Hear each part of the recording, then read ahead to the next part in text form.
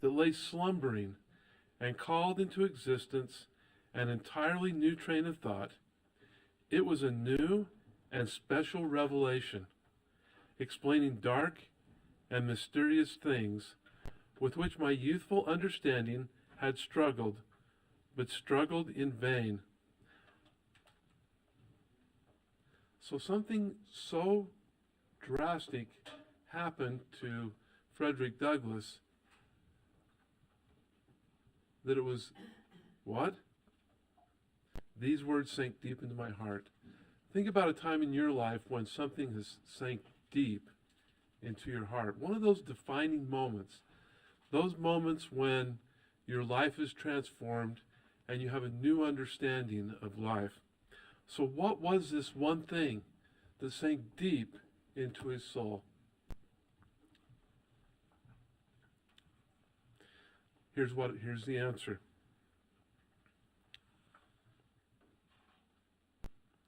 I now understood. And what did he understand? He understood why, because he heard his master tell his wife why she should not teach him to read. If you teach Frederick to read, there would be no keeping him. It would forever unfit him to be a slave. He would at once become unmanageable and of no value to his master. As to himself, it could do him no good, but a great deal of harm. It would make him discontented and unhappy. Those are the words that sank deep into his heart, because now what did he understand? He understood what it meant to be enslaved, because there's many ways you can be enslaved. Drugs can enslave you. Ignorance can enslave you. And in this case, ignorance was enslaving many, because they didn't know better. Because once you know better, it changes you. An entirely new train of thought. It was a new and special revelation explaining dark and mysterious things with which my youthful understanding had struggled, but struggled in vain. I now understood what had been to me a most perplexing difficulty, to wit, the white man's power to enslave the black man. It was a grand achievement, and I prized it highly. From that moment, this defining moment in the life of young Frederick Douglass, I understood the pathway from slavery to freedom. Because slavery was not only a physical thing, it embodied everything about you. I understood the pathway from slavery to freedom. It was just what I wanted. And I got it at a time when I the least expected it. Now after this, he is so focused on learning to read that when he was given an errand, he would take food, put it in his pockets, and he would do that errand as fast as he could so he could have time to search out free white children, and he would give them food in exchange for a word or a letter. It drove him. And so we all need to search after what makes us free. It's not just a physical thing. Now, many people, when they met Frederick Douglass after he escaped from slavery, did not believe that he could have ever been a slave. Why? Because his vocabulary and his ability to give speeches was so great and so advanced that they thought there's no way that this could be. And so they would often challenge him. But part of that goes back to a book that was compiled in 1787, or was it 97? It's one of those two. I think it's 1797. But it's called the Columbian Orator. And about 15 years ago, I was at Harvard for a week, and they took us into the special collections. And you had to put these white gloves on so you could touch these books that were hundreds of years old. And it had some of those great masterpieces. And one of them was a Columbian Orator. And I remember I picked that up, and I thought, this is the book that Frederick Douglass got a hold of, and he memorized it. He read it over and over, and it put him in a situation where he was extremely educated. So in closing, I know I took longer than I thought I was. I could talk more about this, but we'll pass. I now understood what had been to me a most perplexing difficulty. To wit, the white man's power to enslave the black man. It was a grand achievement, and I prized it highly. From that moment, I understood the pathway from slavery to freedom. It was just what I wanted. And I got it at a time when I the least expected it. Thank you.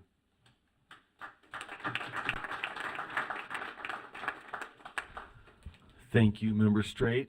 And just a reminder, he's got free Frederick Douglass books over there. So thank you, sir, for that. All right, public comment. Public comment is limited to 2 minutes per person. A comment can express support or dissent for regulatory action. Individuals should not use public comment to complain about personnel issues or attack or defame an individual.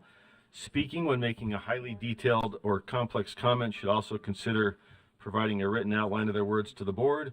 Please remember that children may hear your comments. Be thoughtful and professional. Keep your comments appropriate for general audience. If you have material with explicit language or content, submit such material in writing to the board at public comments, plural, at schools.utah.gov. Yes, Member Bogus, point of order? I don't think I have. Thank you. Let us do that. I'll have to do it again. What's that?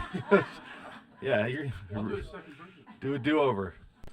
Thank you. Yeah, I usually defer this to business and then I blow right through it and forget about it. So let's take the roll. Member Bogus.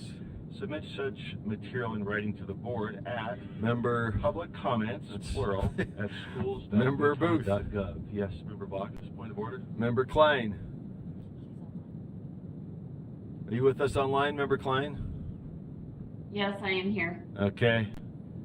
Let's see. Member Davis. Here. Vice Chair Earl. Yes. Member Green. Vice Chair Hart. Here. Member Hymas. Member Hymas is excused. Member Carey.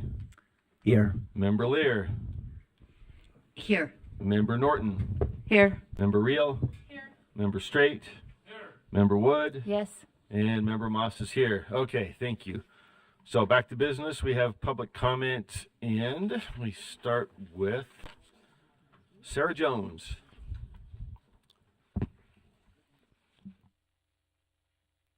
And I understand our beeper may be broken, so I may be the beeper. I will announce or beep at, yeah.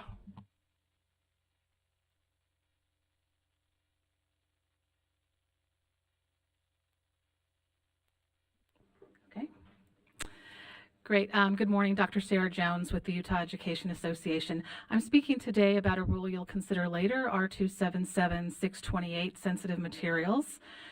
The rule was the result of compromise on House Bill 29 during the legislative session, compromise between the House and the Senate.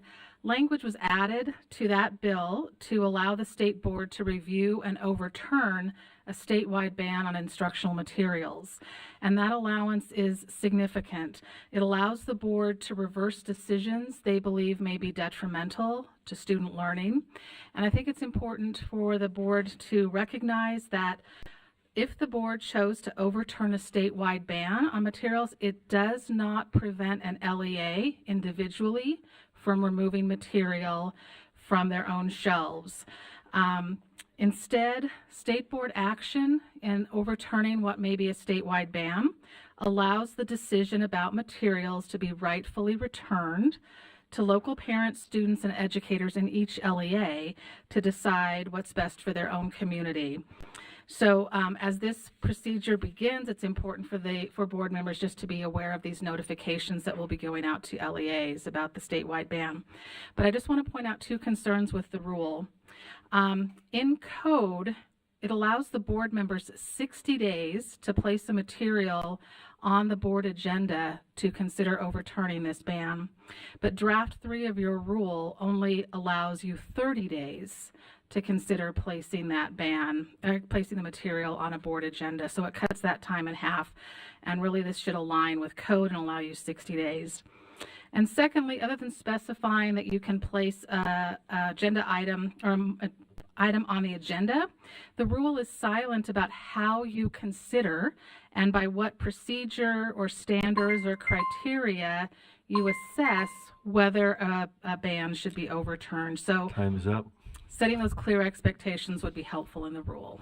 Thank you, Sarah. Okay, Julie Cuff.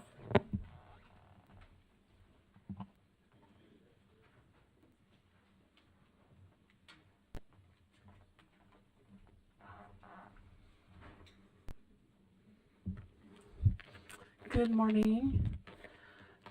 Chairman Moss, Vice Chairs Earl and Hart, and board members and Superintendent. My name is Julie Clough. I am the Utah PTA President-elect. It's a pleasure to be here this morning. I can't believe it's May. My son all day yesterday was, I can't believe it's May, and did the whole Backstreet Boy NSYNC thing all day. So it's been a fun day, but I love this time of year. I love heading into graduation season and wedding season and family vacations and just not having to get up early and not having a schedule and just doing all of those things. But before we get there, we have the end of school, and that's such a busy time. And I wanted to share a few things with you that we are preparing for. So next week, we are having our annual leadership convention. As president-elect, I have the honor of being the chairman of that committee this year.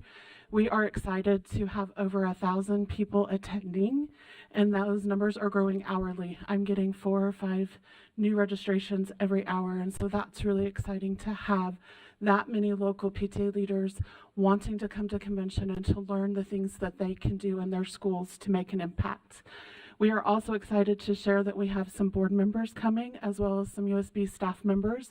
And we do have a staff member that's going to be on a panel that will be talking about safety in schools. So we are excited for that collaboration and appreciate that collaboration and hope that it continues in the future. I wanted to just share our mission again. So our mission is to make every child's potential a reality by engaging and empowering families and communities to advocate for all children. I say this mission a lot. Corey, our president and I, we really love this mission and we share it everywhere. And every time I share it, another word or a phrase stands out. And for me, it's all children. So I hope as you continue your work today, we think about all children instead of my children. Thank you. Thank you, Julie. Lexi Cunningham.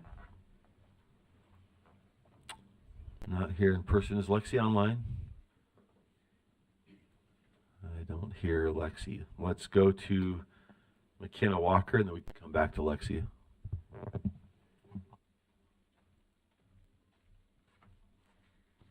Good morning. My name is McKenna Welker, and I'm representing USBE's Student Advisory Council in my role as Vice Chair. And just addressing possible amendments to Board Policy 508 pertaining to the Student Advisory Council. Over the past academic school year, we have had the amazing opportunity, had many amazing opportunities and positive experiences while on the council. In February, we had the opportunity to attend a House Education Committee meeting where we had the opportunity to meet many of our state representatives and learn more about the legislative process. Additionally, at our last meeting, we had the privilege of meeting with Board Member Reel. We had the opportunity to learn from her about some of the issues that matter to her and why she is a board member. These experiences and other similar experiences have been a big part of why this council has been so beneficial for the students serving. Over the past few months, we've had the opportunity to work on designing a MIDAS course regarding student mental health, an issue that affects a large number of students and educators across the state. Overall, our time on the council has been a positive educational experience. However, there were a few downfalls. We hoped for more interaction and communication with the board. Such interaction would have been highly beneficial and highly valued. Subsequently, it has been difficult to operate efficiently when many members do not communicate whether or not they will be able to attend in person, on Zoom, or otherwise, and are often missing from meetings. That being said, those who actively participate in meetings would benefit from more input from student voices from across the state. As you consider amendments to the board's policy 5008, we ask that you please consider this feedback from current active members. Thank you. Thank you, McKenna. Do we have Lexi Cunningham with us? Not hearing Lexi. That concludes our public comment. Thank you all for joining us. Oh, Vice Chair Cindy Phillips, are you on the?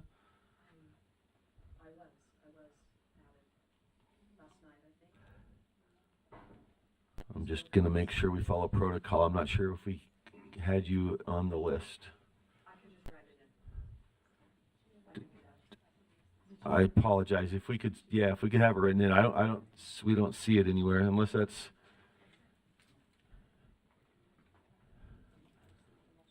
If you would mind saying, I think our normal protocol, just tell me the normal protocol. I want to be fair to, is it too late to add somebody?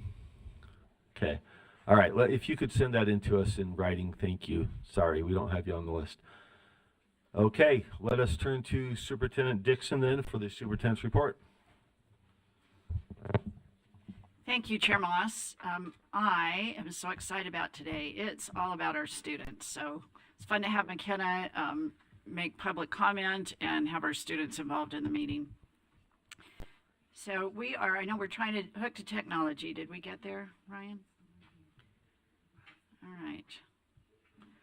Well, first off, I would like to take a moment to honor our Employee of the Month. And I don't see, oh, there she is. She appears. Tina Morandi, we're going to have you come and stand at the podium so we can fully embarrass you. Tina is a long-time employee of the State Board of Education. You just stand right there, Miss Tina. And Tina is amazing and so beloved. So this is super fun to embarrass her because I don't know of anybody that hates accolades more than Tina Morandi. She is just a huge asset to all of us, but she was nominated by her supervisor and members of her team at the Prevention and Student Services team. And I will say when I first came to the office almost 2 decades ago, Tina was just the go-to person for everything. She had very specific duties, but I was never sure who she worked for because she was just so willing to help everybody in every section, and that has never changed. She is highly efficient and can be always counted on to get things done faster than expected while maintaining excellent quality. She's skilled at prioritizing, consistently anticipates what needs to be done. We tend to call her radar behind her back, and takes care of it without being asked. Tina regularly goes above and beyond and chalks it up to just doing my job. She's innovative and has created documents and processes to improve efficiency and transparency within the Prevention and Student Services team. She's worked with the team on some truly complicated projects and events, but even when things get complicated, one of the things we also love about Tina is that she is just so solutions oriented. So when things are challenging, she just has this can-do attitude and she figures out a way to make it happen. She has deep institutional knowledge. She's one of our historians. You know, I worry about Tina ever leaves, one of the pillars of the building may just fall down because she has that kind of institutional knowledge. And if she doesn't have an answer, she will go track it down. In the words of her supervisor, Tanya, I am not sure what our team would do without her. And I think that's how we all feel about Tina Morandi. She is just beloved around here. So I loved when we were celebrating her online, several people said, are you serious? She has not been Employee of the Month yet? Like, she is everyone's Employee of the Month all the time. But actually, when we first started this program, maybe 15 years ago now, Tina was one of the first Employees of the Month. So circling back now that even more people know and love her, and congratulations to Tina. Thank you, Tina.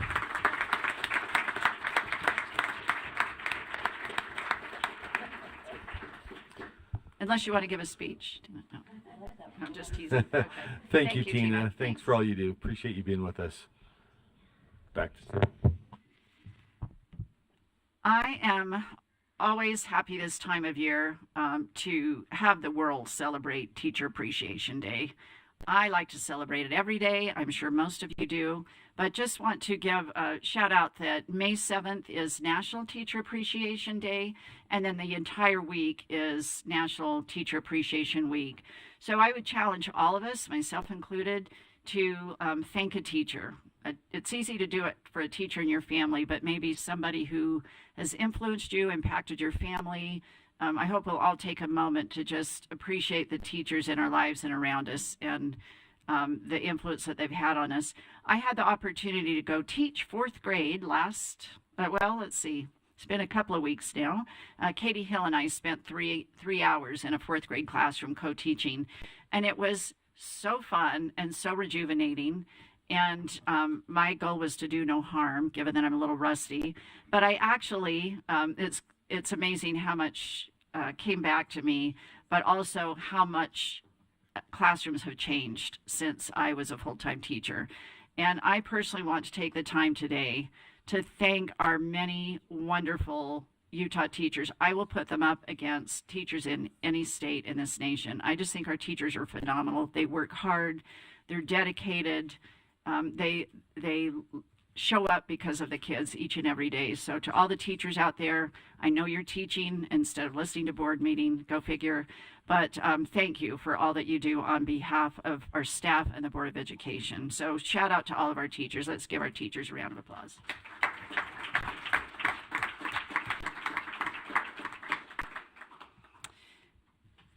With our new vision and mission, I've been strategically trying to find examples of schools and students who follow along with the vision and mission. Ryan, if you'll go to the next slide.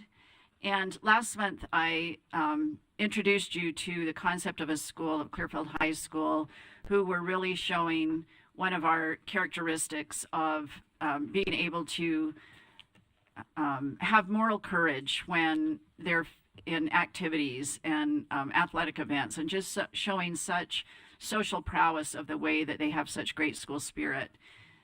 I had another constituent reach out to me about a young man, and this, I hear about great kids all the time, but it was so wonderful to learn about a student in Kearns High School who goes above and beyond. And not only does he show the characteristics of his district's portrait of a learner in terms of finding purpose, but really aligns with purpose in our portrait of a graduate, but even more importantly, in our new vision, the characteristics of being civically engaged and participating in civic responsibilities, pursuing and accomplishing personal goals, and embodying strong moral and social values. So I'm really excited to introduce to you Giovanni Rojas, who goes affectionately by Gio, and his teacher, Mr. Busaith, is here with him.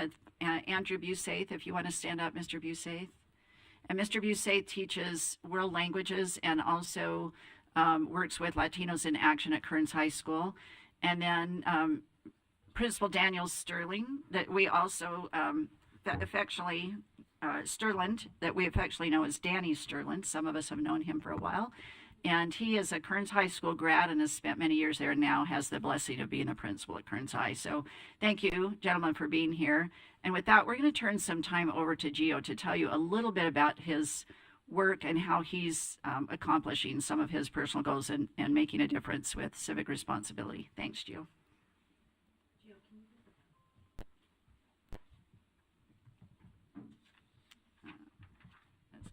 Hello there. Good morning. Yes, my name is Giovanni Rojas. I am a senior at Kearns High School. Back to what one of the public comments were, graduation season is coming up, so I only got a couple more weeks left. I have until the 24th of this month. Very excited.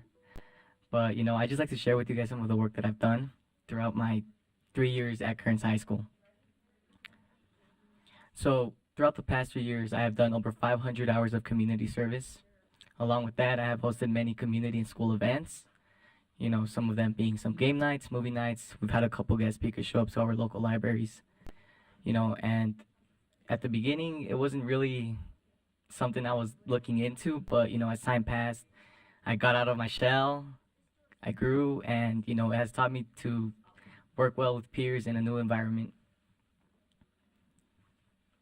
And you know, while I'm here, I would just like to take the time to thank my family, my teachers, everyone that showed up here today. Britta, Abby, Cheryl, Principal Sterling, my mom. You know, I would not be here without them. You know, they always tell me every day to do better. They came here for a better life, and that's what I'm here to do for them. You know, they guided me. Now I'm here to guide them. But I just really wanted to take this time to appreciate them. Since I have them here, you know, I always invited them to some of these things, but they were just able to show up. But now that I have them all here, thank you guys. You want to have them stand up and maybe just Oh, point them yeah, out for yeah, us? here. Let's see. Embarrass them Yeah, for us. you know, Just to call out let's the see, names. my mom, Ama, parece, la quiero mucho, Ama. I love you so much, Mom. This is impossible without you. I love you. My sister, you got some shoes to fill, but you're already making them bigger, all right? Good for you. And my girlfriend, oh man, you know, she's the one that tells me, keep those grades up. Do good. If not, we're not going to hang out. And that's the only reason, you know, one of the main reasons why I'm doing good in school right now. Senioritis is no joke. Let's see. Principal Sterling, please stand up again. I'm so sorry. You know, it's a pleasure having you as our principal. You are such an amazing role model to look up to. You know, you make Kearns really proud. You told me I was the face of Kearns. Nah, man, you are. You're amazing. And Mr. Busave, stand up once again, please. You know, oh man, this man right here, he's the one that, you know, all those awards that you see up there are because of that man right there. He changed my life. He's, you know, oh man, it hit me right in the heart right now. But, you know, he tells me, look, something's coming up. I want you to apply for this. And I applied, and look where it got me. So without Mr. Busey and his wisdom, the courage that he's given me, you know, none of this would have been possible without him. You know, and he was the one that told me to step out of that shell. First year of school came, I did not say a single word, believe it or not, you know. Now I'm probably the loudest one in the classroom. Tells me to shut up, but it's all good though. Mr. Busey, thank you very much, man. You're amazing. And Alicia. Oh, hang on, we got one more. You know, you can stand up if you like. You're just, you know, you're also so sweet. Thank you for the kind words that you always tell me. Man, her brownies, you guys gotta try them out one day. And you know, and then Britta, Abby, you know, oh man, they're the ones that just keep pushing me forward. They're the ones, well, my number one supporters as well. Everywhere I go to get a recognition or an award, they'll be there. In Washington, D.C., there's an award right there, the bottom right one. And, you know, they flew all the way out there, helped me out, supported me. Could you talk a little bit about your awards, Joe? Do you mind? Yeah, I'll go ahead. So, let's go in chronological order here. Bottom left, the My Kearns Youth Council. So, that's an organization of youth students from Kearns High that, you know, we spread awareness about substance abuse. You know, we noticed a lot of teenagers, lots of middle school children are getting a hold of vapes, marijuana, alcohol. And, you know, we host these events, like I mentioned before, game nights, movie nights. We've had guest speakers come. We tell them that, you know, that's not the answer. There's a whole lot of things to do besides that. Please do not go down that path. And, you know, we made a big impact. People like the work that we did. And so we got the Best of State Youth Organization. That was in 2022. And then from then on, we went to the Capitol. That's the top right picture right there. They had me as a speaker there as well. Representative Matthews, Ashley Matthews, she helped us, you know, pop off even more. And then, you know, I continued doing the work that I did, and that's when January of this year, I got told that I was the national youth leader in the country. And so I flew out to DC, got my award there, and that's when Representative Owens from, I met with him at the Capitol in DC, and he liked the work that we did, and he decided to meet with me here in Utah, and he gave me a personal recognition as well. And he let you wear the ring. Oh, yes, the Super Bowl. Man, those diamonds were huge. I've never seen diamonds that big. Never seen diamonds. And his finger, man, it was like my thumb. He's an awesome guy. The ring was amazing. It was an honor to wear it. But yeah, those are just a couple of the things that I've been recognized for. And, moving on, let's see. Well, you know what? Yeah, pretty much that was it. A couple of the things that I've done, just 500 hours of services. Most of them come from helping out at my food banks, food pantries, tutoring, and they've just all built up as the years went on. So, Gio, one of the things I'd like you to speak a little bit about is I was really moved by how the power of your example, how you have coalesced other students around you to help. So it's not about just you as an individual getting into a food drive or doing some of this service. Like, you seem to have been able to bring kids along with you, and really create this energy around service and civic responsibility and those kinds of characteristics that I mentioned at the beginning. Can you talk a little bit about how you've done that, how you kind of spread that word and brought energy to Kearns, to the kids around you? So I remember I did not want to do service, and the reason I didn't want to was because I didn't know anybody at the time. I was still pretty new to the area, and so, I realized that's when, once I stepped up to be a bigger person, I noticed that all everyone needs is a friend. Everyone needs a friend, and once they have that friend, they can trust them, communicate with them, tell them like, hey, I'm going to go do a service. Let's go do it. And that's just how friendships are everything. They're the ones that, help you through tough times. They really motivate you to do good. And so that's what I've done. I've just made a lot of friends. There's just by asking a simple question like, hey, do you want to come with me? That gets them intrigued. And, once they start to step out of their shell, they invite their friends as well. And then they forget about me. And then, it's just a train. It just keeps on going forward. It's just people inviting each other, because if there's no invite, you're not going to be showing up to a party if you're not invited, right? So that's mostly what I've been doing as well, trying to get everyone involved.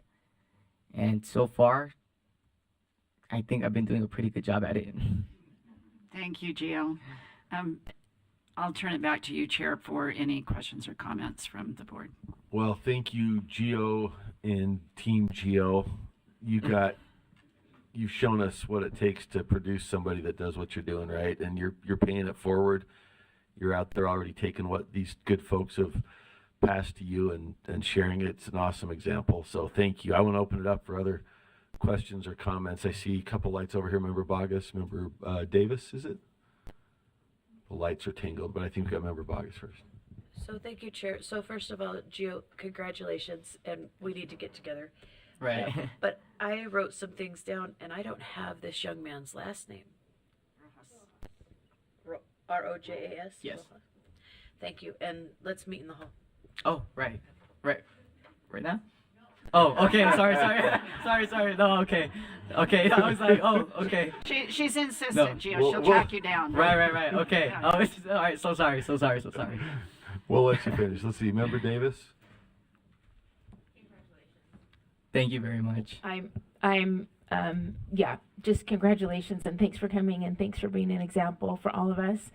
And I just noticed the folks in the back, and your principal was bawling before it seems like you ever even started talking, and and then you probably set me off on a course for the day, and your teacher as well, and your supporters here. So thank you to family and educators all in the back there. Just brought a flood of memories of my time as a teacher and a principal, also just being so in love with my students and celebrating with them when great things happen in their lives. So congratulations to all of you. No, thank you. Thank you for having us. Any further questions, comments? Well, thank you again. You're a great inspiration. This is why we're working on what we work on, right? Is so that hopefully what we do impacts the environment that helps folks like you to succeed. So we wish you the best. Thank you for sharing your story and all your great example. And we'll let him go then. Is that after a unless we standing have any ovation, other- because any he other- deserves it. Any other right? comments or questions? But all right. Oh, right.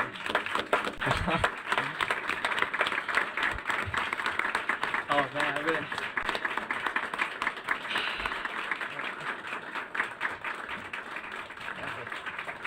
Thank you, Gio. Thank you, Gio. Thank you very much. You're Thank you, welcome guys. to stick around and watch us honor students for their art as well. Oh yeah, So feel you know free. I got to meet with. With Miss Yeah. Christina right over here, so I'm pretty sure I might have to stay. All right, you guys take care. And to those teachers, happy International Teacher Day, because I'm probably not going to see you guys during that day. But thank you guys very much. Have an amazing day. Thank Thank you, you, Gio. You're Gio. amazing.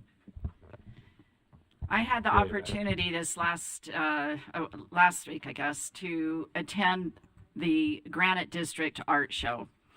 And they Granite has been doing this for a number of years, and they have, it is packed with parents. There must have been 200 parents at least and family members show up for these students to be recognized, and all of their teachers were there.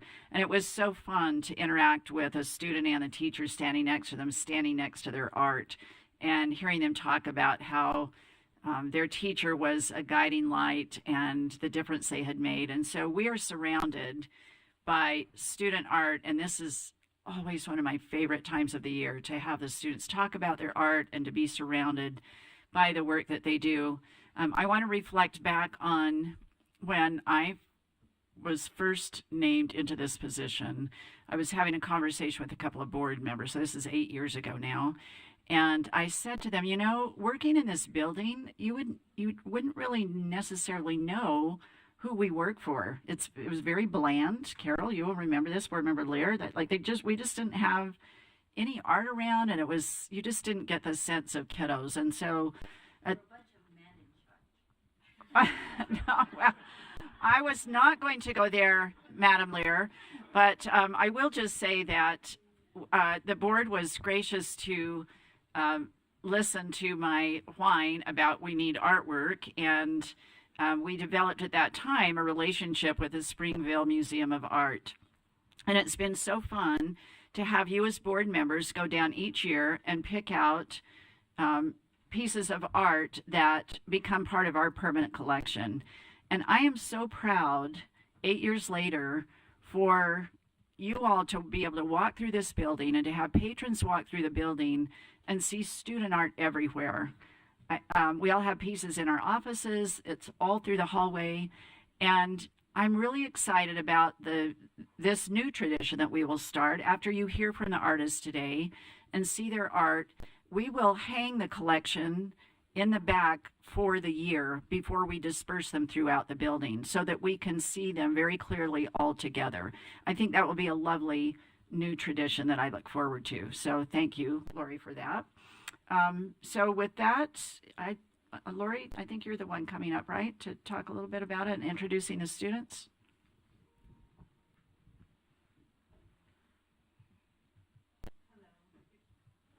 Good morning. Lori Bajewski, your Fine Arts Coordinator, and it's my pleasure to introduce your fine arts specialist, Liz Bunker, who's going to take it away this morning. And I want to thank her for all the help she did in coordinating the many parts and pieces, which you're seeing all around the room this morning.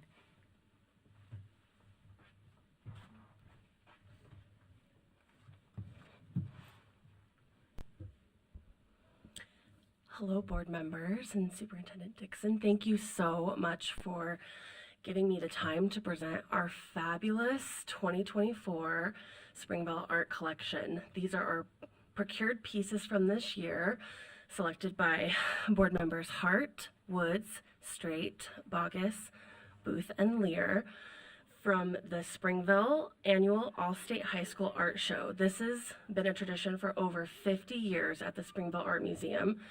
Now, Springville is one of our POPs partners, so this beautiful partnership is brought to you from your own program, POPs, which is really exciting. So big thank you to Springville Art Museum, who invites us to come. We have kind of this amazing sneak peek of all of the artworks. There were 1,064 entries from across the state of Utah. That is 102 different high schools represented, LEAs and high schools represented. So spanning the entire state.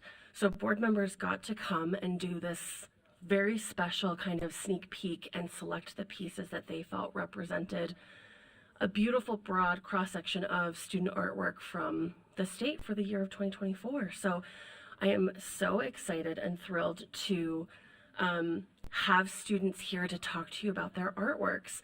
So on our labels, there's a QR code that you can scan on your phone that will link to the artist statement from Springville's, archived kind of collection every year. So if you want to read the artist statements on your own time, please use the QR codes, but we are so lucky to have students here today to talk to us about their artworks. So very first up, I would like to introduce Lily Carlson. She created this piece here, this graphite on paper piece. She titled this work Sisterly Innocence, and she is from Uinta High School. So Lily, come up and tell us about your work.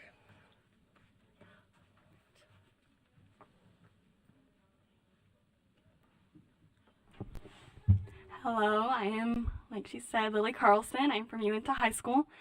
So this is a drawing of my sister and I. She is my very best friend. So I wanted to capture a moment from when we were little, something that felt super innocent. I decided on this moment of us looking into some water, memorized by whatever was in it. We were only aware of what was happening in front of us. The world was insignificant. In the end, my hope was to capture the viewer's attention to this moment in time that we've hopefully all experienced, the innocence of youth and the love of a sister. Thank you, Lily. Wow.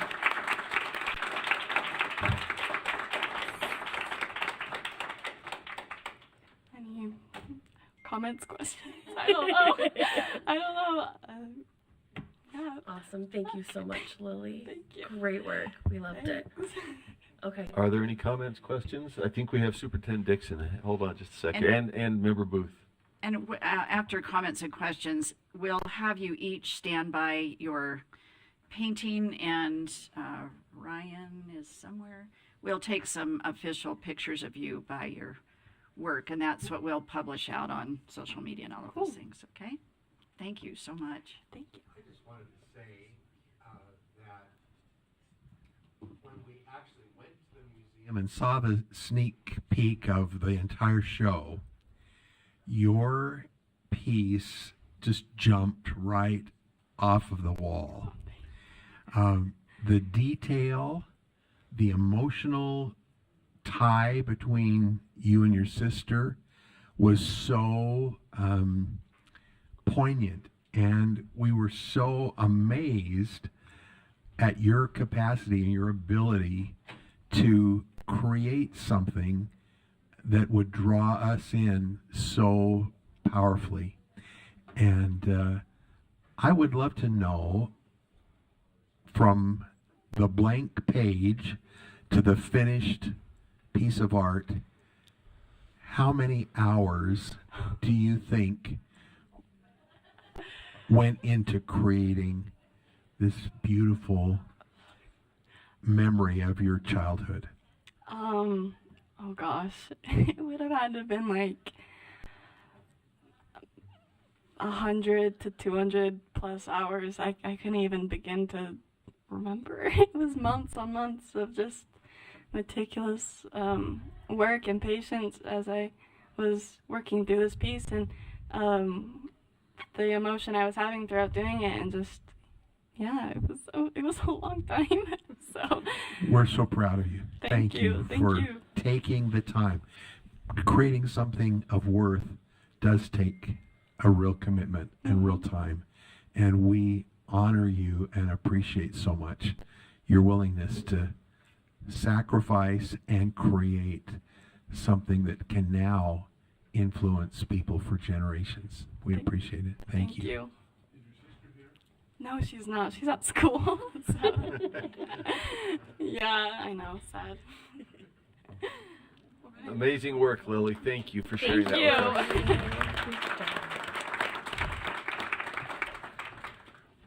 us. All right, next up we have Eva, or Evangeline Yelly, and she created this piece called Relations. She's from Pleasant Grove High School. So Eva, do you want to come up and share more?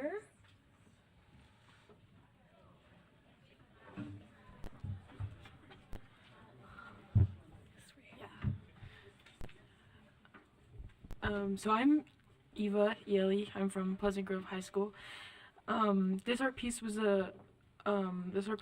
this art piece is with my grandmother, who's from Fiji, and it's me and her, and we're conjoined by a plumeria flower. It's painted on tapa cloth, which is made from like mulberry bark. It's used a lot in like Pacific Islander culture and stuff. Behind us is a traditional Polynesian pattern, and it's titled Relations, to show like the connection with my grandmother and the connection with my culture. So, yeah. Fabulous. Thank you, Eva. Does anyone have any questions or comments?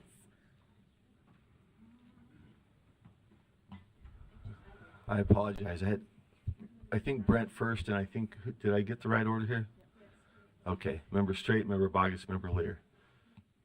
I remember being so fascinated by the material. So this is commonly used in Fiji then to write on or to paint on, or? Yes, yeah. It's used in a lot of art, and I think it's also used for like traditional skirts for dances and stuff like that. So, yeah. Yes, and as you look around, there's obviously a theme in what we were thinking about, in that connection of family and tradition and yeah. So thank you. Yeah, thank you. Member Bogus, was it? Then Lear? Thank you, sir. I was wondering, is there a symbolic, the bark, like a cultural symbolism that occurs there? I did a little research way back in the day, and there wasn't a lot of clarity around that. I don't think there's necessarily like a symbolism with it. It's just used. It's just used very often, yeah. Okay, thank you. Member Lear? My comment was similar to Brent's. Is I remember being there and being really fascinated, intrigued by the fabric or the material. I'm not an artist, but to see that material used was really unusual and interesting. So thanks for having that kind of inspiration. Let's see, did I get to everybody? Member Booth, sorry. You know, I have had some experience. I lived in Hawaii for 5 years, so I had a lot of friends from Fiji. And I loved the tapa cloth, especially the tapa cloth that they would make into the costumes they used in their dances. And I'm interested, where did you obtain this tapa cloth, and is this connected to your family in any way, the actual tapa cloth itself or the design? Well, me and my mom, we looked like everywhere in our house for some. We didn't really find anything, and so we went down to, I don't remember where, I think it was West Jordan, and we found this like small Polynesian like shop. They sell food and stuff, and we walked in and they had like a bunch of tapa cloth, and they're like, here, have this, you can use it. And I was like, oh, cool. So I was like, how much do you want for it? And they just kind of gave it to me, and they're like, make whatever you want. So awesome. That's wonderful. And is your grandmother here now, or is she still in Fiji? She's in California right now. California. Yeah. Great. Well, to be able to take something as old and as so much a part of the rich culture of the Fijian people and bring it to today with you bridging that distance between the past and the future, I think is beautiful. And the plumeria flower ties you and your grandmother together in a really lovely way. We're so proud of you representing your family, and making it a visual representation so that we too can appreciate in our own, from our own perspective, the ties of those family members that bring us so much richness from their background and that we share with them. Thank you very much for making that happen for all of us. Thank you. Thank you.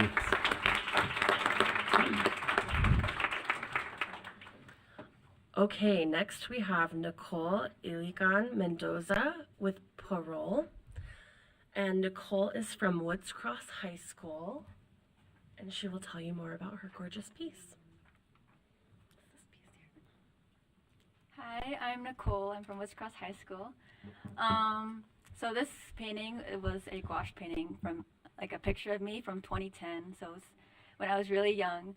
And growing up, I've always practiced this tradition of creating paroles, which are traditional Filipino lanterns made of bamboo and paper, and it's during Christmas time.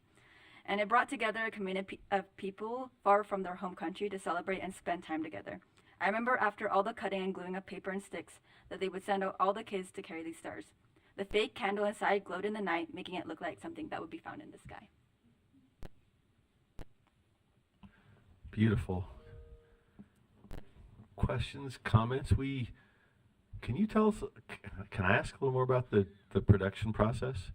Yes. I have a daughter who's in art ed right now, so I'm trying to follow along as she's gone through. She had, I think, 5 different production classes last fall, learning different mediums, media, whatever they are. Anyway, I'd love to hear how you pulled this together.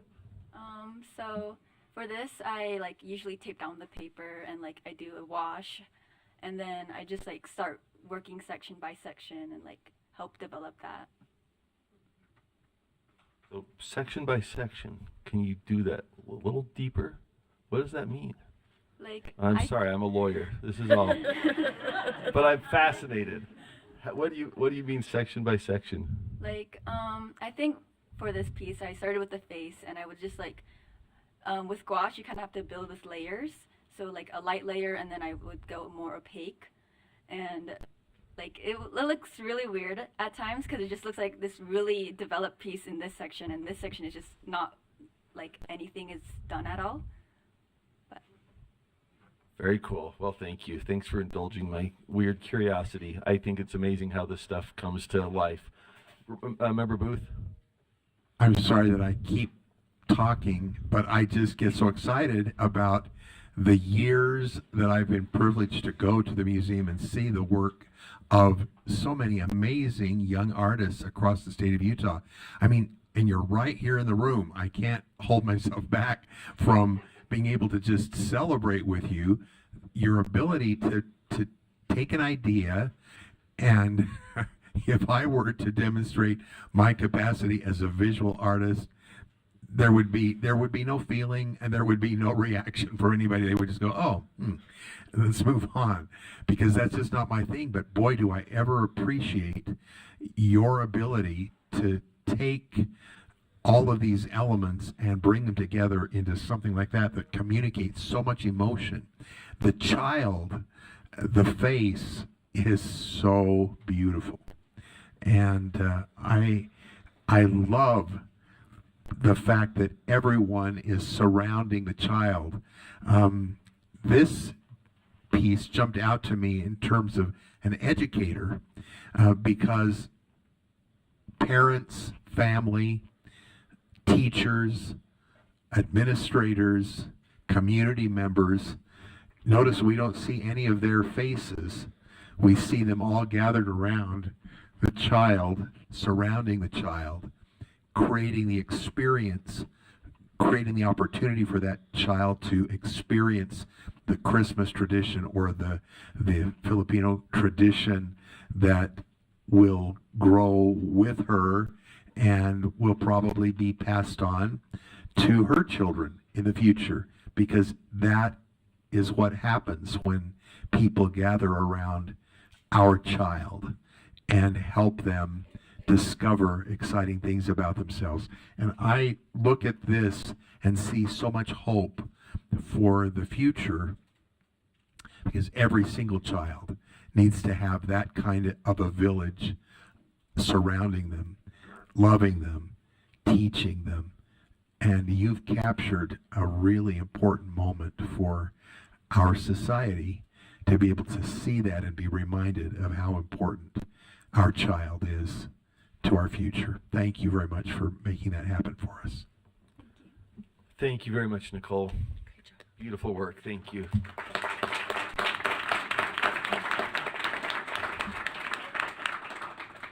All right, next up we have Kara Richardson with Belar, and she is from Tooele High School.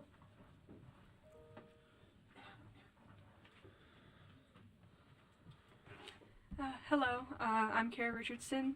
My piece was Belair, and I'll just read this. Beat on stage, in a crowd, with partners or alone, music, companionship, expression, color, skill, entertainment, creativity, and meaning are all something we have always shared, and have always been a joyous way to bring people together around the world. In the streets of Cuba, musicians played a song, and strangers joined in to dance.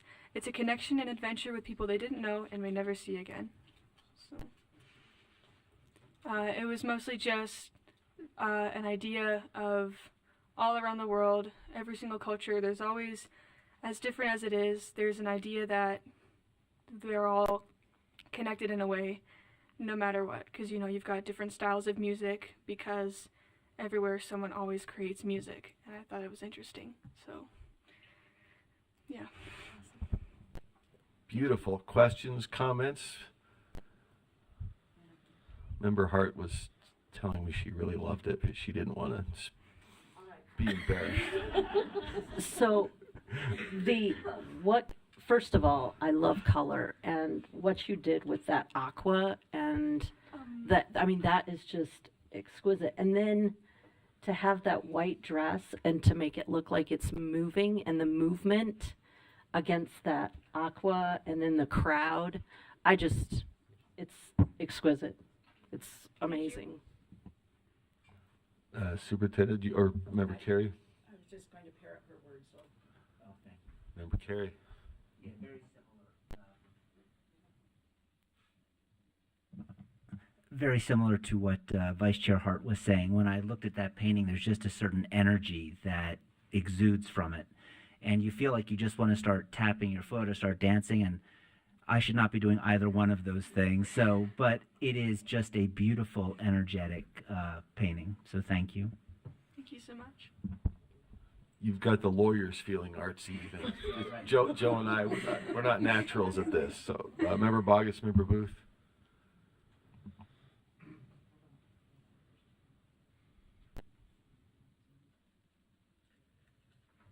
Thank you.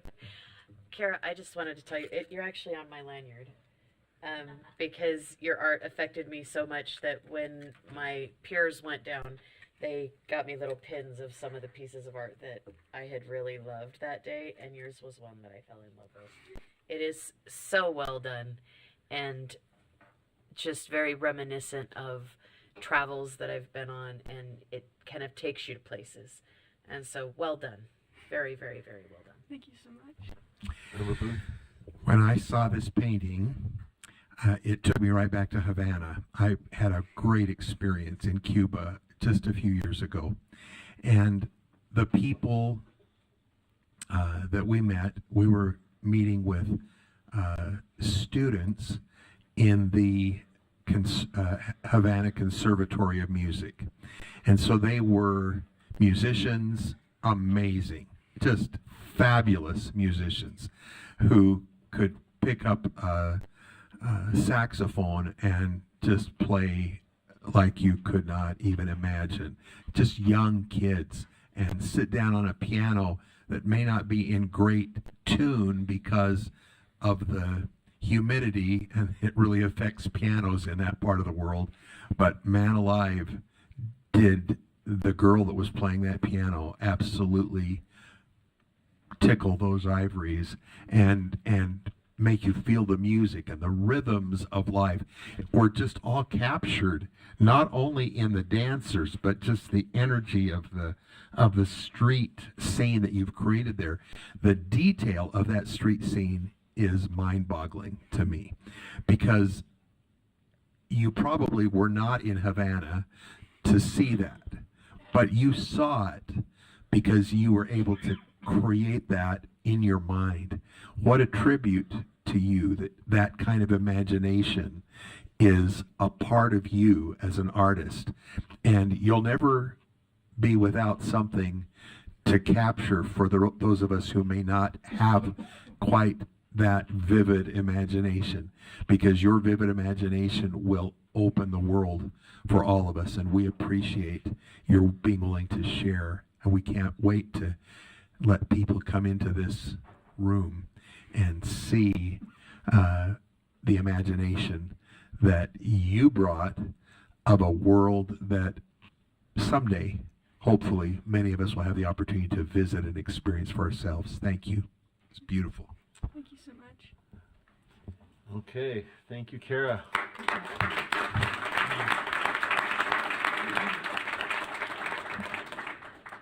Okay, next up we have Naomi Jenkins with Summer Prayer, and she is from Stansbury High School.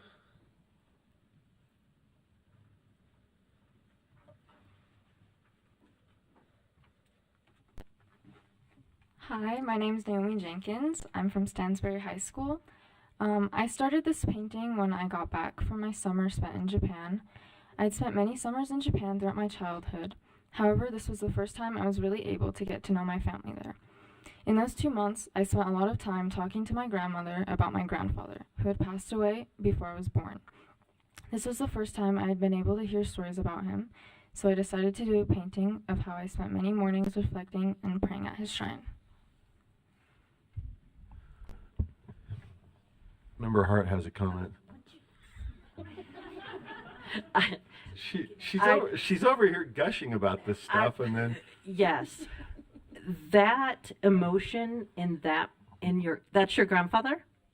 That emotion is like obvious. It's obvious the thoughts, and it's so amazing how that can be just portrayed in a painting. Now, you met your family there, or yes, you were learning about your family there? I met my family. You met your family there. So did you meet your grandfather?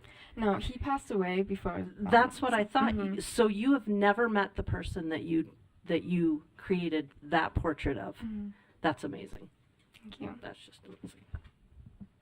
if you're okay for another dumb lawyer question, could you describe how you came up with the composition? I mean, it feels like he's there and he's kind of moving towards you. There's a distance being bridged, but I'm probably making that up. Is this a temple? What's the composition? Yeah. How'd you pull that together? So at the bottom, that's like, I guess like, it's like the cemetery kind of thing. And the top, it's like a photograph, so I kind of wanted to make it like a collage kind of feel. And then obviously that's me in the right. But I look at a lot of other people's paintings to kind of come up with a composition, but for this I also wanted to kind of capture some movement, which is why I put a little bit of flowers. So Beautiful. Well, thank you, Member Booth. You know, culture is something that I really identify with and have such an appreciation for. I've loved traveling. My very first experience outside of the United States was when I was 18 years old and I had the opportunity to go to Japan. It was my very first. I grew up in Oregon and Idaho primarily, and in Idaho, really small little potato towns, just not a lot happening, very, very small. And to go from there to Tokyo was like mind-boggling. But in the middle of Tokyo, I had the chance to go to some of those beautifully landscaped garden shrines where family members would go to honor their ancestors, or I would visit some people's homes, and in their own home they had a shrine honoring their family members, and they would have food, apples, and different things that they would bring for their family members. There was just such a connection to those family members, and I feel that connection. I particularly appreciate the shrine and you sitting there so with such contemplation as you think about your grandfather that you didn't have an opportunity to meet in person, a full life of living that you sprang from, but you honor him with the work that you have created from your imagination and from the feelings and emotions that run through you as you sat at that shrine and as you heard stories and filled in the blanks listening to your grandmother and to other family members talk about him. I think it's such a fantastic skill to be able to capture stories and emotions and lives on a canvas, and to have the cultural, I can see the blossoms, I can feel the honor that you give to your ancestors through the careful strokes of the brush. I see in the face of your grandfather character, and I'm so grateful that you were able to connect with that man of character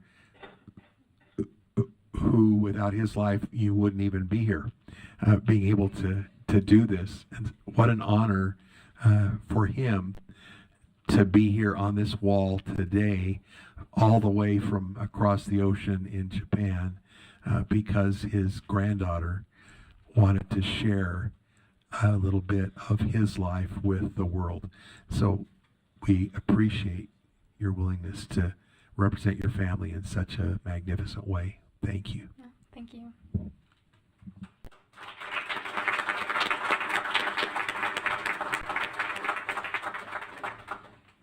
Okay, next up we have Shelby Salazar with Quien Soy, Quienes Somos, and she is from Bonneville High School. And fun fact about Shelby, her art teacher, Miss Moore, took the time to come join us today to support her. So we have to give a little shout out to Miss Moore too.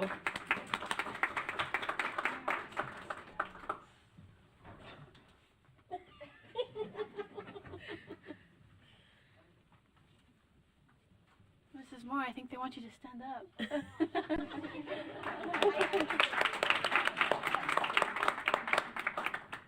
Hi, I'm Shelby. I'm from Bonneville High School. So for me, this piece was a lot about saying something, and Mrs. Moore really helped me with that a lot. I brainstormed with her so much because this piece also went into another contest that had a theme, and that theme was Stronger Together, and I really wanted to say something, and so we brainstormed a lot, and she helped me a lot to say something, and my family too. My family's here, so I'm grateful for all of them to help me say something.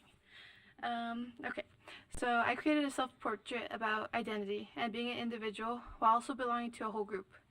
Being American and Latina, I wanted to represent myself in a way that shows who I am.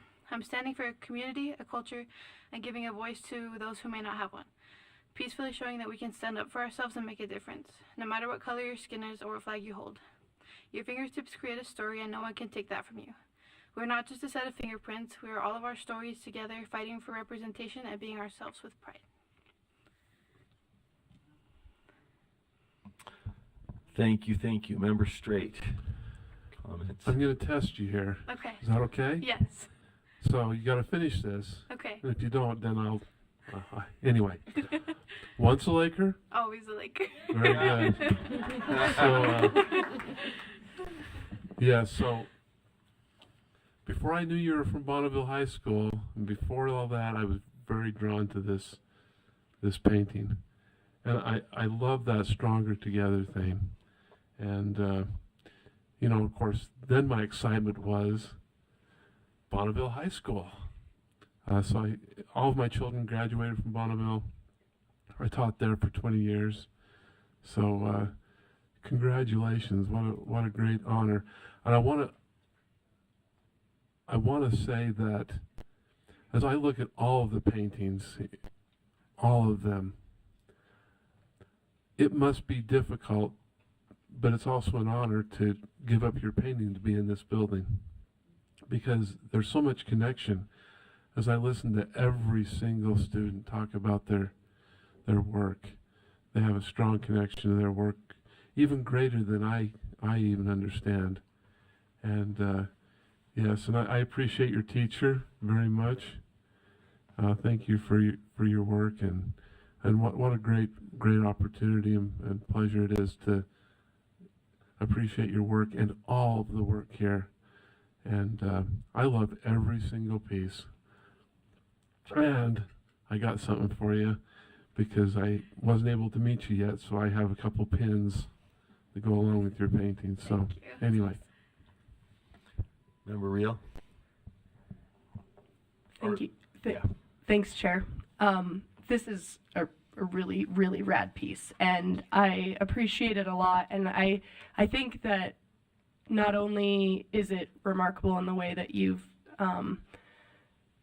composed it, but also the idea behind it of finding your voice. And I think that is so important, and it's inspirational. And I think that the theme today, you know, hearing about Fiji and Japan and the Philippines and Cuba and your Latina heritage as well, I think what it's done for me is it reminds me of something that I think we all often forget, is that all of us are connected, but we each have our own story, our own lived experience.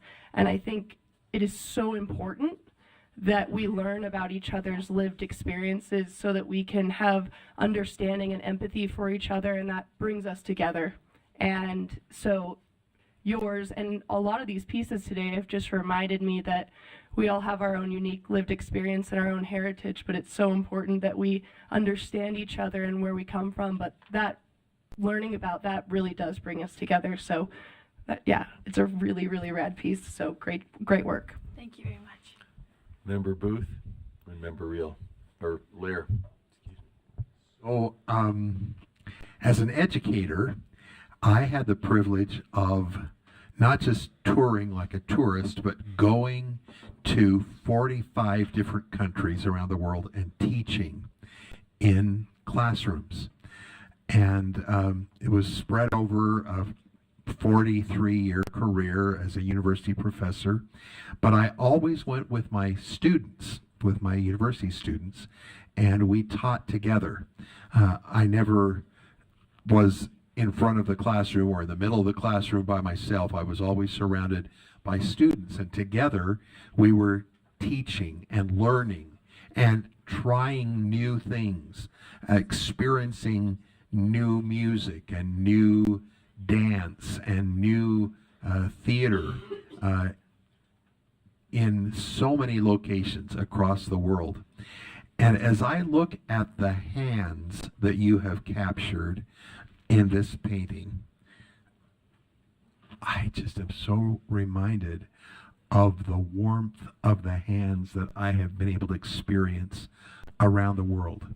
Hands that are doing good things, hands that are creating new works of art, hands that are serving, hands that are working hard to build a good life for their loved ones and for their family and for their community, for their neighborhoods. The fingerprints were each so unique, and all of us, as you so powerfully communicated in your piece, are so important to the total tapestry of life in our world.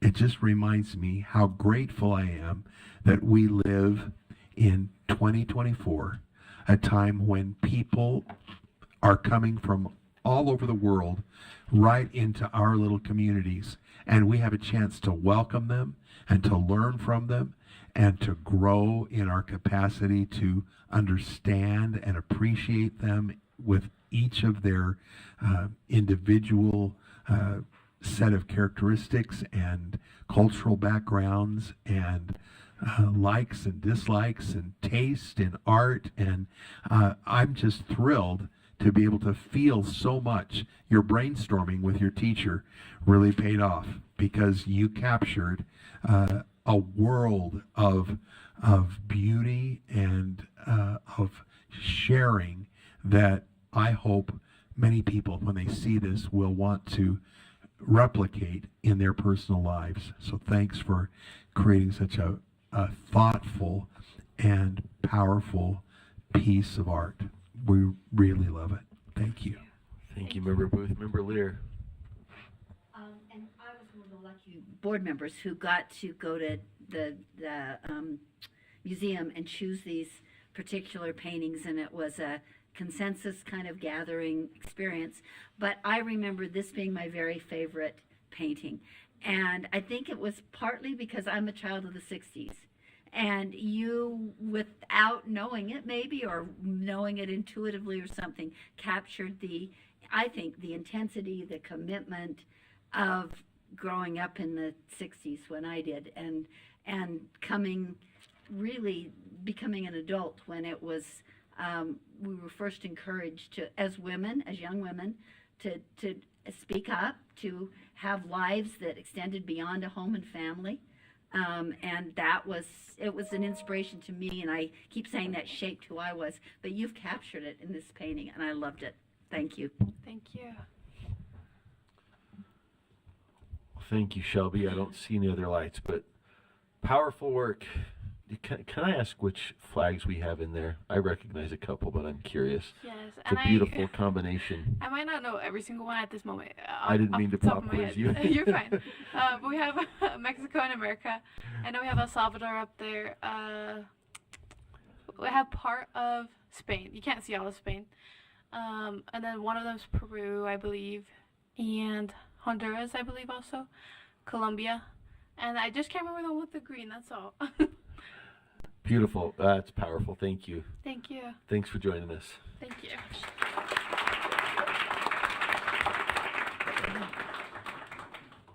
Okay, and last but not least, we have a video, if we can cue that up, from Bea Delphin for her piece. Hi, everyone. Oh, perfect.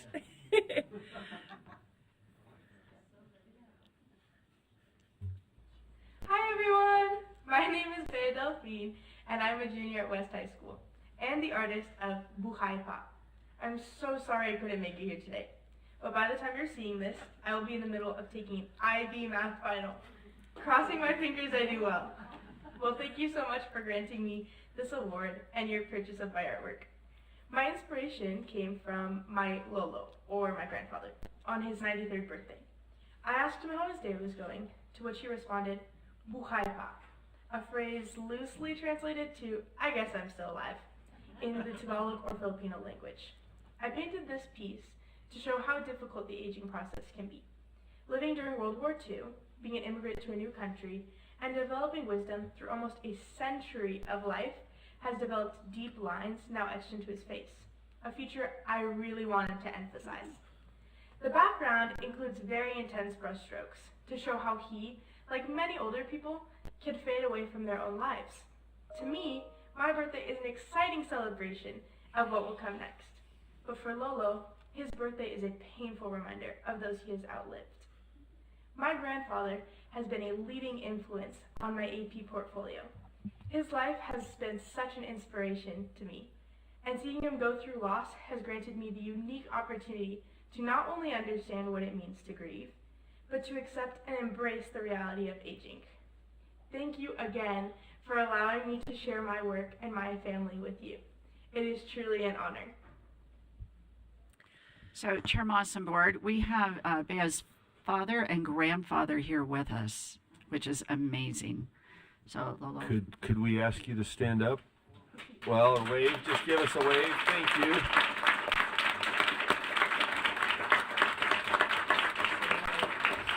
Right.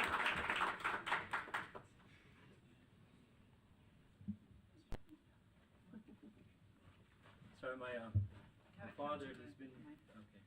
Okay. Good morning, everyone.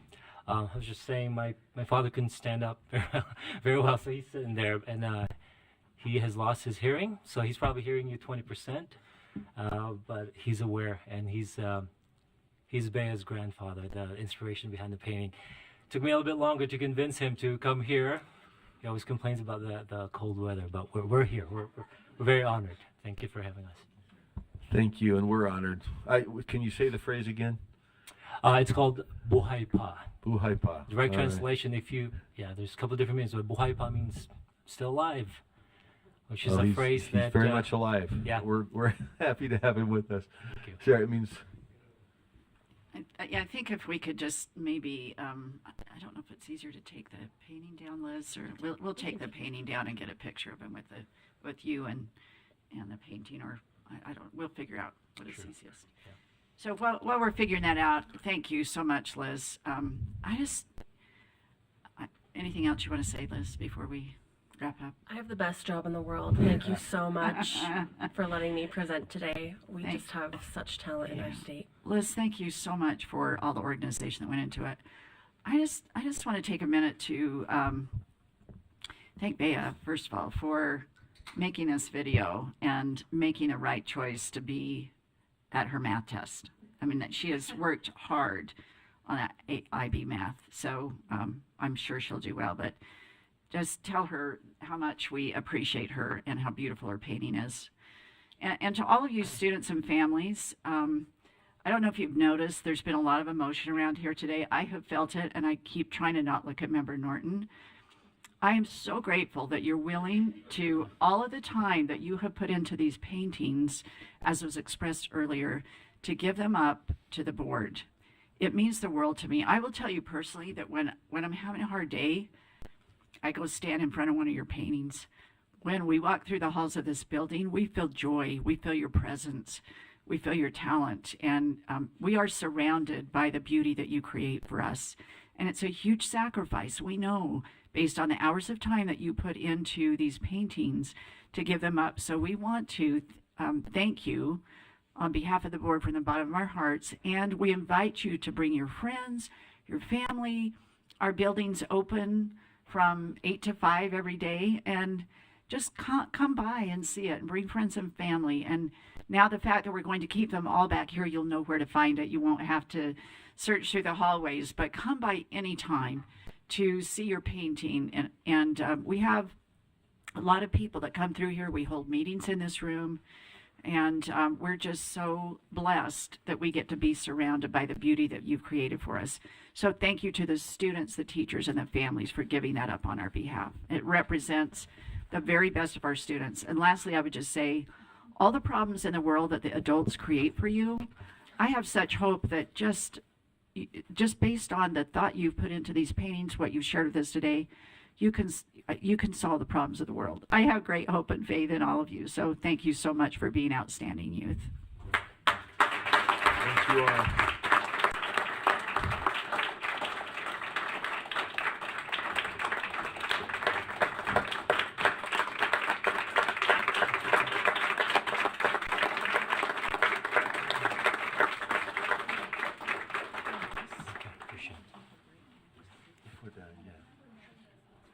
Oh, Member Norton had a light on. We were going to take a short break after we wrap this up, so hang with us just for a second, folks. This is going to be really short too, but this is why arts is so important in our schools, and the thoughts and the feelings and the emotions that these students have shown us are exactly what our world needs. And I am so grateful that we have these students and we have these wonderful teachers who know how to tap into them and bring it out. So thank you, and let's make sure we keep arts in our schools forever. Thank you, Member Norton. Thank you all again. We'll take a short break and folks can...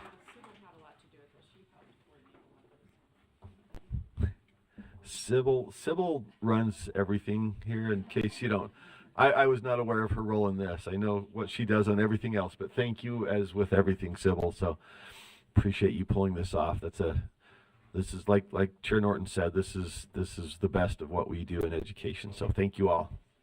All right, we'll take a break, so those that want to gather outside can do that in the hallway, and we'll be back in 5 or 10.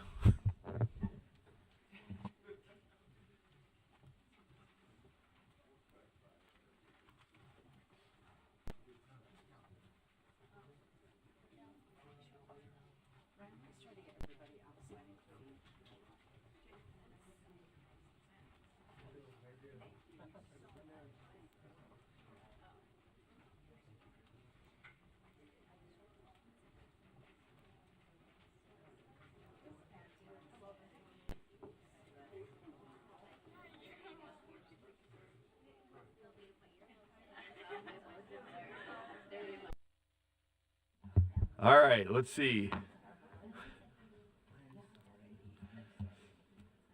We are down to the true hardcores. Appreciate you. All right, hold on. I mean, I know this is not protocol, but can you do that again? Come on, do that again. All right. I mean, you know, you got to. This is a select group. Okay, we are the three amigos. I think we missed Lexi. We should have had the four amigos. All right, let's, we are on for law and licensing, I believe, which is Vice Chair Carey's going to run. We ready to roll? Okay. Good enough. The floor is yours, sir. Let's see, we're missing Vice Chair Earl. We do have a quorum. Okay. Thank you, Chair. This is the report out of Law and Licensing, the summary of actions that we took on April 5th. 4.1 was just public comment. 4.2, this is Board Policy 2004, Board Member Communications as an amendment to that policy. And the action item is that the motion for the Board, the committee recommends that the Board approve Board Policy 2004, Board Communications Draft 3. Okay, questions or comments to that motion? Vice Chair Earl. Yeah, I guess I have a few questions. I actually have a possible substitute motion. If the body wants to move this particular one, that's fine. At the same time, I just have some questions around it. Specifically, let me just pull it up here. When you're talking something, it indicates that if there's something that's grammable, which would mean pretty much any communication, unless I'm wrong. So if for example, if we're in an education committee and you have maybe the chair of the education committee texts leadership and says, is there someone that's presenting today? Then we would need to say, we could say yes, but we'd say, would you like us to forward this communication to all the other board members? Unless I'm misunderstanding this, that's what it says. And then, I guess there's a few things here that I have questions on. Just that 3-day, is it initial communication? Is it any other communication that happens? It doesn't say that. So if that chair in that committee then sends another text related to something, is it we wait for the full communication? Does that make sense? Every piece of that? Is it, I don't know. And if so, then it feels to me like, I'm not sure what the intent is. That doesn't feel like transparency. That feels like something different. But I'm just, and I know Vice Chair Carey can maybe articulate that maybe a little bit more what the intent is. I'm just trying to understand that because I've thought about it this last month, trying to figure out what that looks like versus what is the intent. And maybe the intent is every communication that comes in. And the other thing is it feels a lot like the disclaimer we used to have to put on, right? This is not the da-da-da-da-da. And it was more about the catch you because people were watching for not having the disclaimer versus the content of the message. So, and I guess the other thing is I do feel like there probably is some communication here that needs to be, and I'm trying to figure out where the balance in it is. I don't feel like this is it because it feels very, not just micromanaging, it feels like, okay, so what communications every time? Like if someone, for example, once again, I said that was a text, but even in an email, is it the full email? Do we wait for the response before we, I don't know. So there's just some questions I have. So if you don't maybe mind answering, if you could. Back to you, Member Carey. Thank you. And, I'm just going to speak for myself. I am the submitter of the policy, but I'm not going to, because I can't speak for the entire Law and Licensing Committee. But the intent of this was, over the past year, several public officials have reached out to board leadership with their thoughts and opinions on particular items that were coming before the board. Only subsequently was I or other board members made aware of that correspondence. And knowing how a particular legislator, especially the sponsor of legislation, felt about our upcoming discussion, how they offered insight on their interpretation of the rule or the law, I think that would have been very, very helpful. And so the primary purpose was not to micromanage, but just create transparency in that when an elected public official, so this doesn't cover, if you're not elected, this rule does not apply. You have to be an elected public official. And then if that public official writes all 3 members of board leadership on that same correspondence, that correspondence has to be provided to the full board. We did that as a way to make sure that personal correspondence to any member of board leadership, if they just write Jim or a vice chair, this rule does not apply. This only applies when an elected public official makes the decision to write all 3 members of board leadership. The thinking behind that was if they're writing to all 3 members of this board, they're trying to speak to all of us. They're speaking to our designees. Our bylaws say that board leadership is the public spokesperson.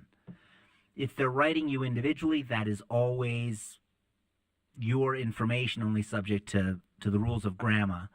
This rule would only kick in when it's written to all 3 board members, 3 leadership members, because then I think the operational assumption is they're trying to communicate with the entire board. The reason that and this came by way of compromise, my initial proposal was if you have a public official writing to all 3 of you, that should be turned over. The committee felt that would be unduly fair to board leadership and to the public official because the public official may have written thinking that their correspondence would have been private. And so to protect them, we included the language that once they write, we have an obligation as a board to let them know, hey, is it okay if we make this public? If they say no, that's the end of it. We, as a board, we never get to see that correspondence. But if they say, sure, that's why I'm writing you, then that would be disclosed. I hope that explains it. But again, this is not an attempt at a game of gotcha. I think this is transparent. And again, my concern is that when public officials are reaching out to board leadership as a method or an attempt to speak to the entire board, I believe the entire board should be privy to that information. And to the extent the public official doesn't want it to be, it won't be. Okay, further question, comment? Yeah. Member, sorry, Go Vice ahead. Chair. I have some more, but do you want me to wait? Or do you want me to? Yeah, we could go to, unless there's a direct there's a couple response, I others. guess, to member. Let's go to, let's see, what's the line up here? Norton, Real, and Straight. I don't have a question, I just have a comment. And I just wanted to express my great appreciation to the Law and Licensing Committee for that meeting. Listening to that dialogue between those members and the insightful, thoughtful questioning and answering was magnificent. It helped me so much as a board member. Today, I had read through the rule, but listening to their reasoning and varied points of view was so helpful, and so professionally done. I just wanted to say thank you, and you're an example to all of us. Thank you, Member Norton. Member Straight? Oh, excuse me, Member Eel.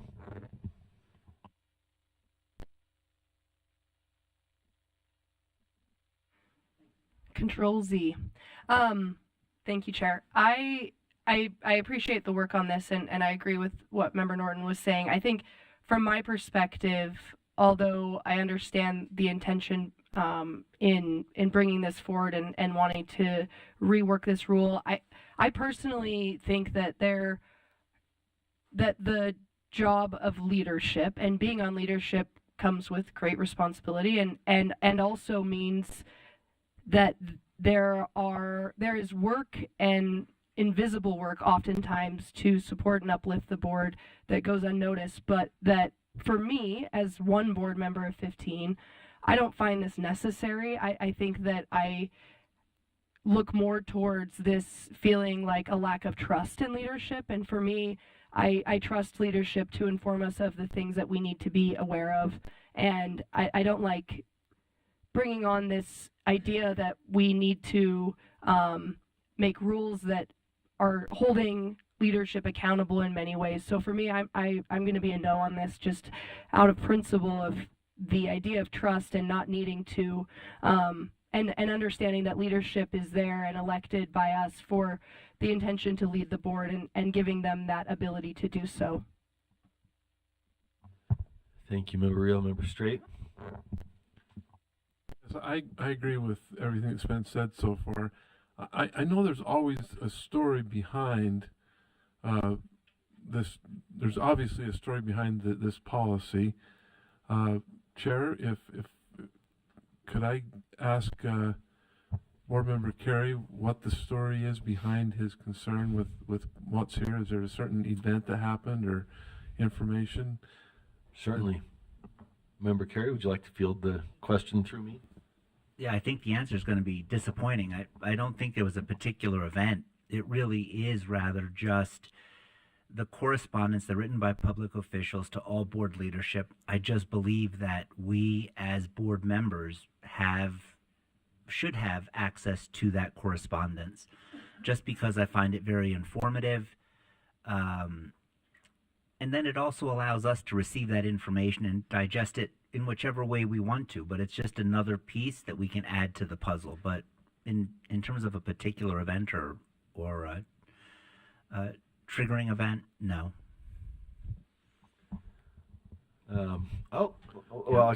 Back to, go ahead, Member Straight. And perhaps you can answer this, Chair. I do remember there was some discussion about a memo that was sent out from board leadership regarding some articles that had occurred in journals and things from regarding transgender issues, and board leadership had issued some type of a statement that went to charter directors and LEA superintendents. Is that part of this story, or am I misunderstanding? Because I know there was some question of that. Anybody want to field that one through the chair? There have been a couple of communications that have gone, and I'll just say sometimes, we think things are copied or we're copied, and then we have to catch ourselves and say, oh, this needs to go to everybody. Sometimes there are, a speaker or a legislator will say, hey, Jim, Jenny, Molly, you guys come to that meeting, and I think that would be included, right? We go to various meetings where they'll invite somebody. So in terms of the breadth, I think I'll just observe it's pretty broad, but I guess I could put that back to anybody. Are you stepping in to answer? Oh, okay. We'll get Member Klein in the queue here, but okay. If anybody would like to answer that from law and licensing, feel free. A particular Member Lear? Your question or Brent's? Oh, sorry, Brent's. I'm trying to channel Brent's, and I'm sorry, I editorialized a bit, but that's fine. Go ahead, Member Lear. Well, this policy started out a little broader than it is now, somewhat broader than it is now. And I had some of those same questions. Do you mean every communication, and is it to one or all, or? And when Kristen paid that very unexpected compliment to, I guess, all of us, thank you very much.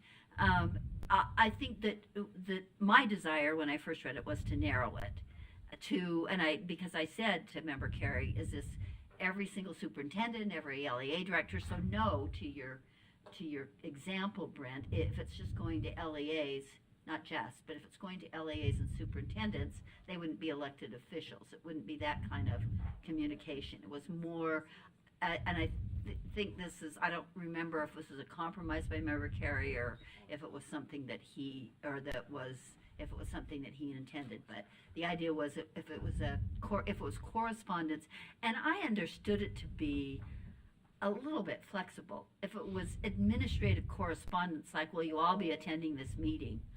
But it doesn't say that. I get what, if we're going to get really technical about what words say, that, hold that thought, Jenny. But it doesn't say that. But there was, I thought a sense was of if there was some philosophical, that's not quite the right word either, but official correspondence with the board to an elected official, that was the sense that I got of what Member Carey and or we just compromised that would be the correspondence that would be furthered. And where I did like Member Earl's draft was, it doesn't need to be copied, it can just be, it doesn't need to be forwarded, it can just be copied. Which would save Civil some work, which I'm always a fan of, and then I think it would get to the right people. So I'm not sure that was a roundabout way of answering your question, but it was intended to be, I thought, substantive correspondence to elected officials from all of the board leadership representing the board, not just administrative back and forth. I didn't believe, and this was not something that I necessarily felt strongly about, because I feel like maybe I'm not quite as trusting as Sarah is of board leadership. I'll be really honest about that. On the other hand, I felt like if they want to be, sort of disingenuous, or they don't want to give information, they can find lots of ways to do it. So I didn't feel like this policy was going to bring about necessarily trust or complete transparency. But as we discussed it in the committee, I felt comfortable with his compromise, although I was also reluctant to put more burden on the leadership group as well as Civil. Thank you, Member Lair. Hold on, let me get back to the lights. Were we back to you or up to Member Klein? Member Klein? Oh, did that answer your question? Yeah. Let's go back to your Okay. question. Then we got Klein and Earl, right? Okay. So I think I'm hearing something in regards to this that calms me, and that is, it appears that if it's administrative, then there doesn't need to be that sharing, because an administrative decision is based on policies and rule already in place and is just a communication of that. So if this does not include administrative communications from board leadership, I'm perfectly fine with that.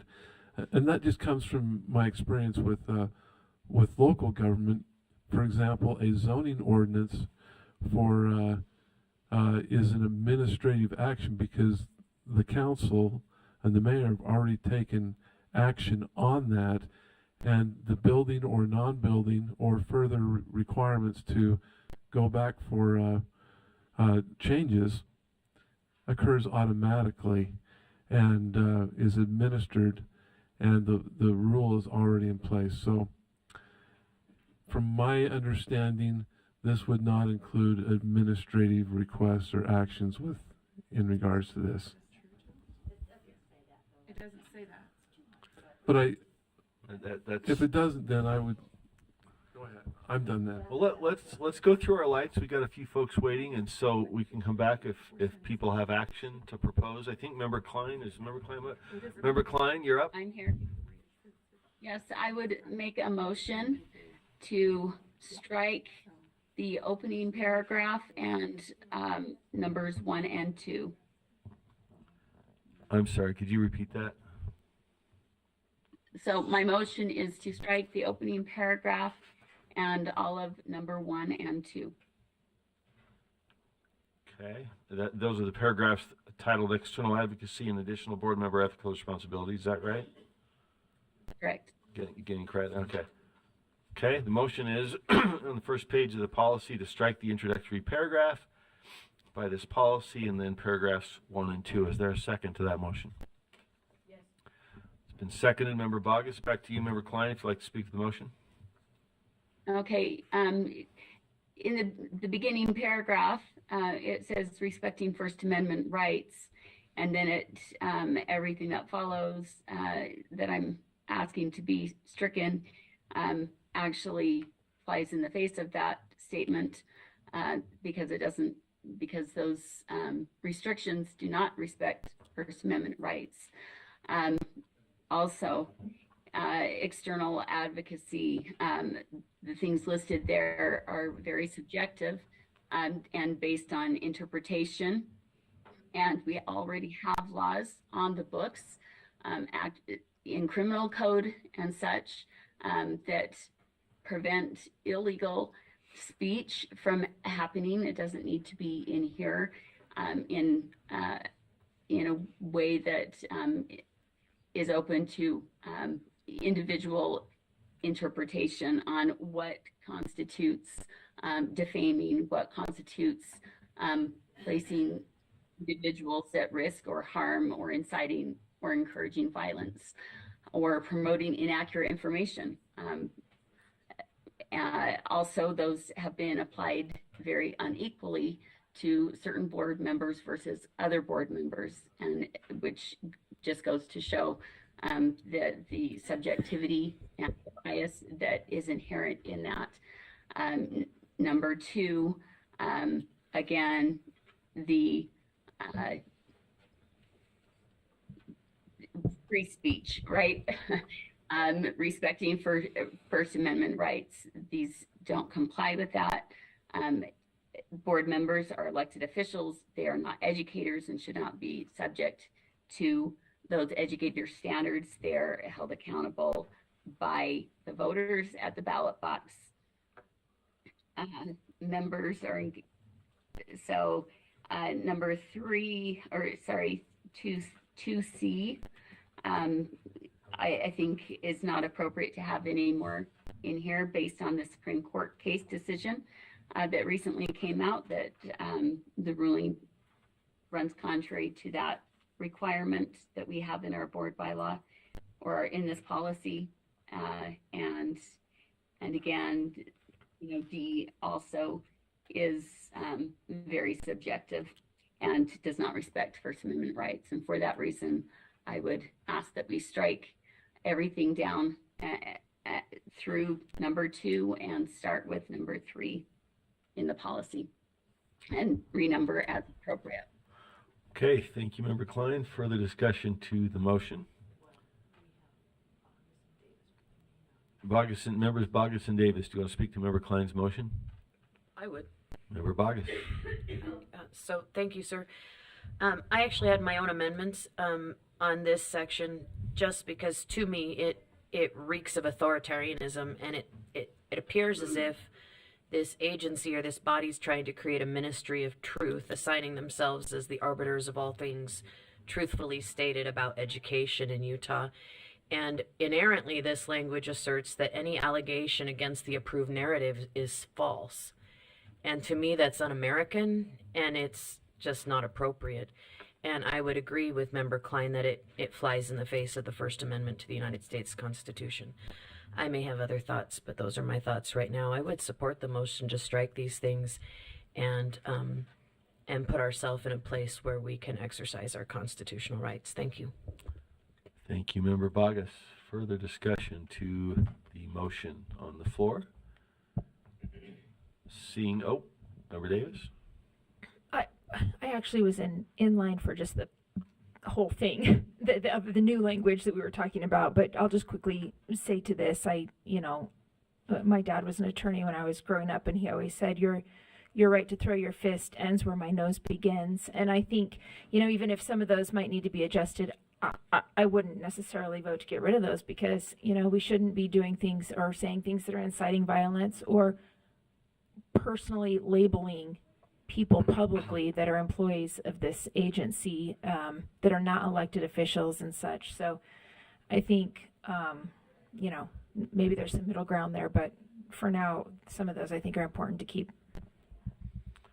Okay. But can I still be in line? Further, for the sure. Actual. Are you the line holder? All right. I do.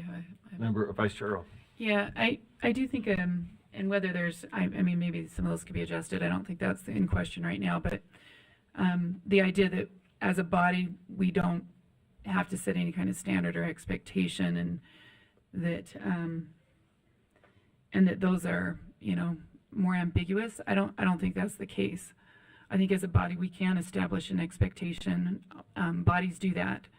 And I don't think it's out of line to have some kind of a standard or expectation to uphold to. So. Thank you, Vice Chair Hart. Member Lear. Yeah, I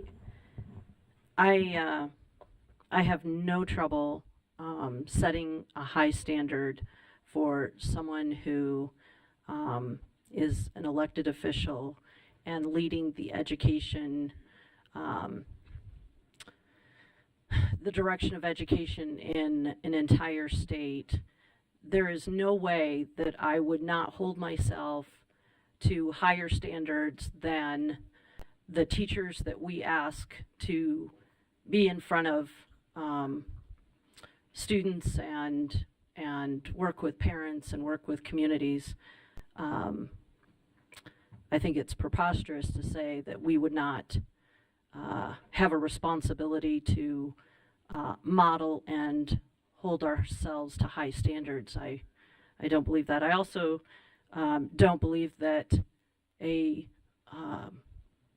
elected official, especially one that is leading, again, the education of our students, to not the truth. Factual information is very important, and while we think that's just a non-negotiable and shouldn't have to be said, I think it does need to be said, and I have no problem with the bylaws making some of these things explicit that should be just understood as a responsibility of someone that has been elected. So you do keep your First Amendment rights, but you also have taken on an additional responsibility, and I think with that privilege comes responsibilities, and I think that these are a fair ask of elected officials, especially since we deal in the area of education. And I just always go back to the children are watching, and if I said that these things are no longer important for a board member, that's a pretty sad state that we're moving towards. Thank you, Vice Chair Hart. Member Lear.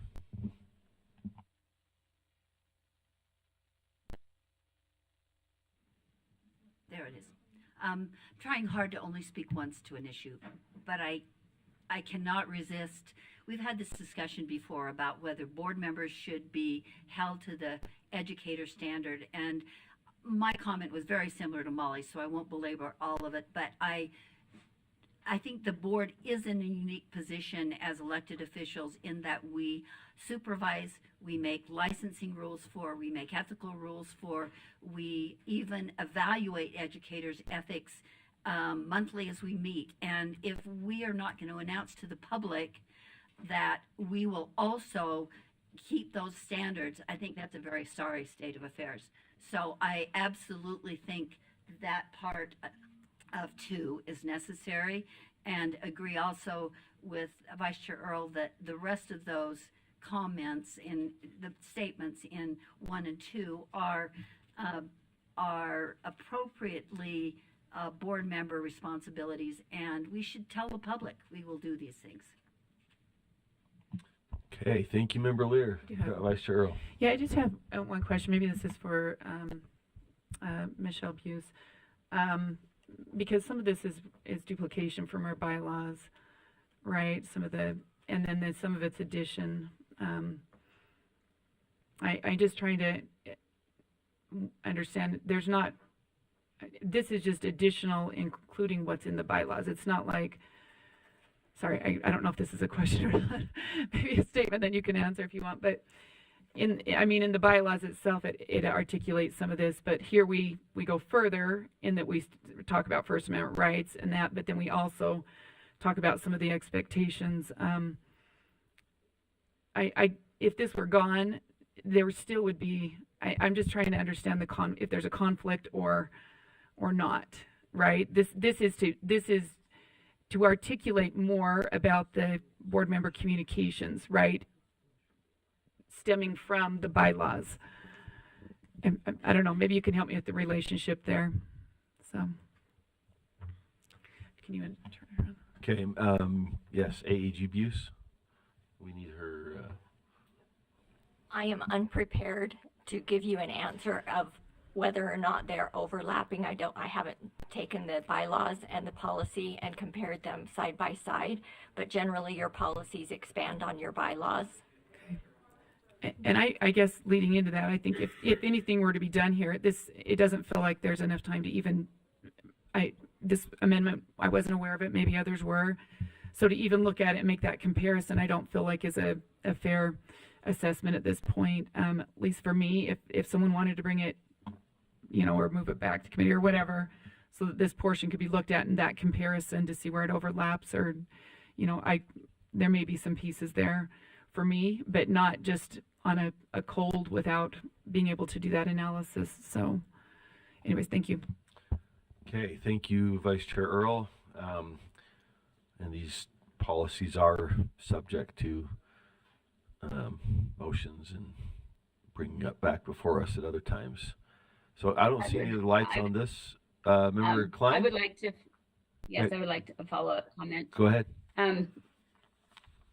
If you consider our legislature, if you consider our governor, you have elected officials who we are creating speech codes, putting restrictions on each other. Imagine if the legislature did that. The legislators would not stand for it, not for a minute.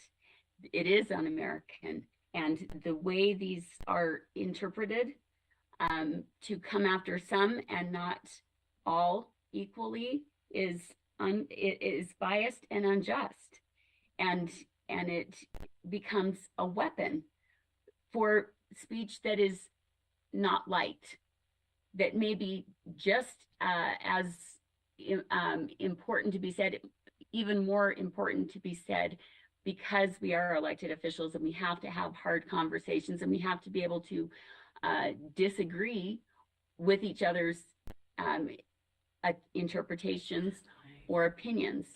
And so to come down on one because their opinion is not popular or approved by the majority does not inherently mean that it's defamatory or inciting or encouraging violence or is putting the board at legal risk. All of these things are, it's just wrong-headed, and no other elected official would stand for it, not for a second, especially when we take an oath to uphold and defend the Constitution. That does not mean, there's not a but after that. And we are making carve-outs, we are making exceptions for when we can violate those constitutional rights or suppress them. There's just, if we can't get this right, then none of us should be in these positions, because then we are all in breach of our oath of office. And that's just how it is. We shouldn't have speech codes. We have an education system to provide the general control and supervision of that system. We have to stop policing each other's speech. So many recent events have proven that this is just a one-way street, and it's not okay, and it's got to stop. Okay, thank you, Member Klein. Vice Chair Hart. Yeah, so what this motion says is that we no longer, so basically it's not okay. So place the board at risk of legal liability. So to take this out inherently basically is saying it's okay to place the board at risk of legal liability. It's okay to defame board staff or individuals. It's okay to promote accurate information. It's okay to place board staff or individuals at risk for harm. And it's okay to incite or encourage violence. Now the difference, I think, in Member Klein, the difference, I think, is in trying to listen and understand is the application of the policy. It's not the actual policy. So as far as I'm concerned, I am not able to take away and say that it's okay to do those things. Now, if there's an issue about how those are applied, that's a different issue. But as far as I'm concerned, these belong in the policy, and that will be my vote. Thank you. Member Klein, if you had a response, we can come back. I think I have one other light first. I was just going to say, like I Well, said, okay. Hold on. We're just cycling through. We're just cycling through, but I can come back. I think we also have. Is Member Klein up next? We go back to Member Klein. Member Davis, and then we'll come back to you, Member Klein. Member Davis, and then Member Klein. Member Davis. I'm sorry, Member Davis, Member Bogus, Member Klein. We'll get to everybody. Member Davis is not Member Bogus. Yes, sir. I would offer that I emphatically disagree with Vice Chair Hart. I don't think anybody that votes to remove this wants any of that. What we're saying is that the First Amendment should reign, and there are other laws in other areas and other ethics codes that cover these issues, and we shouldn't be creating the but. I'll go ahead and say it. We shouldn't creating, hey, the board believes in the First Amendment, except for when our Ministry of Truth finds our board members in conflict. I think that's not okay. And I hear that a lot. You know, the difference of opinion is misinformation, and that's wholeheartedly un-American. And it's not acceptable to start citing people without a full and adequate investigation, just declaring that they're wrong, or declaring that we don't like them, or resoundingly denounce them. It's not okay. It is un-American, and it reeks of authoritarianism. And nobody who takes these out says, man, I'd like someone to incite or encourage violence. I think the issue is the standard with which that is applied. Because we have had many allegations of inciting or encouraging violence, and by whose standard? Because there's a legal standard for that, and that legal standard is certainly not applied among this body. Thank you, Member Bogus. Back to you, Member Klein. I've said what I need to say. Thank you. Okay, Member Wood. I just have been doing some research, and actually, so HR 3-3-101 of the legislature does allow the chair to prohibit speech likely to incite or produce imminent lawless action, fighting words, or obscenity. So we do put, our legislature has that a right to do those same things. So calling out us as an elected body differently than other elected bodies is not accurate information. Thank you, Member Wood.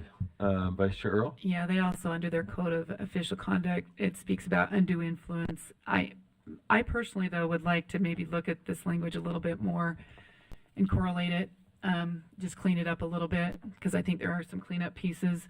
Like I said, I was not prepared to discuss that today, nor to engage in that. So once again, if the body wants to move part of this back to look at that and maybe clean that up so it aligns with our bylaws, or if it once again, lines with other code of ethics, with legislative. I think that's, but I'm like I said, I'm not prepared because I've not done the research on this and the in-depth look. So. Okay, thank I do you, have Vice a Chair. follow-up. Member Klein? First off, just a couple questions. Is there such a thing as legislator speech putting the legislature at risk of legal liability? Or is there such a thing as the governor's speech putting the state at the risk of legal liability? I think these are in here not because we want to protect, but they're put in this policy in order to that the board can use them as excuses to intimidate board members from speaking, and that is the biggest problem that I see. Okay. Well, we've had some changes to our policy on this. I think it's an ongoing question. I would share the concern that we didn't have this in advance. We don't have AAG abuses analysis on constitutional questions raised between First Amendment rights and the ability for a body to govern its own conduct. I think there's some complicated questions there, but certainly something that we will continue to talk about. There are, I think, one light, but that's reserved. So I think we are ready for a vote unless I'm overlooking somebody. Okay, the motion then is that we strike from Board Policy 2004 the introductory paragraph and paragraphs 1 and 2 subtitled External Advocacy and Additional Board Member Ethical Responsibilities. Let's open the vote, and board members, please vote. Member Klein? Yes. Member Klein is a yes. I'm sorry? Board Member Carey, are you or Leanne? One of you. Or you can move it over here. I can do it. She's a yes. Is she the only one online? Okay. Okay. Let's see here. We need one more. 14, that's it. Oh, we're missing Member Hymas. That's right. So that vote fails by 11-3. The yes votes being Member Klein, Member Bogus, and Member Green. Okay. So we are back to, let's see, the underlying motion. I think you got Cindy, and then I'm in line. Was let me just make sure we have what's on the floor. Okay. Was it? Draft 3 is on the floor. We don't have draft 4. We have draft 3. Correct? Mm-hmm. Okay. Draft 3 is on the floor. Member Davis.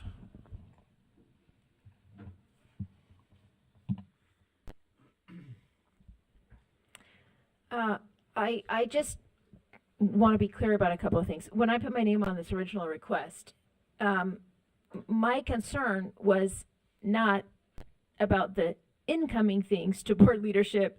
It was things that are outgoing from board leadership to all LEA heads or to all legislators. That was why I kind of got involved in this in the beginning. It was never an intent to micromanage anything. I mean, that would involve, just a very few pieces of correspondence. Looking at those things coming in, however, I do think we can point to a time or two where it could have been helpful for the board to have seen some very formal correspondence. For example, like the Jimenez-Kennedy letter situation.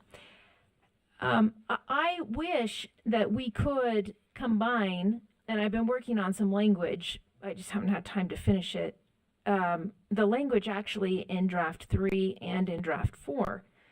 And quite frankly, I would not write an elected public official. I would write if a legislator or the governor sends, I would say something like this: if a legislator or governor sends correspondence to all members of board leadership requesting, criticizing, or complimenting board action, then leadership shall either 1. Request permission to share with the entire board and share request when copying the board on the response, or 2, and then what Member Earl said in draft 4, just copy the board with, if in their best judgment they don't think they need to make a request, they just copy the board on the response.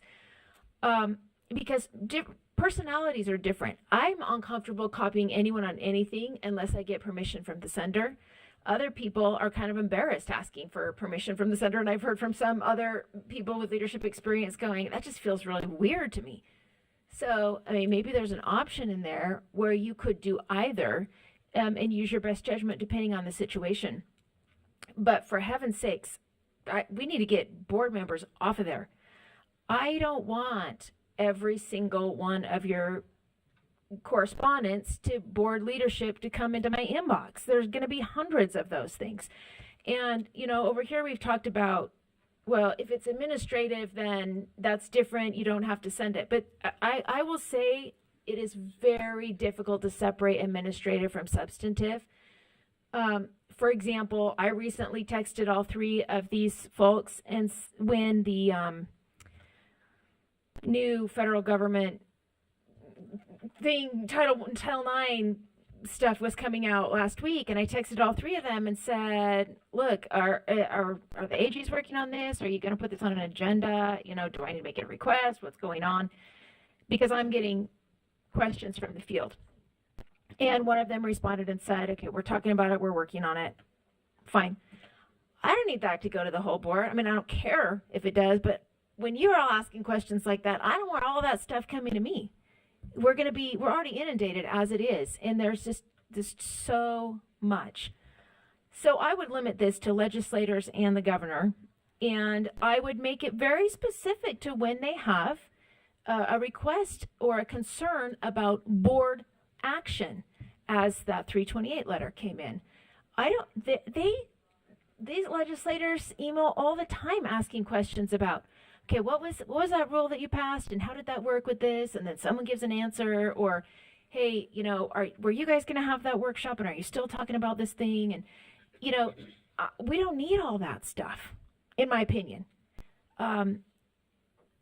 But we don't need no stuff either.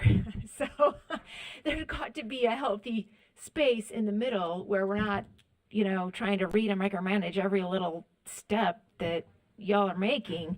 And on the other hand, on some things that really do kind of impact the whole board, the board needs to be privy to that. And I don't know if we take that whole section out and just have this conversation and say, hey, could you just think about it a little more as we move forward now that we've had the conversation, and maybe use your best judgment? Or if we put an amendment in, something similar to what I just read, and I could finish the language on it, I guess, and see where the board stands. But there's got to be some middle ground on this, I think.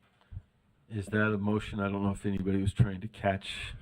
I will just say, look, I mean, I'm, you know, as board chair, I don't want to say what you should or shouldn't get. I will say a couple of these things we should have forwarded, and sometimes you assume because so much that we get is blasted to the whole board, and you think, okay, everybody saw this, and you're busy responding. I mean, I'll just address the 427 one. You know, the immediate reaction was, okay, we got to tell them what we've been doing, right? We've been doing some stuff here, and let's figure this out and respond and report, because they want to report. And, you know, it didn't occur to us, gee, it looks like everybody wasn't on that. So we should be doing that, right? And telling us to, that's a good thing. I mean, I'm fully there with that. I just want you to know, as the chair, sometimes you're deep into the substance of something, and then, you know, some things are copied and some are not. So I don't know.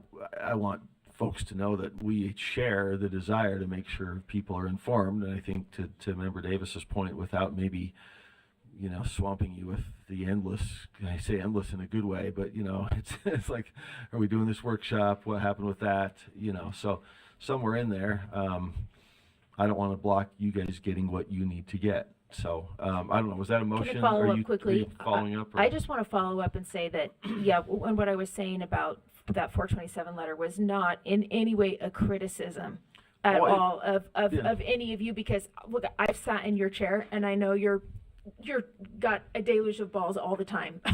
Let me just say, self-criticism. We should have noticed that, right? It's come up. We should have noticed that wasn't copied, and we should have sent it. So I didn't take any criticism from you. That's on us, and I think it's a helpful reminder. We got to make sure people are informed. So, Member Bogus. I would like to make an amendment. To Member Davis, was that a motion or no? I don't know if we. You had the floor. Okay. Three's on the floor. Sorry? Three's on the floor. Right. Draft 3 then is on the floor for possible amendment. Member Bogus. So I would move in section 1A that we strike the language as determined by board leadership, as well as the language shall not,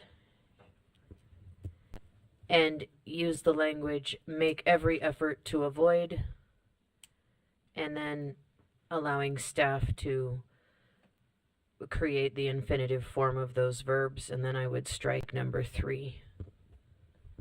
And I would like to speak to the motion. All right, let's make sure we get the strike number 3, the one that begins board and member communications. No, the one that says promote inaccurate information. Little 3 under 1A. All right, let's see if we can frame this up here so we can. I'm actually good with that.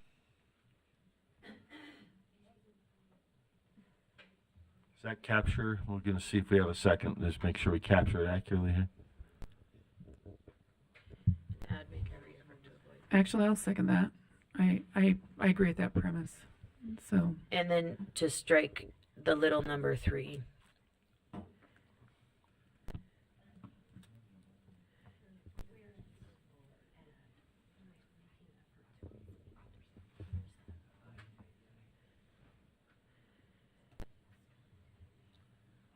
I think we need some clarity on where making effort to avoid is being inserted up on the screen. So it would read, a member's communications as described in Board Bylaws, Article 5, subsection 4A and B,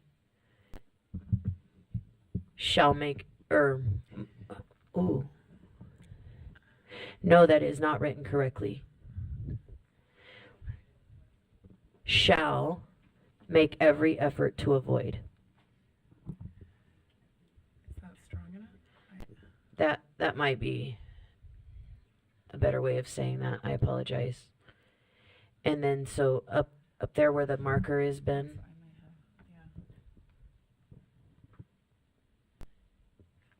Yeah, something.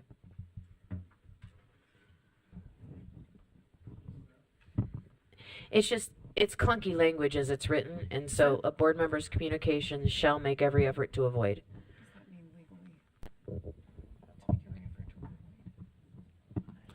All right, do we have it framed? Before we can see if there's a second. I want to make sure it's framed up, though. I don't know if that's strong enough. I don't know what is the legal. Hold on. Okay. Let's see if she's got her language. See if there's a second, then we can. Was it seconded? Well, it's changed though.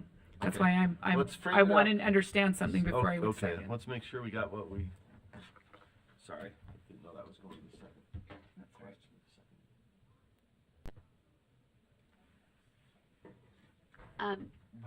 I have some input. Well, let's see if we have it framed up correctly, and then we can discuss. Do we have, Member Bogus, what you intended to move? Yes. Okay, so the motion is to strike as determined by board leadership. And however, sir, if I may. 1A, yes. I did add that I would like the staff to create the infinitive forms of those verbs so that they align with the verb form in the sentence. Which I think is technical. Right? Yeah, and that's fine with me as long as everybody understands that I really don't want to have to make 6 motions changing verbs with ings. All right, yeah, we have technical items to align with the intent of the substance, but the substance is to strike as determined by the board leadership in paragraph 1A of the policy, and shall not from 1A, add shall make every effort to avoid in place of shall not in paragraph 1A, and strike paragraph 1A3. So, is that seconded? Don't hear a second. Sorry? Is that a second, Member Green? Member Green seconds. Okay, back to you, Member Bogus, to speak to the motion. Well, I would just go through, I think it's already been stated that much of this is subjective, and the subjective or the rogue standard of board leadership is actually not fair in sporting in any situation. And then oftentimes what we see cited as inaccurate information is merely opinion. And I think that creating a ministry of truth within this agency is, again, it just reeks of authoritarianism, and I view it as un-American. And so I would ask that we make every effort to avoid, but we don't create a subjective and unpublished standard that operates behind closed doors. I just think it helps with transparency, it helps with accountability, and I think it brings us closer to our oath of office to protect and preserve the First Amendment to the United States Constitution. Thank you. Thank you, Member Bogus. I'm trying to figure out if that impugns motives, but I think it's just saying we're un-American. So we might we might be okay then. All right, Member Carey. Or is it, wait, who's up? Who's in order here? Hold on there. I'll get you in line. Member Klein did come in while we were trying to figure out the seconding, so you're up. I would simply add, and I guess if I need to make an amendment to the motion, after the shall not, I would add the not back in. So it says shall not, and then I would add be limited, but should make every effort. If you wanted to keep that in there, but at least add in shall not be limited. Let's see. Let's see if we're tracking here. I'm not clear on where that goes. Just on 1A. Go ahead. So after it says a member's communications as described in board bylaws, Article 5, subsection 4A and B shall not be limited is what I would like to add.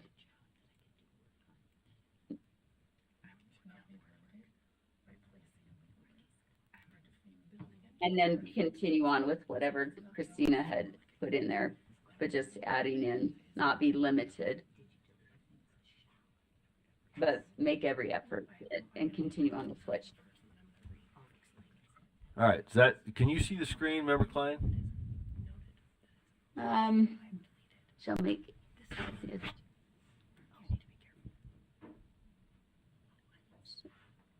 may not be limited.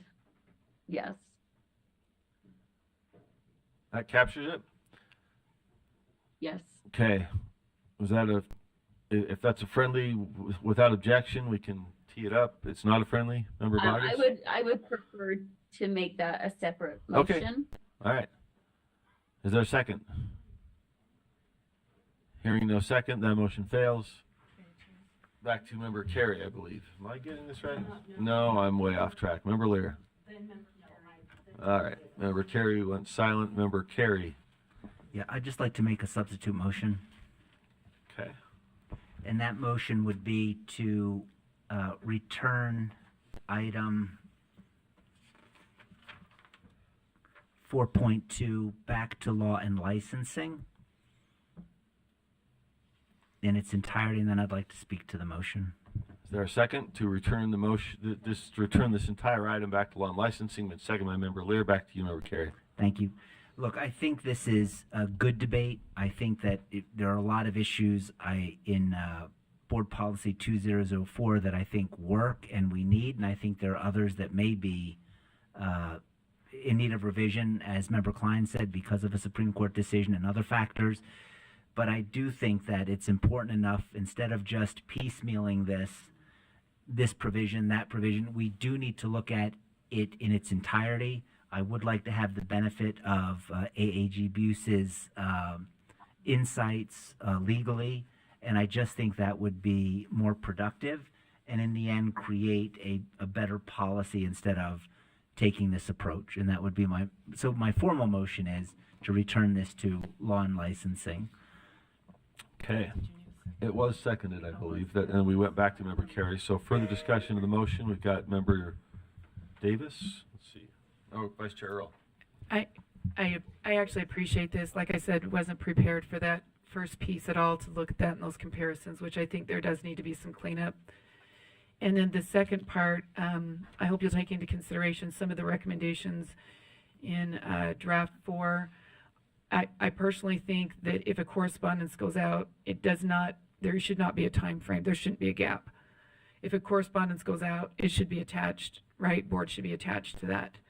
I think when we do that, that's when we end up with problems, is when we send something out and then think we're going to, or it's not communicated. I think if it's just clear that that's what happens. And then also if you can address the item associated with administrative versus others. Quite honestly, I feel like if it's going out, I would like to know personally. So if the board leadership, if we're sending something out, I think even if it's administrative, it's information. So I don't have a problem with that either. My only concerns center around that top part, understanding what the framework is. Is there a closure? Is it just open-ended on everything? If so, it feels not productive, right? It doesn't feel like good governance. It feels very much like something else. But what is it you want? I tried to capture that in my amendment, but it sounds like there may be other things that we need to consider, and I'm open to that. So that's my thoughts on that. I would support this motion. Thank you, Vice Chair Earl. Did I see Member Davis? I may have skipped you. Apologies. It's okay. I support sending this back to the committee to be worked on. I think there can be some tweaking in those first sections. I also think that I would support striking the whole thing about the incoming and trying it for a while, knowing that we've expressed to board leadership that we would like to be copied on things that really are going to impact the whole board potentially, especially by legislators. Or if committee, you determine that needs to stay in, I'll send some of this draft language that I've been working on for consideration. I'm sure others will as well.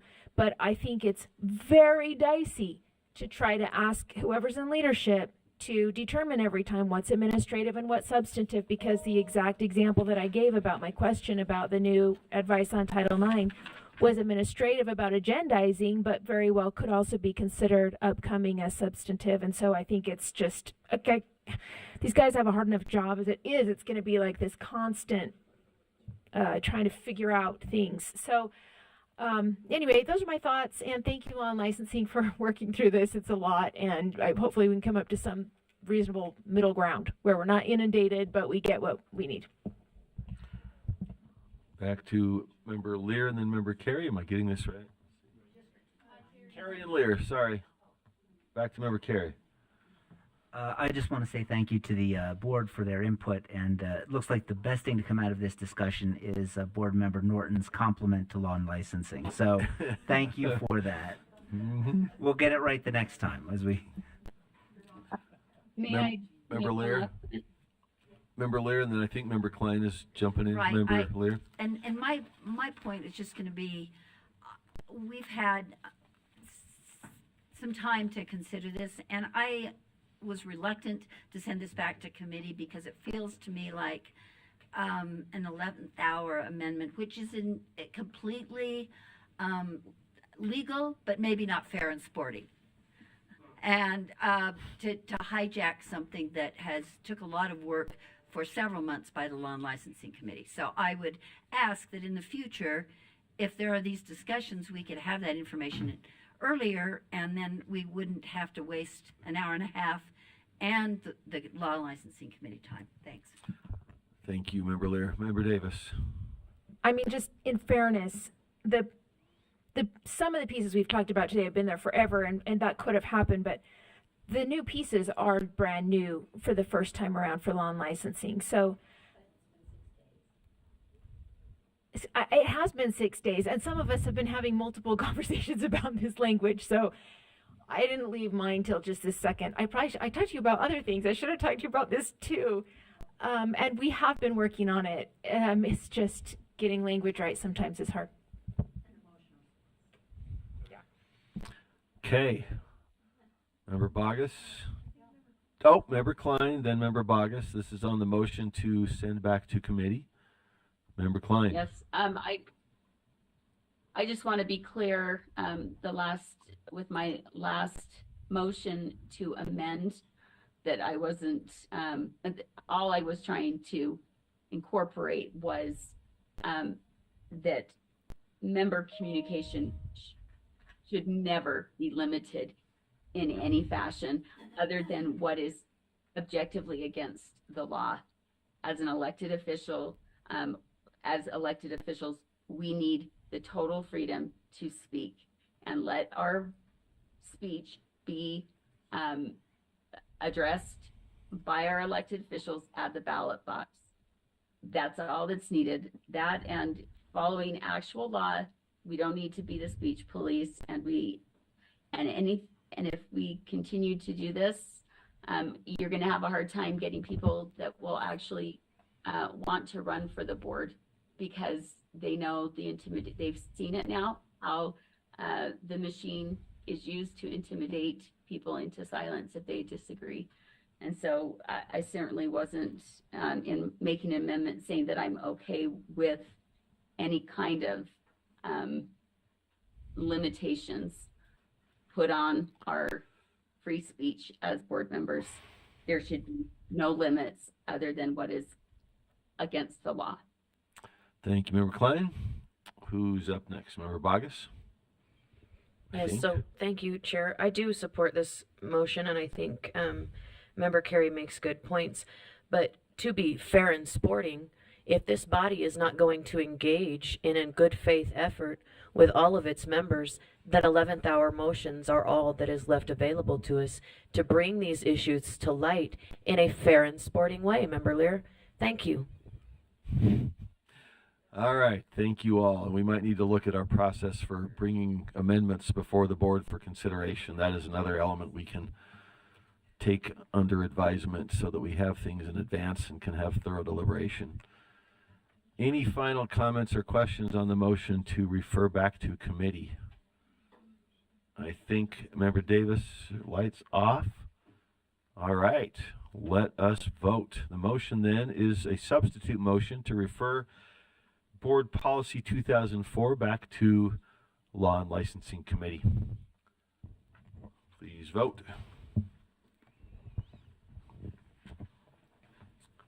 Yes. Member Klein is a yes. That is unanimous. The motion passes. It will be referred back to Law and Licensing Committee.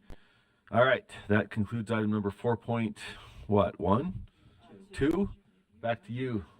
Back to you, Vice Chair Carey. Thank you. Item 4.3, research data sharing agreement with Department of Health and Human Services. There is no motion for the board. And item 4.4 is the R277-490 Beverly Taylor Sorensen Elementary Arts Learning Program. The motion for the board is that the committee recommends that the board approve R277-490 Beverly Taylor Sorensen Elementary Arts Learning Program Draft 5 on second and final reading. Okay, discussion of that motion. Member Bogus. Okay. So I would move that the board add the following after line 37 and renumber subsection 1. It would state B, quote, arts educator, end quote, or qualified school arts program educator does not include a paraprofessional or other individual without a current associate professional or LEA specific educator license described in Rule R277301. And with that, I would like to speak to the motion. Is there a second? Second by Member Green. Back to you, Member Bogus. Thank you, sir. So we have many arts educators that are, or I should say rather, we have many positions in this state that are published as paraprofessional positions, yet have the qualifications listed of an actual educator. And our arts educators should be hired as teachers, they should be paid like teachers, and they should be involved like every other teacher in the building. And I think being extremely explicit about that in this rule is super important. So with that, I would leave it to the body. Thank you, sir. Okay, discussion to the motion to amend. Member Vice Chair Earl. Yeah, I just have a question. I don't know what this, without knowing the actual impact of this, does this restrict the ability for how many schools to work this program? That's what I just want to know. Or is it, it's not an issue? It doesn't restrict you? Okay, that's what I wanted to know. If this is a restriction, we have like 50 schools now that can't, right, access funding, then that would be an impact. If not, then, okay. Okay. Further discussion to the motion. Member Green. Yes, I would support this. I know that some of the concern coming from districts is that it would eliminate those arts educators that have that position. They'd get rid of the one and be able to hire the 2 to 3 paraprofessionals. So it's, you get 3 for the price of 1, which sounds really good. However, when you have educators that specialize in this, the arts educators at the district level that are going and fortifying all of their schools within that system, it's just, from what I've heard feedback from districts, this is how they would like this to look. So I think we're just trying to address that in the rule. Okay, I think Member Klein has a hand up. No, I don't. Sorry. Okay. Other discussion is, there's a bit of questioning, so I will ask the dumb question. What does this do and not do? What's the basic shift here? Okay. If you could, thank you. So we did interface with Superintendent Stallings and Mrs. Bayevsky. However, what the intention is that arts educators are educators and they should be employed as educators, and we need to set the standard that we can't allow our LEAs to publish a para position and require teacher credentials. That is the intention, is that arts educators are educators and they should be paid as educators and treated as educators. If you require all of these things, they're educators, period. Could you point That's to the the line of that this will, the changes in the definitions, right? The change that's proposed is in the definitions. Maybe we could just refer to the line.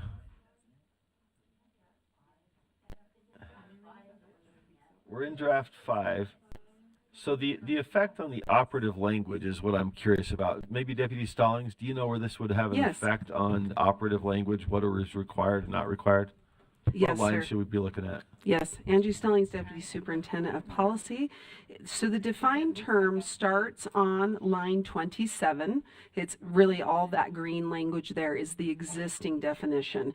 What will happen is if this amendment passes, that 1 will become 1A, and I'll renumber everything. And then at the end of that green language, we'll insert a new B. As Board Member Bogus stated, the defined term as is already requires, number 1, the person who the LEA is going to use the funds to pay for has to have, 1, an associate professional or Could LEA. I just break in and ask Yeah. what line? I'm trying to figure out. Line, it starts on line 27. I get the definitions. Where does this affect operational requirements of this, that, or the other? Is there? It doesn't? Well, the defined term defines the qualifications for the Right. educator. Where in the rule does this have an effect on something? Oh, it'll be used throughout. Every time it'll say an arts educator or BTS, it'll say arts educator. So every time you see arts educator used throughout the body, it'll Okay. mean that they have to be licensed, that they may not be a paraprofessional. So, for example, line 49, BTS or program means a program with the following components: a qualified arts educator, right? That will now have the qualifiers that are being proposed in this definition. Yeah, so like 52 says a qualified arts educator to work. So that defined term, that's what's defined above as arts educator or qualified arts educator. Right. So it's used throughout the body, and it really means the money for BTS arts is used to pay for an arts educator. Okay. And so okay. yeah. And the defined term is where it shows that they have to be licensed and they have to have an arts endorsement. Okay. What the amendment does is it explicitly, as I stated to her, is it kind of puts an exclamation point on it, because the existing definition already requires them to be licensed and already requires them to have an endorsement. So by design, they're not a paraprofessional or an unlicensed educator.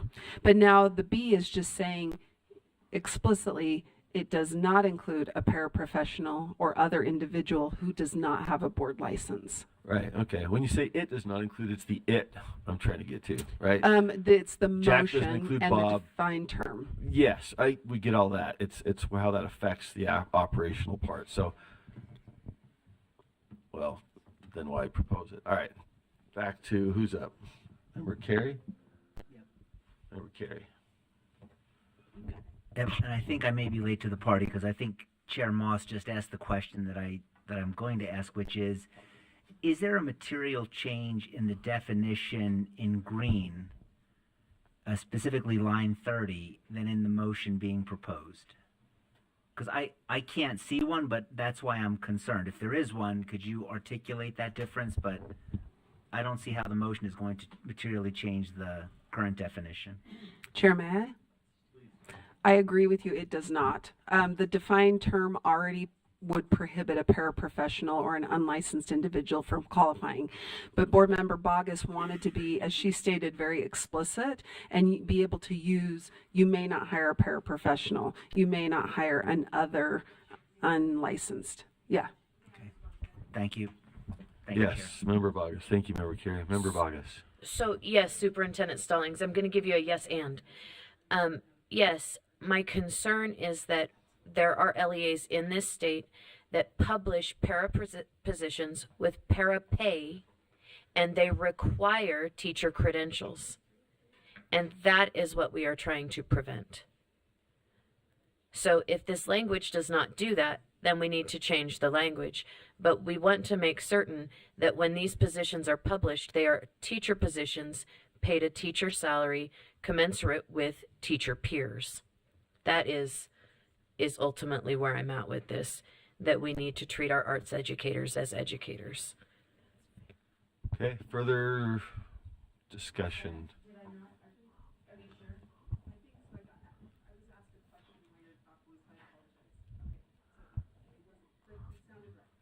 Member Lear, did you have a light on? Mine's simple. Line 33. I'm trying to understand elementary, this is as amended, elementary arts educators, art form. Does that mean like dance or music or? I don't care. Yeah, whoever can tell me. I'm just, that form is unfamiliar. Director Height, thank you. Yes, Malia Height, Executive Coordinator of Educator Licensing. So for each of our elementary arts, there's a specific endorsement, specifically visual arts, Okay. dance, music. Those Okay. are the art forms. It took me like reading it 5 times to kind of come to that thought. Thank you.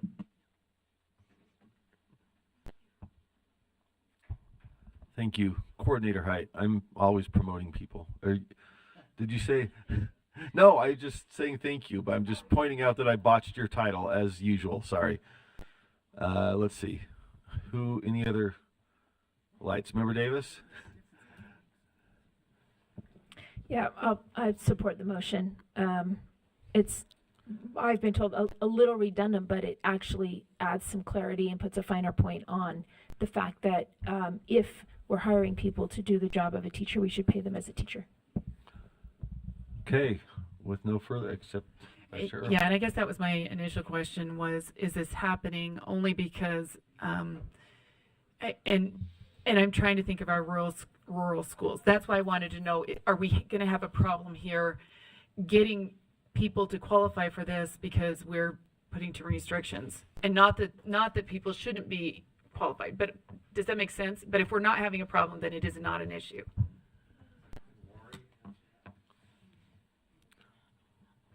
Laurie, would you?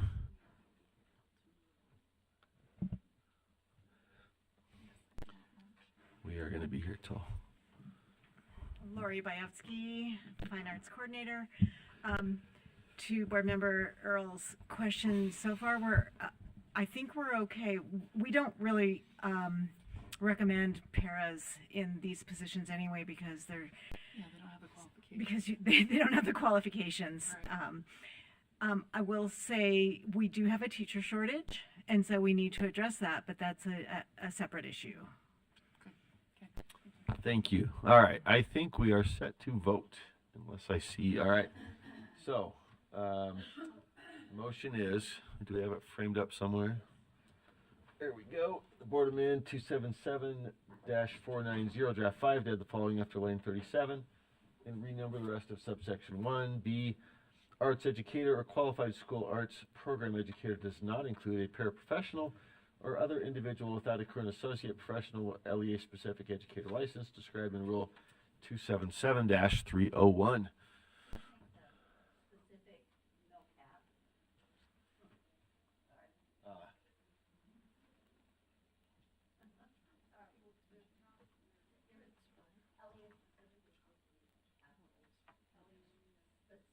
Is that what we're doing?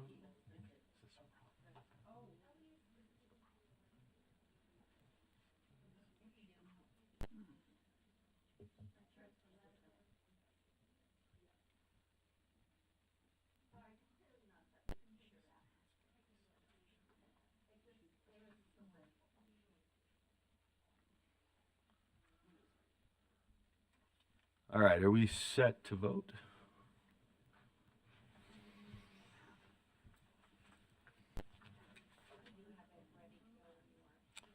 Okay, yes, let's vote.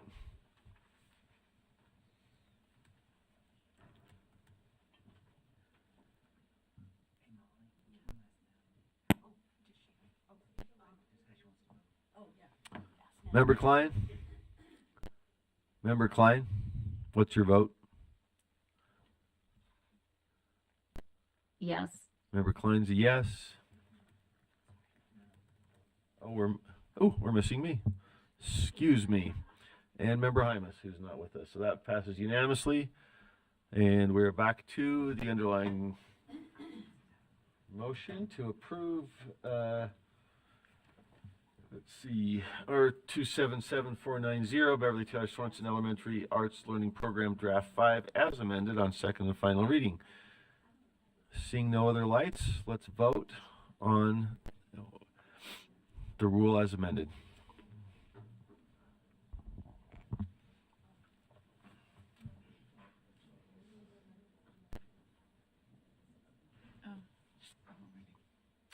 I'm abstaining, Member Klein. Okay.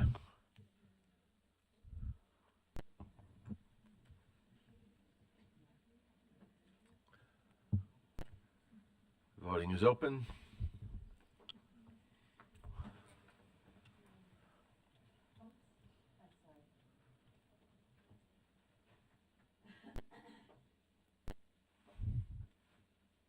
And that motion passes. 13 yeses, 1 abstention. Member Klein. Back to you, Vice Chair Carey. Thank you, Chair. This is item 4.5 R277-303, Educator Preparation Programs, and the motion for the board. The committee recommends that the board approve R277-303, Educator Preparation Programs, Draft 2 on second and final reading. Okay, discussion of the motion. Seeing no lights, please vote. Member Davis?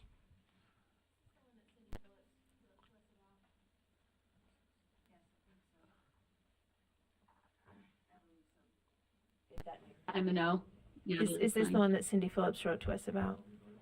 I am not sure. Yes. Voting is open, and I'm hearing the answer is yes. Yes. Okay, hold on. Before we vote, we've got a request to make comment. Member Bogus, if you're offering to do that, the floor is yours.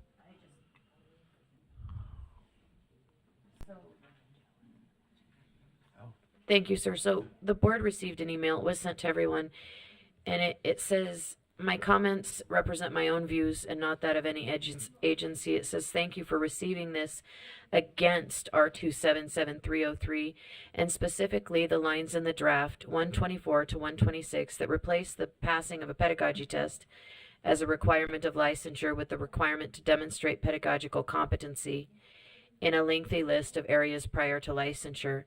Much has recently been made of the unprofessionalism of the teaching profession with the dissolution of the pedagogical test as yet another indicator that we are an unprofessional profession. If we use other respected professions as models, we can perceive that our requirements are not only unprofessional but not supported by evidence.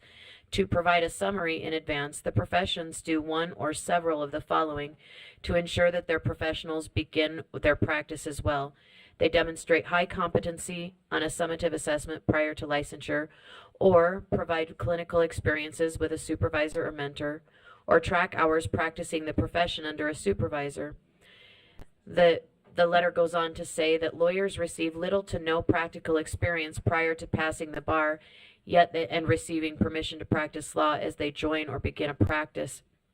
Anyhow, this goes on, and I think that the point is made.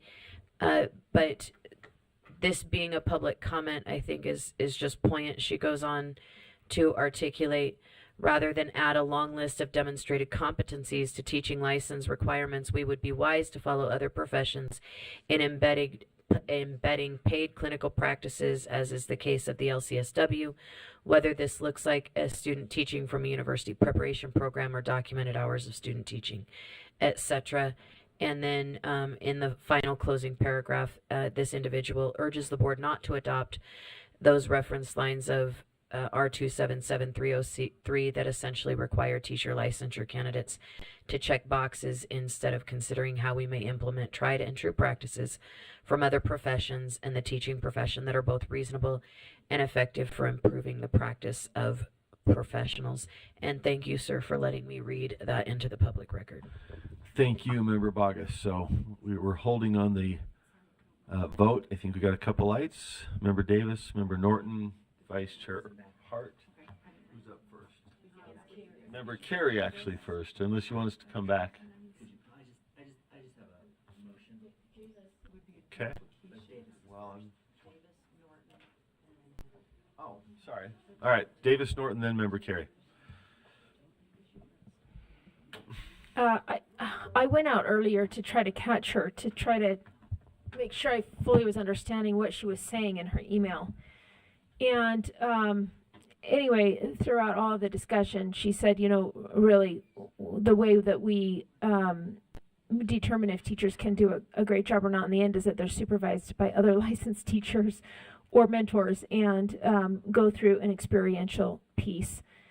And we should require some of that experiential time in our rule to be able to demonstrate competency. And I talked to her about the variety of philosophical shifts that we've had throughout the way.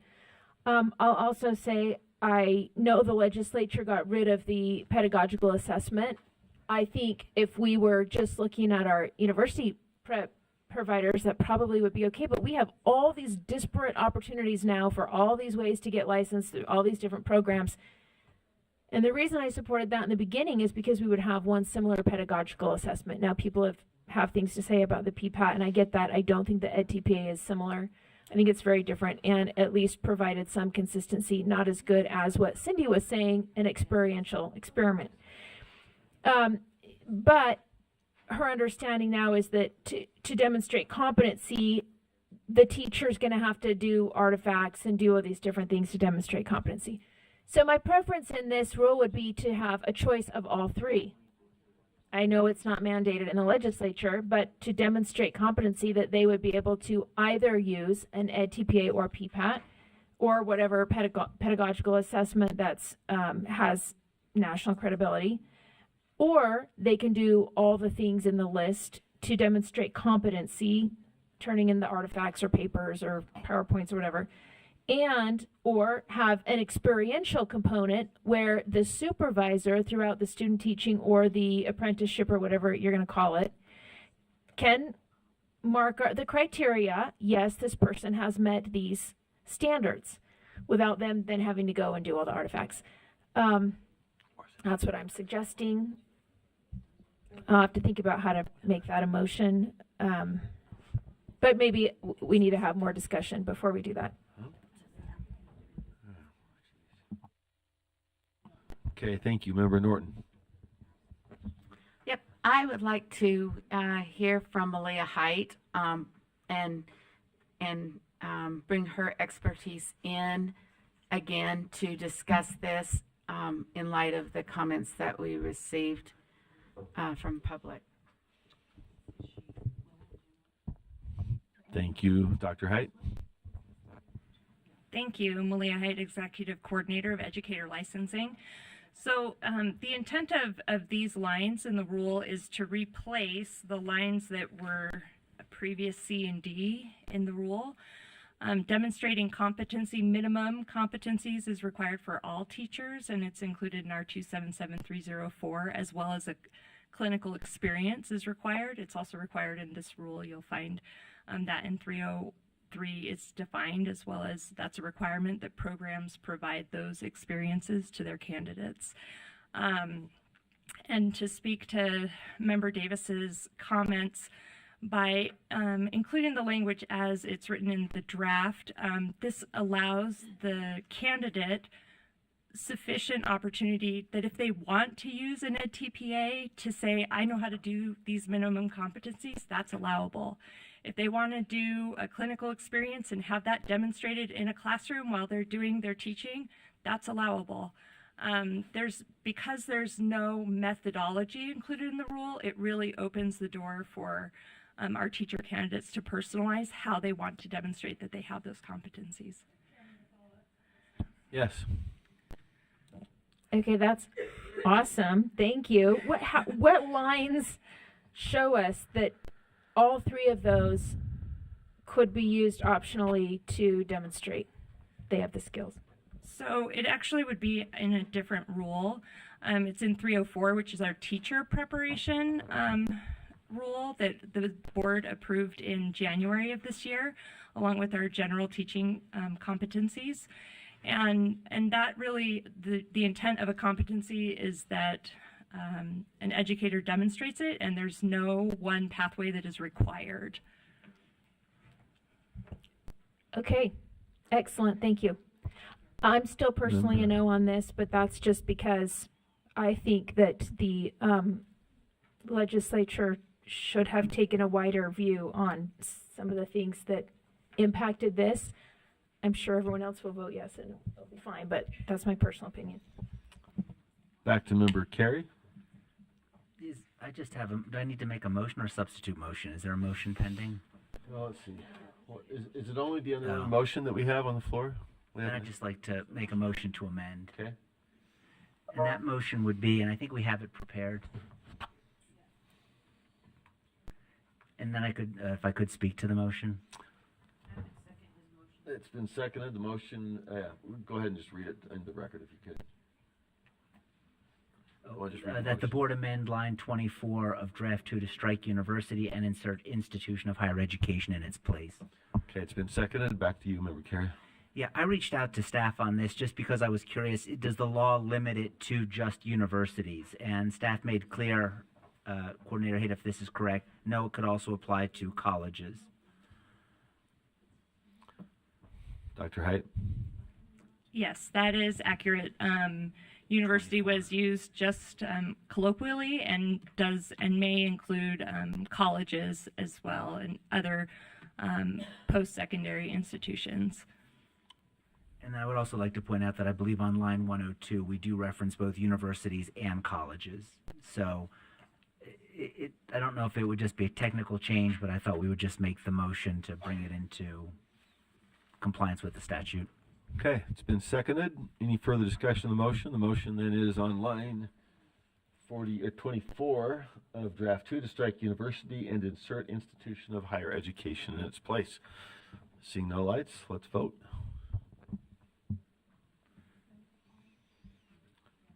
Oh, Member Klein? Board Member Klein is a yes. Klein's a yes.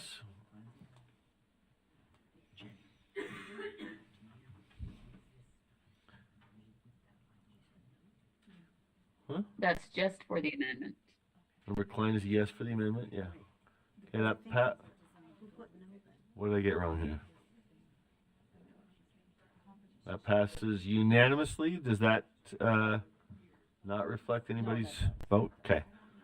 So that passes unanimously. The rule's been amended. Back to the underlying motion is to approve the rule. Do we have further discussion to the motion? If not, oh, Member Carey, sorry. I'd just like to make another motion, and that motion would be to strike the "and" from line 124, and then lines 125 and 126 in their entirety.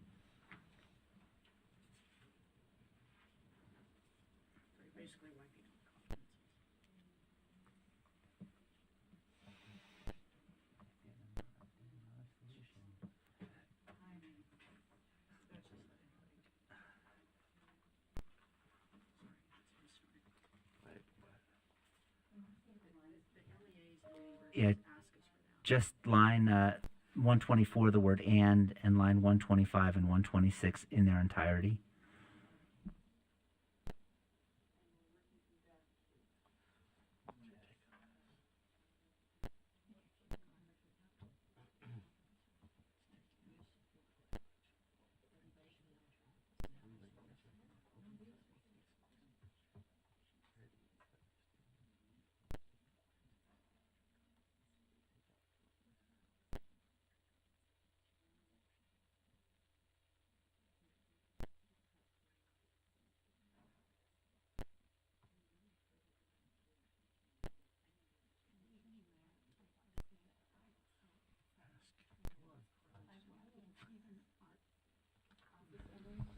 Vice Chair Hart, I think unless I'm jumping the line. Can you just say why? I just want to hear your thinking.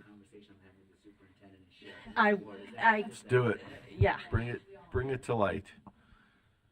Just speaking with, reading Vice Chair Phillips, Vice Chair of the State Charter School Board, her concern was that we're asking these individuals to demonstrate competency, and the example she gave was like when you pass the bar exam. You can pass the bar and still not be able to demonstrate competency in all the areas. That doesn't mean that you're not competent to practice the law, but rather they're not going to hold you to demonstrating this level of competency in these areas. They allow you to practice, and in the practice, you then do the demonstration.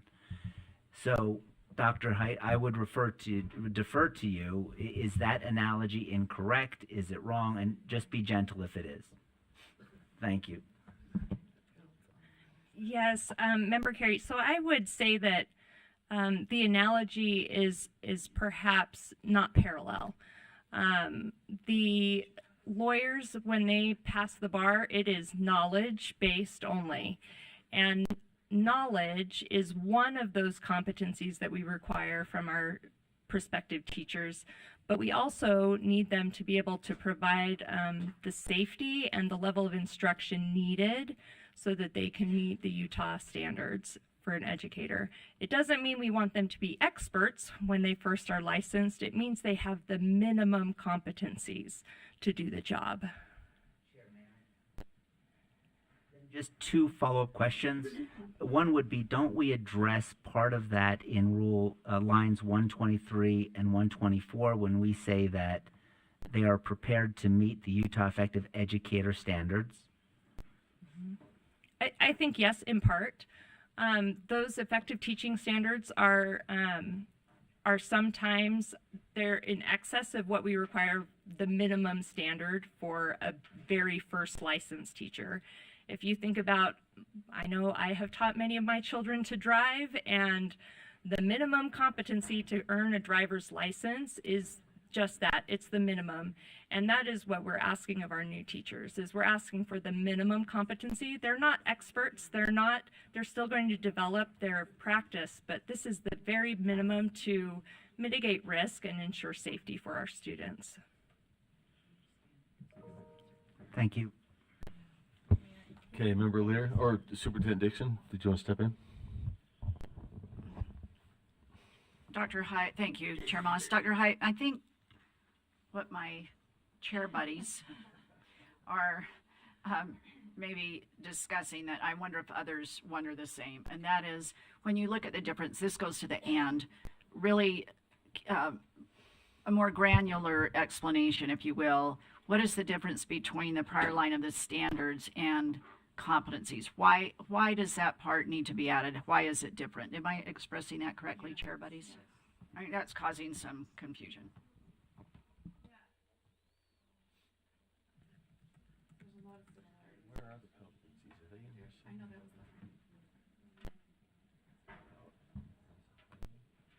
So one of those things is that one of the standards of a Utah Effective Teacher Standard is to act professionally. And the competencies allow more specificity about what we actually want, what behaviors and knowledge we need candidates to be able to do and know before they're licensed. Because acting professionally is very large and the competencies are very narrow.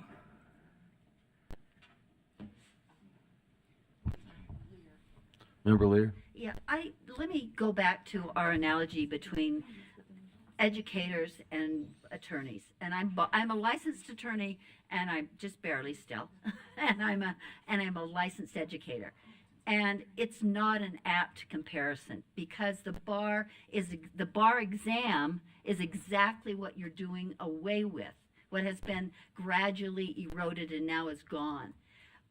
And that would be the lawyer's statement of basic competency. Yes, it's completely, well, not so much anymore, but it is largely knowledge-based, and it's not clinical based or practice based for the most part. Although the law is trying to catch up with that and maybe do a little better, like the teaching profession is, in terms of preparing lawyers to find the courthouse door, as we used to say. So it's not an apt analogy because exactly what you're getting rid of is the bar exam. And so we're saying instead of the bar exam, they have to do they have to have some minimal competencies, and maybe that's not the exact right word, but that's the word that they use in education because it's actually more of a doing thing than a knowing thing. And I would argue that's maybe true of the law too, but we need to do those things. So we can't get rid of both the praxis, which is the knowledge base, and the competencies, which are the substitute for that knowledge, supposed to be a more doable substitute for the knowledge base. So I don't think, with all respect to Cindy, that's not an apt analogy to the law, because I wish we didn't have to take the bar. I mean, the worst nightmare of my life, but it does set a basic competency level or knowledge level for attorneys, and as opposed to what's happening with educators. So I think that competency in language needs to be there because we've done away with everything else. Okay, thank you, Member Lear. Let's see. So the motion then is to strike, let me pull this back up. Lines the and on 124, and demonstrate all competencies applicable to the license area and subject area as established by the superintendent. Can I ask one question? Those competencies, how long have we had those in place, and how are they developed? And I apologize if that came up and I missed it, but Dr. Haidt, would you mind? Yes. So the general teacher preparation competencies were approved by this body in January of 2024. They were developed over the period of just over a year in collaboration with our university educator preparation programs, our alternate Apple program, directors, LEA mentor and coaches at the LEA level, as well as our internal staff, and all of those individuals who collaborated are supportive of the competencies. And I'll just a quick follow-up. Did we have another competencies framework prior to this? I know there's been all this recent work you talked about. Was this an improvement, an update on something, or was this new?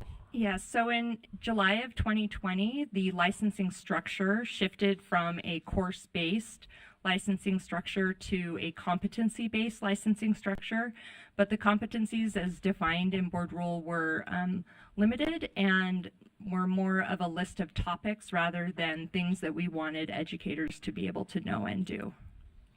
Thank you. Okay. Any further? Back to Member Carey.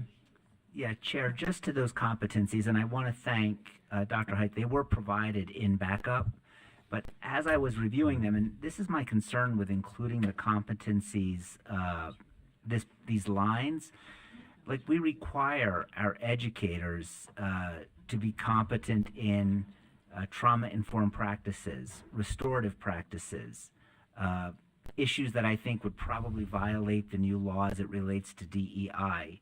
But as I go through these competencies, and look, if there's someone to blame, it's, right, you said we approve these.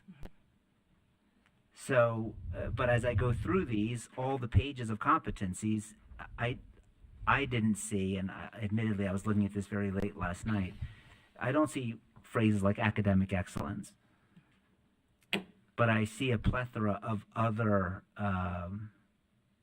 issues. So the reason I'm making that motion to strike is not that we should be devoid of standards. I think we cover that in the preceding line. But rather, this micromanaging of this pathway with these competencies. That's all. Thank you, Chair. Thank you, Member Carey. Vice Chair Hart. So, the gold standard for giving anybody a license would be seeing them teach and making sure that they can do the things that we need them to do. So anything that we do, a test, a demonstration of those skills, is a proxy for the gold standard. So there are some things that you cannot put on a test, so we need to see those things. I guess for me, the question is not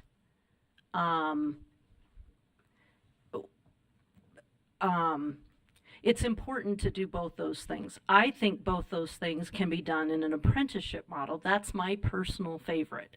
But I do see the value of the knowledge acquisition, because you can't demonstration of knowledge, because you can't see all that in a shortened time span, right? So I would like, I think those competencies address the element of seeing the actions. Now, what competencies concern me because of the things that you just said, making sure that we have the right competencies. But to remove competencies altogether concern me, because plenty of people can ace a test and fail miserably and in the classroom. So I have concerns about removing that, seeing that practice, because that is really closer to being able to identify with some measure of quality whether or not a teacher candidate or has earned their license. So I'm more concerned about the competencies themselves rather than not having competencies. And so now you've now I'm conflicted. If we send it back to committee, that time will kill us. Yes, but that's what happens when you're unable to come to a board meeting. So, no, all right. Let's. Yeah, still? no, I'm. All right. So, any further discussion? Member Green. Who's my order here? I gotta. Booth, Straight, and Green. Okay. Member Booth. Me? Yes, sir. Thank you, Chair. So I appreciate very much the fact that we're asking hard questions, and that's certainly a part of our function on the board as we review these critical agenda items. But as I've listened to the conversation, I'm just reaffirmed in my appreciation for the very meticulous work that Dr. Height, people here at the agency, our partners in higher education, our LEA coaches and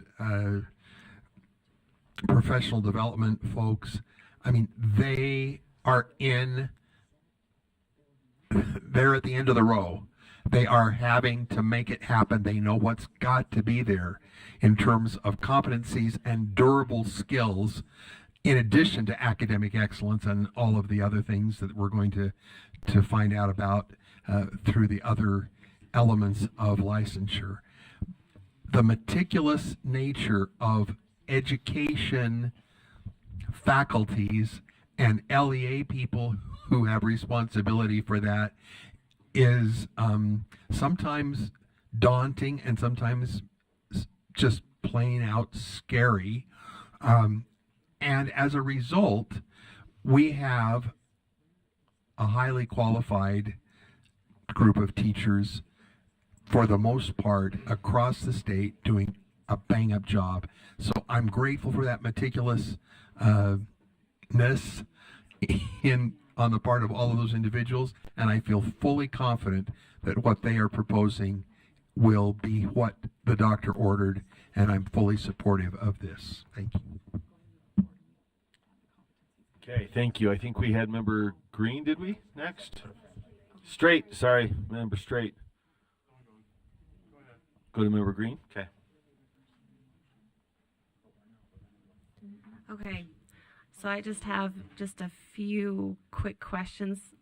Chair, is that okay if I just kind of go back and forth real quick? Let's see where we get. Yeah, let's Okay. let's try it. We might after this have to kind of impose some limits on what we're doing because it's going to be Saturday. But let's give that a shot. We're gonna go to Saturday? This is a big one. Let's That's okay. do it, and then we might come back to one shot each or something like that. Okay, so if we keep 125 and 126, right, and we eliminate the rest of that, does that mean that these educators will not have a teaching competency evaluation as required by 301? And that I'm referencing, if it helps, line 128. Yeah. So line 128 is struck, and so there's no summative assessment of teacher competency. Even if we strike these lines or keep these lines, that still goes away. Okay. Can I quickly, why did we decide that getting rid of a teaching competency evaluation is beneficial? So in this recent session, HB 208, Teacher Licensure Amendments, sponsored by Representative Thurston, required that the board was not allowed to make a pedagogical performance assessment a prerequisite for licensure. And so this change is in response to that bill. Okay. I didn't follow this, and I probably should know this, but I don't, so I'm going to ask that other quick question. Do we know why they didn't want that? Yes, there were some stakeholders who felt that the pedagogical performance was expensive and was tedious, and some felt it was a lot of hoop jumping. And they feel that a more authentic demonstration of competency within a classroom, as observed by a coach or an administrator, is a more authentic assessment of competency. So if we're eliminating a specific, like in 128, teaching competency evaluation, and we're replacing it with 125 that says demonstrating competencies applicable to the license, it's a rebranding of a test. So it's not really or evaluation by who? So lines 125 and 126 are rewording and replacing lines 129 through 131 that are struck. So item B in lines 127, 128 is what HB 208 requires we strike. And then just as a formality of trying to tighten up the language, we put C and D together into the same bullet, which is what you have in lines 125 and 26. Okay, I appreciate that. And if I may follow up with one more. So then we go down to 132, and it says we're striking successfully completed or are prepared to complete a pedagogical performance assessment. Standards established by the superintendent and approved by the board for all new students enrolled in programs. So that's not there anymore, but we are still asking in 125 that they demonstrate these competencies. Where does that demonstration come from, and who signs that paper? Yeah, so that each individual educator preparation program will be able to say, here's how our candidates are going to demonstrate that. The universities are working right now on a rubric that they could use during student teaching that would say, here's the competency and here's the evidence. I saw them do it on this day with this class. So they're actually seeing the candidates do it within their student teaching experience. And our alternate programs will have similar observations as part of their teacher preparation, that they're doing it in the classroom with their students. And somebody who is running or so assigned as part of the ed prep program would be someone qualified to say, yes, I saw them do it. And that's it. And does that tie in then to, if I may query, board member Carey? Maybe. Okay. I know. I'm so sorry. When, if I may ask or clarify, when you were pointing out the things in your awesome notebook, your handy dandy notebook, does that apply to these type of competencies? Yes. Okay. So the example that you gave, Member Carey, could you?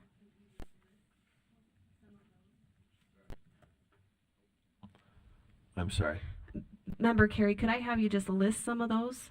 Just to clarify, you had pulled out and given us an example of competencies that you saw in the.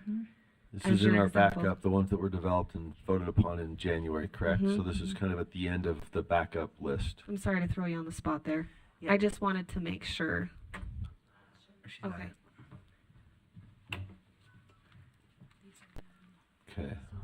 Okay. Vice Chair Hart, did you want to speak while they're taking a look? I actually would like to propose a substitute motion. Second. I'll make the motion first. The motion is that the board approve R277303 Educator Preparation Programs Draft 2 as amended, and send the educator competencies to the Law and Licensing Committee for review. It's been seconded. Would you like to speak further to the motion? I would, actually. I think there's, yeah, he seconded it before I even read it. Yeah, it took me by surprise. To Law and Licensing side. I think since we have approved these, even though it was rather recently, I think a little bit enough has shifted in the education realm that we just take another look at it and make sure that we are we're hanging a lot onto these competencies, and I want to make sure that they are exactly what we intend them to be, and they're in line with all other requirements in code. Okay, thank you. Discussion of that motion then. So the motion, let's see, was that a substitute? Yes. Yeah. All right, so this is a substitute to Member Carey's motion. Member Carey's motion had been to strike the and in the on line 124 and the lines on 125, 26. Substitute is to pass the rule as, well, do we have a prior amendment? What was the prior amendment? The prior amendment passed 14-0. which was the university. Is that the only Yes. thing we have amended? I just want to make sure we frame this up. Been a lot of discussion. So the motion, the amendment we passed was to change university to institution of higher education. What was previously on the floor was to delete 125 to 126 on demonstrating all competencies. And the substitute motion is to, rather than deleting 125 and 126, to accept and pass the rule with the sole amendment I just mentioned about universities, and also to send the competencies that were referenced in lines 25 and 126, and would be, if we pass this substitute motion, to send those competencies themselves to the law and licensing committee. Did I make that clear as mud? Any questions about what I tried to say? Superintendent Oh, I just had a Stallings? A what? Do you have a question? Yeah, you got it. Superintendent Stallings? Sure. Or Norman? Thank you. Angie Stallings, Deputy Superintendent of Policy. We just wanted to clarify that the competencies in the backup document are not incorporated by reference, nor are they referred to in this rule. So the rule does not reference or rely on those competencies. They were just uploaded as backup for information. And then Dr. Height may have more to supplement. Chair, may I? Yes, Dr. Height? Sure. I thought these were the competence being referenced in line 125 So as these well. are, the general competencies would be relevant for teachers, but this rule is applies to all educators, including speech language pathologists and school leaders and school psychologists and audiologists, and they have different competencies for that license area. So these are the general teacher competencies that are included in backup are specific to teachers and are included in R277304 by reference, and that rule would have to be reconsidered if the competencies wanted to be adjusted. Let me ask you one other question then. On line 125, which was initially proposed to be deleted, the substitute motion would leave it in. It says demonstrate all competencies applicable to licensed area and subject area as established by the superintendent. As it relates to teachers, would that line, all competencies applicable established by the superintendent, refer to something other than what is in our backup for teachers? Yes. So, for example, a secondary teacher who is, say, going to be a music teacher needs to have specific music competencies that are outside general teaching competencies. So they need to be able to direct a choir or play a piano, and those are, so that's why we say specific to license area and endorsement. Okay, would this not include then the general competencies that we are just reviewing in backup? I would say Would that it be these both? general teaching competencies are a subset of all competencies that are required for teachers, but the word competencies here may mean those required for audiologists, which are included in Right. R277306. Okay, I guess my question is, would this include, when we say demonstrate all competencies in line 125, would that include these general competencies that we've seen in our backup in addition to something else that would be more specialized? For teachers only, For teachers, yes. right, okay. So if this language stays, the new blue language in 125, it would be referring to those competencies. And I would, in addition to something else, and my understanding would be that the motion would be, maybe I put this back to Vice Chair Hart, is it those general competencies that this motion would refer to law and licensing? Is it all the specialized? So in light of that, I think we have two options. One is to just specify general teaching competencies, or it would be general teaching competencies are in 304, right? Correct. Yeah. So the motion, okay, so now I need help, I think, from age abuse or somebody. Does the motion need to say that we would open up the 304, or can we just say, specify the general teaching competencies in this motion, and that would trigger opening up 304? Do it either way? Okay. So I amend my own motion to say general teaching competencies. Okay. Any objection from the body? Hearing none. I have a comment. Member Klein? Do these competencies also include subjective competencies around educator values, attitudes, beliefs, behaviors, dispositions, etc. They're in the backup, so I would refer to the backup. I'm not sure if somebody has it right in front of them, but this is listed in, let's see, it's called Educator Preparation Program, General Teacher Preparation Competencies. I think that's the third to last item in backup. Superintendent Stallings?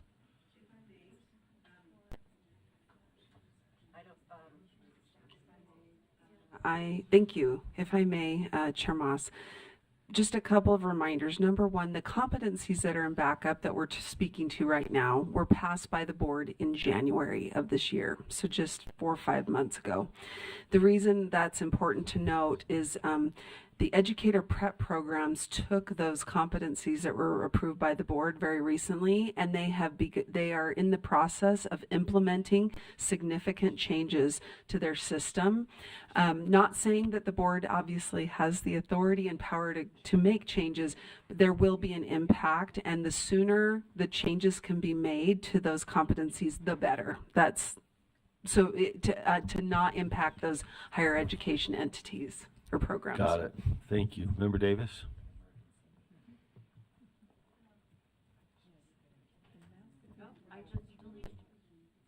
Do I need to hit? You're back.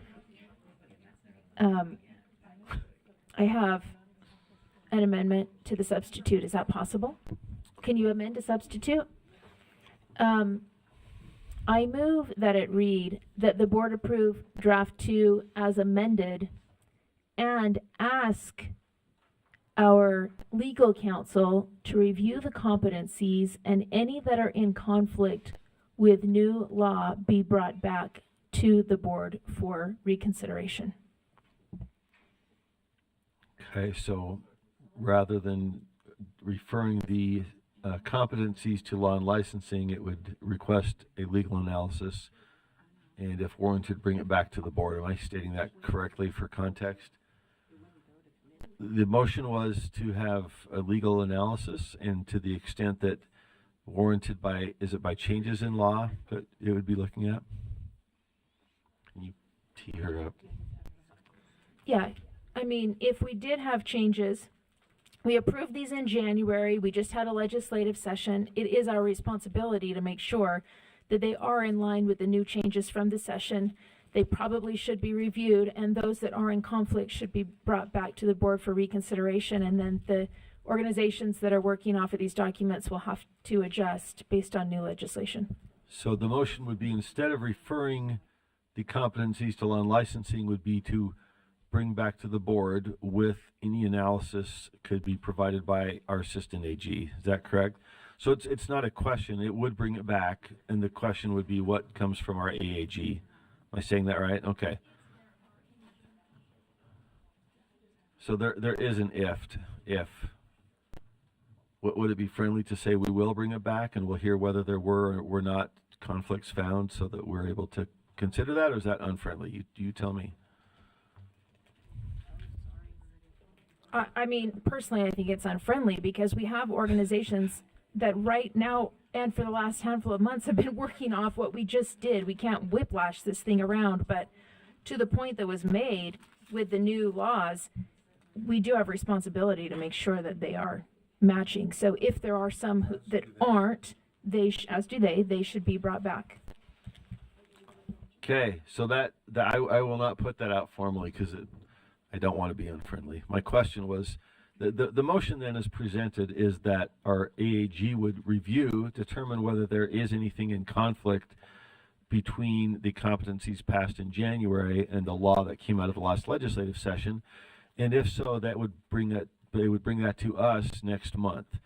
So the motion as framed would be contingent. Our council would decide whether to bring it back on the agenda, correct?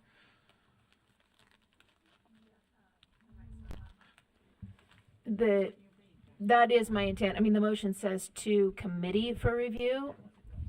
Personally, I can't imagine there'd be more than a couple, but if there are, they can just be brought back to the board. Okay, so the prior motion was to definitely send Because it to time committee. is of the essence. Correct, yeah. So the prior motion, here's what I'm getting after, just to be clear. Prior motion was to definitely send it to committee to then discuss whether anything is in tension. This one would send it back straight to the board, but only if they find conflicts that need to be resolved, correct? Okay. As determined by our council, I guess is the motion. You're the master of the motion, but that would be as determined by our council would let us know if they found conflicts that need to be brought back to the board for review. Okay, we got it. All right, so that's the. Let's see. Did we have a second for that? Member Davis. Been seconded. Okay. Any further discussion, Member Davis, to your motion? Just time. A lot of work is going on out there. Any other? Vice Chair Earl. And then do we? Member Wood. 2 questions. That does say to committee. Should that say to board before we vote on it? And then I support this motion because it respects the work that we did. For those of us who poured over those competencies and came and passed them in January, it respects that work. Sometimes we seem to come back and send back to committee, and there seems to be not a respect for the work that we do as a board to each other. And so I appreciate this motion, and I appreciate it being come back to the board, because I too see there seems to be a handful of them that will probably need to be changed. And that's just good governance to review after a session. Okay, thank you. Any further comments to the motion? Member Green? Oh, sorry. Yes. Member Klein, then Member Green? Yes, so in this motion, we are saying that we approve the draft as amended, and yet we are not sure about exactly what it means. Is there any way we can divide this motion or change it so that we're not approving it the way it is if we aren't feeling comfortable with the way it is yet, because we need to get these questions answered? Well, we have on the floor a motion. Let's see, are we in the substitute? Motion to amend the substitute. So I'm not sure if we have room for other motions. Do we? We are on an amendment to the substitute. One more. So that would be a separate motion. What we have is a motion to approve the rule as amended, and to the extent that council finds inconsistencies between the rule and, or excuse me, the competencies and code, they would bring those back to us for review on the competencies. The rule would pass though, and then the competencies referenced in the rule would be reviewed. Sorry, go ahead, Member Klein. So I will have to speak. I would have to vote no on this because I need the additional information before I can approve the amendment, but I do want to get that information. So I will have to vote no on this based on the way the motion is worded. Okay, who's next? Member Green? Even though I want that. Member Norton. And then me. Okay. But the reason that it is okay, I'm going to question this, is the reason that it is okay is because the competencies aren't part of this rule. Yeah. They are a whole separate thing. Now, we brought them up to have them looked at, but that's not part of this rule. And just to double check that we are striking the PPA in this, which we need to do for code reasons. Okay. Yes. Member Green and Vice Chair Earl. Hold on, Member Green, Vice Chair Earl. Well, I'm trying to follow and understand all of this, but I guess the point is I won't vote for this one. I feel like I'm being asked to vote yes to a draft that could be in conflict somehow, and I was trying to tie in the competencies that were, those lines that were struck back in, and we're saying that those will go to the higher ed, but which are the competencies, but I'm hearing that we don't have competencies in this one, so 304. So for teachers. Okay. Vice Chair Earl? Yeah, I just would speak against this motion. I think the motion that was made by Vice Chair Hart, a lawn licensing meeting can be held before June, and we can get this before us in June, just like we would with this. And I would speak against this and in favor of the other.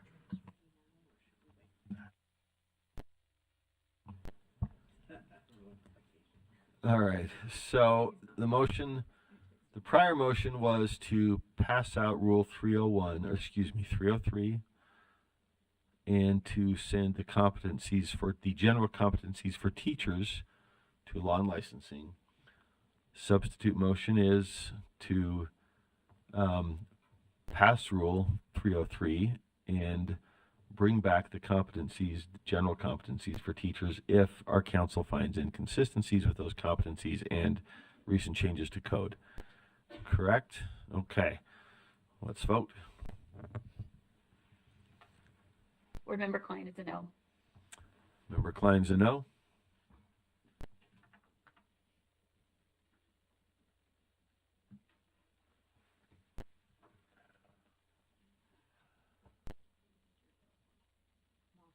Oh, yeah.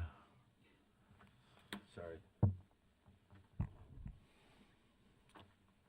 still missing someone. We got one more. Okay. Did everybody get to vote, though? That motion fails by 6-7. The yeses being member Booth, Straight, Reel, Lear, Wood, and Norton, with member Davis abstaining. So the underlying motion is back before us, and that motion was to pass that the board approve draft 2 as amended of Rule 277-303 and refer the general teaching competencies to the Law and Licensing Committee for review. Please, unless member Bogus, member Lear. Oh, sorry, where are we here? We are. Member Klein, were you still up? Are you up for this one? Was that left from Yes, last? I would amend this to strike that the board approved draft 2 as amended, so that it says that we are simply referring it back to the Law and Licensing Committee. So without approving it. All right, so this would be well, let's see. We have a substitute motion on the floor. This would be not a motion to amend, but a motion to refer back to committee, which I think is appropriate because it's of a different nature and is referenced back, but can you remind me? Anybody got that one? I think you can do a motion to commit even with other motions pending, correct? That's okay. All right, so motion is in the nature of a substitute motion to refer Rule 277-303 back to Law and Licensing Committee. Any discussion to that motion? Wait, hold on. We didn't get a second. We have a second for that. Member Bogus seconds. Oh, hold on here. My understanding is that member Klein would like to send the rule and the competencies all to the licensing. That seems to be what's up there. It's got the rule and the general teacher competencies. Does that look right? You're the second, I think. Okay. Back to you, Member Klein. Would you like to speak to the motion? We got it all framed up here. It's been seconded. Probably needs to say as amended. I just can't. Yeah, the rule as amended. Sorry, Ben, if we could just add as amended. Yeah. Go ahead, Member Klein. That's fine to add that. I just can't approve. I just don't want the approved language in there before fixes are made. Okay. Further discussion to the motion to refer or commit. We've got Member Bogus. We're going to do one speaking per on this because, okay, so Member Lear, Member Reel. I'm willing to look at that. Obviously, it'll pass and I'll look at it.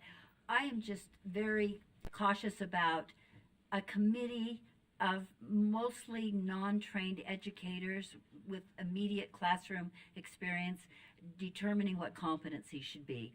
I certainly hope our staff, Malia, Patty, whoever, and I'm sorry, I'm not trying to correct you at all, but I just hope you bring to us the opinions of experts. We are not experts in what teacher competencies should look like just because we teach in Sunday school.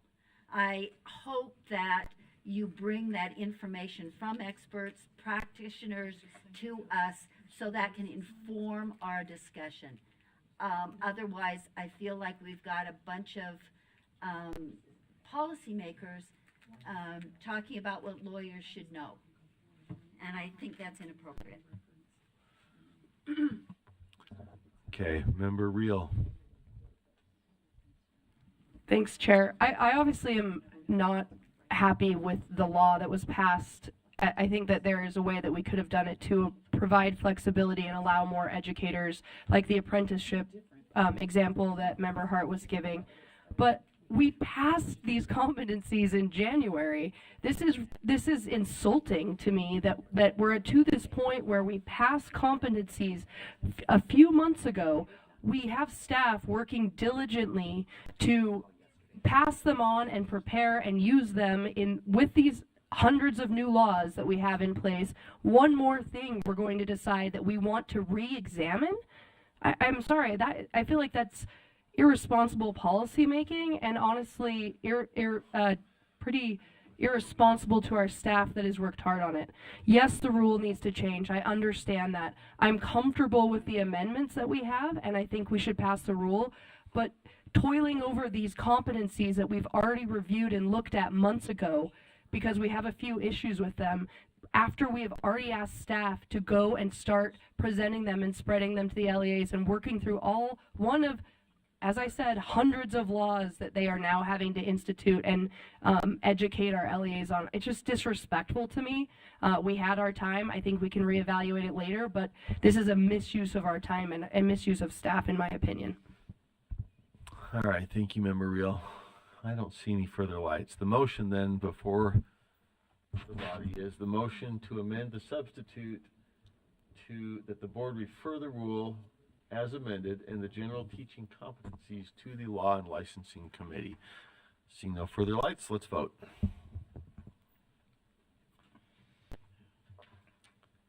Board Member Klein is a yes. Member Klein's yes.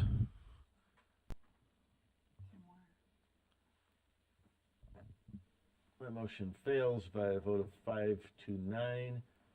The yeses being Chair Moss, Member Klein, Vice Chair Hart, Member Green, and Member Bogus. So we're back to the Vice Chair Hart substitute motion that the board approve draft 2 as amended and refer the general teaching competencies to the Law and Licensing Committee for review, correct? Member Davis. Would Vice Chair Hart consider it friendly to say, and refer the teaching competency to the Law and Licensing Committee for legal review against the new 2024 legislation? That way it doesn't open the whole thing up again that we did in January that people are already working on. Review of legal changes by the committee? Am I saying it right? No? It would be Maybe to I'm not. review specific to changes in the 2024 legislation, not open the whole thing back up to change again, since we've got all these universities working on their Got it. So instruments. the committee would be reviewing legal changes that might affect the general teaching standards. Is that? That's fine with me, but you would have to get it through you would have to open it back up for a new second. And unless you want to second it. Okay. All right, so. Can I, let's as say, the maker are you of the going to make motion- that as a motion to amend? No, I said it was a friendly, but you Right. have to do a new second. Right, which is why I'm putting it back to her to see if she wants to make it as a formal motion with a second. You could second it, so the motion, well, I think you're making the amendment to her motion. It's a, what's that? Oh, okay. That's what I'm trying to do. So it has to be a new motion. Which is an amendment to Vice Chair Hart's motion, therefore has to be made by somebody else. It's not. There was an objection from the body. Yep. So you can, okay, so Vice Chair Davis, Member Davis made the the motion to amend, Member Straight seconded. The motion then is to add. They're just adding the word legal. So, for legal review. So the motion is that we add the word legal before review in Vice Chair Hart's substitute motion. Any discussion of that motion? Member Bogus, is that for this? I see a No, light. sir, it is not for this. I do want to speak to the original motion, but this is Okay. not for this. All right, so we have a limited motion. It's been seconded. Vice Chair Hart, or I just think that the legal review, not that Michelle's not going to do a fabulous job. I just think that the intendant should go back and be looked at. So. Can I make? Vice Chair Hart. I want to make a comment. The reason that I wanted to go back to committee is for this reason right here, that when we do the work that can be done in committee, we are more efficient with our time. It wasn't to completely change up anything. It was simply to minimize the amount to move the debate to the committee rather than have it during full board. There was no other intent there. Okay, any further discussion to that motion? So it's a limited amendment. It adds the word legal in front of review. And seeing no other lights, let's vote on that amendment. Member Klein is the no. Member Klein, what was your vote? No. Member Klein's a no?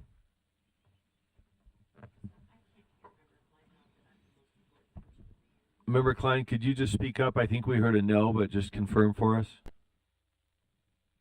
I am a no. I think the legal should be part of the review, but not in its only legal Got review. it. Thank you. Okay, that motion passes 9-5. The noes are Member Green, Member Klein, Vice Chair Earl, Member Carey, and Member Bogus. All right, so now we have Vice Chair Hart's substitute motion is amended. That the board approve draft 2 is amended and refer the general teaching competencies to the Law and Licensing Committee for legal review. Any final discussion? I have an Chair Earl? amendment. And legal review and what? Where's the motion? I'm trying. Okay, it's review. Legal review. Where did they put the legal in? Okay, for legal review and A bag of chips? and standard and competencies and full competencies. So that's in there. Teaching competencies and Law and Licensing Committee for legal Meaning it has both. That's not the same. You're asking to only do one. Before it was the full thing. Now it's making sure both are available. Well, sorry. No, let with me the legal clarify. analysis. Or would this be referring to competencies or the rule to committee? Just the competencies?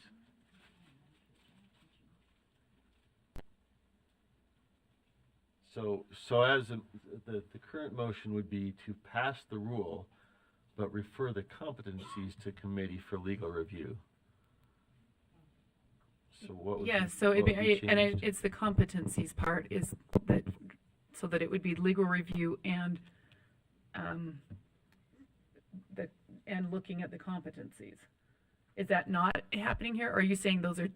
So Is this only is- the thing they're going to be looking at is legal review, or is it both of those? It's legal review of the competencies, as I understand the motion. So it's only that the you'd legal. be- The only reason why they're going back is for the legal review, right? Correct. To determine whether there's anything about the competencies passed in January that are now in tension with law passed in the last session, right? Okay, and add and policy revision and possible revision. For legal review, so it would And still be possible only revision. the competencies that are being sent. The rule would be passed under this proposed. But it would have the legal review. But the competencies would receive in the law and licensing both legal and policy review, right? Possible review. Possible. They're Sorry, all remove the word policy. well.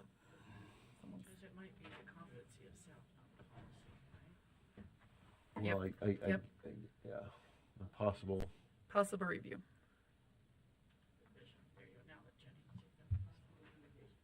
There we go. I don't even know How's where I'm that? looking.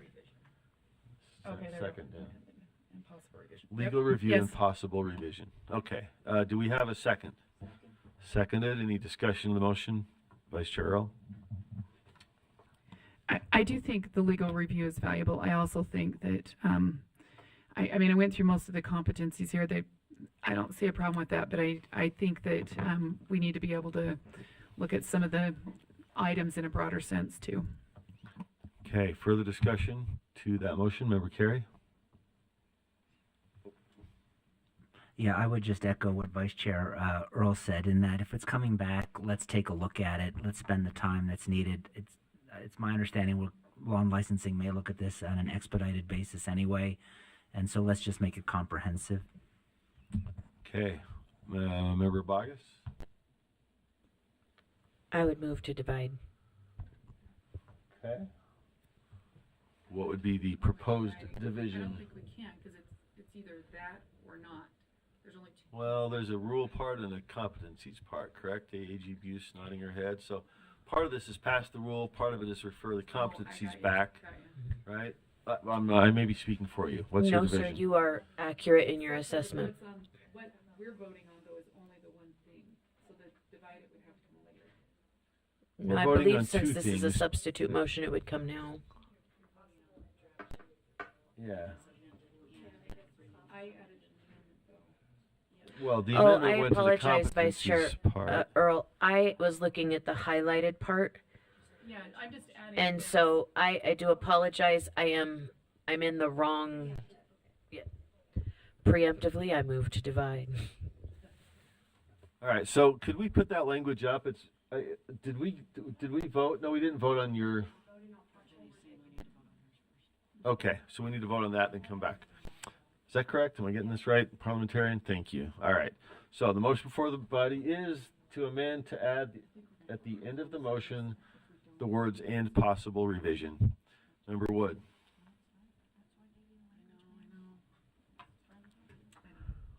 Does this open it up beyond those revision of those things that were found within the legal review? Does this language open it up beyond? Because I think it's a given if we find things that have to be changed due to the legal review, then that possible revision, I could vote for that. If this is opening up the whole thing, we just voted to narrow the scope. And if this is opening it up again, then I cannot vote for this. But I do want us to be able to change those things that the legal review finds, if any are there. Vice Chair Earl, your motion. I just think there's some language in here that's going to be problematic if it doesn't get altered that may not be legally, within the parameters. I just think there's some language here that's kind of restricting or narrowing that needs to be looked at. And so it would open it up broader than that. Further discussion.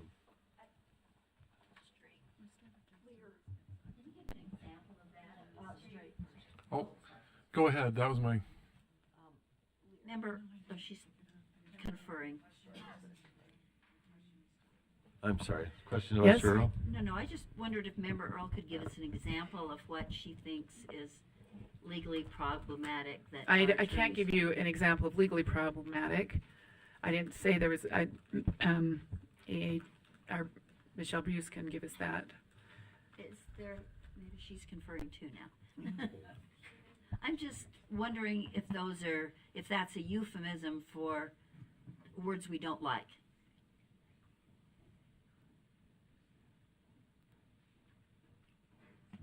Is that a question through the chair to Vice Chair Earl? It's a rhetorical one. Yeah. Fair enough. Okay. But I wondered maybe if I just don't see that if there are legal, maybe could we further amend this at the end of the motion and possible revision based on legal review or based on legal concerns? Well, that would be, then vote no. Pardon me? Vote no. Okay. Well, All right. Vote no on the amendment, because that's what it would be.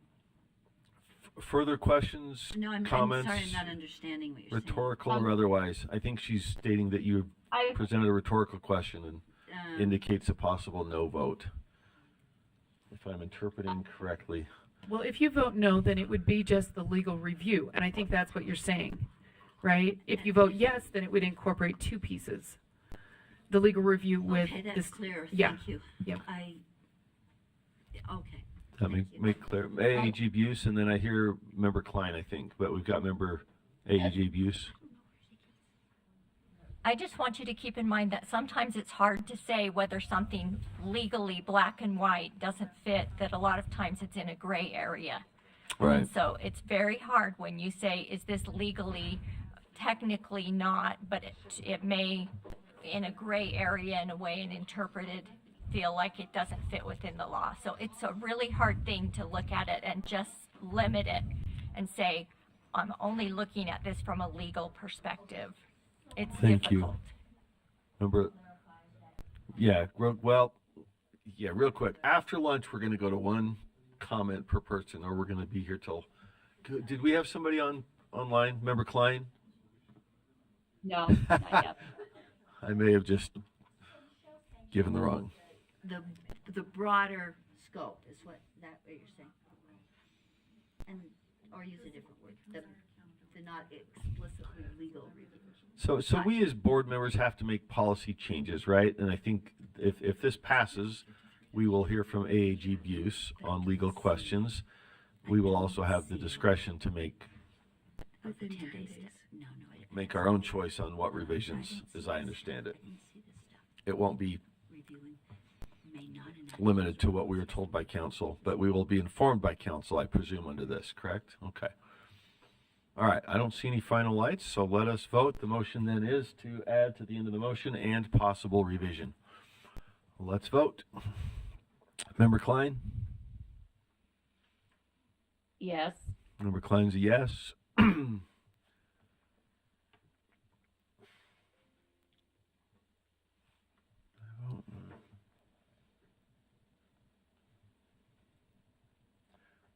That motion passes 14-2 with the no votes being Member Davis and Member Booth. So the motion now goes back to Vice Chair Hart's substitute motion that the board approve draft 2 as amended and refer the general teaching competencies to the Law and Licensing Committee for legal review and possible revision. Member Bogus? Member Bogus moves to divide. And I think that would be after the word amended. I would second that. So the division would be that the board approved draft 2 as amended, would be part 1. Part 2 would be refer the general competencies, etc. Correct? Is there a second to that motion to divide? Second. Did I hear? Member Klein seconded? Back to you, Member Bogus. Discussion of the motion. Yes, sir. Thank you. So without reviewing these competencies, I can't vote to approve the rule. And so I would just move to divide it so that we can take that in two separate fashions. Okay. Any further discussion, comment to the motion to divide? Seeing none, we can vote. Motion before the body is to divide. Division would be the passage of the rule on the one hand and reference of the competencies back to committee on the other hand. Member Klein is the yes. Member Klein is a yes.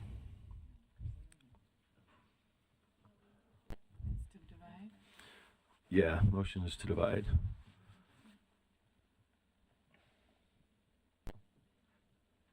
That motion fails 4-10. The yes votes being members Klein, Vice Chair Earl, Member Green, and Member Bogus. So we're back to the motion from Vice Chair Hart that the board approve draft 2 as amended and refer the general teaching competencies to the Law and Licensing Committee for legal review and possible revision. And I have a member straight. Yes, I just want to remind us that sometimes we get to where we want a legal review, but we really want to back up our own opinion. And we've had that happen. We actually requested a review. Several board members requested a review for 328, whether it aligned with legislation from the previous year to make certain it was in alignment. And the answer back was that we were in alignment, but that wasn't the answer many people wanted to hear. You know, I really want to make certain that we remain open-minded in our opinion piece versus our legal piece, that our opinion review is different than our legal review. So let's keep that in mind. Okay, thank you, Member Straight. Further discussion? Seeing none, Member Carey. Yeah, that's an interesting analogy because even though it was in alignment, this board, I think, almost unanimously decided to revise 328, which to me underscores the importance of not separating the legal from the policy analysis. Because even though it may be legally compliant as a board, we can still exercise our independent policy judgment and say, hey, more needs to be done or less needs to be done. Thank you, Chair. Thank you. I would agree. Let's go ahead. Open the vote. Everybody clear on what we're voting on?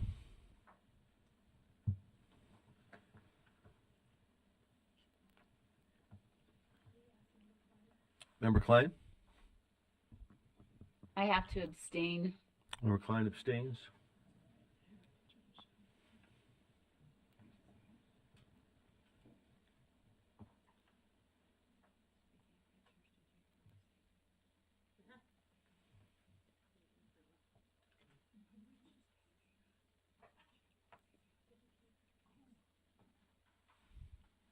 Need one more.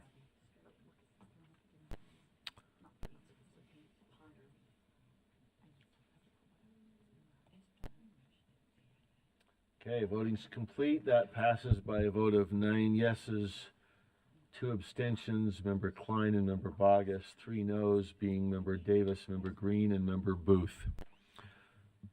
Okay, I think that wraps up, correct? That clears the board on that one, and we are back to Vice Chair Carey. It is 1:30, and we are 10% through our... The good news is Matt will never ask me to do this. Bad news. Do we want to break, folks? It is 1:30. I think we have deliveries and such. I hear a yes. I see a thumbs up. I hear no objection. Let's break for lunch. 30 minutes. Let's try for 25 minutes. Huh? Back at 2. Let's see. Were we gonna do that before or after? Oh, during lunch. I knew it was tied to lunch. I didn't catch. We wanted to do that. Okay, so we'll bring our lunch back in and do it then. Sorry, Leanne. I thought we were doing it just after. Okay, folks. Let's come back. I think for scheduling purposes, we need to do our closed session during lunch. So if we could entertain a motion to go into executive. Okay, I think we need the language, don't we, for the purpose of. Let's see here.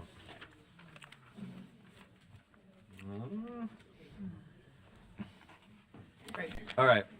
So we need a motion that the board go into executive session for the purpose of discussing the character, professional competence, or physical or mental health of individuals in pending or reasonably imminent litigation.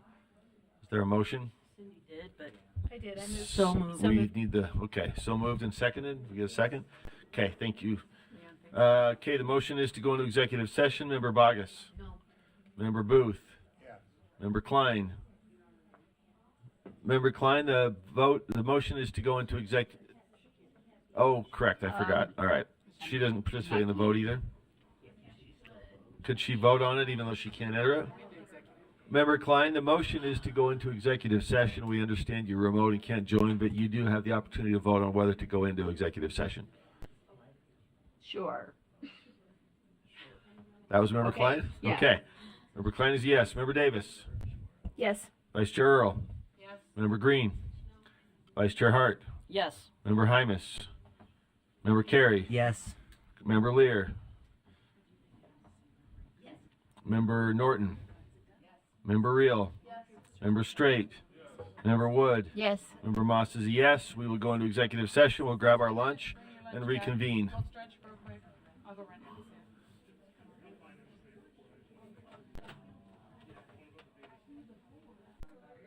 So, but it's not, I don't know if it gets done in time for me to get to it. When do they get it, when is it done, when you get it printed? Okay, where did you pick it up at? Up in Ogden? Yeah.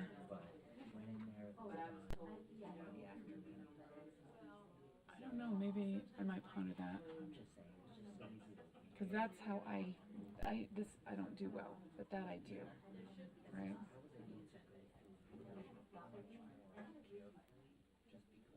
Yeah.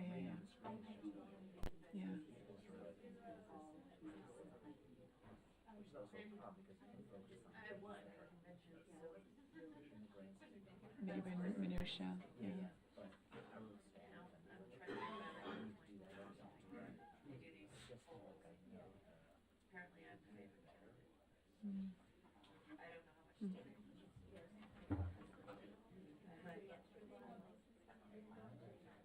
We're gonna go 15, we're shooting for 15 minutes. I think we are trying to, per whatever motion. We're ready. Okay, we are coming out of executive session. Let me pull the motion up before us. Would someone like to make a motion the board comes out of executive session? So moved. And do I have a second? Do we need to vote on that? Yeah. Okay. Let me grab okay, you got a list for me. All right, we're going to go ahead and take a roll call vote, and we're going to start at the bottom. Leanne Wood, Chair. Chair. That's because it says Chair Moss. Go ahead. Leanne. Brent Straight. Board Member Rill. Board Member Norton. Board Member Lear. Board Member Laird, do you want to come out of executive session? Board Member Carey? Yes. Board Member Hymas is not here. Board Member Hart? Here. Board Member Green? Oh, yes. Yes? Okay. And we're coming out of executive. Okay. Board Vice Chair Earls, yes. Board Member Davis? Yes. Board Member Klein? Did we get her on yet? Okay. I'm here, but I don't think I can vote to come out since I wasn't in. Okay. Perhaps. Board Member Booth? Yes. And Board Member Bogus? Yes. That was good timing. Okay, so we're coming out of executive session and yes, we got to do our action from executive session. And I'll go ahead and accept a motion if you've got that available. Okay. I move that the board pull case number 23-2030 from the consent calendar. Okay, the motion before is there a second? The motion before the board is that we pull case 23-2030, okay, from the consent calendar. All those in favor? I think, without objection. Okay, that was unanimous. Thank you. And go ahead with the next motion. Okay. In case number 23-2030, I move that the board deny clearance of the license and request that the applicant wait 1 year to apply and that the applicant be required to complete ethics training. Okay, I didn't write very fast, and my pen didn't write, but you're going to help me, right? Uh-huh. Anybody want to second that? Okay, the motion before the board is that they Deny clearance of the license for 1 year. of a license for 1 year And until the applicant can apply until the applicant can apply and be required to complete ethics training. complete ethics training. Although, is there anyone in opposition to that? Okay, that was unanimous. I feel like this is prayer with my 2-year-old. So, but I think we'll be good with the rest. Yeah. Go ahead. Okay. I move that the board So, accept. hold on just a second. Board Member Klein? Yes, I'm just going to abstain from all of these. Okay. Because I was not in discussion. Okay, thank you. Go ahead. I move that the board accept the remainder of UPAC's consent calendar recommendations. Okay, the motion before the board is that the board accept the remainder of UPAC consent calendar recommendations. Is there anyone in opposition to that? Okay, that was unanimous except for Board Member Klein is abstaining. Go ahead. Okay. In case number 22-1899, I move that the board, I recommend that the board accepts UPAC's recommendation. Okay, the motion before the board is that the board approves UPAC recommendation for case number 221899. Is there anyone opposed to that? Okay, that is accepted unanimously, except for I don't know if I can say unanimously. All were in favor except we have one abstention from Board Member Klein. Okay. I move that the board accepts UPAC recommendation in case number 23-1976. The motion before the board is that the board approves case number 231976 of the UPAC recommendations. Anyone opposed to that? Okay, we will take a roll call vote on that. Board Member Bogus? Yes. Board Member Booth? Yes. Board Member Klein's abstaining. Board Member Davis is a no. Board Member Earl is a yes. Board Member Green? Okay. Board Member Hart? Yes. Board Member Carey? Yes. Board Member Lear? Yes. Board Member Norton? Yes. Board Member Real? Yes. Board Member Straight? Yes. Board Member Wood? Yes. Chair Moss? Yes. Okay, that passed with, goodness, one abstention, one no, and that was Board Member Davis. Okay, go ahead. Okay. I move that the board accept UPAC's recommendation in case number 23-1992. Okay, the motion before the board that the board accepts or approves UPAC recommendation for case number 231992. Is there anyone opposed to that? Okay, that passes unanimously. We have one abstention with Board Member Klein. Go ahead. Okay, I move that the board accept UPAC's recommendation in case number 23-2008. The motion before the board is that the board approves UPAC recommendation for case number 232008. Is there anyone opposed to that? Okay, that passes unanimously, and we have one abstention for Board Member Klein. And I think that completes our work there.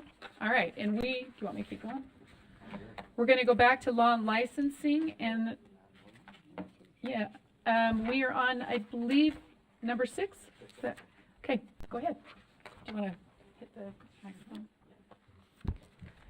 Law and licensing, item 4.6, R277-301, educator licensing. This is an amendment, and the committee recommends that the board approve R277-301, educator licensing draft 4 on second and final reading.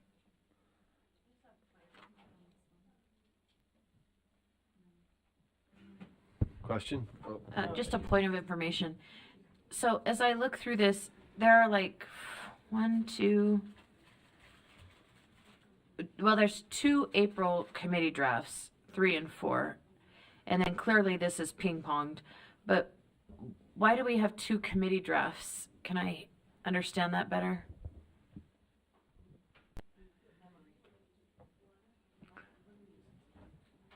I was going to say, Is if that we for go to Angie. I understand the difference between the drafts. I just want to know why there are 2. Deputy Superintendent Stallings? Yes. Yeah. I'd be happy to respond to that. Angie Stallings, Deputy Superintendent Policy. When you're looking at the drafts in backup on Civic Clerk, if the drafts have been prepared for committee, they are saved as a committee draft. And then when there are different drafts that are being prepared for when they come to the board, those will have board in the saved title. It's just how we save it in the document. So if there is a draft that goes to committee, for example, and no changes are ever made, you'll still only see one committee draft that's there in backup because there were no changes made to that draft. So you could have 5 committee drafts and 1 board. You could have 5 board and 1 committee. It just depends on the drafts were prepared for committee or the drafts were prepared for the board's consideration. Hopefully that makes sense. And so whenever the committee makes changes and adopts them in committee and then they come out, that version that comes out of committee is going to have the title board. It's how we just save it in our drives. May I follow up? Yes. Okay, so to that end, there's 2 committee drafts for April, and there's no board draft, but I don't see and as I'm recollecting, I recollect the Finance Committee, the staff prepared 4 different drafts for us to choose from. That doesn't seem to be the case here, and so I'm wondering why we entertained 3 and 4. There were no amendments in committee. So draft 4 was prepared for committee, but nobody made amendments. And so the committee just passed a draft that was prepared for them, and now it's up for your consideration. So there were no additional drafts that were prepared between the day of the committee meeting and today. There were no new drafts. The committee adopted a draft that had been prepared for them. Okay, so then could I query Member Curie? Absolutely. Why did you reject draft 3 as a committee?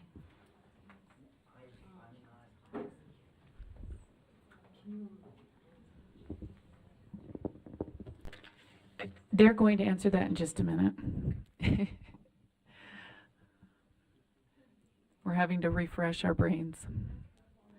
Yes, yes. Board Member Davis, go ahead, and then we'll come back to that. Yeah, I'll ask mine while you're looking. And I apologize for doing discovery instead of debate in a board meeting and taking your time, but I missed this in my initial reading. On lines, this might be for Dr. Haidt or Dr. Voorhees if she's here, but on lines 131 to 135, it's talking about special education licensing. And what line are you on again? Because I'm not seeing that. 131, I see one of the following, a bachelor's degree. Is that right? Yeah, that's in reference to okay. Special education.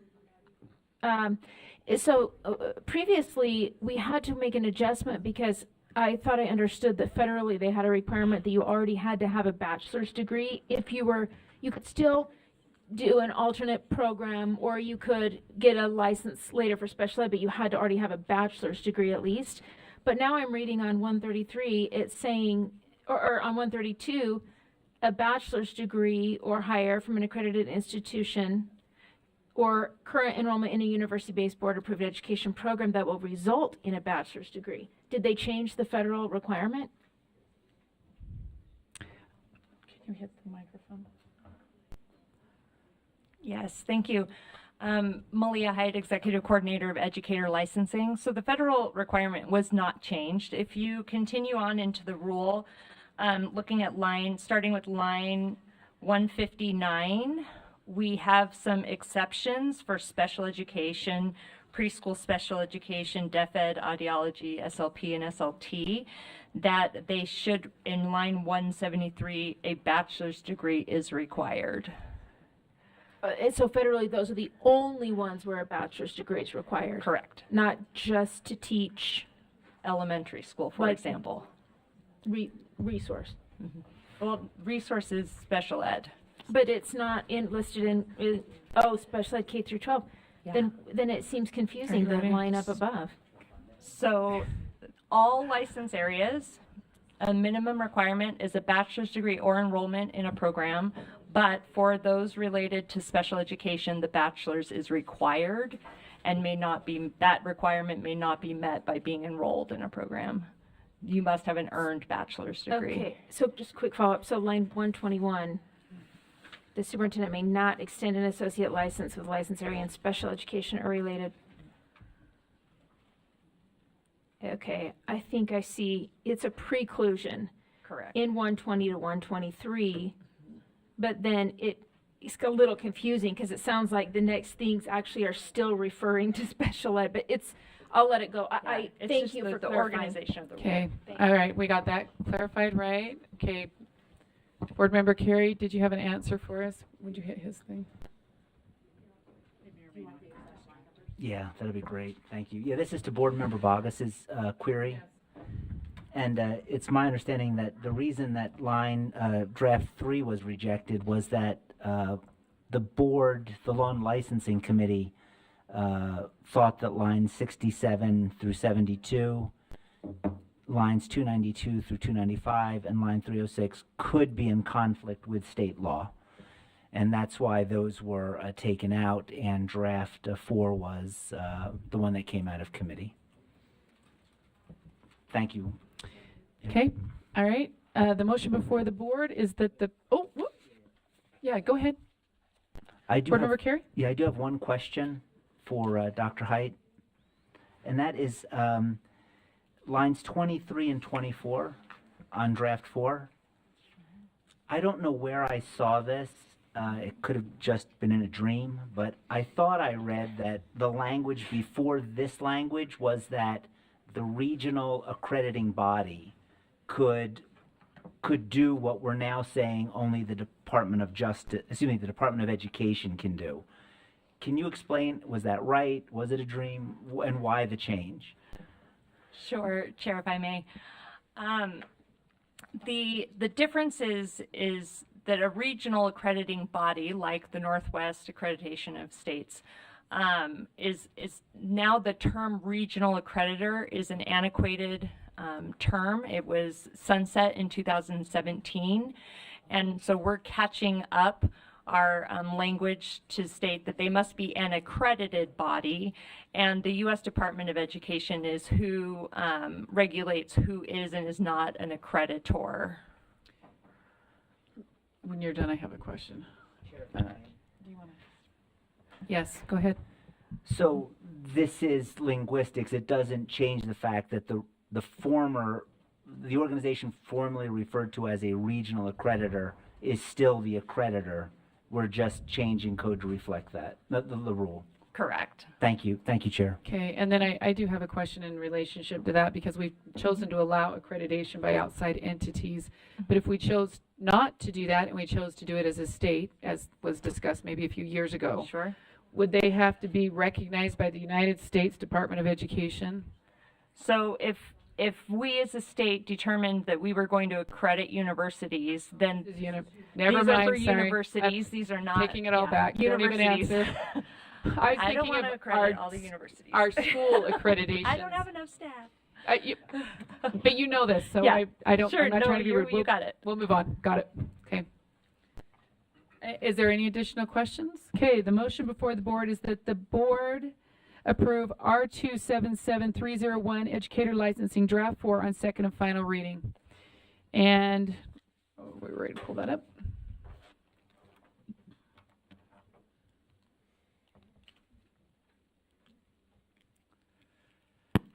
Okay, go ahead and Klein, I'm a vote. no. Board Member Klein? I'm a no.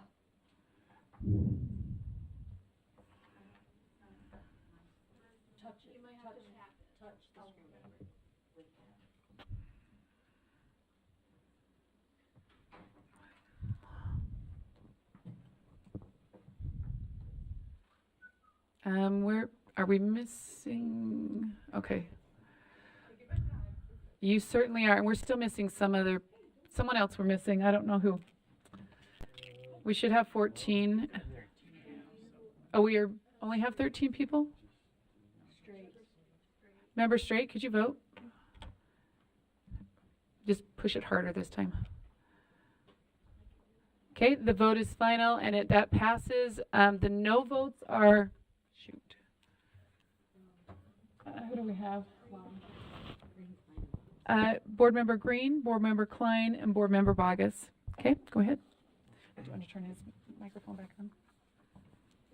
Thank you. This is item 4.7 from Law and Licensing, R277-115, Local Education Agency, Supervision and Monitoring Requirements of Third-Party Providers and Contracts.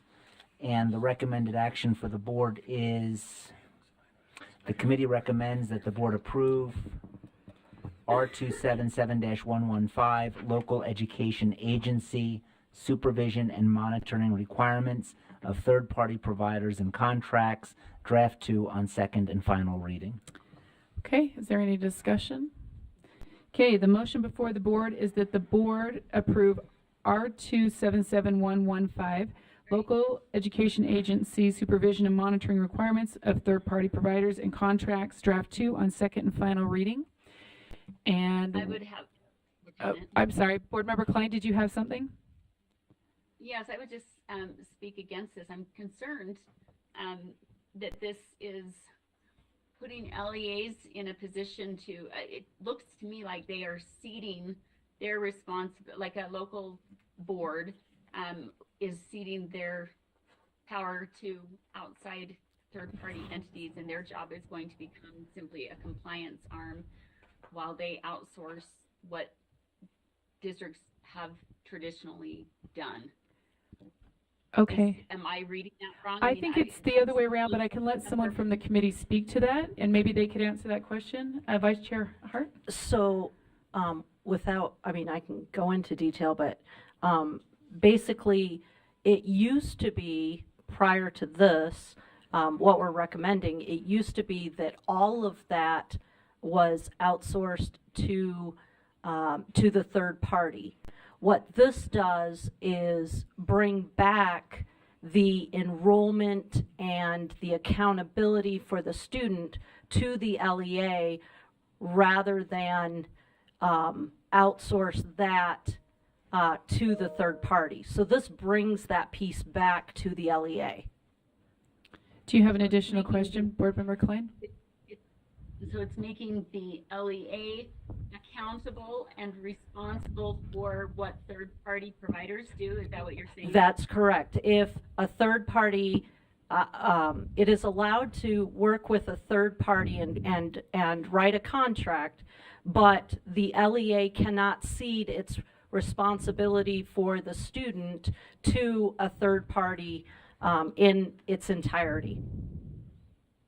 I guess I'm not sure how that is supposed to actually play out. What does that look like? How is a district supposed to monitor all of that and hold a third party, first off, oversee and even be able to discover, let alone hold them or enforce anything on the third party? Well, that would be part of. Is it just a matter of canceling a contract? It could be holding them accountable, with the contract and putting in the contract how you would like that, what you would like that accountability to look like. Previously, the LEA, the third-party vendor, enrolled the students. This makes it so the LEA has to enroll the students, instead of just sending them on their way to the third party. So now the LEA is enrolling them, which means that all of that additional, the student is on their, in their LEA, then all of the same things that we would do with otherwise enrolled students would now, would apply to third-party students who the third-party vendor provided services for. Okay, so we're talking like a MyTech High kind of situation. So these homeschoolers that use MyTech High will now be enrolled in public education. So you have They've hit, always And they will been, fall just under to all of the regulations of public schooling. So Board Member Klein, if you've enrolled with Public High, I mean with MyTech High, you are a public school student. So just to clarify, that's been the case for a number of years. There, if you're a homeschool student, you're a homeschool student. If you choose to take the money and sign up, you know that you're signed up through not Twill anymore, but maybe Provo, or I don't know. There's a variety of them. Nebo. Yeah, Nebo. So just to clarify, they're not homeschool students. They're public school students. Okay, just wanted to be sure that that was clear on the public record. Yep. Okay. Any other questions? Okay. The motion before the board is that the board. Member Klein covered what I was Okay. gonna ask. I do have another. Has anybody talked? Is this a request from the field? Is this what districts are asking for? I think it's How do they trying to. feel about it? I mean, I'm not. I think that's just trying to create clarification, especially with the move with Twilla last year and some other things. So just some clarification. And all right. Have we gotten any feedback? Okay, board. Not board. Are they okay taking on this responsibility? Deputy Superintendent Stallings is gonna respond. I was just going to quickly add that this rule was up for its 5-year review. It needs to be continued this month. So that's partially why it came before Law and Licensing and before you today, is because of the 5-year review. Also, part of the considerations were informed by a recent audit on education service providers. So that's the background on where the rule is at today. Okay. All right, we are ready. The motion before the board is that the board approve R277115 local education agency supervision and monitoring requirements of third-party providers and contracts. Draft 2 on second and final reading. And I'll let you know when it's up. It's up. So, Board Member Klein, do you have your vote? I am a no. Okay, that's a no for her. And I'm missing 1.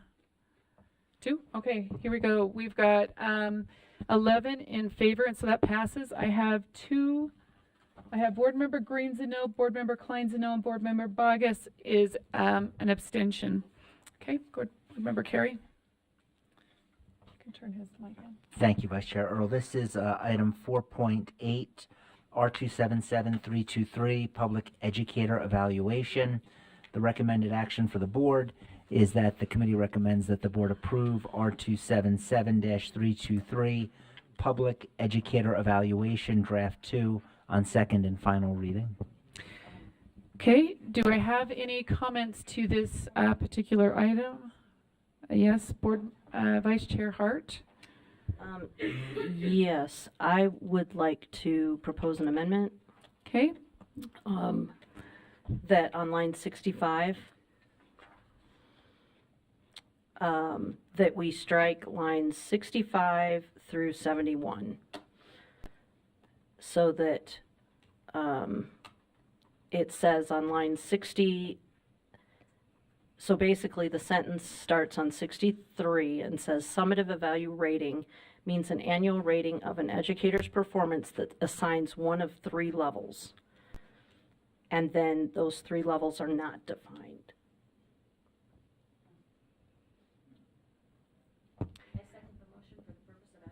Okay, Board Member Bogus has a second to that motion, and would you like to speak to it, please? Yes. Well, yeah, we're going to let her And I speak might to her answer motion, and then we're I going mean, to I come might right to answer you, it Board in my Member comments. Bogus. So I went back and forth on this. So there are other ways that you can do 1, 2, or 3. And at the end of the day, I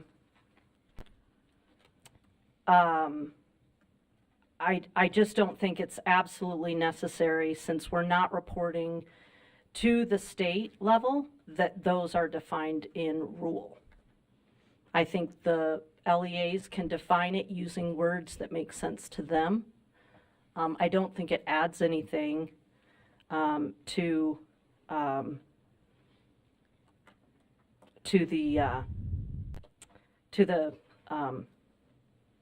what you're doing, to the evaluation plan. Does that answer? Does that Board preempt Member the question? Vargas, did you have a question you want to ask? Thank you. So, as I read this, and maybe Chair, this is for Vice Chair Hart, but it seems to me that it's a little incongruent. It says that assigns one of 3 levels, 1, 2, 3, or there's a 4th there, which is unsatisfactory. So would we leave the unsatisfactory, or would we pull it as well? It just means it's level 1, so there are only 3. That means a level 1 would be, an unsatisfactory is level 1. Am I reading that correctly? Well, we say there's 3 levels, but in reality we list 4. Well, the unsatisfactory performance means a level 1 summative evaluation rating. So if you got a 1, you got the am I reading that right? That's how I understand that. So there really are not 3. It's just telling you if you get the 1, it's unsatisfactory. I should have put on my reading glasses. No problem. Thank you. So I I do apologize. Yeah, no, you're good. These are all good questions. Yes. Is there anything that in law that requires us to have the language that's in 1, 2, and 3? Staff. I don't know who. No, there's not. Okay. No, there's not. And I would actually, I'm going to speak in favor of this. And the reason why is because there's other mechanisms for measurement, including there's student surveys or feedback in that kind of a loop. So unless I'm not seeing it there, but there could be that kind of a thing added. So it does allow that flexibility. Did you want to? No, you're saying? No, I just saw that it could be other measurement tools. Okay.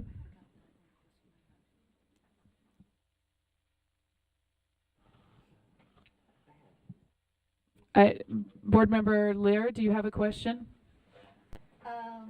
Yes, and it was, I'd like to ask Member Hart and Chair Hart, Vice Chair Hart, if she's willing. Vice Chair Hart's not willing yet,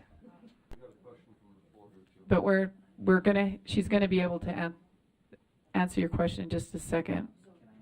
But in the meantime, we have a. Okay, I'm sorry. Okay, yep, go ahead.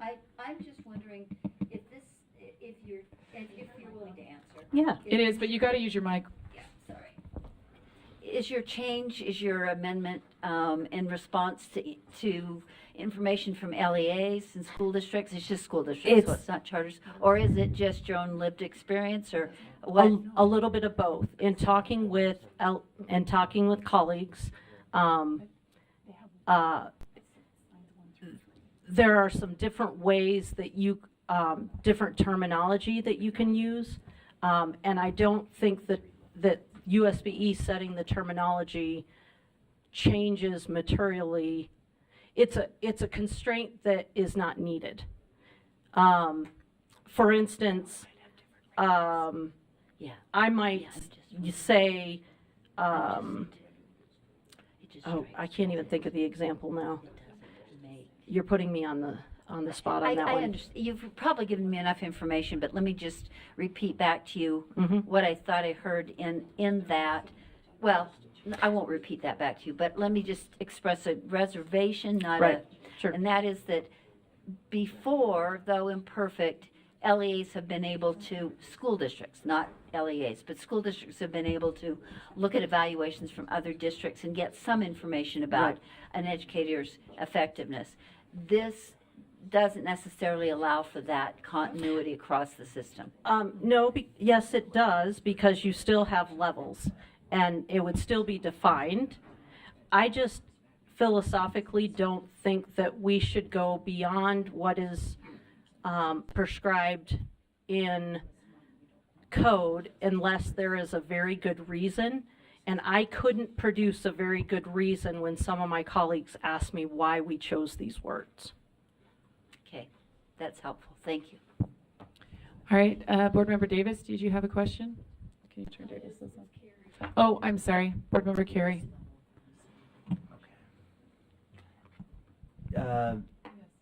Yes. I just have I guess a question, and maybe I can direct it, maybe not to the superintendent, but to staff. And this concerns lines 72 and 73, which is, and I guess for two reasons. One, line 72 refers to a level 1 summative evaluation, and if we're getting rid of line 65, but also to that end, and the superintendent and I were just discussing this, am I correct that the unsatisfactory performance language needs to still remain at some level within the rule? They're shaking their heads.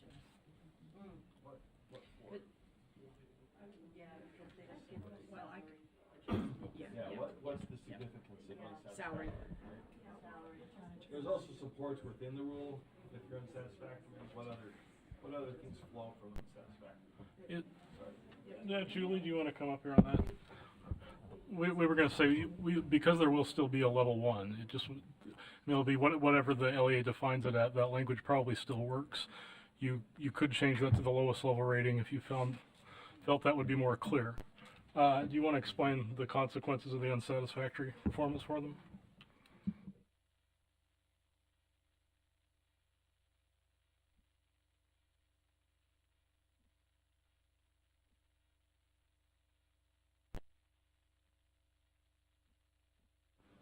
There we go. Julie Lundell, specialist over teacher evaluation. We do have other legislation that requires us to be able to designate someone as being at the lowest level. And so needing to have an unsatisfactory or lowest level is required related to other code. So whatever verbiage is decided on needs to make sure that it allows for that. Yes. Yes, you may have a follow-up question. So, Director Rasmussen, in your opinion, can we leave the language in line 72 and 73 as is? Yes. Okay. Thank you. Thank you, Vice Chair. No problem. Do we have any other Cindy Davis lights on? We do. And we're just going to wait for her to get back to her seat. And she's almost there. Yep. Oh, Board Member Davis, your light's on. No, that's okay. Could someone turn her mic on? Thank you. If this is just an amendment, okay. On line 64, I move that we add the words. Well, I'm amending the amendment. I move that, and I think it's friendly, but you can speak to that. If it's then let's see if there's an objection and just put it in. The end of line 64, it would read, well, starting in 63, summative evaluation rating means an annual rating of an educator's performance that assigns one of 3 levels, and then my amendment would be to add in that may be defined as, and then the next suggested levels of language, but that keeps 72, however the LEA decides to word it, unsatisfactory performance would still equate to a level 1 summative evaluation rating. Then it gives a bit of flexibility. Okay. Is there any objection to that? There's some. It changes the labels to a definition instead of a label. So line 65 through 71. Board Member Davis, would you mind articulating that in a way that, yeah, so do we have it up on the board?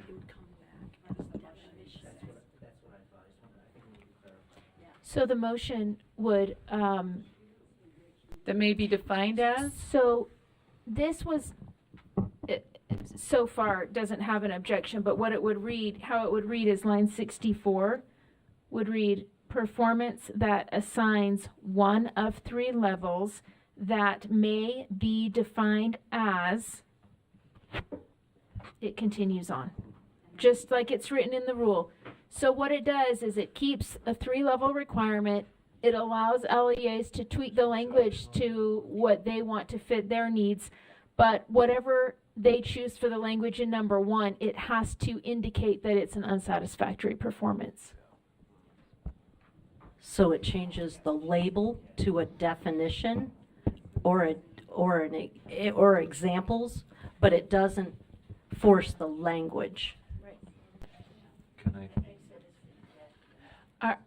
Okay, now I'm asking, because maybe I'm not.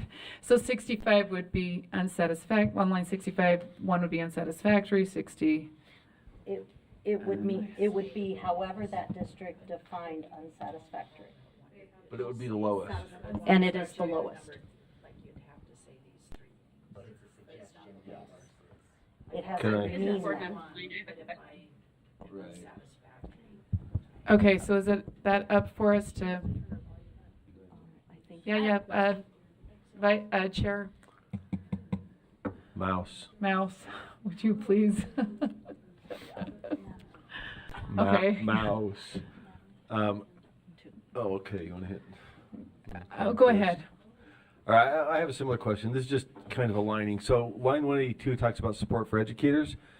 If an educator receives an unsatisfactory performance rating, a school district shall provide with support for academic impact improvement consistent with title, et cetera, et cetera. I think that would align with these options, right? But somebody couldn't, for example, define unsatisfactory as a middle and then really bad as a 1 and then get extra, supports. That still stays. So the options, when you say you can do the other options, it still means a 1 is the lowest, and that's the one that gets the supports, and if there are negative consequences, it's still tied. Okay. I'm not sure how broad the option is, so you can say do it this way, but it still have to have that basic structure. Okay. Oh, I get it. I have a question. I thought we were still striking that, but we're leaving that in. Board Member Klein, do you have a comment?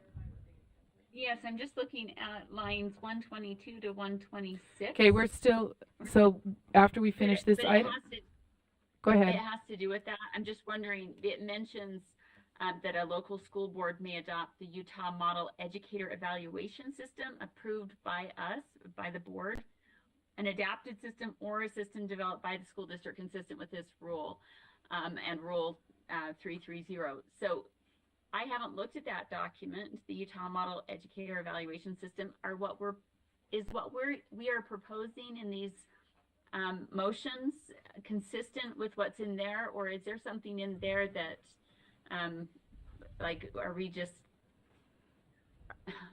are we remaking something that's already been set up in our model educator evaluation system? So Board Member Klein, I think with oh my gosh, my mind's going sour here. Board Member Davis's motion would be to strike or to leave in the lines, but just suggest that they can use the language as may. Maybe I'm not understanding. We have levels listed in the model educator evaluation system. Okay. Right. Okay. And let's, who wants to answer that? Director Thronson, is that you? Or Julie, do you want to answer that? one. Okay. I have a different question. Okay.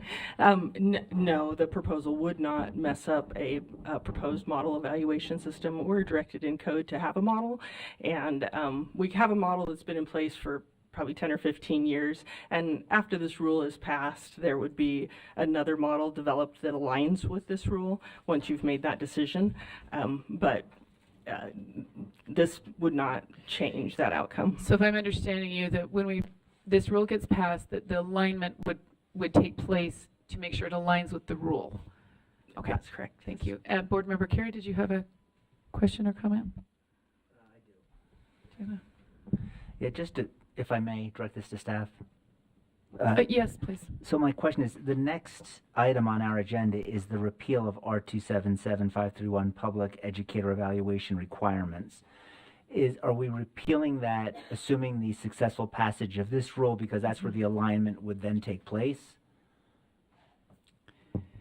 Go ahead and turn it on. Sorry, Julie. That's kind of rhetorical, but Yes, that is correct. okay. So, you know, yeah. Thank you. Thank you. All right. So I think the motion before the board, we have an amendment. I believe the amendment, someone help me if I'm off on this, is that that the board, to amend the to amend the motion by adding the following to the end of the language on line 64, that in the language is that may be defined as, and then to keep lines 65 through 71. Okay, I think that's our motion, and I don't see any of the lights, so we're, oh, Director Thronson, did you have something? I'm sorry. About the intent. So if you take out the language to make it a may, somebody could, for example, a level 3, you would not actually have to have student academic growth as part of the criteria. By us saying it could be described this way, but you can do whatever you want for level 1, 2, and 3. Is that the intent? Because I could see that being done. If I'm understanding this correctly, it's to allow flexibility. So yes. This is where, as staff, I just want to make sure I understand what the intent is.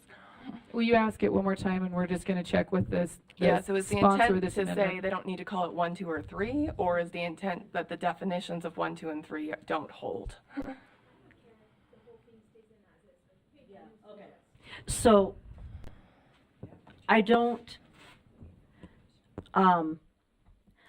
think that on the, my argument or my consideration is that an LEA should not have to use the words, 1, the educator did not meet performance expectations.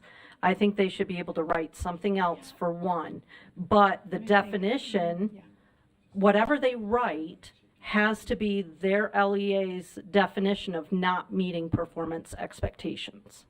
So that the definition So of it has whatever to they meet the definition. it has to meet the Okay. definition. It just doesn't have to use those exact words. Love it. I just want to make sure as staff, because I would have been like, well, they can do whatever they want now. Yeah, no. But you just want to be able to say, level 1, they didn't meet their performance expectations, but they can express that in their own Yes. way. But like level 3, Yes. we need them to do growth and academics. Yes. Thank you. Appreciate you. I was just like, that leaves a lot of opening. Thank you. It's right. I agree, but if you don't agree, what? It is right. We can take a vote.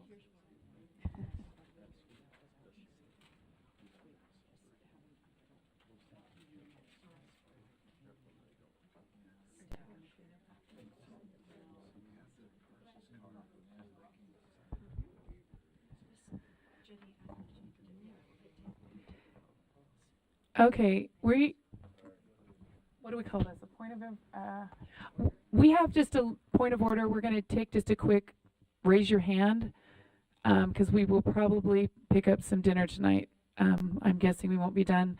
If you're interested in pizza, there's 2 options, pizza and maybe more of a barbecue chicken, beans, coleslaw, that kind of thing. If you want pizza, raise your hand. Oh, come on. Okay, and well, we're not doing both. We're going to do one of them. Okay, those would prefer the barbecue, raise your hand. Okay, I think we're doing barbecue tonight. All right, thanks for the little interruption there. We just have to pre-order for this evening, so okay.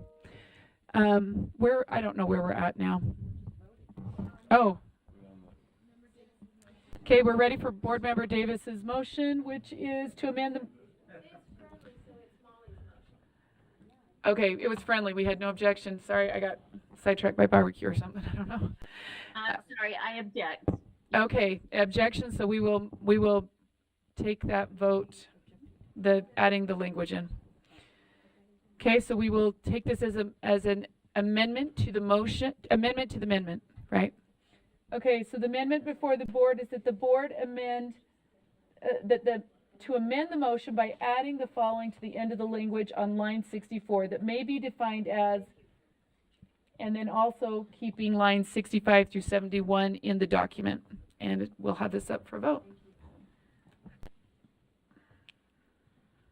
Member Klein is a no. Okay, Board Member Klein's a no.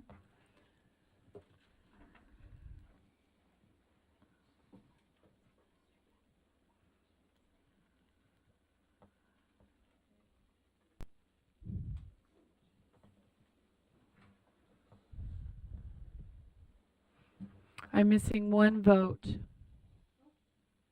Okay, the vote is, it's 13 to 1. The yes votes are 13, and the 1 no vote is Board Member Klein. And we're to the full document. So the motion before the board is that the, oh, well, okay, that was an amendment to the amendment, you're right. And so we've got to actually vote on the amendment now. The amendment before the board is the same thing, right? That the motion by adding the following at the end of the language on line 64 that may be defined as, and keep 65 through 71. So same motion again.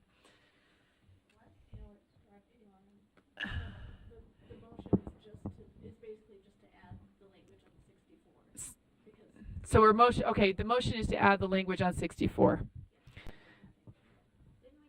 We amended, it was an amendment to the amendment. So yeah, I know I did the same thing. Okay. So the motion before the board is just to amend the line to read that may be, 64 to read that may be defined as. Okay, go ahead and vote. Board Member Klein? It's yes. Okay, it is kind of the same motion, but you're a yes? I would have liked it the other way, but. Okay, so is that a yes? Then we're confirming. It's, yes. Okay. And that motion is unanimous in favor. It passes. And now the motion before the board is that the board approve R277323 Public Educator Evaluation Draft 2 as amended on second and final reading.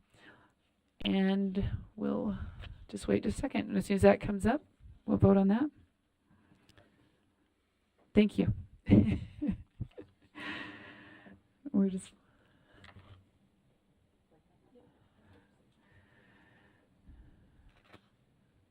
We're waiting for it to come up. Klein is a no. Okay. We're just waiting for that to come up. Okay, go ahead and vote. And Board Member Klein indicated she's a no.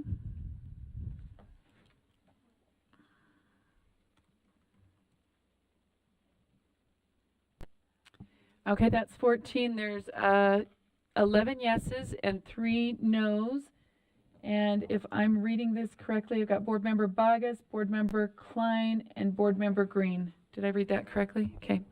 All right. We're back to you, Board Member Carey. Oh, yeah, Mike.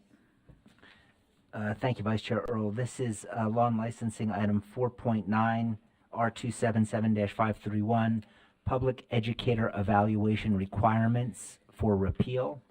And the motion for the board is the committee recommends that the board repeal R277-531, public educator evaluation requirements on second and final reading. Okay, the motion before, do I have any comments to that? All right, the motion before the board is that the board repeal R277-531, public education evaluation requirements on second and final reading. And as soon as we have that motion up, you can vote. Member Klein is a no. Okay, thank you.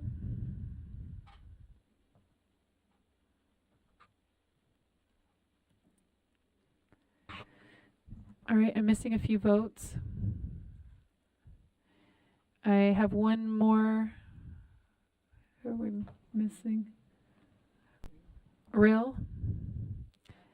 Okay, that the vote is 11 for and 3 opposed. Those voting no are Green, Bogus, and Klein. Everything right? Okay. All right, and go ahead with the next one. The next item is 4.10 R277-533, Educator Evaluation Systems. This item is up for repeal. Motion for the board. The committee recommends that the board repeal R277-533, Educator Evaluation Systems on second and final reading.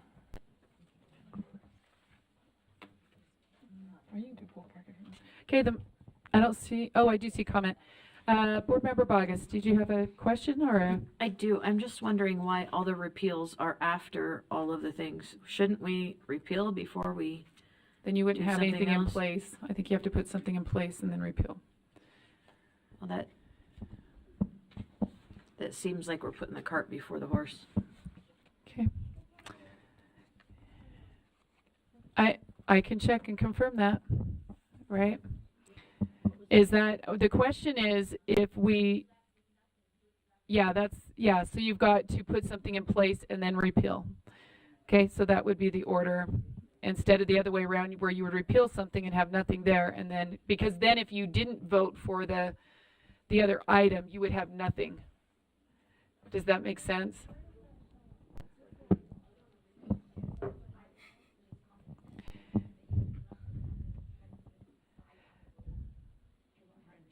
If you do you want to turn on Michelle Buse so she can articulate that?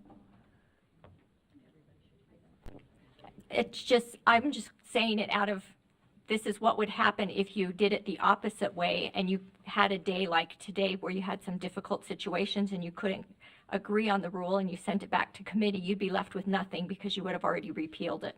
And you have schools who need something in place at all times. So you need to adopt the new rule first and then repeal the old rule. And just along that lines, if we were to, I'm now sorry, I can remember what I was going to say. It was kind of along that lines, but all right, never mind. It was really good too. You guys are going to miss out. Whatever it was just brilliant, but slipped me that quick. Okay, Board Member Carey, you got something great for us too?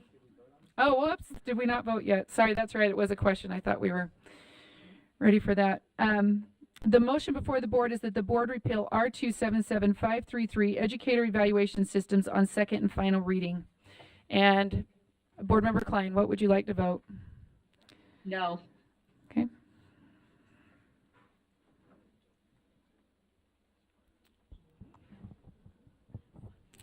I'm waiting for a few people, maybe 7 people.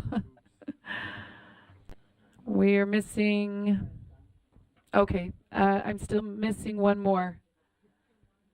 Well, one, Sarah's gone. Okay, there we go. We've got our numbers. So 11 in favor and 2 opposed. The opposition comes from Klein and Bogus.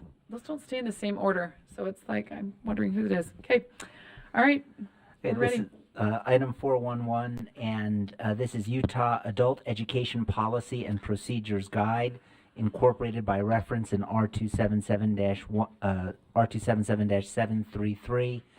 The committee recommends that the board approve the Utah Adult Education Policy and Procedures Guide, Draft 1. Okay, any comments to that? All right, the motion before the board is that the board approve the Utah Adult Education Policy and Procedures Guide, Draft 1. And we'll take that vote as soon as it comes up. The votes before us, Board Member Klein.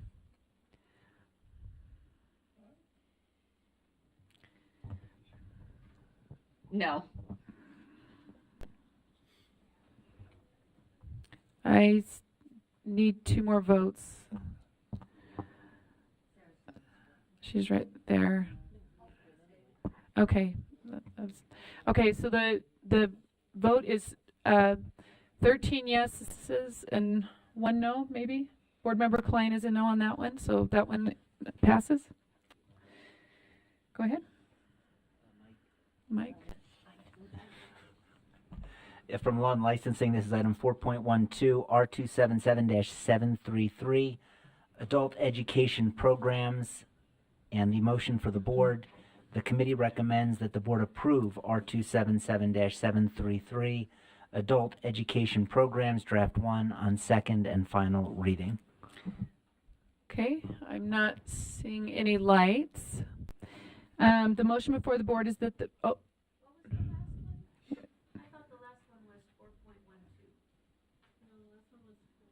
So the last item was 4.11.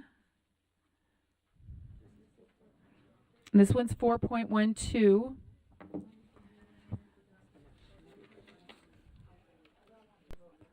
Okay, the motion before the board is that the board approves R277-733 Adult Education Programs Draft 1 on second and final reading.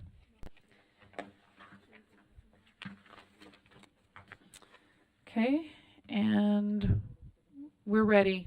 We're ready for the vote. Board Member Klein? I'm a no. Okay. I'm missing 3 votes. 2, 1 more. Okay. That motion passes with 11 yeses, 1 abstention. Board Member Bogus and Board Member Klein is a no. And we have 1 more.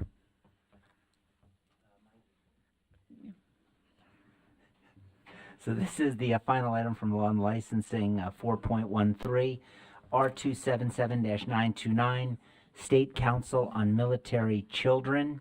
And the motion for the board, the committee recommends that the board approve R277-929, State Council on Military Children, Draft 1 on second and final reading. Okay, the motion before the board is that the board approves board policy, oh, sorry, I lost my spot here. The motion before the board that the board approve R277-292 State Council on Military Children, Draft 1 on second and final reading. And we'll wait for the to come up. Did I say something different? Well, there you have it. Let's read that again. That the board approves R277-929.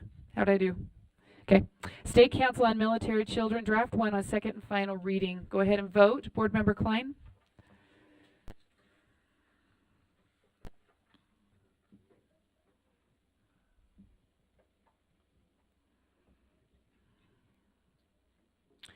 No. And I'm missing 1. Okay, there we go. So that passes with 12 yeses and 1 no. Board Member Klein is the no. And that completes law and licensing. We're doing great here. What? That's it? Okay. All right. 4 in the afternoon. Okay, we are going to move on to standards and assessment. Chair Booth. And can you turn Chair Booth on? Thank you, Vice Chair Earl. We had some interesting information items, and particularly one that I want to just highlight is please make sure you read about the POPS program that we focused on in our achievement and progress information item. They are magnificent and doing such great things. We loved hearing the report. The first action item is action item number 4, and it has to do with our artificial intelligence framework for USBE. And the motion for the board is the board approves the AI framework draft 2. Okay, and the motion before the board, hold on, let me look, that the board approves the AI framework draft 2. And is there any comments on that? Yes, Board Member Bogus, do you have a comment? I actually have a question. Yes.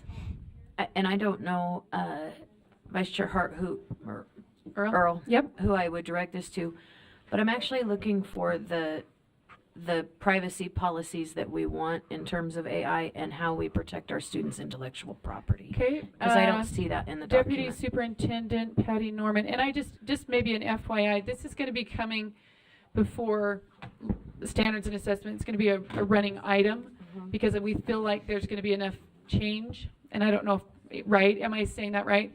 That as we need to update, we feel like there needed to be a flexibility to be able to do that. So we're making a standard agenda item on our committee so that as we gather more information, we felt like it needed to be, right, a little bit more fluid. But I'll have Deputy Superintendent Patty Norman speak to that. Do we need to turn your mic on? Yeah, Vice Chair Earl. Yeah, go ahead. Thank you. I appreciate the question. There's a section in the framework that addresses all of the current policies, statutes, rules, regulations that are currently available that are about data privacy. And so if you open up the framework, the section on that is, in fact, we have Melanie that can help guide us through what that section is if you'd like to have what those pieces are. We have an entire section during our Sky Committee, and one of those is about data, and we have our Chief Privacy Officer, who is Do a we part have of that as well. I apologize. Is there a page number? Yeah, want me to sit up there with you? Because I see that, like page 5, for example, Superintendent, I see those, and that's actually not my question. My question is about how we're protecting our kids or our students' intellectual property,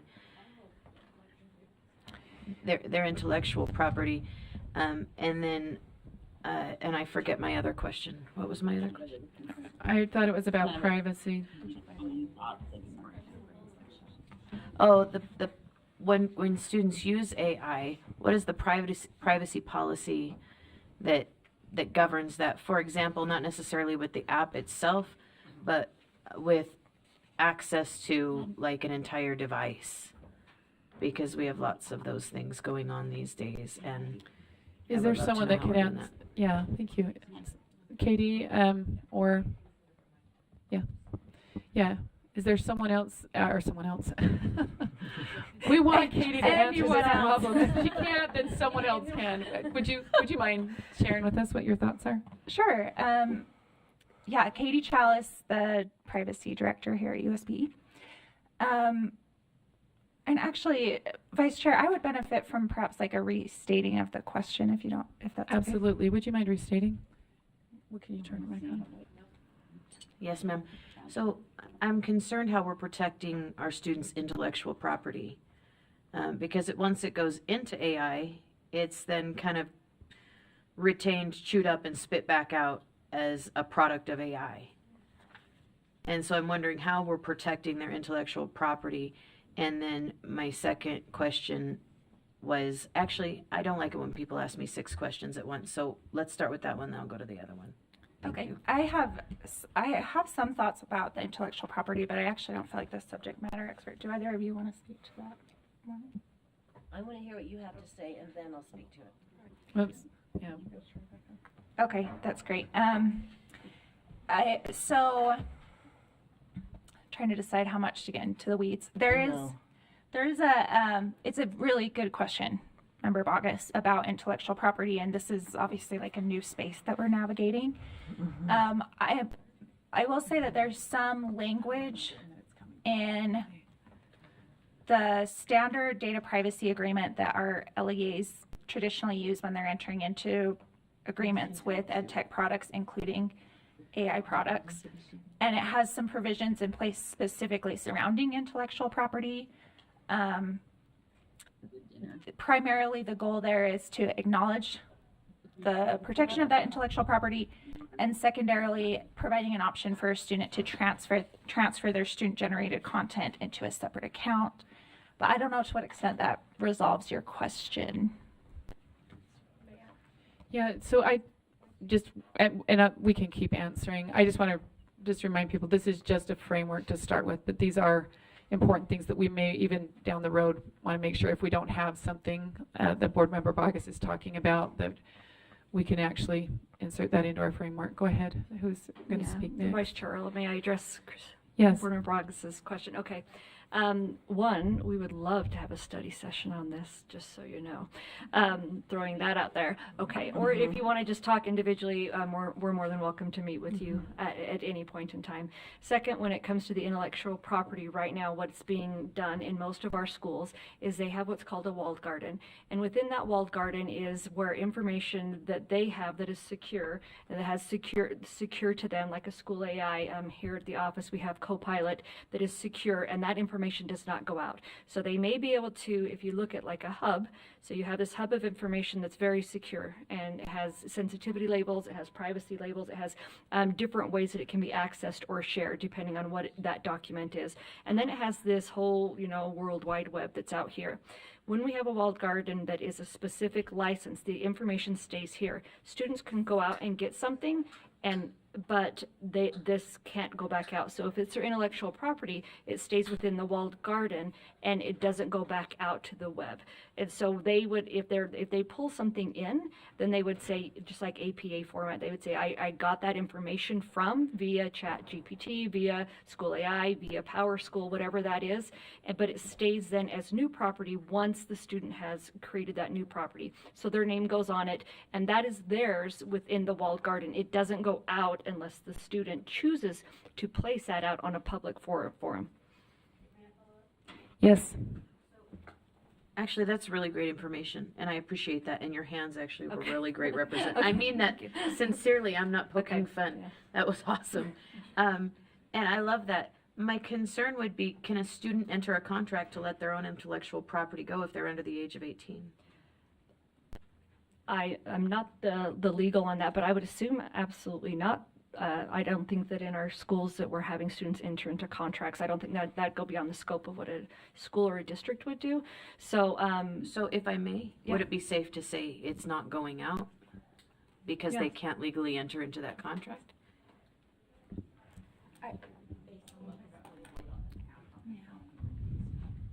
No, I'm talking about the hub. It would be based on what the school's agreement was. And so what the AI framework tells them is, we don't think you should let it go outside of that. So your school's agreement, the students would work under the school's agreement with the provider. So if the provider were Microsoft Copilot, the agreement would be with the school that the students are working under.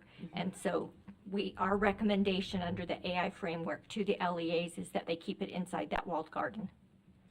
So it would be dependent on the school LEA that makes the agreement with whatever provider they're allowing their students to access. And is it fair to say that's why we're putting out a framework, is to say this is a recommended arena to work in, right? Yeah, these are concerns that you need to be aware of when you're working with AI and letting students work with AI. These are things that we recommend that you do to keep your students safe working in that environment, and to keep your employees safe working in that environment as well. I like that. May I ask one final question of Yes. our Attorney General? Yeah. So am I hearing you correctly, and I know that these are not your words, they're mine, but am I hearing you correctly that a school can sign away a student's intellectual property? No, the school Because if these are recommended practices, that doesn't mean they have to follow The them, school right? is signing the privacy agreement with the technology provider, the ed tech provider. The school is who is entering into that agreement with the ed tech provider. But if that provision doesn't disallow it, it's allowed to happen? It would be, yes. Okay. Board Member Carey, do you have Patty, did you have a comment? Yeah, and as a follow-up, thanks to Board Member Green, she directed me to the page number which you asked for, which is page 13. And on page 13, it does talk about the prohibited from, entering confidential or personally identifiable information. And then it talks about extends to contracted vendors. And so, and AAG abuse, I think that would follow along with what she was saying, is I don't think a school would be able to enter into. We recommend they don't. Yeah, that's. Okay, so may I just follow up and then ask? Yes. I really do appreciate the dialogue. Thank you. So we recommend that they don't, but they can enter into a contract that allows that. Did I hear that correctly? So Just just for reference, if you want to kind of check page 13. it'll Well, give you a that's little just bit- it. I'm on page 13. Oh, you are? Okay, Mhm. that's why Yeah. you're asking the question. Thank you. I have a comment on that. Does someone have, Board Member Klein? well, just 1 minute. We're having someone respond, and then we have Board Member Carey next, and then we'll have you jump in, Board Member Klein. And Leanne too. Okay. Yeah, would you like me to speak to that, Vice Chair? Yes, please. Okay, thanks. So I would say the framework is admittedly, yes, guidance and a recommendation, but LEAs are still subject to the requirements of anything that's in statute or board rule. And there is statute and board rule that places limitations on the data that can leave either directly from an EdTech product or from an LEA. So I think the protections are there, but they're not, this framework is obviously not like a binding document. Okay, may I ask the second question? Yeah. Thank you. So my other concern is when these AI products are put on devices, do we have explicit provisions in place that say that application cannot access data or information outside the application itself?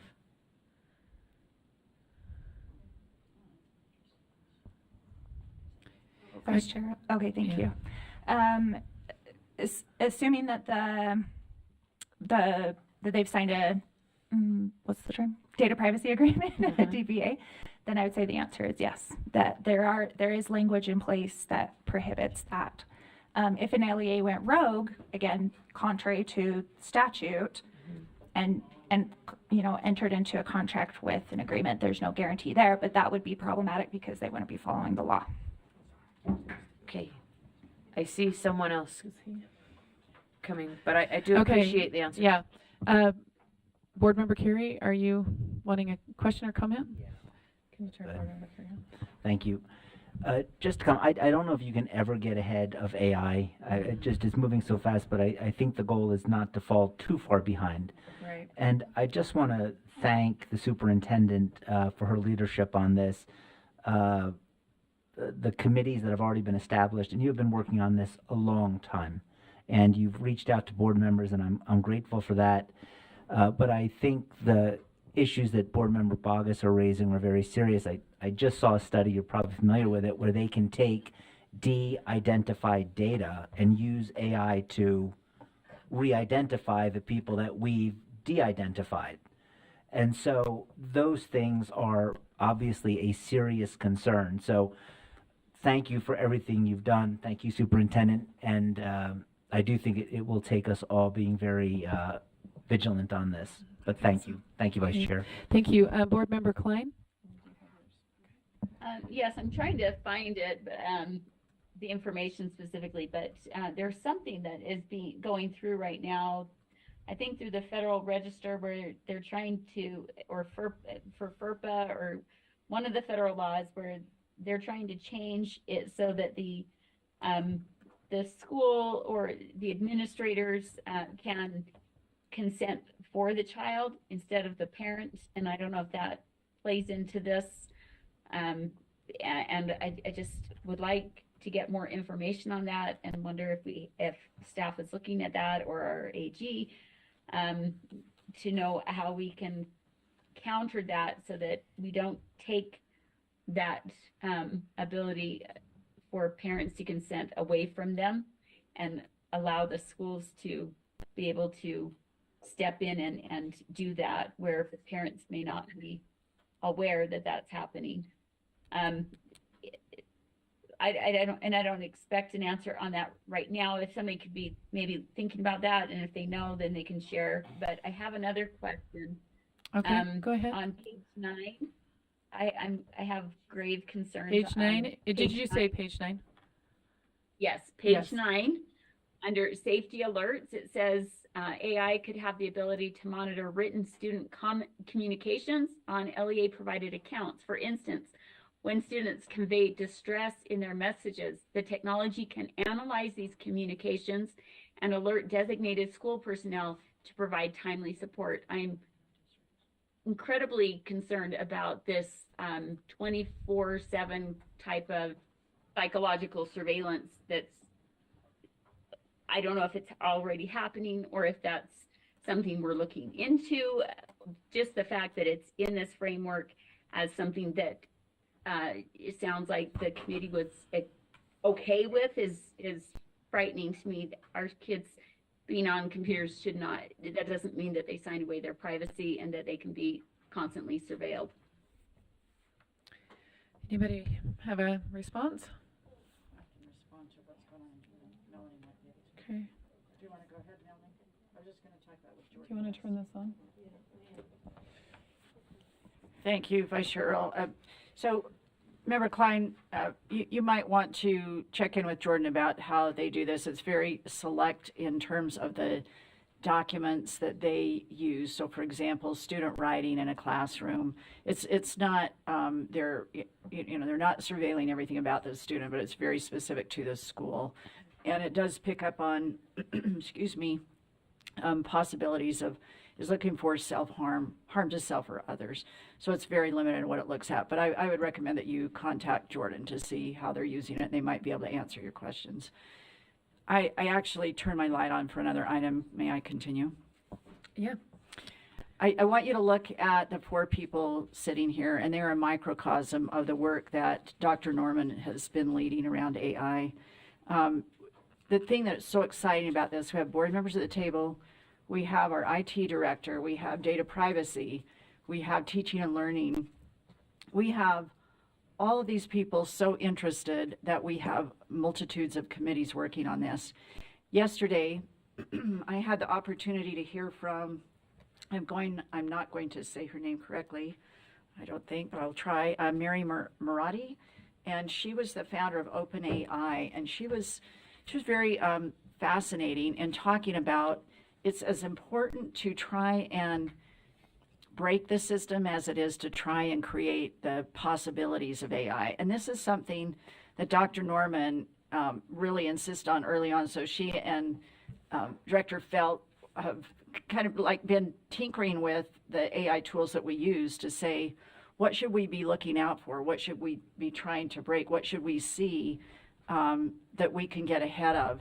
And so as I've been around and listened to other states and even industry about how they're going about this, we are ahead of the game, but we're far behind. I mean, that's kind of how it feels. Like because we have this collaborative effort and we've created this framework, I hope you'll all take advantage of the training that we just put together. That is amazing.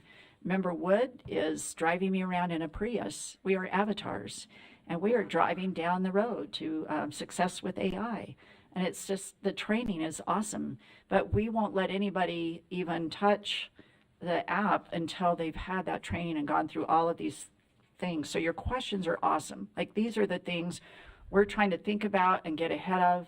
And AI is out there and it's running fast, to Board Member Carey's point. But I just publicly want to say I'm so proud of our staff for the way they've leaned in, really spending a lot of effort around the parameters, that walled garden, even within our agency, because that's where we need to start first. We can't, it's an empty promise to just put out a framework for LEAs if we as the SEA are not implementing ourselves and leading the way. So thank you to staff who, in addition to all the other things you have going on, that you've not only been enthused about this, but you've done it with looking forward and having that value lens of how does it help and how could it harm all along the way. So I've loved being a part of the process, but Dr. Norman really gets the credit for leading the way.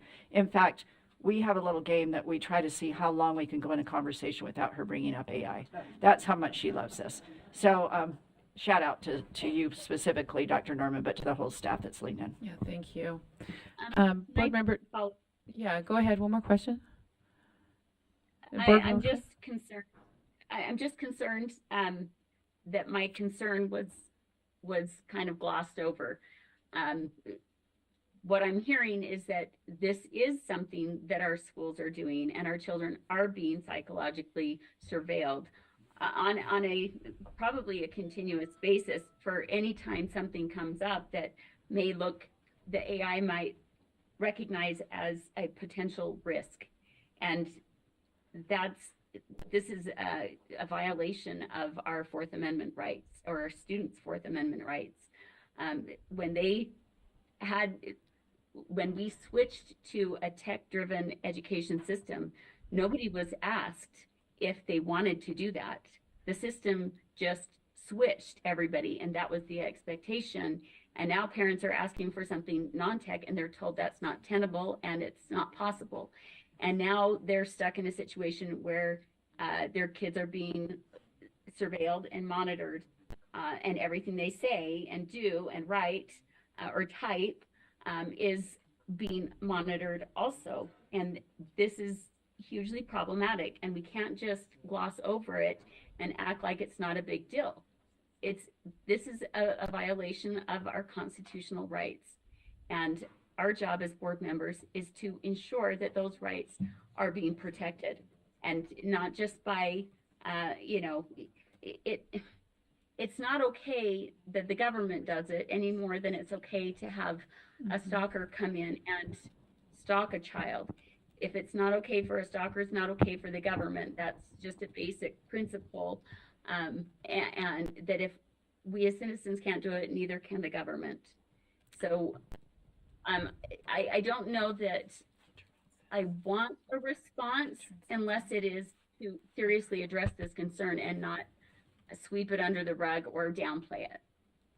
Okay, Board Superintendent, did you want to respond? Yeah, thank you, Member Klein. It was not my intention to gloss over at all, and I hope you heard how we're working very hard to protect student privacy. But in terms of how that might be used to look for harm, I gave you a concrete reference in your own district so that you could see it in real time and get those questions asked.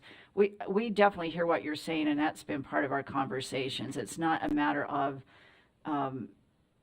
us watching over, but I liken it to AI is embedded in Amazon and in social media and all of those kinds of things. And I think about prior to AI, our teachers would read an essay. They might see a handwritten note. I'm thinking of my own experience, walking around a high school, seeing things written on a wall or a notebook that were clues for me as an educator to say this child is considering self-harm or harm to others. AI, the way that it's being used in some of our districts is to use those same mechanisms to pick up cues, but not surveilling everything that they're doing. So we hear what you're saying, and definitely we take it seriously. It's been part of our dialogue. Dr. Norman could put a punctuation mark on that. So I apologize if you felt glossed over, but I just wanted you to have the ability to talk to somebody who's using it and see concrete examples. Thank you. Okay, Deputy Superintendent Patty Norman. I would just say that it doesn't make me feel any better. It's still our amendment it's still our constitutional rights that are at stake. Just because everything's been systematized to destroy our rights doesn't mean it's right. And this is just because everything's gone this way doesn't mean we have to be okay with our rights being stripped from us. And because it's been systematized, it's a much bigger problem to figure out how do we stop it. The minimum we can do is allow people to opt out of the tech, period. Okay. But we're not even allowing for that, which means this is an agenda-driven control model that does not protect constitutional rights that we all took an oath to uphold, and that is what needs to be addressed. Okay, And I don't want to hear any more if it's downplaying, because all I'm hearing is minimizing. Okay, Deputy Superintendent Patty Norman. Yes, thank you. Part of that question is that's the reason why we're bringing it back to the board or back to the committee every single month, is we realize this first go at these guidelines is something that's going to be changing over time. Those are some of our utmost concerns, and that's why we want to actually say that AI is only a tool. It's a tool like any other tool. It shouldn't be the main part of the day. It shouldn't be everything that they're doing electronically or online is not the appropriate use of any sort of tool for a full day of what should be happening in a classroom. So the types of things that are happening are what Superintendent Dixon spoke to, and I do know that it is a keyword search, like if a student types in a keyword, and usually that's within within a writing assignment. So it's very structured in what it is they're looking for. I don't have all of the information on that, so I don't know that I can speak past that piece. But if there are really dedicated concerns and things that we need to look for, then please direct staff in looking towards what those concerns are, and we can see what that looks like in this framework and bring it back at a later time. Okay, I'm just looking at time. We're going to take questions, so I'm not suggesting we're not. I'm just thinking about in 10 minutes, let's shift. So let's see. I think, oh, I'm sorry. I can't even see your light. I apologize. It's low. Yeah, go ahead, Board Member Lair. I had a question. Well, I want to first make a comment to the responsibility for the school for the children during the regular school day. That really is more a Michelle issue than me, and I'm not going to make work for her by suggesting that maybe at some point she could speak to the school being responsible for all children during the regular school day who are attending school. And that goes beyond AI and into other Fourth Amendment issues. And so to say that there's no responsibility or it's a violation of students' Fourth Amendment rights during the regular school day to have any supervision by school is just wrong. And so I would hope that maybe at some point, Michelle, and it does play into this in an interesting way that I hadn't thought of. So at some point, I think it might be interesting to hear more about that. My question was also something that Michelle said sort of in passing about a few minutes ago, 10 minutes, 15 minutes ago, that hasn't been mentioned, and that is the school employees AI, I don't know if I call them rights or protections or something, but I don't know, because the standard has always been if the employee does it during the regular school day, it belongs to their employer. And I don't know if AI is changing that. And is that still the same despite the fact that it's AI? And I don't, this could go off in a whole long rest of the night discussion. But I just want to say if you're also evaluating employees' rights with AI as you're working on this. Does someone want to respond Patty, to that? I guess, is best. Yeah. Go ahead. Yeah, at this point in time, we have an internal policy, and we have some of those things addressed when it comes to our employees here at the USBE. We haven't delved into what that looks like for staff, other than when you look on page 4 and 5, where it starts talking about the code and statute and rule that's already in place. And I'm wondering, Melanie, if you have any of those that are specific, or if we just want to email back what those are that would address specific employees out in the school districts that are not USBE employees. And I'm satisfied with just knowing that you are considering the employee discussion as well as the student discussion as you're working through this. And I didn't read all of these either. So. Just quick follow-up, which is right now with regards to AI, and no, I can speak to Microsoft specifically with Copilot. Once you create something within AI, it doesn't belong to Microsoft Copilot. It doesn't belong to AI, whoever, whatever that is. It does belong to the property of the person that's creating it, as long as they've cited correctly what resources they have used.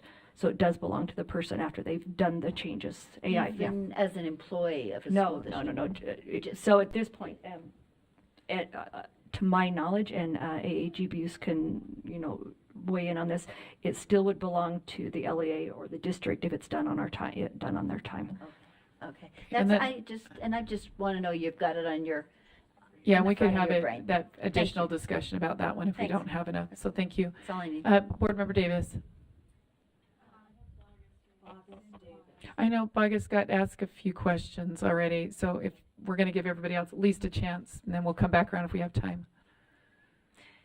Yeah, I just want to thank you for bringing this to us monthly. I think it's important that we stay ahead of this. It really is, my husband and I are watching this happen outside, and kids are using AI right now. And it's impacting school, and it's impacting their lives. And so what are we doing in school to improve that situation? And I have, thank you for the suggestion, Superintendent Dixon, looked at the materials that Jordan is using and went with Member Wood and Andrea Curtin to visit with the company that they're using and see what protections are in place to keep kids safe, and how they see if a student is at risk academically, not surveilling, you know, their emotional status, but what's their writing looking like? Run-on sentences, fragments, you know, what's happening, where are the risks there, and how do you fix that in the writing? And then it helps the teacher to see where they can address those. I'm timing myself. That's my timer. So I guess I'm done. You're good. Thank you. Could you all be more responsible, like Board Member Davis? 1 minute. I'm teasing. Okay, who's next then? Who do we have next? Board Member Green, I think you're up. These are just kind of coming back up with some of the comments that I had made from our previous discussion in our committee, and that is that just that with the AI, getting ahead of it is important because it is here. I think it's fair to say that data being collected is far more expansive than what we can even wrap our heads around. And I mean, I'll just start with the first example, and I'm going to set a timer too. Ready, set, go. I gave myself an extra 30 seconds, so. is for example, an SEL program that we had. I went through and I looked at everything. I called the creator of it over in New York, talked to the lead person. What it does is that it disaggregates that, or aggregates it, I guess, and they can see all of the responses. So they literally can find out the belief systems and the way the emotional function of an entire elementary works. And I think those are the types of things that we need to really think about. Like when we say, do they have access to emotional data? Like, absolutely, I talked to the person. So I think, like, as we develop this, maybe we keep that front of mind that if you're using this, you have a trail. And we have to be responsible with that. We can't just say, oh yeah, it's just going to stay in the school. It's not, because that company has it. So kids, for example, we have the monitoring system, their online journals that they do, or the journals that they have with their Chromebooks. And my example that I gave was a student that said she's from a different country, and she used the phrase in her journal that day, I just want to end the day. That triggered a suicidal thing in the system. She was called down to the office. They were making sure she was okay. I'm just saying that they can isolate terminology and the biases, and so that can be wielded for good or for bad. And I think that so when we talk about free speech, thought, you know, belief systems, whatever it is, whether you think it's right or wrong, that's part of the journey here. That exists. That already is. It is. So there's that. And then the other one is ChatGPT. You know, you put information in. The funny thing that I shared was that the student put in the sentence that triggered it, or the program that was used at school, that it was plagiarized or it was generated by AI. It was not.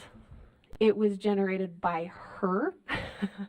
And so those are just unique, interesting things that we're going to have to deal with. And then I ended with AI becomes the new God, and we need to be careful. So anyway, I appreciate the document, and it's very complex, and I appreciate, you know, the conversation. I'm just going to say that AI is nothing but data, and we really need to be honest with ourselves when we say, oh, it stays. Let's think about if it really does. Thank you. Thank you. Board Member, okay, Bagas, do you have a question? We haven't come to Carrie yet, and we're running out of time. You sent it where? Okay, yeah, go ahead. So my question would be, and I too appreciate all this, how do we protect the content provided by AI so that it's not changed without this board's approval or parent knowledge in real time in a manner that wouldn't violate our standards, ethics, or our law? Okay. That's my question. Something to ponder, and that's what we'll chew on. And I for can our... maybe put that in an email, but just something to think about. Yeah. Will you send that question on? Yeah. Okay. So the motion before the board. Sorry, let me look at my place here. Okay, so the motion before the board is that the board approves the AI framework draft 2. And I'll let you know when that comes up. Okay, it's up for your vote. Board Member Bagas? Board Member Klein. Go ahead and vote. We need her vote so we can log it in. I just said that. And Leanne, Board Member Wood, are you on? Yes. You're a yes? Yes. Member Klein is a no. Board Member Lear, would you mind hitting Board Member Woods? Oh, okay. She is a no. Klein is a no. Wood is a yes. I have two more people. Okay, so we have 11 yeses, 1 abstention, and 1 no. The abstention, I'm guessing, is Board Member Bogus. Yes, and then no for Board Member Klein. Okay, we're on to the second motion out of the committee. Chair Booth, do you want to? Thank you, everyone, for your help on that. Appreciate it. Okay, go ahead. All righty. The next one is action item 6, R277469. And this is Instructional Materials Commission Operating Procedures Amendment. I think, sorry, that one, we've got to come back to that one because that one was in our special session. So there's no motion on this one. We'll come to it in just a minute. 469? Oh, I'm sorry. I'm ahead here. You're doing a great job. Thank you. 469, we're there. No, I'm not, but My apologies. thanks for the. I skipped ahead. All right, so the motion for the board is that the board approves R277-469, draft 2 on second and final reading. Okay, any discussion? Okay, the motion before the board is that the board, Board Member Klein, is that you? Sorry. Yeah, yes, go ahead. It is. So I'm just looking at it, and it looks like, and correct me if I'm wrong, that the commission was repealed, but we still have a committee that will just take up doing what the commission did. So this is, yeah, and I can have staff speak to this. If you were able to listen to the Standards and Assessment Committee, we asked some of the same questions, but do we have someone that can speak to that? If not, I think I can get pretty darn close. So there's always been groups that have reviewed the content, okay? They set aside specific groups for whatever the content area is. If it's calculus, if it's foods and nutrition, and then their recommendations came to the commission that was repealed, and that commission would then review those recommendations. Have I misspoken anyway? Patty, is that accurate? Okay, so it's the commission itself. All these items are going to be reviewed. We will get the recommendation that comes from these review groups, and those groups are different depending on the content of the curriculum that's being looked at. So, and Patty, do you know how large those groups are normally? Is that 3 to 5 people? I don't know. Maybe that would help. Yeah, the reviewers. The review groups depend on the content and the scope of whether it's K6 or 12 or what that looks like. So it depends. Okay. Did that answer your question, Board Member Klein? So is there? I guess I could see how that could be good, unless we need a group that's neutral, that's not set on pushing the system in a certain direction in a certain area of academics. So I don't know. It's kind of an interesting one. Yeah, it is. You're right. But they ended up repealing that during the legislature. So, Deputy Superintendent Norman. Yeah, Vice Chair Earl, thank you. What they review is whether it follows the standards or not, and so the standards are what's approved by the board, and so that they would follow what that looks like, and that's their rubric. Yes, that would be accurate. Okay. All right. The motion before the board is that the board approves R277469 Instructional Materials Commission Operating Procedures Draft 2 on second and final reading. And I'll let you know as soon as that's up. It's up before you if you want to go ahead and vote. Yes. Board Member Klein? Did you say yes? Yes. Okay. We're having a hard time hearing you. I'm not sure if it's your location or microphone or if maybe it's us. Is that better? If I get closer? Not really, but we can tell it's you. So, Board Member Wood, can you? Sorry. That's okay. I don't know. It just feels a little distant, and maybe we need to check on our end. Board Member Wood? Okay, she had an event tonight. So that passes unanimously with 12 votes. And we'll go to the next item. Board Member Booth. Thank you. Our next item is action item number 8, Board Policy 5008, Student Advisory Council Amendment. And the motion for the board is that the board approves Board Policy 5008, Draft 2. Okay. And I want to make sure people understand fully what this motion is, because I believe we have a sunset of May of next year on that. Okay. Right? Oh, it's June 30th? No. Okay, and I can, what's that? Oh, next June. Okay. All right. Any other comments? Then I add something at the end of that. But okay, the motion before the board is that the board approves Board Policy 5008, Student Advisory Council Draft 2. Sorry, can you hear me? We can tell you're speaking. We can't hear what you're saying, though. I have a motion. Okay. Go ahead with your motion. To repeal the Student Advisory Council. Board Member Klein, we can't hear you hardly at all. We can tell you're saying something. We just can't tell what it is. Do you want to try one more time? Can you hear me now? No, we can't hear you at all. If you want to, do you want to text it in? You can text it to Sybil or Vice Chair Hart. All right, can you hear me now? No. Well, I can hear that you're saying, can you hear me now? But I'm hardly hearing it. My motion is to repeal the Student Advisory Committee. Oh. Okay, your motion is to repeal the Student Advisory Commission. So you're making a substitute motion? Correct. Okay. Okay, is there a second? So I will second it for the purposes of discussion because I have questions. Okay, Board Member Bogus is seconding it. Do you want to speak to it? We have to listen really hard. I know. We'll try to. Because I want to hear her rationale.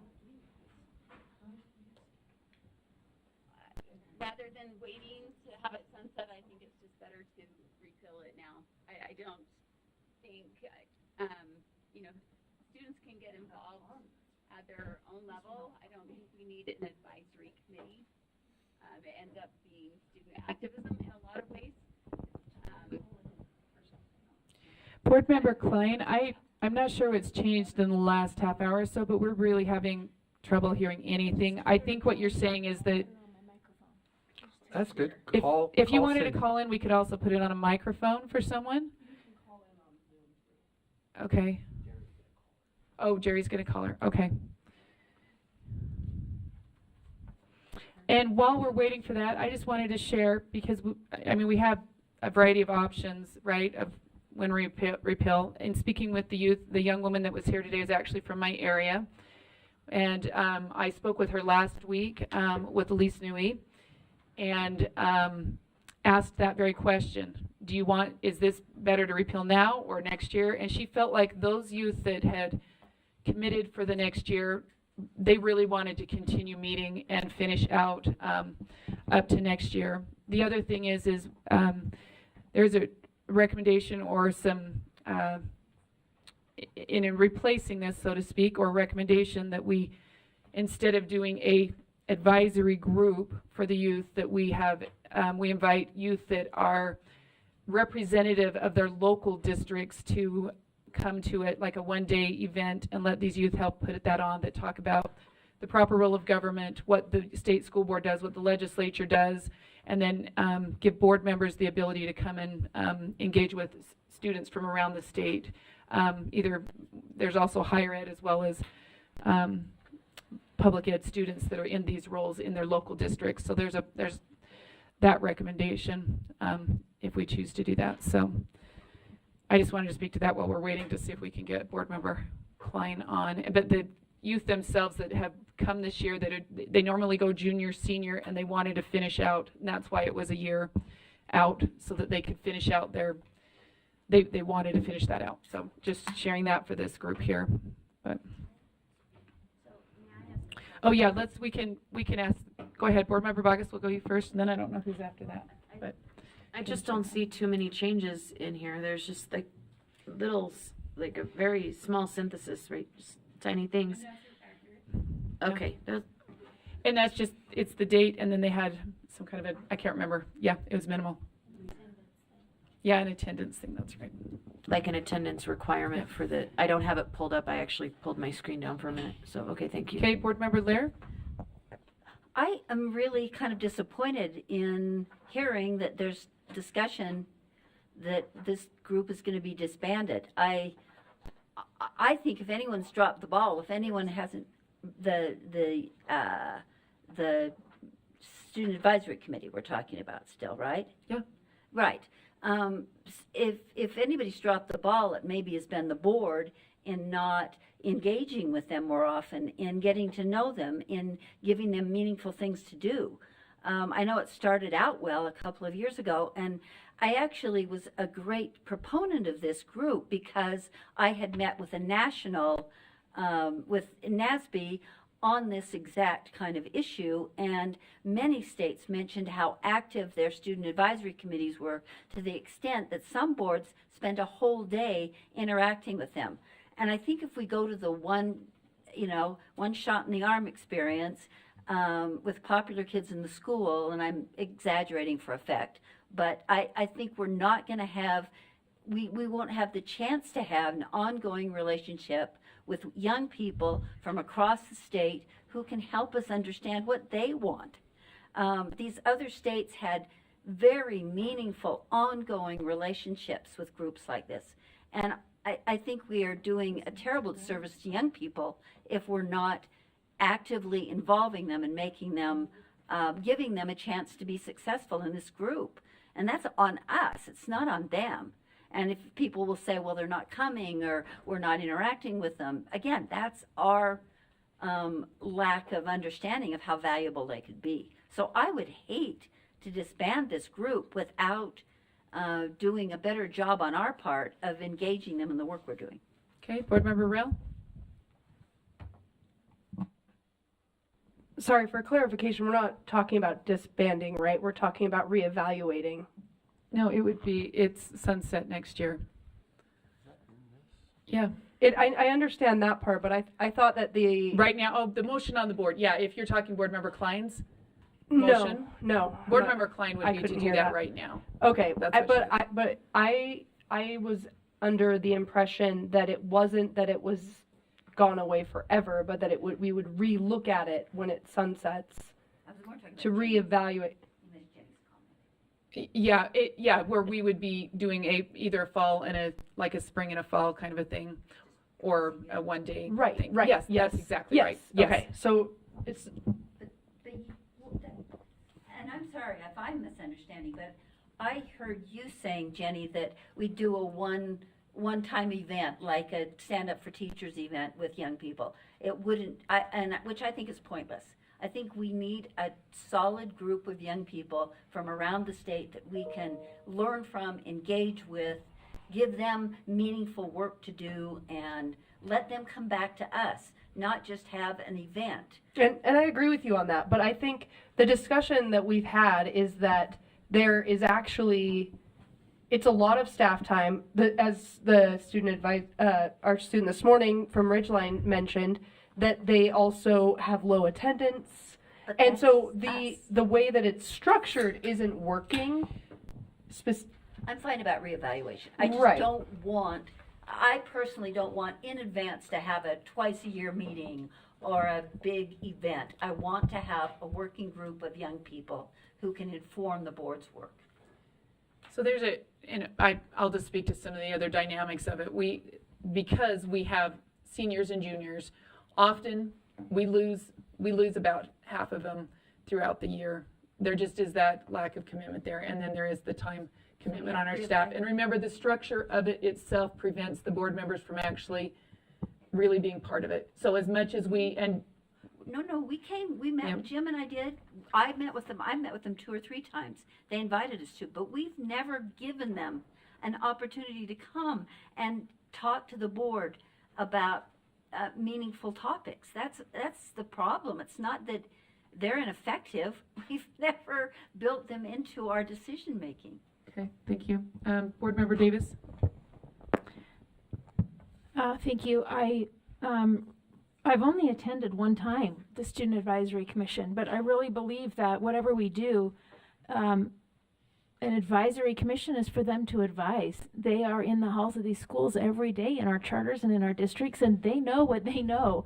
And I remember going and listening to them for an hour, and I learned so many important things. And they were talking specifically about skills inside of a variety of classes that were the most beneficial to them to the least, and they felt would lead them to the building blocks they needed in college and or beyond to the least. And every time we talk about standards now, I think about the things that those kids said, and it helps really guide my thoughts and my decisions. And I felt like that day they advised me and I learned from them. And I don't think they need to come here for us to teach them. I think that they need to come here so that we can learn from the very people that we are trying to serve. However we restructure and whatever that looks like, I think that's what it needs to be. So what I would, and just in response to that just a little bit, I think that is what can be done, right, with this more condensed. Oh my gosh. So that is the other thing. Okay, the other thing that came up was you're talking 15 members, and they were having a hard time figuring out how to actually get representation on their full area, on the different schools, trying to figure out how to do that. So that's another thing to take into consideration that was brought up as well. But I do think if we were able to reach out to those that represent in their communities and allow them to come and have the discussion that Carol's talking about, asking questions of them. Board Member Norton, and then sorry. Board Member Norton, go ahead, and then we'll. Yeah, I'm just sitting here thinking, and I like the idea of them coming here, but I also like the idea of having this be the group that we can send out a Qualtrics survey about cell phones in school, or we can send out a Qualtrics survey, or not even Qualtrics survey, but through written communications. But we can tap their minds and their thoughts, because like you said, they are the ones that are there.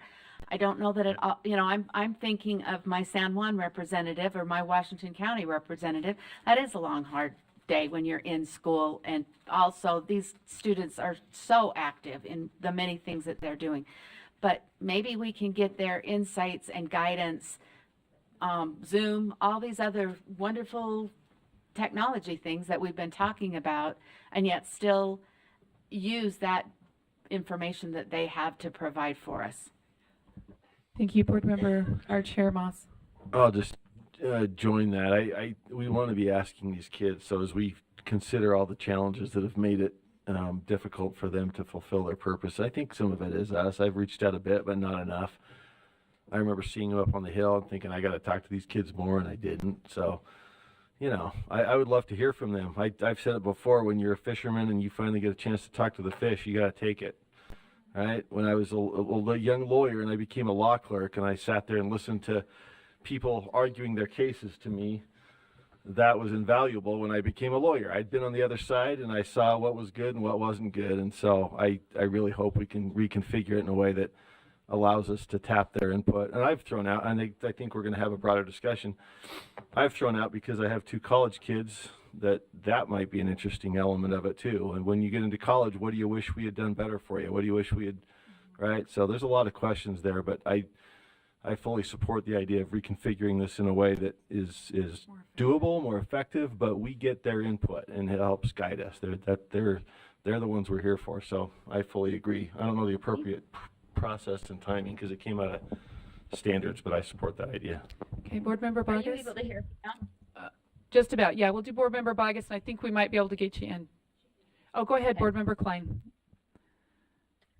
So can you hear me There you okay? go. Yes, that's better. Okay, I logged off and got back in, so thank you. My concern about anything where the students are advising us or we are looking to the students to get their input is, or even when we bring them in to speak to the board, it seems that more and more they have been groomed to push activist agendas. And we're not, because they're kids, we're not allowed to argue with them. We have to treat them with kid gloves. We already have a hard enough time as adults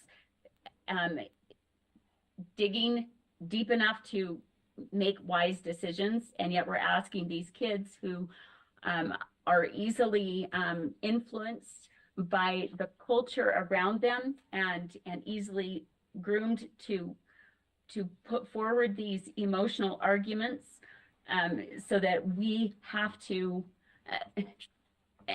that we are expected to just take at face value and not question or argue with. And so that is my concern with anything related to elevating student voice and choice, because more, and especially when you combine that with the new push for civic engagement, it's turning into children being used as activists for political causes.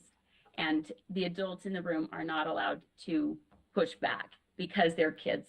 And that's why I think it is ill-advised to put the kids in that position.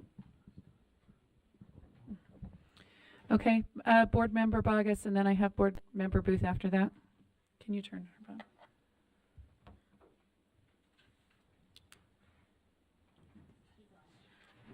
Thank you. So just in response to Chair Moss's comment, I have reached out, and that goes both ways, right?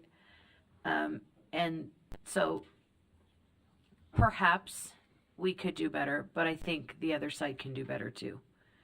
If that is a fair assessment. Secondly, with regard to this vote, I know that the motion on the table is to repeal, but should one approve this update, as I look at this, all we're approving is some changes to travel related expenses. And the sunset date of next year. Oh, I guess I did not see that in, okay. The top. So that makes sense to me. So two minor things. And I just want to kind of bring that back because I want to make certain I'm clear, and that's all I have to say. Thank you, Board Member Booth. Thank you, Vice Chair Earl. I am grateful for the opportunity to just get this vote taken and to be able to then spend some time evaluating what we might want to do in terms of adjustments to the program. My entire career has been built on interaction with students and feedback from students, and I have always welcomed and enjoyed the creative experience, the learning experience of involving students in the process, exploring new ideas, creating together, and I believe from my personal experience with NEBO board and with the MATC board that I was on for 16 years, that those frequent interactions with students were very valuable experiences, and we were able to do with the information we received exactly what we wanted to do with it. But it was just a wonderful forum and a wonderful opportunity to be in touch with the people that we're serving, that we keep right at the forefront of all of our important decisions. So I welcome their input. I'm excited about what we can learn about how we're doing and what we want to do in the future to ensure that they are ready to walk through those open doors that public education opens for them. And thank you very much. Okay, the motion before the board is that this Board Member Klein's motion, and I'm looking to, someone help me find it, is to repeal the Student Advisory Committee. She said commission, but I think she meant Council, yeah. So the motion before the board is to repeal Board Policy R 5008, Student Advisory Committee. And we'll take a vote on that, and then we'll take a vote. This is a substitute motion.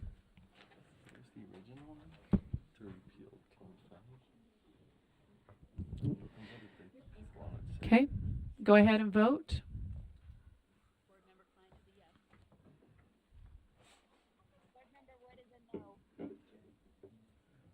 Oh, Board Member Klein, what's your vote? So this is to repeal. This is your motion.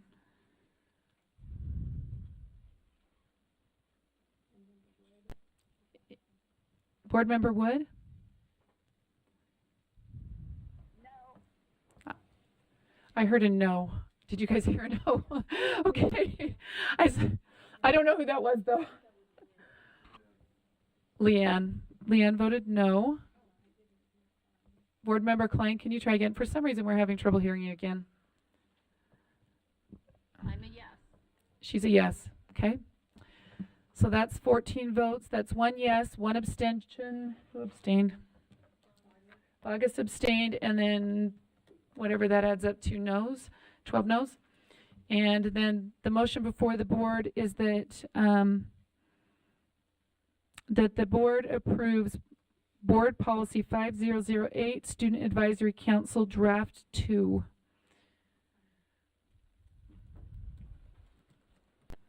We'll wait for that to come up. Okay, the motion is before. Cindy, are you having a question before we vote? Okay, sorry, just a minute. Board Member Davis. Sorry, late on that one. I have a substitute motion. All right.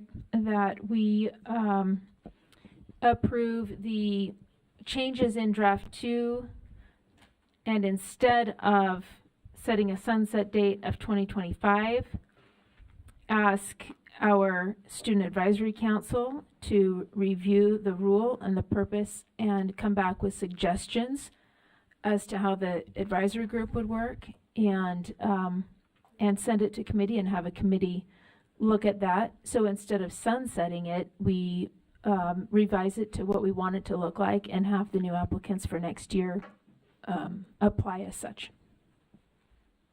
Okay. Is there a second? Okay, no second? All right. I second. Okay. Board Member Booth is seconding it. So can I speak to it? Yeah, please. I just think that we need to, I just guess I don't understand why we would be sunsetting it instead of revising it to make it more effective. Like, why we're going to say we're going to end this thing in 2025 and then we might think about it after. Why aren't we thinking about it now? And no one's reading and then getting feedback from the students, getting feedback from a committee, revamping the way it needs to look so it fits everybody's needs better, making the changes that have been suggested about attendance and such here, and then moving forward. That's, I'm going to read the motion, the other motion that came out of committee, and it's not actually on here, so I don't know how that works. I'm just going to say that because this is the other motion that came out. It was after this motion. Let me find it.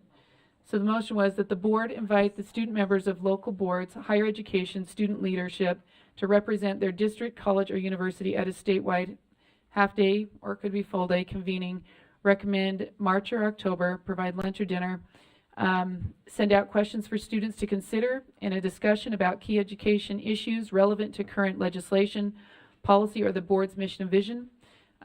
State board members will engage with the youth to ask questions, gather insight, and provide feedback. That would be the intention versus a ongoing group that has just 15 members. It would be actually encompassing the larger scope of those individuals, and it could be, we could hold that twice a year or just once. That's kind of the thought process. There's a number of reasons why, and one of those is even this amount of staff time and trying to organize it and how many students we're getting, and but if you want to, I would speak against this. They currently meet quarterly, is that right? What's that? They currently meet quarterly? No, correct me if I'm wrong, it's either every other month or once a month. Is it once a month?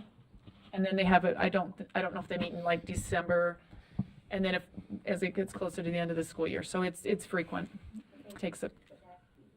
I mean, I would substitute that so they meet quarterly. It would cut down on staff. It would be less, but there would still be some continuity. They could get a project, they could work on it, they could come back prepared, ready to speak. It's not like come in and So we'll give you a pizza. You making another amendment to your motion? Yeah.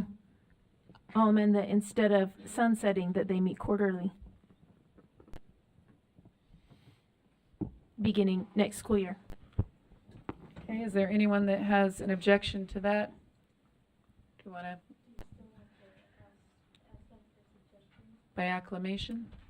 Yeah, I think they could still bring back suggestions of how those quarterly meetings would look and such.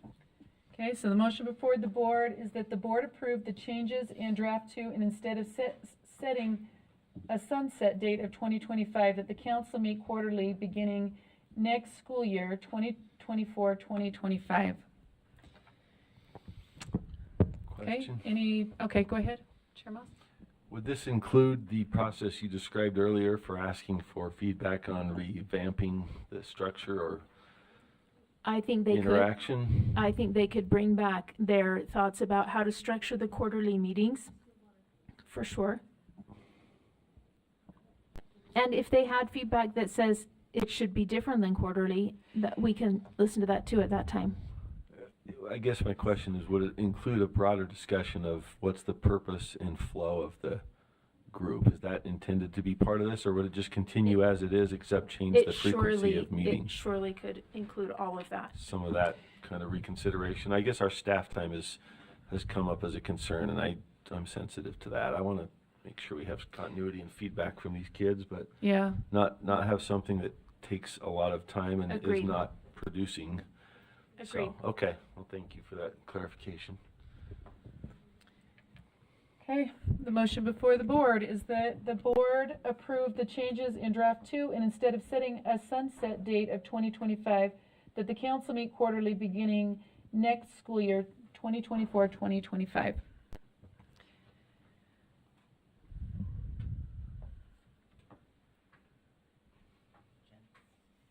Board Member Klein is a no.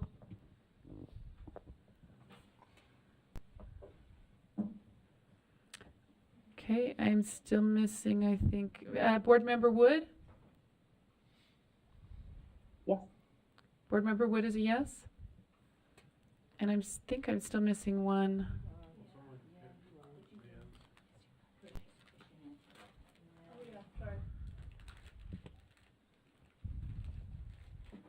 Okay, the motion passes. The noes are Green, Klein, Bogus, Carey, and Earl. Okay, I'm not sure, do we need a, was that a substitute motion? Okay, okay, so that would go to the next thing. Go ahead. Okay, the next one.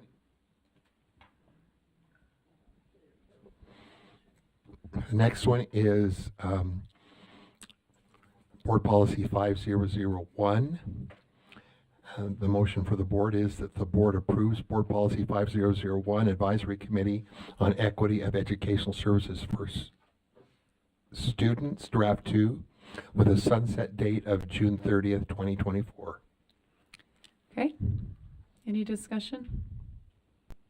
Okay, the motion before the board is that the board approves Board Policy 5001, Advisory Committee on Equity of Educational Services for Students, Draft 2, with the sunset date of June 30th, 2024. And your vote, Board Member Klein? Yes. This is not that. This is not. We're sunsetting access.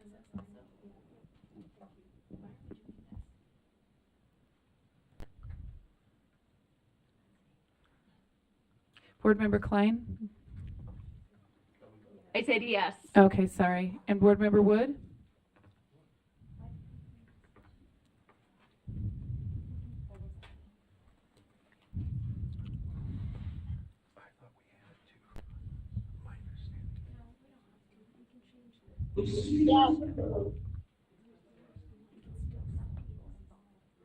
She said yes. I think that was Wood.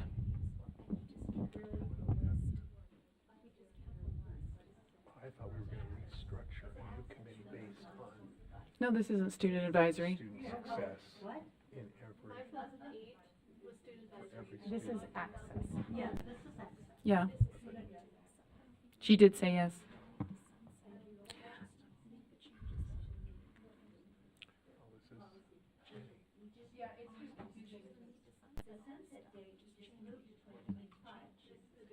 No, this is the different policy.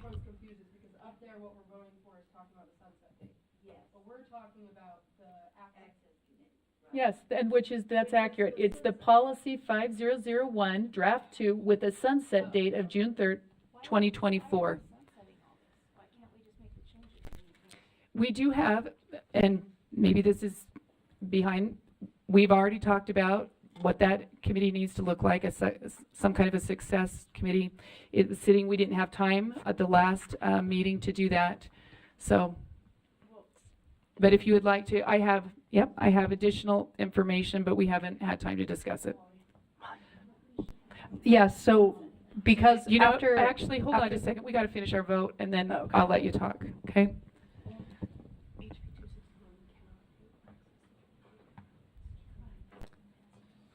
I have 3 more votes out.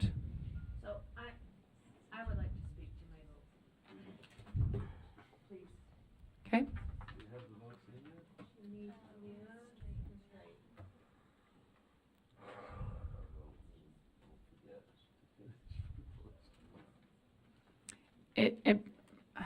Who are we missing? We've got 2. Straight and Lair. Straight, did you vote?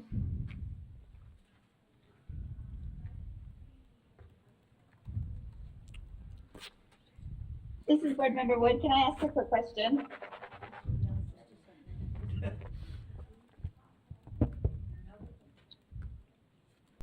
Am I still waiting for one person?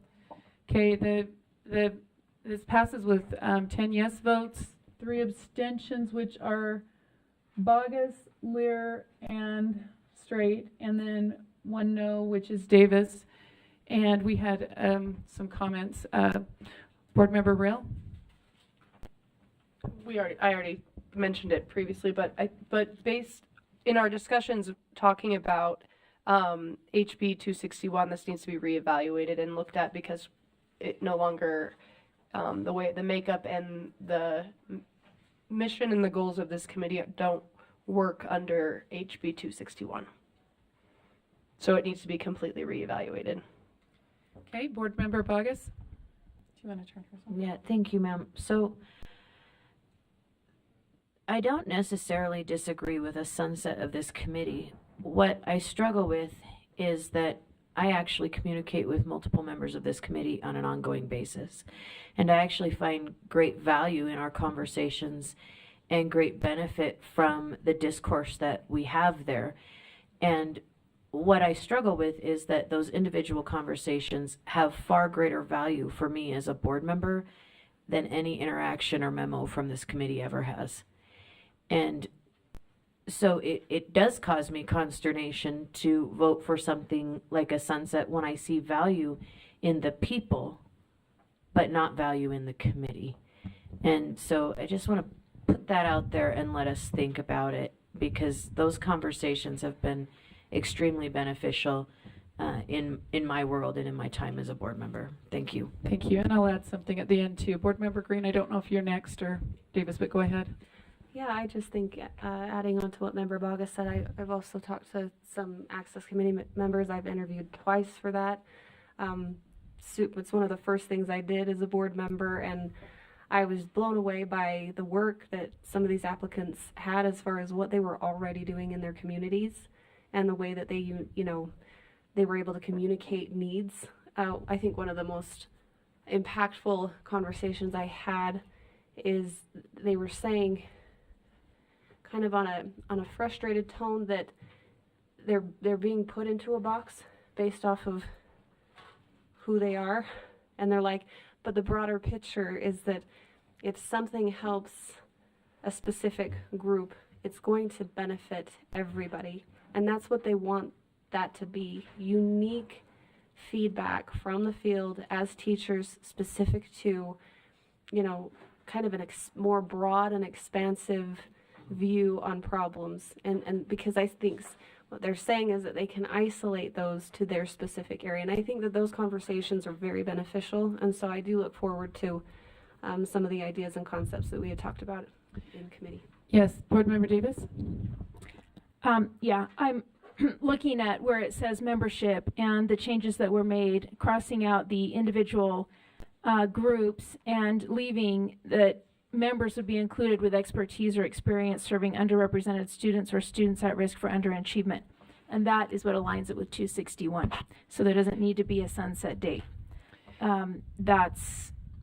So I don't know if it's too late to make a motion that we adopt the language minus the sunset date. I felt like we didn't really get any time to have discussion before we voted.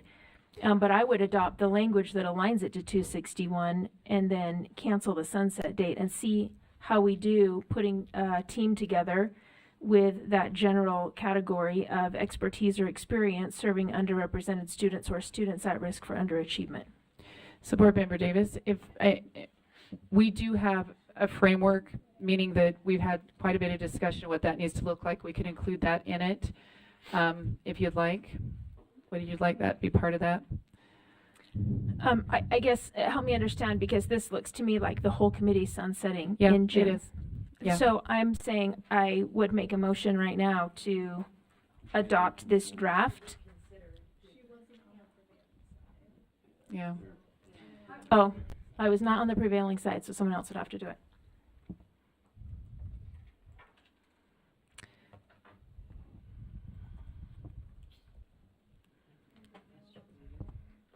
Can I, it's just two things.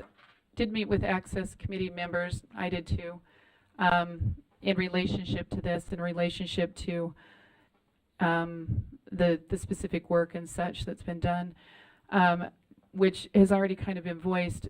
These individuals are highly involved, and the chair of this are highly involved in a lot of things, and they will keep being involved. I don't think this precludes them or removes them.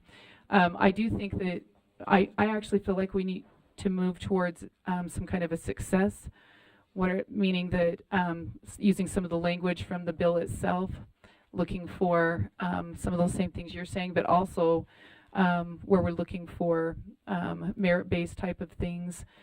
And I'll see if I can pull up my language. I don't have it right in front of me, but just some recommendations that we had as discussions from that committee. And I don't know, maybe you didn't get a chance to listen to committee meetings, but that was at the end of that as well. So thank you.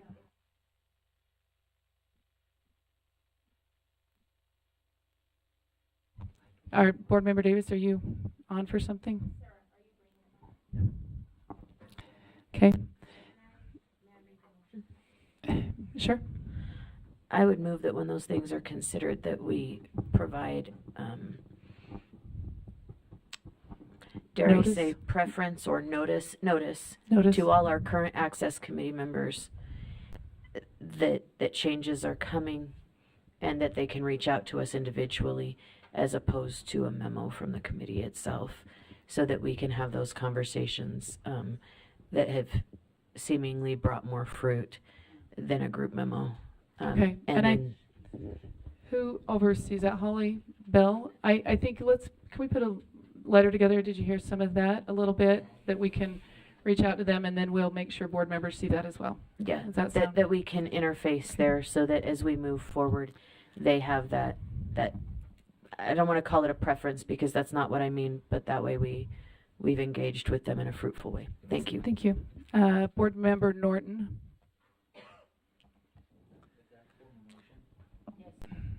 Well, sorry, we can maybe do a formal motion. So that we can direct staff to make certain that they're noticed.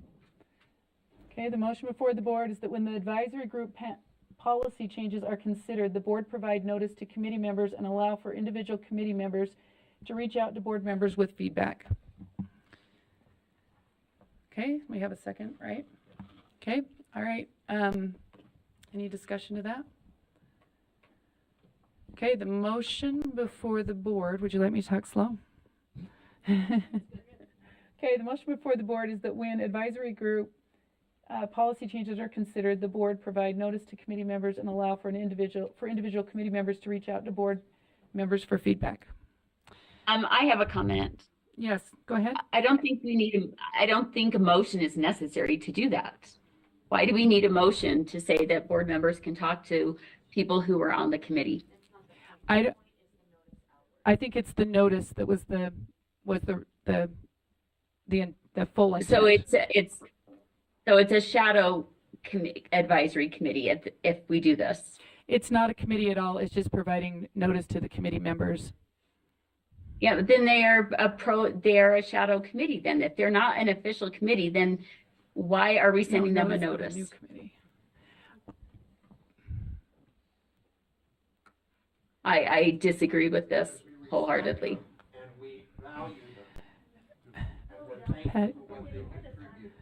Patty Norman, do you have a question? Yeah, thank you, Vice Chair Earl. As I look at this, it is, they will no longer be committee members, so that when advisory group policy changes are considered, if this passes, they'd no longer be committee members. So I think that's, okay. Yeah. Did you want to change something? Thank you. So that when this policy, you talked about changes to this policy that are impending because it has not yet been sunset. When that comes, I think we need to notice the members of this committee. I don't believe we need to notice them on everything under the sun. But when the changes to this committee come, I think we need to notice these members so that we can have that conversation. And I'm not asking them to be noticed in perpetuity, but I do think that giving them timely notice so that those conversations can take place is a fruitful movement. Why do we need to notice them beyond just saying that the committee has been sunsetted?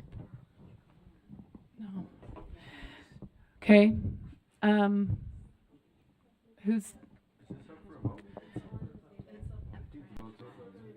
Okay, the vote is open now. Are you speaking to it before we vote? I think so. Board Member Norton, sorry, we got a light on and you haven't spoken yet.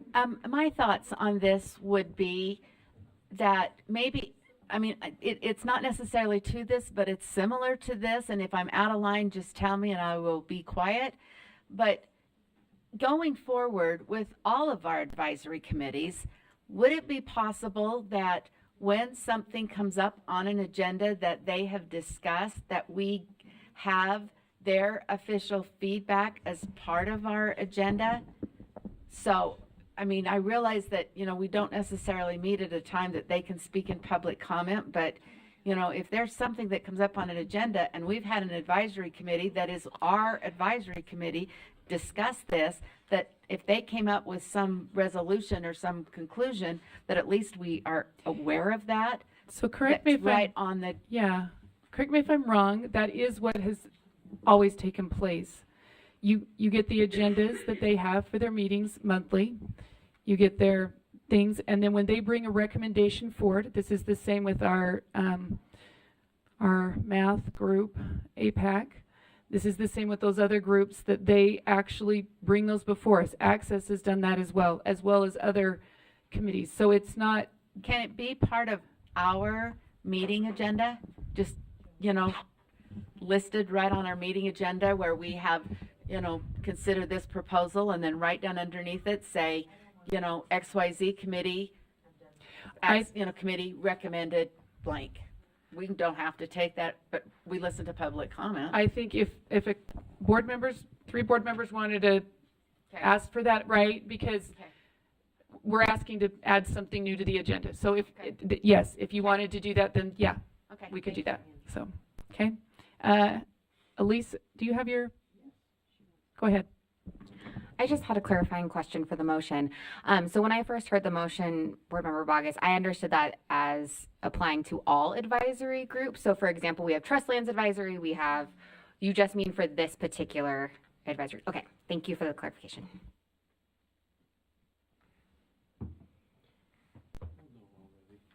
Okay, go ahead and vote. I think we're ready. Okay. Board Member Klein is a no. Board Member Wood? Yes.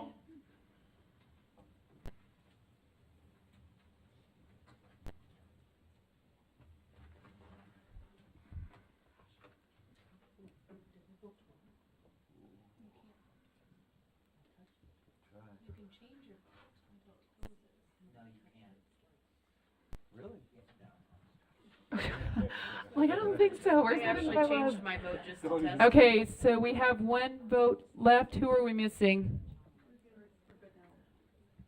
Okay, we're good. Okay, so that something votes. The no votes are Davis, Klein, and Straight. Okay. All right. Next agenda item. I think we go right into point of order or something. Elise. Yeah, we did.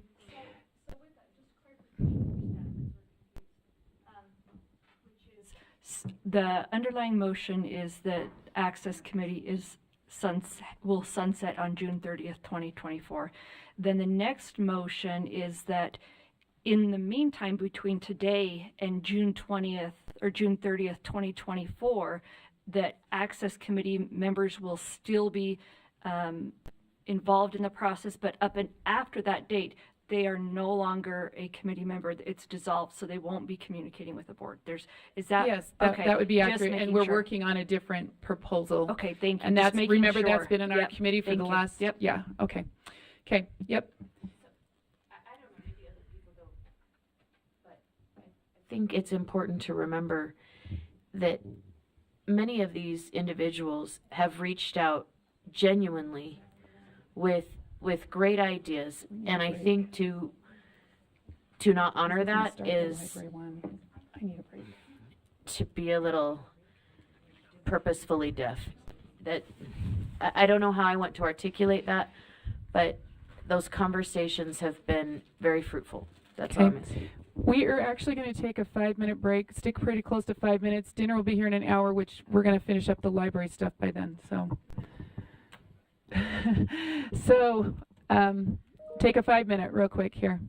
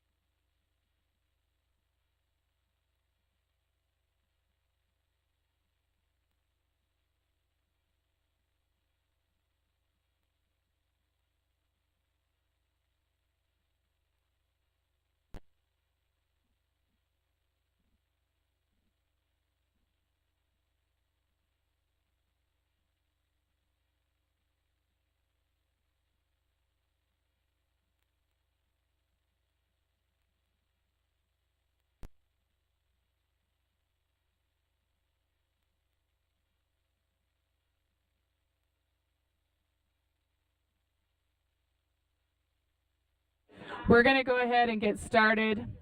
We're going to do finance first. We've got a lot of staff waiting for that. And then we'll probably have dinner and then rejuvenate a little bit and then start into some things, other things. So, okay.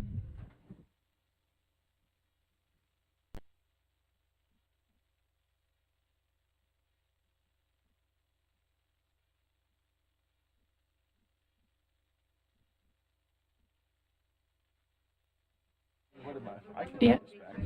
you can take it back. Okay. Board Member All right. Martin, are there some that we have that are going to be quicker that we don't maybe? Or especially, I'll take it back. You want me to? You got it. All right. I'll take the gavel back. We're tag teaming. We're trying to make sure we respect staff who are here for some finance items. Or is it finance or also budget? Finance. Okay. Would that be okay, Chair Norton? Or and maybe we can check with Superintendent Jones. I should know this, but we're just trying to respect staff. Are there finance items in particular that we have folks here for that we ought to front load?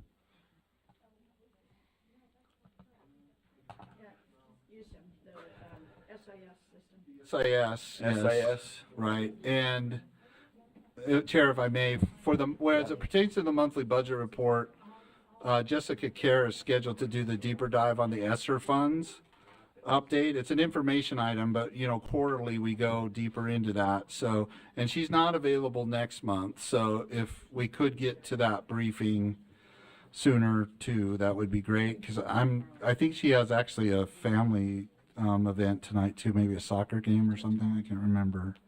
So that's true. We could do it tomorrow. Is Jessica here? Okay. Should we bump that till tomorrow since it's not an action item? That's fine. Yes, that would be fine. I think Jessica could brief us virtually if you want to move the monthly budget report to tomorrow. Yes, sir. Yeah. So monthly budget for tomorrow, that would include the deep dive on ESSER. On ESSER. And Okay. yeah. Does that work? Do we have any concerns from folks out there? Okay, I see we're okay from Chief of Staff Young. Chief of Staff Young, does the is it the SIS that's the primary issue on which we have staff here in finance? That's the one we need to front load? Yeah. If we could start at your direction and Chair Norton's support, if we could start with that action item, the SIS first, that would be great, sir. All right, does that work, Chair Norton? I will bounce it to you then. 13.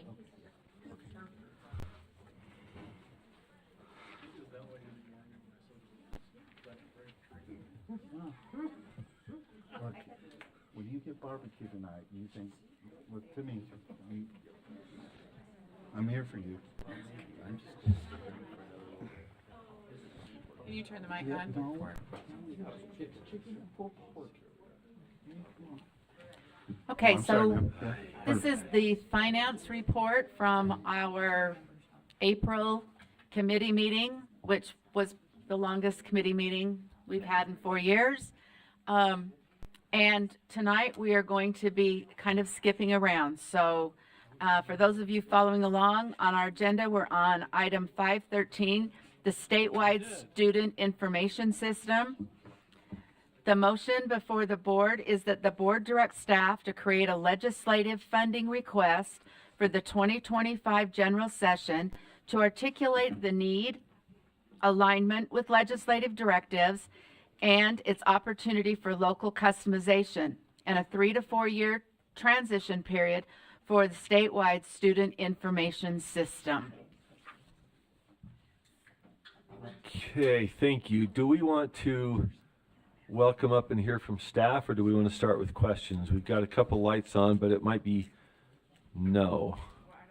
You'd rather open to questions. Okay, let's go to questions then. Member Davis? You've got it. I have a substitute motion. I think someone has that language ready to go up, right? Okay.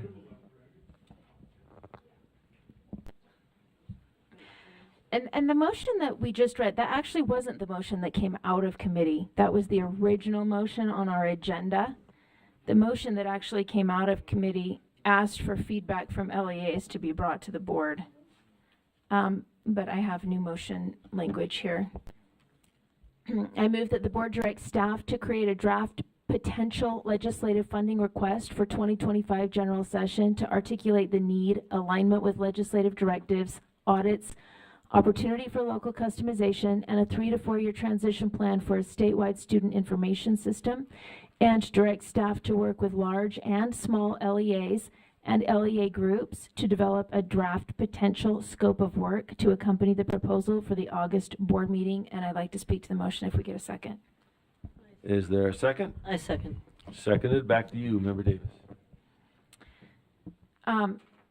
Yeah, thank you. I just think that we need to take a really careful look at this. The very first motion that came in through committee, I personally was uncomfortable with because it felt like we were just kind of moving forward on this without getting feedback.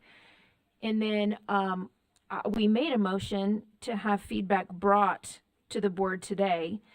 I'm going to share feedback just from one large LEA that I sought from a data specialist. And it said, thanks for asking. I understand the desire, but I think that would be difficult because of differing needs between the districts and differing abilities of systems to integrate. Most SIS systems are part of a suite of enterprise tools that work together, such as SIS, finance, HR systems, SPED, data, dashboard, warehouse, food services. Some districts have bought SIS independently, but others try to use many from those systems from the same suite because they integrate easier. So if we all use one SIS, the integration is easier with the state, but then likely dozens and dozens of other integrations at each district would have to be created or remade. For those using SIS systems in a suite, not only is it a big effort up front, but likely the new system will never integrate as well as it did before. I've talked to some of you, and smaller LEAs have different opinions that say this could be really good for us. And so I think what I just want to do is say, look, we hear you. We're going to get your feedback. We're going to work in conjunction with you. This motion, because I know people out there are going to say, why did you move that? Because we're unhappy with it.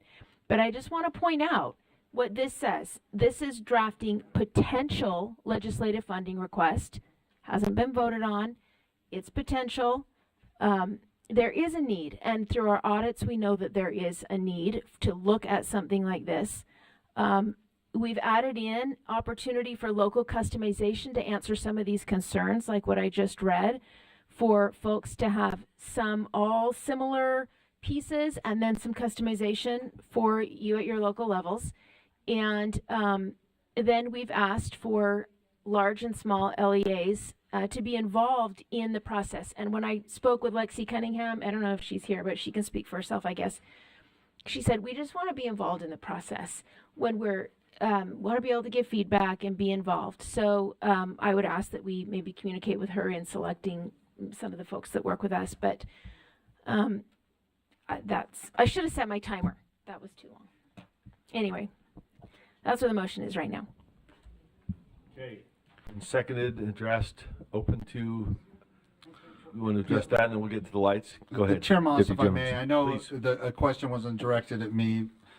Two things that I do want to emphasize is that we did follow up. Staff did follow up on the intent of the recommendation that we do follow up with the field. We did that on 2 occasions recently at a meeting with the Utah Superintendent's USSA, and then again at UASBO, and received similar remarks or concerns, especially as it related to interoperability. Not to get too far ahead of anything, however, in the years that I've been here since 7 years ago when we proposed an SIS, vendors now are very capable of ensuring that there's a minimal impact to already established interfaces. Yes, if you replace the SIS, there's that aspect, but that could conceivably be something we control for in the request for proposal process. I know that's a little bit ahead, but we did take the same comments that Board Member Davis articulated so well, or concerns, and we will address them as we, subject to the board's direction, work so closely as we have on many other items a one SIS approach will include the field, right? Not just districts, charter schools as well, and that we're clear. Our orders are clear, sir. Thank you, sir. Who do we have? Member Reel and Member Norton? Thank you, Chair. And thank you, Member Davis, for, I'm glad you brought that feedback today to the meeting because I think it's really important. In working in higher education as an analogy, there's all of these systems and all of these institutions have all of these different systems. And if you've worked in software or worked in any of those types of systems, you know that sometimes they talk to each other, sometimes they don't talk to each other, sometimes they can send data and information one way and not the other way. So all of these come with a lot of complications and a lot of configuring that will need to be done in order to get one SIS system. But I do think overall there is a great need for this.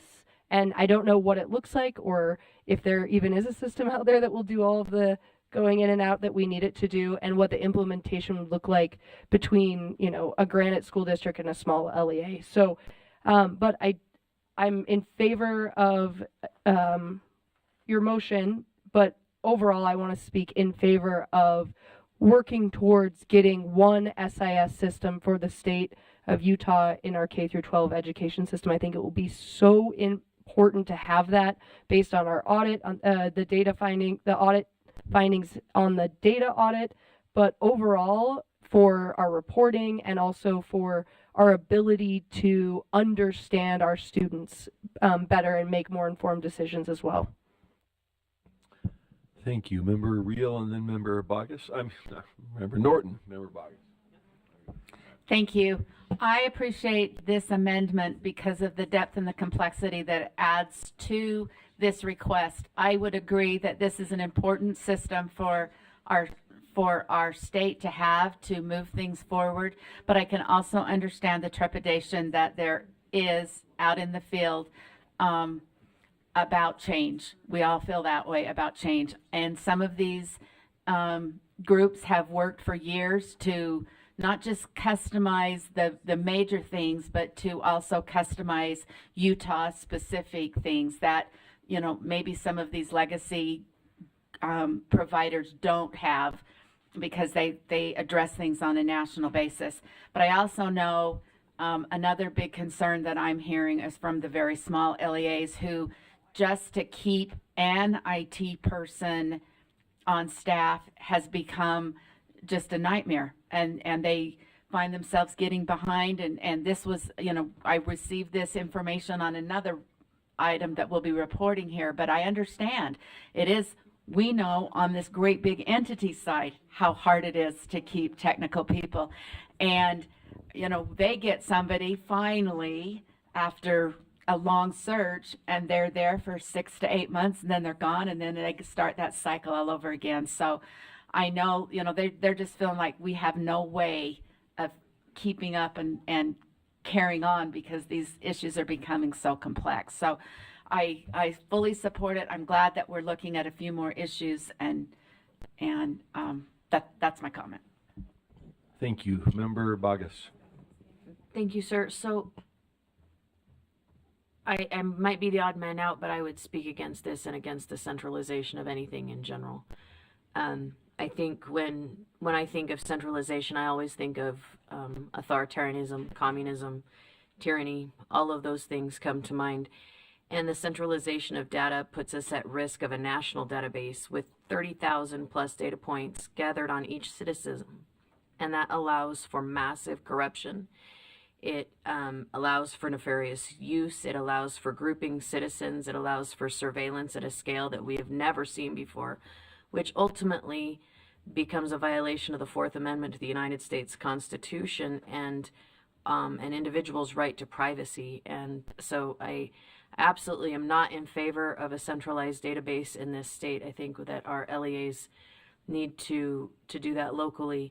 And I would argue against this motion and any and all other motions that would seek to centralize a data system in this state. Thank you, sir. Thank you. Any further, Superintendent Dixon? Thank you. This goes to Member Davis's original motion. it's been really interesting to have these conversations. I think the first conversation, Deputy Jones, correct me if I'm wrong, was with the superintendents at USSA, that like the first big group conversation. That conversation was very interesting. As you would imagine, there were varying opinions. The one constant was everyone seemed to think it was a really good idea. The hard part was until it affects us. So, the notion that it created streamlined processes, eliminated or diminished reporting, a lot of those kinds of things, less room for error, just a lot of good conversations. The variables were timing, cost, and prior work. So some said, I like this idea. If you're going to do it fairly soon because we're ready to purchase something. Some said, oh man, I wish you would have done this 4 years ago, because we just purchased something a couple of years ago, and Scott and I were really good to not say I told you so 4 years ago. So that, that timing was a variable. The second was, of course, the cost. Some have spent money, as you've mentioned, and some spent some quite a while ago with training. Others, like Washington County, have spent 2 years kind of doing a big wraparound of their data system with some integration. So timing, cost, and just the change, the angst of change were the three things that continue to come up. Since that first meeting, we've had the word spread. So we've had a lot of individual contact points. I feel like I'm having them anytime I run into somebody from the field. I have a contact point about this. And again, the constant is, yeah, we think it's a good idea. And just be aware that this is what we've gone through.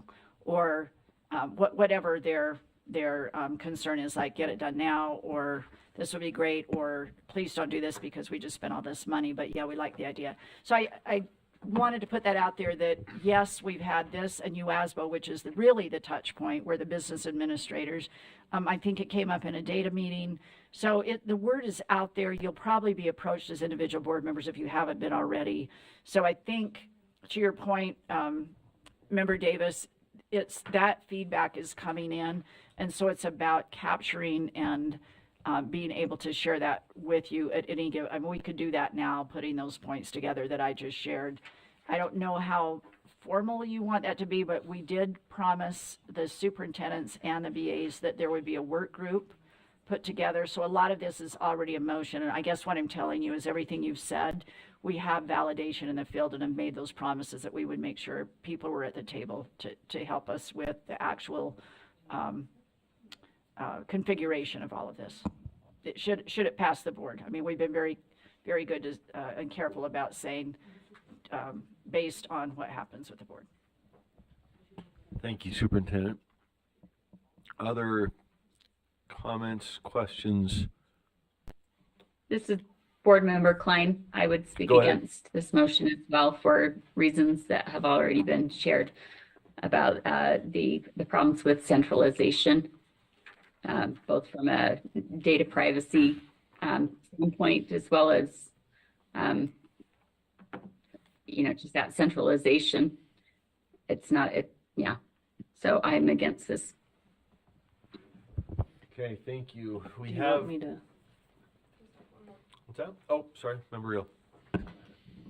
I'm just for the public record, I just want to make note that I would much rather have data in a protected system rather than what we all use and interact with every day, which is basically a nationwide database called Meta, Facebook. It's basically a nationwide database as well as X. So I understand the concerns, but I would much rather see something that is secure and protected rather than things that we all use every day that is basically a nationwide database, well, a worldwide database. That's all. Thank you. Vice Chair Hart? I think we have to make rules for what we have in front of us and the requirements we have in front of us. We are staring down student data backpack. We have issues with data reliability. Every time a data crosses a system, you're creating a nexus that can lose data, corrupt data. To be able to protect it in a system that that has protection built in, that's, to me, some advantages. We can't get away from the collection of this data. It would dramatically, we have lots of places in code that we have to collect data. The other thing is when we don't have a unified SIS, what you do is your rich get richer and your poor get poorer. Districts that can't afford the very best of the systems end up with mediocre systems, which causes them problems and errors, and the big districts can afford the latest and greatest and save time and save on limiting redundancy. I think that it's very important that we consider the options that are out there for a unified SIS so that we can provide top-level security for the data that we collect and be responsible with that. That's my 2 cents. Thank you, Vice Chair Hart. Further questions, comments for staff?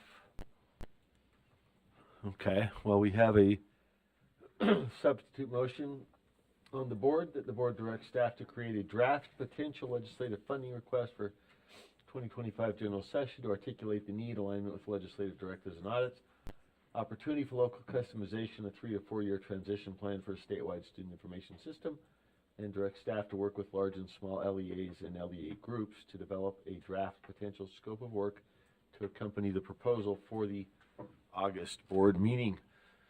Seeing no more lights, please vote. Board Member Klein is a no. Thank you. Member Wood? Yes. Member Wood is a yes.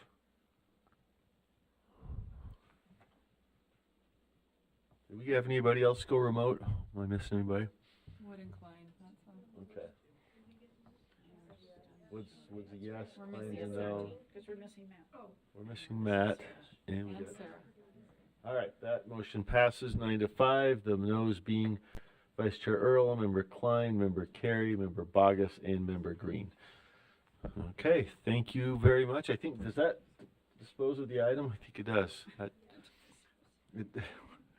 Okay, thank you very much. I don't want to leave a motion dangling if I dispose. Sounds a little harsh. All right, back to Chair Norton. All right, so now we're on agenda item number 3. This is the R277487 or R277932, the information on public school options. The motion before the board is that the board approve R277-932, information on public school options, on draft 2 on second and final reading, and I would like to make a substitute motion and speak to that.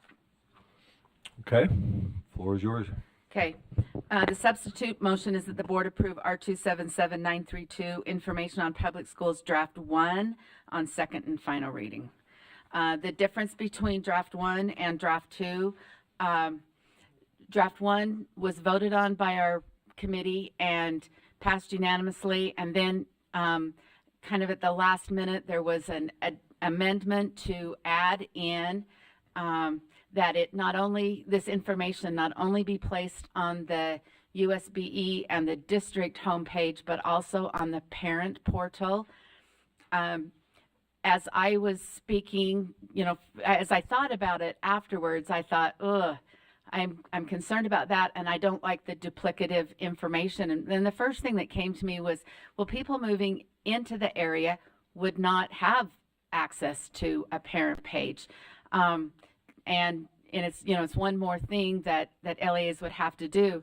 But probably the thing that most convinced me was talking with parents, and they were saying, no, no, no, no, no. You don't get to go on our page. That is our page for parents to see their students' information. You know, if you want to have it on the district website and maybe the homepage of the district website, that's fine if people are looking for options. But when I go to my parent portal page, I want to see my child's attendance. I want to see if I owe any money. I want to see the grades, and I want to see the information that, or the work that they're doing. I don't want anything else. My life is complicated enough, and I understand that.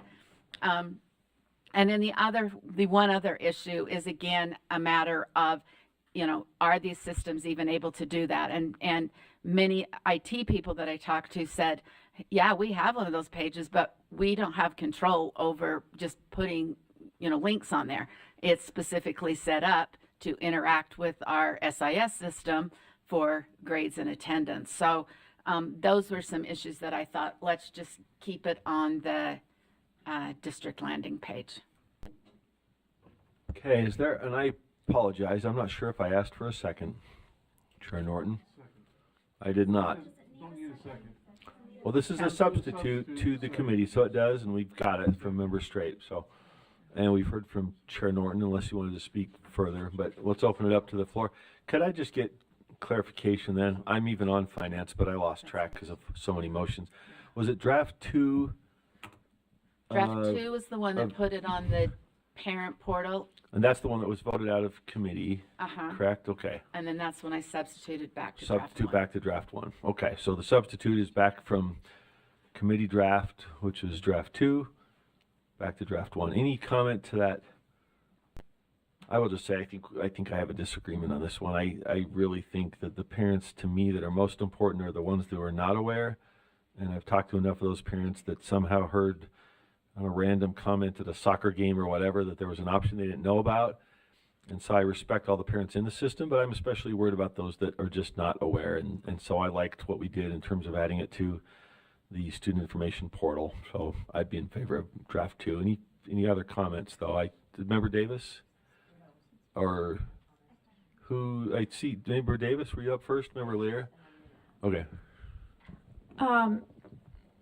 Yeah, I mean, in an ideal world, I think that would be would be just easier for everybody. But part of the reason that we said we ought to put it on the page of the kind of the student home page is because the parent sees it often. The parent sees it when they pay fees. The parent sees it when they check grades and such. On the front of my page, you know, it's where you can also opt into the military if you want information from the military or from higher ed. So I think that it was kind of like a compromise from the data sharing individual identifiable information like addresses and such. So anyway, that's where it came to go on the home page, and the thought was that if a parent has a problem with something, or they're just like, I want to just see, maybe I'm even just choosing between high schools in my district or something, but they can always know where that is rather than saying, I think I got a flyer in a mailbox on August 17th from that charter school somewhere.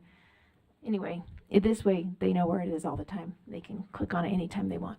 And it goes straight to the websites of all the other schools in their area and have an online option to click on to get information. You're talking about what was in draft 2? That was in draft 2. Yeah. Oh, okay. Yeah, I'm still trying to keep them straight myself. Member Lear? And I just had a question for you, Chair Moss, if you would be willing to respond. Sure. You were saying just now you're sensitive to the parents outside the system, and I'm thinking those parents wouldn't have a parent-facing page anyway. Yeah, I should say outside the system. It's parents who are not aware of choices in the system. That I misspoke if I said these are parents in the system who are choosing a new option that they may not be aware of. So I guess not outside the system of the public system. They're outside of the information about school choices. That's what But I'm they worried would about. be in that LEA. Yes, yeah. And living in that LEA, attending that LEA schools, but. Or you- move-ins, you know, they're people coming in and don't know what the choices are. That's who I'm worried about. Who may or may not have a face or a parent-facing page yet, or Might or might not, might be new. They might have just been in their neighborhood school, liked it, but they might be frustrated and don't know what's out there. Enough info. That's what I Thank meant you. to say. Thanks. Member oh, okay. Any other comments? Okay, the motion is then a substitute motion. The board approve R277-932 draft 1 on second and final reading. So just to be clear, that's a substitute to draft 2 that came out of committee. Draft 1 is the one that's up for the substitute. So that's open. Please vote. Oh, Member Klein, Member Wood. Yes. Is that Member Wood or Member Wood? Member Klein? This is Member Wood, yes. Okay, Member Wood's a yes. Member Klein? No. Member Klein's a no. And that concludes it. That motion fails 7-7. The yes votes being Reel, Hart, Wood, Booth, Straight, Norton, and Lear. So back to the underlying motion, which was the committee motion that the board approve R277-932, Information on Public School Options, Draft 2 on second and final reading. Member Davis. I'm sorry, Member Lear first. To draft 2, and I'm not finding a specific line, but let me tell you what I want to add. Cindy may remember.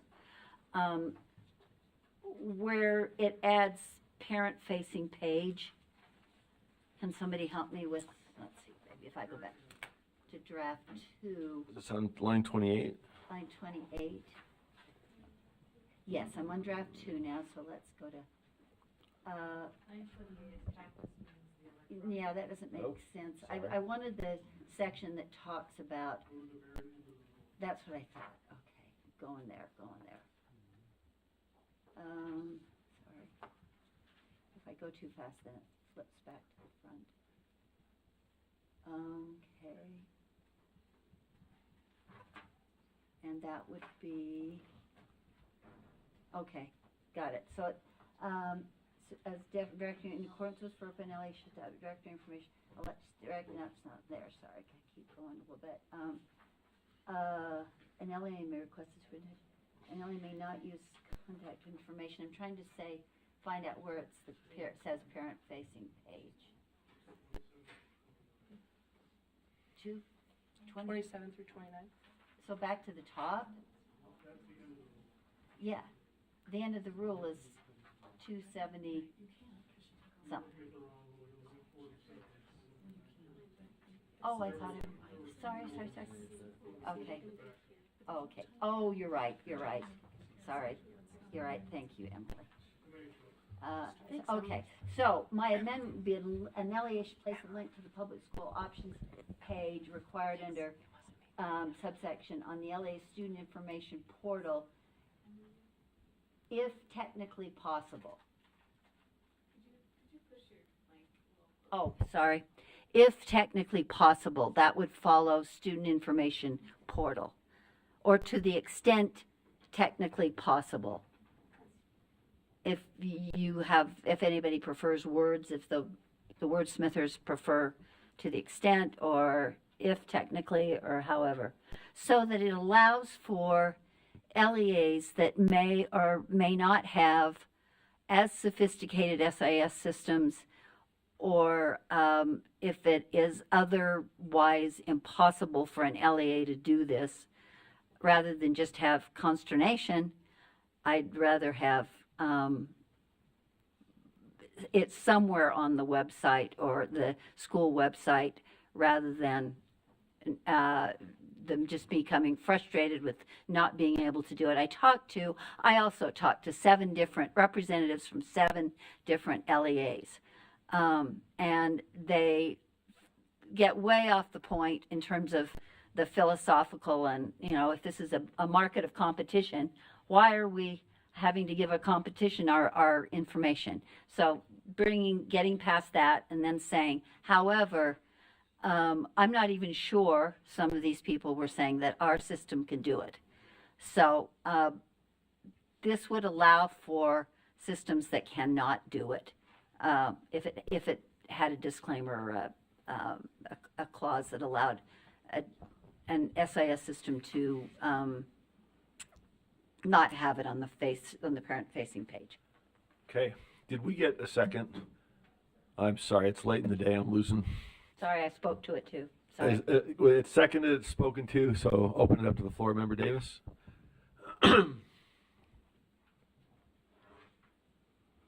She needs a mic. Thanks. I think it's a fair amendment.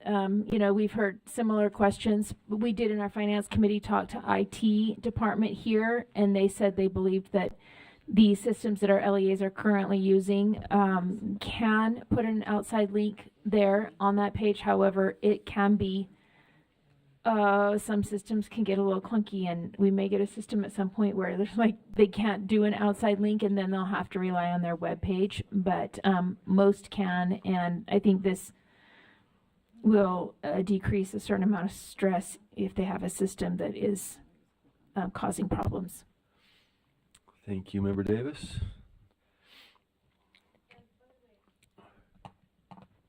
That was brought up by a person representing charters as well.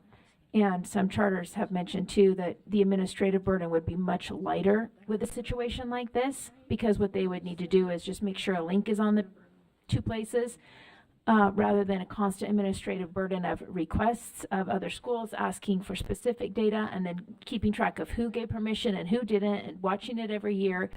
And then not only having that open up to districts and charters, but once that door is open, knowing that then that will open up to Utah Fits All. And the public money's going to Utah Fits All folks are the karate studios and the swim people. And, it opens up a huge door and becomes a major administrative burden. Thanks. Okay. Well, I think this makes sense too for what that's worth. There we go, Member Straight. Yes, thank you. And I had some unsolicited feedback today from superintendents. So, and that's the same thing that they were concerned with. Okay, thank you. Seeing no other lights, the motion is from Member Lear to amend draft 2 to add to the extent technically possible after student information portal accessible by parents. So please vote.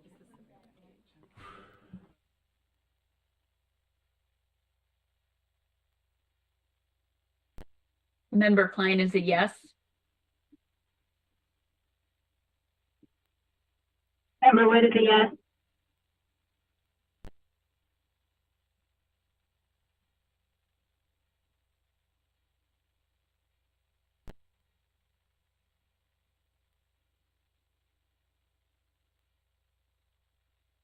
Oh, hang on a second. Are we on Member Lear's motion? To add the words to the extent possible after student information Oh, portal. Sorry, I'm a no. To the extent technically possible. Member Klein is a no. And that motion passes 13-1 with, oh, I'm sorry, we didn't change you. We need to change Klein to a no. All right, that passes 12-2 with the no's being Member Bogus and Member Klein. Okay, back to, let's see, we're back to the underlying committee motion, right? Which now is to approve R277-932, Information on Public School Options Draft 2 as amended on second and final reading. I don't see any more lights, so let's vote.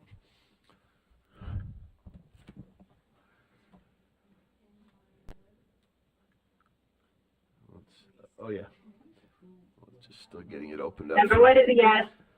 Where was a yes? Member Klein? Yes. Member Klein is a yes.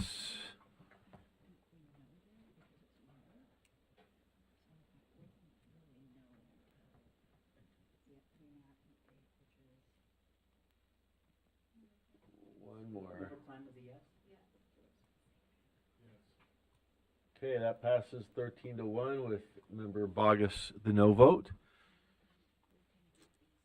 And I think that's back, let's see. Yep, that was it. That closes it out, right? Back to Chair Norton. Agenda item number 4, the charter school revolving account, amendments and continuation. The motion before the board is that the board continue and approve R277-480 charter school revolving account draft 1 on second and final reading. Okay, any discussion on that motion? If not, let's, am I overlooking anybody? Let's vote.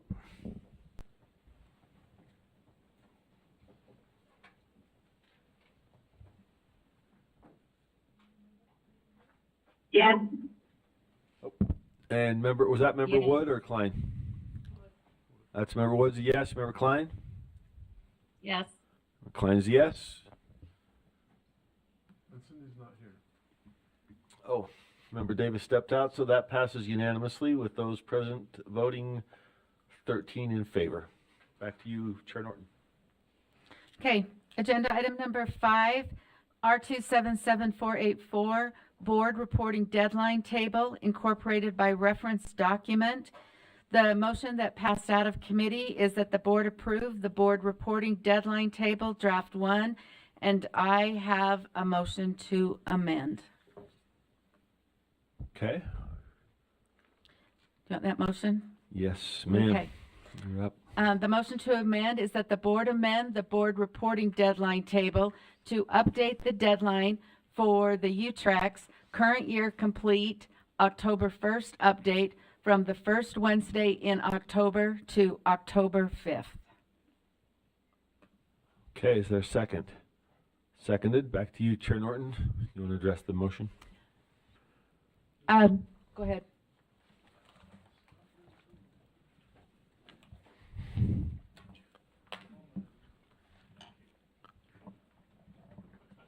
The cavalry rides in. Jared Felt, USBE IT Director. So Aaron Bruff couldn't make it here today, but I was at a data conference with him, meeting with the data people from the LEAs, and a lot of them expressed concern about needing more time to complete the things on their end to submit their final reports. And so this is the reason for the extension or moving the date. Thank you. Director Felt, comments or questions? Member Bogus? Yeah, I have a question, sir. What happens if October 5th falls on a Saturday? To me, it seems more logical to have it be the first Wednesday so that it's on a day of the week. Yeah, there was a... Go ahead, Scott. I don't know if I know the answer. Yeah, it would fall on the following Monday if that occurred on a weekend. Okay, thank you. That's all I need to know. Is that in rules somewhere? I mean, the general rollover rule, is that a standard rule? It would be a business rule. Deputy Jones says it would be a business rule. So it'd be an internal rule to USBE.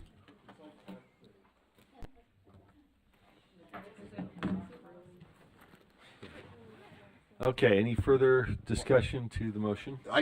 Chair, I can just clarify further. So we always send out a UTREX memo. I share it with Finance Committee members. Like, for example, Finance Committee member Bogus will see the next one. And if it falls on a particular date, that's where we articulate to them that, because this date falls on a Sunday, you get till the next day. The rule is to specify October 5th of every year, but, a 1-day shift will still be okay. If that's okay. I mean, we could codify it in a rule that if the 5th should fall on that's something we could do, but we just make sure they know in the letter, so.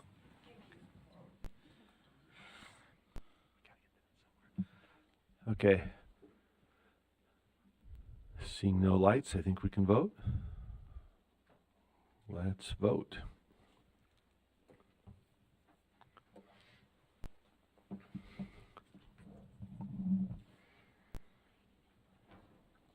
Board Member Klein is a yes. Board Member Wood is a yes. Okay. And let's see, I think that's it, right? We're missing Member Davis. So that passes unanimously, 13-0. I'm going to pass the gavel and join remotely. I've got to attend a couple work things, so whoever's got it's got it. All right, we will go to, oh wait, we're in the middle of voting. Is that 14? That's unanimous, 13, we're missing Davis and Hymas. All right, next item.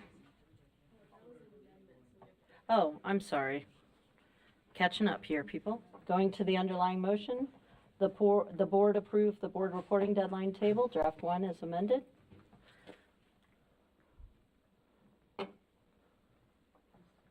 It's up. No, she's not speaking to that. Member Klein is a yes. Member Klein is a yes. Member Wood?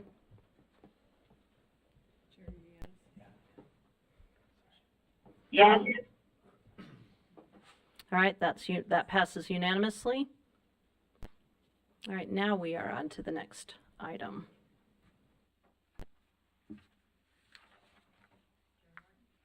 Yeah, I'm a page Getting there? behind. Okay. Data standards? Okay.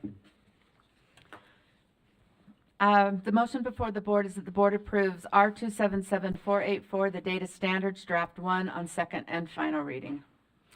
And the motion is that the board approve R277484 data standards, draft 1 on second and final reading. Any comments? Seeing none, let's vote.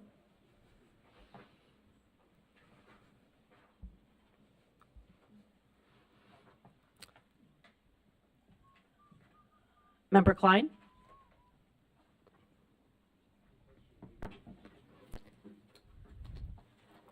Member Wood? Yes. Member Wood is a yes. Yes. Member Klein is a yes. We're missing one. Is it you? Okay. All right, that passes unanimously. Okay. Next up, Item number 7, R277. This is an amendment to R277602, the Carson Smith Scholarship Funding and Procedures. The motion before the board is that the board approve R277-602, the Carson Smith Scholarship Funding and Procedures, draft 1 on second and final reading. all right, any questions? Member Lear? April and a May that are both draft 1. So we have March, April, and May. I hope I'm looking at the right place. Let's see. It's on 602, is that right? 602. Mm-hmm. And you've got a March, I've got, it should be, oh, so that's May. Okay, so we're looking at the May.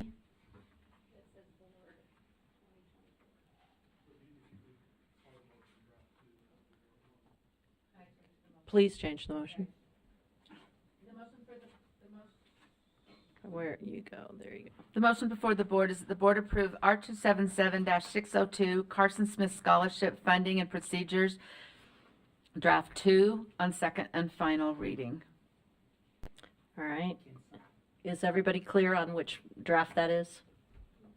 Member Carey? Yeah, in the packet that I printed out, I didn't have a May. Can someone just give me a quick summary of the primary difference between the May and the March?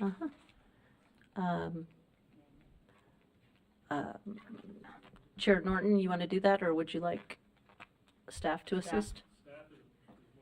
Staff is looking. All right. It's not colored. Okay.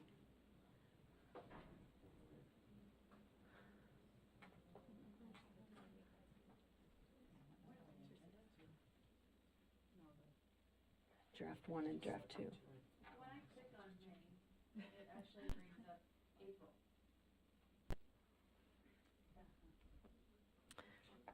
Well, so I'm a little perplexed because I click on draft one, April, and it brings up March. And then I click on draft one, May, and it brings up April. So I'm Okay. wondering if maybe you might have the May draft, is my point. Are we sure that there's a difference between draft 1 and draft 2? Okay. My point, Joe, is that you might accidentally have it. Yeah.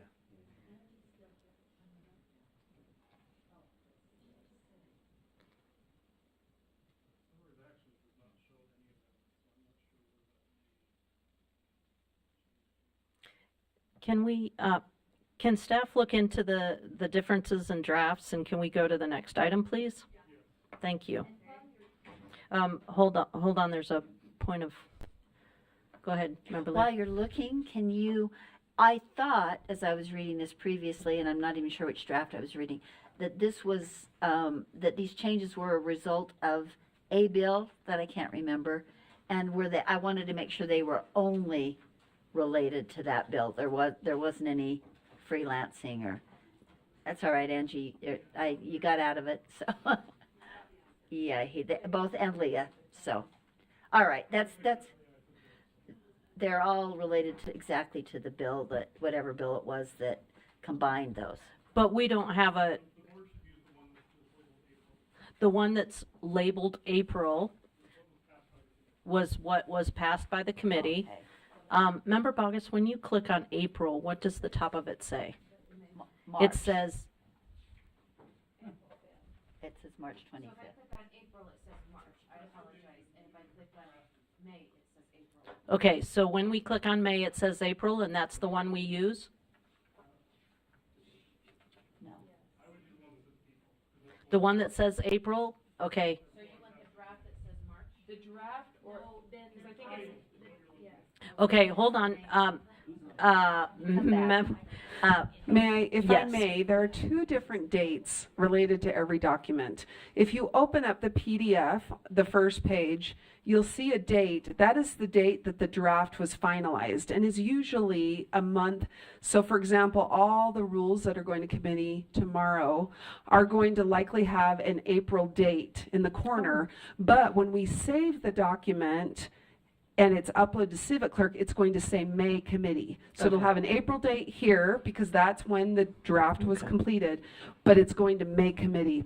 So what I think Ben is recommending is you look at the document that says April committee or April board, probably April committee. So that would be if you're looking at the backup documents listed, click on the one that says April committee. Okay, the question was asked, what's the difference between the two drafts that are in backup? So there is no difference, so we could click on any of them.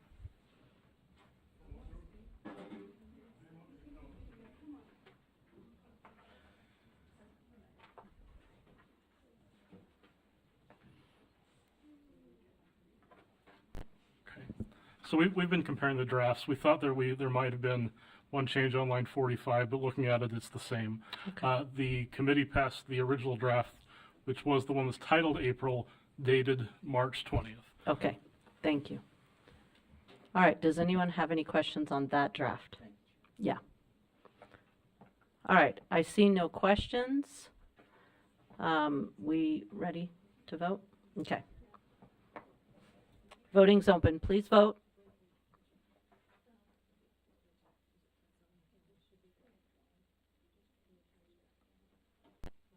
Klein is a yes.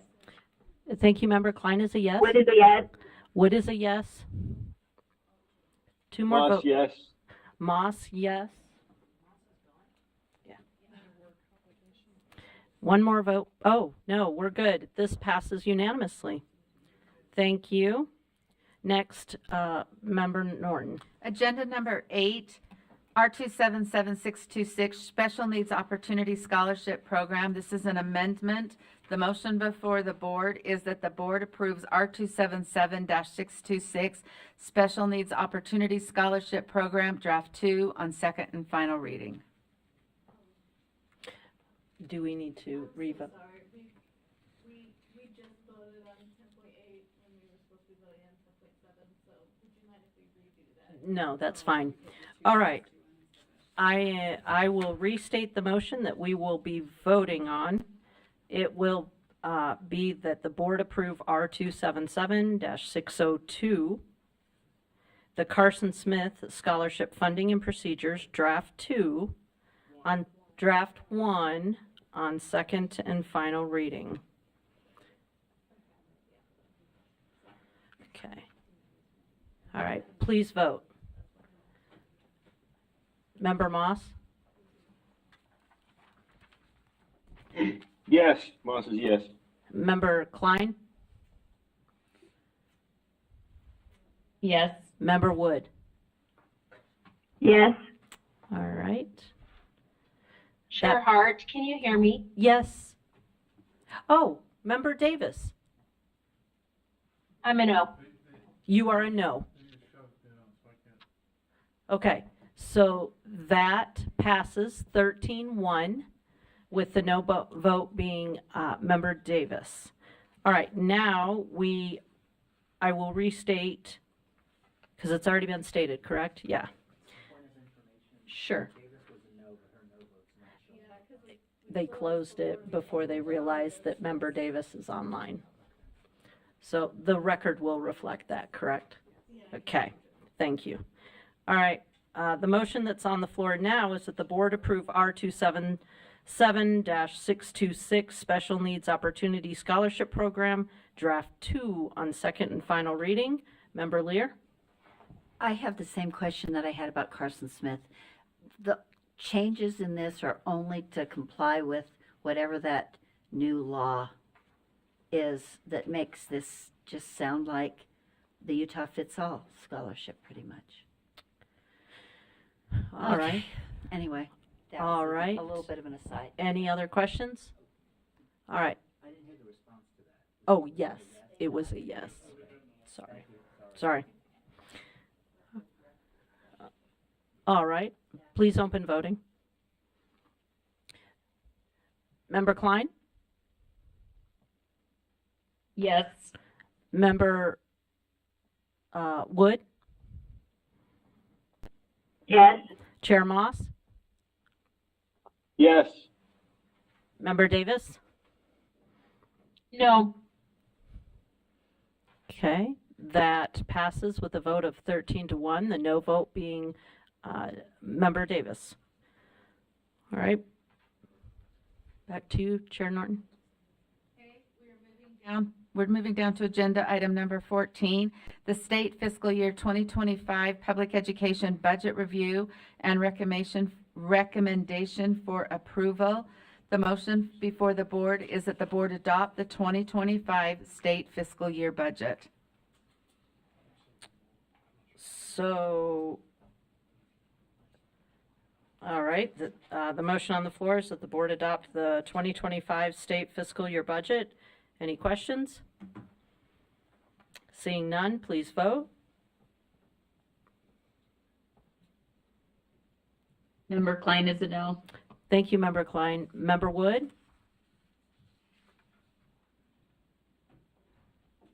Yes. Member Wood is a yes. Member Davis? Yes. Chair Moss? Yes.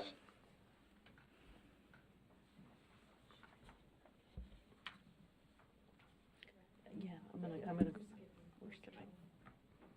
All right, the votes are in. That passes with 12 yeses, 1 abstention, and 1 no. The abstention is Member Bogus, and the no is Member Klein. She did. Was skipping number 12 intentional? This one's the Constitution. The constitutional amendment. Okay, let's go back to 12. Thank you. You know, I'm all over the place today. This is the ratifying support for the constitutional amendment created by HJR 18, proposal to amend Utah Constitution for the state school fund. The motion before the board is that the board support the constitutional amendment created by HJR 18, proposal to amend Utah Constitution State School Fund in the 2023 legislative session that will appear on the fall 2024 ballot for voter consideration. Can, Chair Norton, would you clarify what it is we're voting on so that there's no confusion on what we are supporting? Yes. Thank you. So currently, oh my gosh, my brain just went, the state funds that are called the state land trust funds have a maximum amount that can be distributed to the schools. There's, as they have evaluated that information, the thoughts are pretty abundant that what we are doing is creating an imbalance in the fund, that more money is being saved for the students of the future, and that these current students are being shortchanged because of that. So this would adjust that percentage by 1% if needed. Okay, thank you. Member Bogus? From 4% use of the fund to 5%. Member Bogus? Yes, ma'am. Thank you. So I argued against this in committee, and I'm going to argue against it again, not because I don't support the constitutional amendment. It's just not the proper role of government, especially of our agency. This is passed the legislature. It goes to the voters. We supported it when it came before our board before, and it's kind of like we're saying, yeah, now we really mean it. Like, we've already voted on this, and I don't understand why we are doing this a second time. It just seems not a prudent use of our time and resources, and not the proper role of our body. Member Carey? Yeah, may I direct a question to Deputy Superintendent Jones? Thank you. Deputy Superintendent Jones, just a few questions, but in your financial analysis, does this increase in any way threaten the stability of the fund? Chair? Please. The answer is no, it does not. In fact, it is a very good time. The timing couldn't even be better. The fund has been managed extremely well with the investment strategies. There's plenty of reserve funding. I don't see this as putting pressure or stressing the fund at all. To answer Board Member Carey's question, Madam Chair. Vice Chair, may I ask a follow-up question? Yes, please. Thank you. And then my other question is, does this in any way prioritize our current students over our future students by making this shift? Because it's my understanding that given the financial status of the fund, we're able to treat both of those groups equally. I just want to make sure that my understanding is correct. Madam Chair? Yes, please. My answer to Board Member Carey's question is yes, you are correct, sir. It does not separate or make one group of students, current or future, different from the others. It really does a very good job of ensuring that students are covered or funded now and in the future. Yeah. Chair Moss? Just a quick point. I think I shared this earlier. I'm familiar with some of the reasons behind this. The fund has been more actively managed in the last, I'm not sure, 8-10 years or so. Before that, it was sort of more passively managed. And so with that shift, the fund has grown to the point where there's more piling up to allow more distribution to current students while still preserving the body of that fund going forward. So I think that's the reason for the shift, is it's related to that change in management strategy that's spun off a lot more money. Thank you. Member Straight? Just a little bit of information. Changing from to 5% means that the fund would turn over at its current position every 14.4 years. And I think that's a good number. So all you have to do to figure that out is divide the number into 72, whatever the percentage is, and that will tell you how long it takes to turn over. So at 4%, that'd be 24 years. So anyway. Thank you. Member Lear? And I just have to say that, I don't know, 8 years ago, 10 to 8 years ago, there was a little committee that took away the board's responsibility as a beneficiary of this, and now it's interesting that they want our support. And we have absolutely no control over this fund, and except for a symbolic support or not support, and I do mean purely symbolic. So I maybe just out of spite, I'm not in favor of it. And mostly because I just think that if they wanted our help and our support, they should have utilized the expertise of the board instead of a small self-selected committee. Thank you. And I see no other questions. Welcome, Member Wood. If you'd please vote, please open the voting.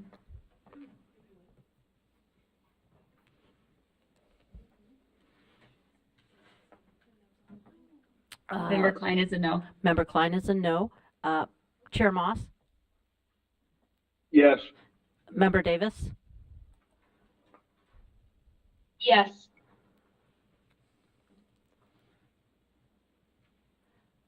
Member Wood, are you going to vote on this one? She did? Okay.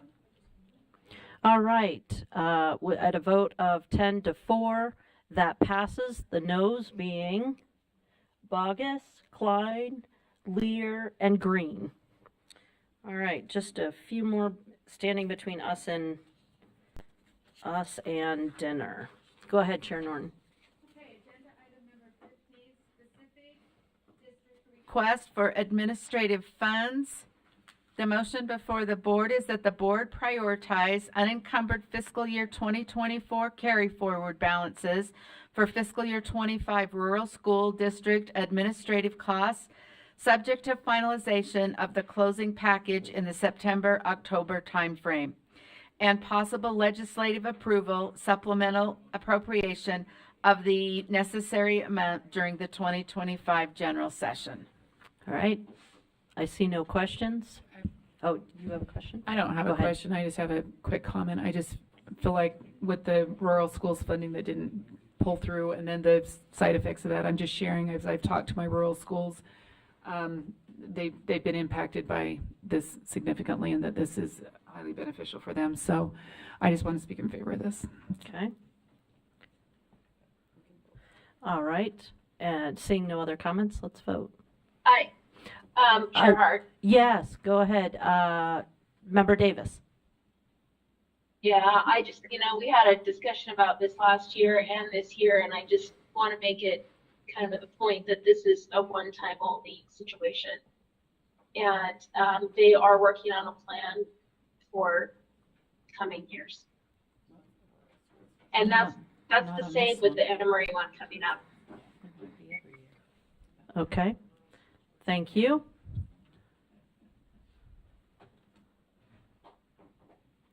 Voting is open. Member Klein is a no. Thank you, Member Klein. Member Davis? Yes. Okay. Member Moss? Chair Moss? Yes. Okay. The voting is complete. That passes 12 yeses, 1 abstention, 1 no. The abstention is Member Bogus, and the no is Member Klein. All right, next. Okay, agenda item number 16, request for funds for continuation of the Scribble contract. The motion before the board is that the board approve the use of ESSER funds in the amount of $950,000 to extend the Scribble contract from September 2nd, 2024 through September 1st, 2025. Okay. I see no comments. Voting is open. Are you ready? Voting is open.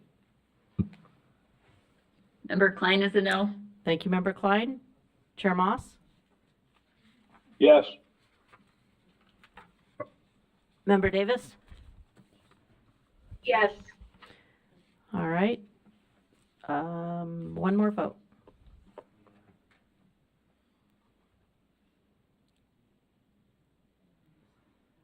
All right, at a vote of 12 to 2, that passes. The no votes being Member Klein and Member Bogus.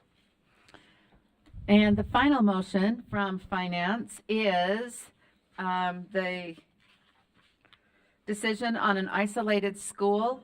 The motion before the board is that the board approve, one, recognizing that Emory High School is a new isolated school, and two, direct staff to both calculate the redistribution and utilize $265,000 from the tax delay portion of the board's discretionary funds to hold the affected district harmless for 1 year, fiscal year 2025. Okay. Seeing no questions, seeing no lights, voting is open. Chair Hart? Yes. I'm sorry, Member Davis. Sorry. It's okay, I just can't raise my hand on here. I just want to add that this also, I talked with representatives of these districts earlier today, and it was this one as well as the other one. This is a one-time only situation, and plans are being made for future years. Thank you. Yeah. All right, continue voting, please. Chair Moss? Yes. Member Davis?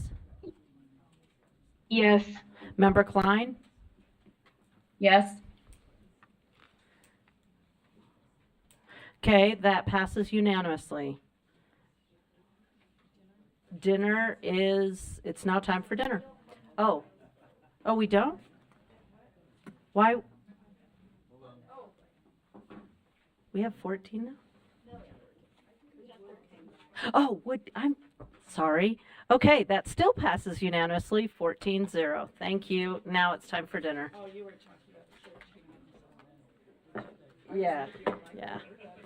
Okay, we'll break for dinner. You need to be back here by 7:20.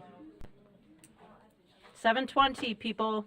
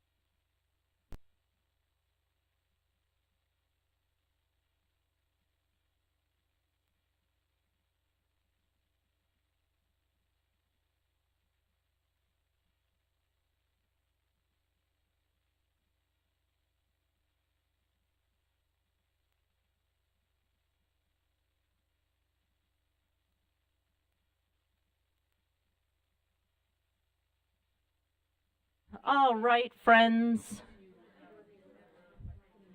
If you can make your way to a seat. Do we know where Member Norton is? Oh, there she is. Who else we missing? Okay, I want to compliment this side of the room. Oh my heck. All right. Okay, do you want me to gather fruits? What do you need?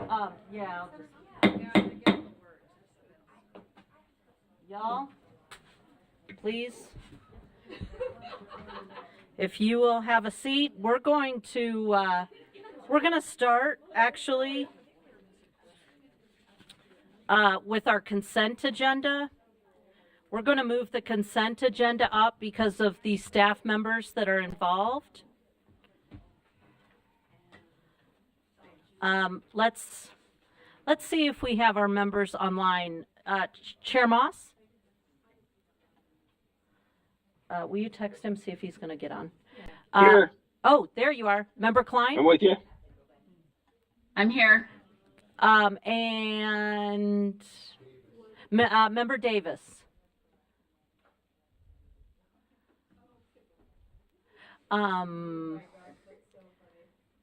Would you text her and see if she's going to get online or if she's otherwise engaged? Thank you. We're going to start with our general consent calendar. So I'm looking for any motions for the general consent calendar. I would like to pull the minutes. Okay. Oh, I lost my pen. Hold on. Is it right there? Right here? Oh, yes, there it is. All right. You're pulling the minutes. Any other items for? All right, then I'll entertain a motion on the remainder of the consent items.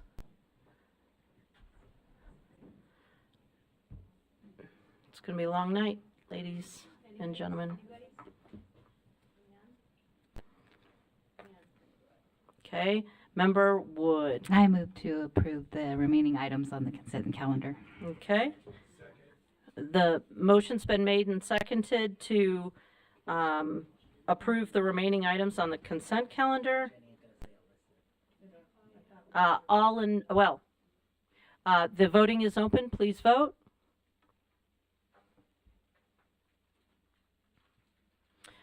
Chair Moss? Yes. Member Wood? No, you're here. Member Klein? No. Member Davis? Okay, I'm not sure she's with us yet. 13. So are we missing Carol? Consent calendar, remaining items? Is Cindy and Matt? Yes.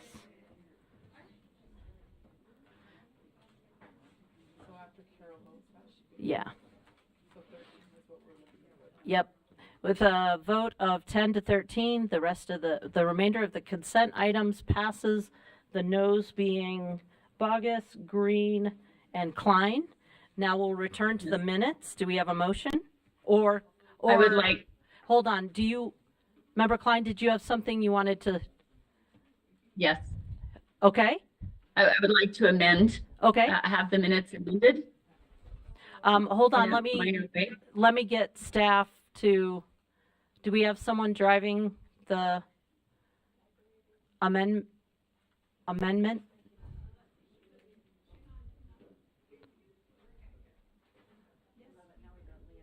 Yeah. Okay, Member Klein, go ahead. Okay, so in last month's minutes for public comment, there's a chart that lists each of the speakers, and many of them say that they were speaking in favor of different things on the agenda. Monica Wilbers said that she spoke regarding science of reading. Okay. I would like that to be amended to say she spoke against science of reading. Okay. So the record is clear that that's what her her comment was. Okay. And if we're gonna. Go ahead. Yeah. Sorry. Go ahead, Member Klein. I guess we need a second. Yeah, hold on. Do we have a second? Okay, Member Booth seconded. Go ahead, Member Klein. Okay, I just think it's important that the minutes reflect whether the comment goes one way or the other instead of only a one-sided. It tends to look biased when you just say. So yeah, Regarding. I Fair. think that's. Thank you, Member Klein. The motion's been made and seconded that the board amend the rules to state that the minutes. Thank you. Amend the minutes to state that Monica Wilbur spoke against the science of reading. We have that motion's been made and seconded. Please vote. I am a yes. Thank you, Member Klein. Chair Moss? Yes. And do we have you, Member Davis? She hasn't responded. Okay.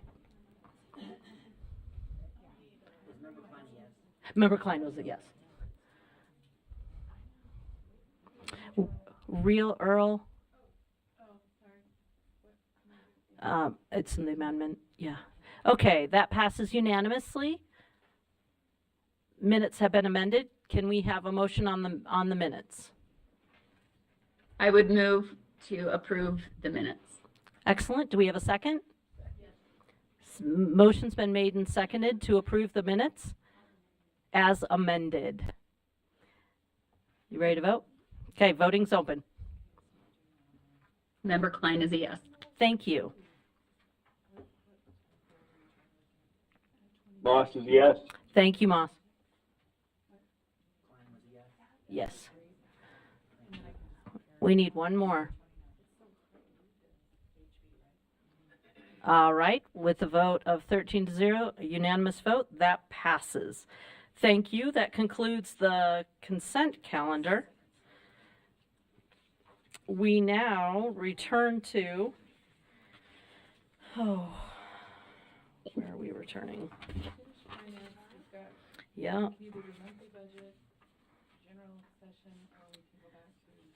All right, let's go to the monthly budget, please. Oh, we are? No, Jessica, I think, is not here. So is that the only item on the? Yeah, there's nothing else in. What? I'm sorry?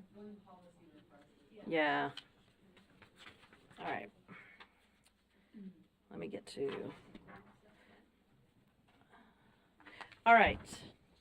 So let's do the general session legislative preparation. Is that the item? Okay.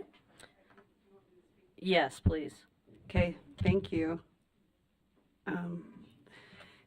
Angie Stallings, Deputy Superintendent Policy. I know it feels like the 2024 legislative session just ended, and related to a bill that passed during the session, HB 415, as we've been working through the board rule on school fees, we identified complexity with the way the legislature combined two defined terms. They were used to be two separate. They combined them into one. The new defined term is instructional equipment and supplies. The request would be to separate those back out, because within that one defined term, it has both durable and consumable, and it's not quite working to have those two terms combined. And I know, so the only request is that the legislature separate instructional equipment and instructional supplies and not have them combined, which just barely happened during the 2024 session. And there are some great reasons for why to do that. Barbie Faust was here for most of the day. She may be able to join us via Zoom, but that is the request, is to allow us to work with the legislator on separating that defined term into two. Okay, so I have a question. Is this chart of accounts, or where is this? Where are we? Where are we dividing this? So what it is it's related to school fees, and coming up in beginning with the 25-26 school year, LEAs will be prohibited from charging certain curricular fees. Some of those include instructional equipment supplies. Previously, instructional supplies they could charge for as well as equipment, but if equipment was the property of the student, then you could charge a fee, but not for the supplies. And so it's really, they're really two different types of materials. And we believe that it'll be helpful for the legislature to separate them, because it may be that the legislature will want to treat them a little differently by way of whether they allow LEAs to continue to charge fees for them or not.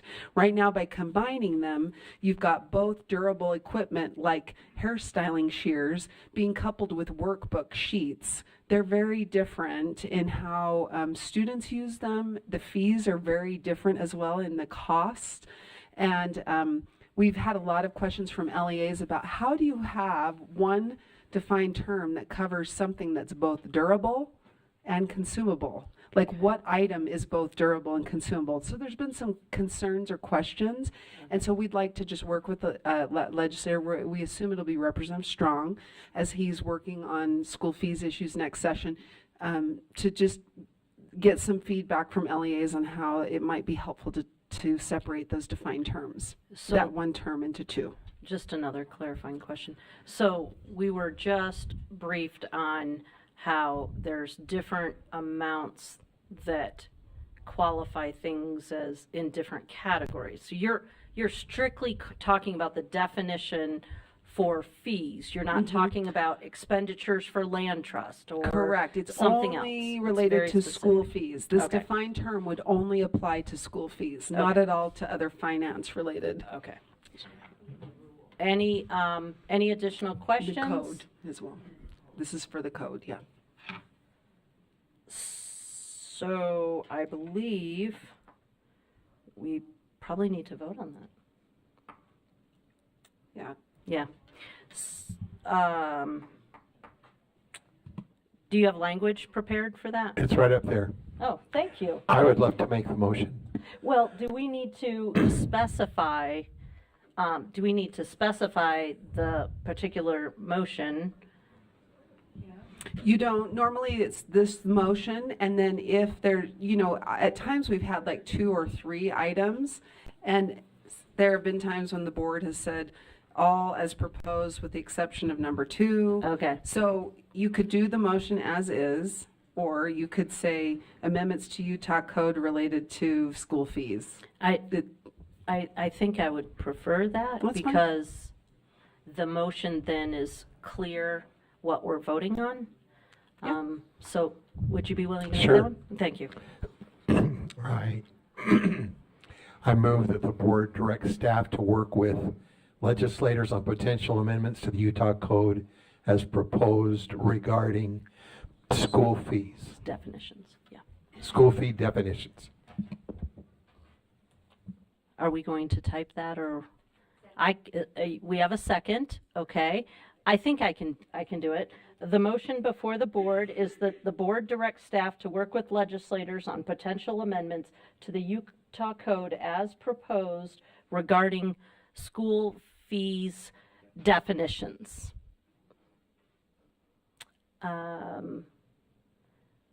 Is voting ready? Voting's open. Yeah, we got it. And then state. It's been stated.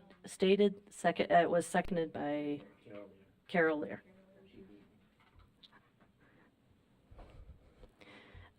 Chair Board Moss. Member Klein abstain. Yes. Okay. Member Klein. Abstain. And is Member Davis with us? Okay. All right, with a vote of 13 yeses and 1 abstention, that motion passes, the abstention being Member Klein. Did I say 13? I'm sorry. I will restate the vote. 12 yeses, 1 abstention. That motion passes. The abstention is Member Klein. All right, do you have any others for us? All right, we are done with that item. We will now move to, Can I just ask a question? If we do have a recommendation for a policy change, we just need to reach out to you and then we'll include that, right? Okay, I do for next month. I just didn't get the language ready then, so. May I for this month. clarify one thing, Board Vice Chair Earl? Yeah. If board members have questions, because sometimes policy requests can also be funding requests, you're more than welcome to call me and we can talk about it, and I can have the motion ready for you. Or if Okay. you have a question about whether it's related to funding, we're happy to talk through it. Got you. Okay. all right, the remaining item on our agenda is the Standards and Assessment Special Meeting, which I am finding on my paper. And I will turn it to Standards and Assessment Chair Booth.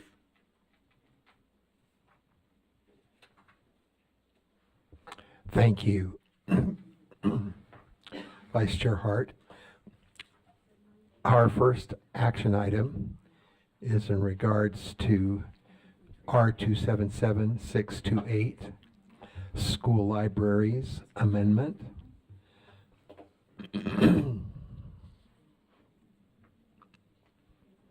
And It's 9, yes.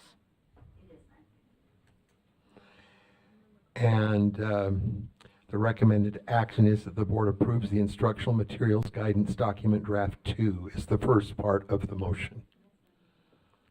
Okay. I have a motion. Member Klein. Yes, I would like to strike lines 87 and 88.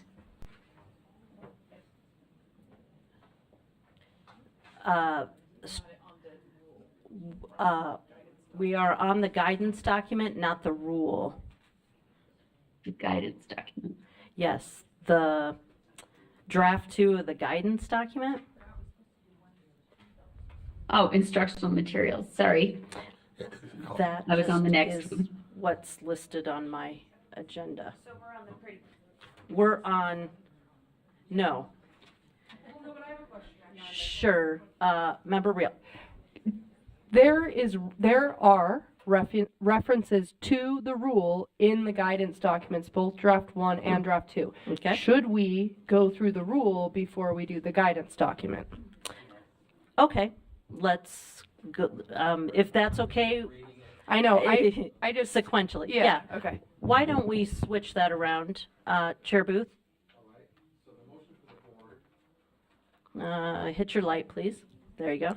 The motion for the board is the board approves R277628 sensitive materials draft 2 on third and final reading. Thank you. The motion's on the floor. Member Klein will, yes? Will you speak into your mic, please? Is this draft 2 Board Member Earl or just draft 2? This is the rule. This is the rule. Right. I see Rule 628, draft 2. And then there's a draft 3. The draft 3 is what came out of our meeting on. Okay. So that's what. We'll go to draft 3. Okay, Member Klein, are you working from draft 3? I just want to make sure. Yes, I Okay. think so. Okay. I hope so. If I see the lines 87 and 88, it will show me if I'm on the right one. I can tell by the verbiage.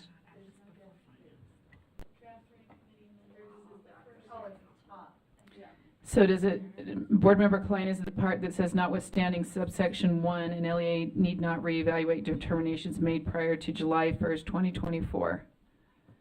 Yes, that's the part I would like to strike. Okay. So is your I can- entire motion that the board amend draft 3 by striking lines 87 and 88, or is there more? Do you have That would be correct, and I could speak to it. Okay, hold on, let's get a second. We have a second from Member Carey. Go ahead and speak to it, Member Klein. Why are you seconding it? Okay, well, first off, it contradicts with the next 2 lines, and it also contradicts with lines 55 and 56. So if we wanted to look at those, 80, so trying to pull it up here.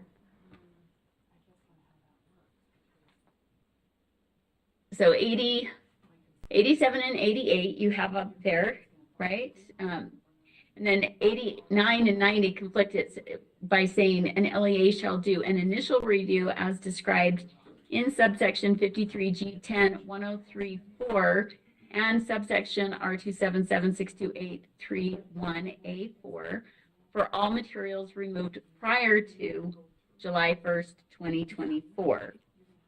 So it's, but 87 and 88 are saying they don't need to reevaluate determinations made prior to July 1st. So those conflict. Plus, you've got, you should review anything that was done before to make sure it's still, that it complies with the way the law has been changed since then. So, and then the part 56 and 57, where are they? Is the part that talks about, you know, the protecting youth from the harms is like the preeminent goal of this. So not reevaluating those things that were passed prior to the change in law would not be doing our due diligence to ensure that, you know, we don't have things in our schools that are harmful. Thank you. Can I speak for you? Thank you. I just want to make sure I'm understanding this, because I actually think if you read one, and I just want to make sure it's clear, because having to go back and look through all the rules and making sure they align, we could be off on language. But on one, it says, for challenges prior to July 1st, 2024, an LEA shall report to the board a removal of the materials based on the final objective sensitive material determination of which the LEA has sufficient information to support the determination of whether the material previously removed meets the objective sensitive material criteria. Which is a reevaluation.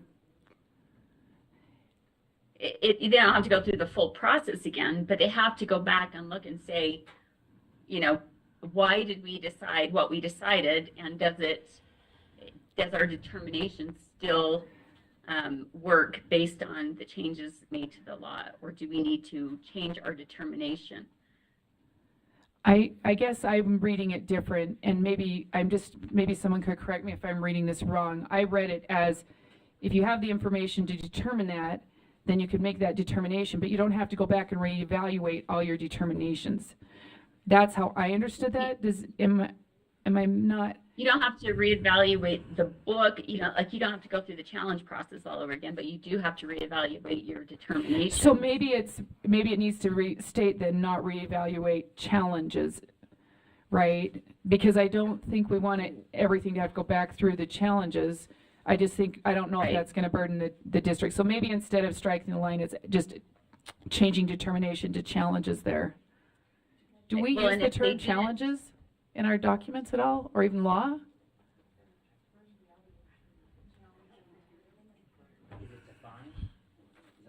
Yeah. Yeah, is it even in law or board rule? Because if we change it to challenges and it's not there, it doesn't.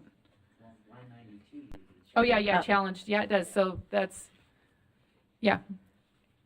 So I'd make. Right, well, and if the district didn't write down why they determined what they did, then they would probably have to reevaluate the book itself.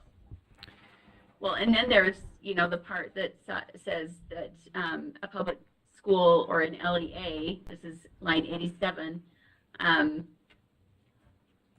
may not adopt, use, distribute, provide a student access to, or maintain in the school setting sensitive materials, or permit. Anyway, well, there's that part that, you know, they prohibit it, but then they also are thinking that they don't, that they can, oh, there it is, 97. If a public school or an LEA is not, they're not required to engage in a review under a subjective sensitive material standard. Sorry, I missed, She's but on line 96. 97 in the law. if the instructional material constitutes objective sensitive material, then they don't have to go through that review process. So they can just objectively remove it. But maybe it's not determination.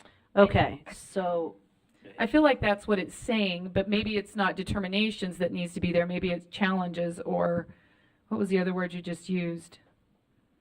Review or something like that. Reevaluate. Reevaluate challenges, something like that, because I do think that they don't need to go back through the challenge process if they have information that can make a determination. I think if you just strike 87 and 88 and leave in 89 and 90, it makes it more clear. It's having both of those in there that confuses the issue.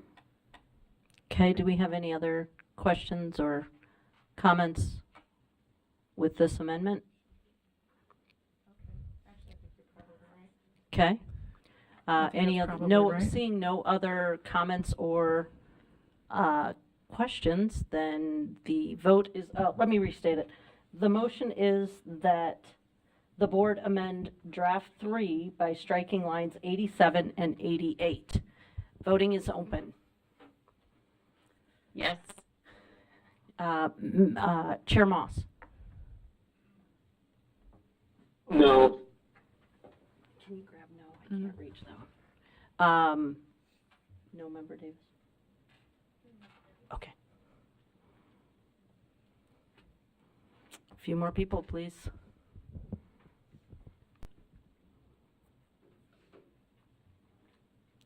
We're waiting for one more. Oh, no, it's okay. I know, I was just trying to figure out, make sure it.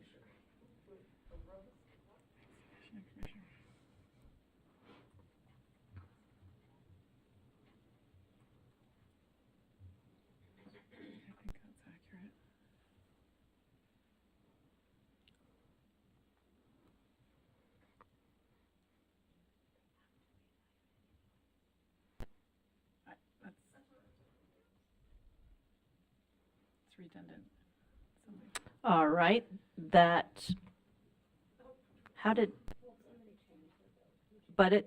okay, that passes with a vote of 9-4, the noes being Member Lear, Member Moss, Member Norton, Member Straight.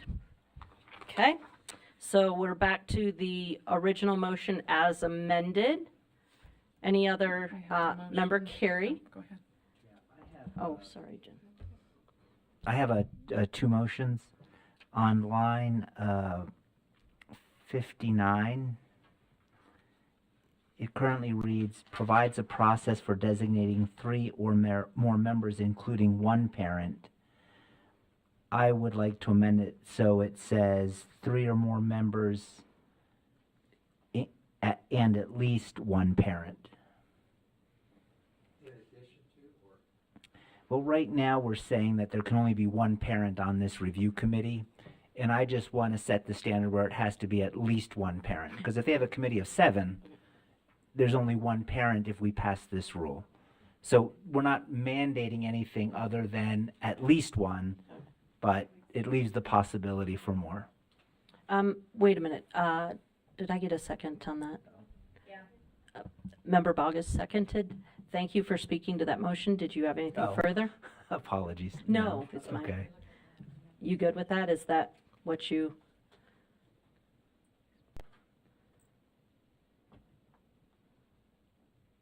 That's correct. Thank you. Thank you. Member Lear, is this speaking to this motion? Yes. Okay. It is, and it can be speaking to a lot of other motions too. But these provisions go way beyond what the law directs the board to do.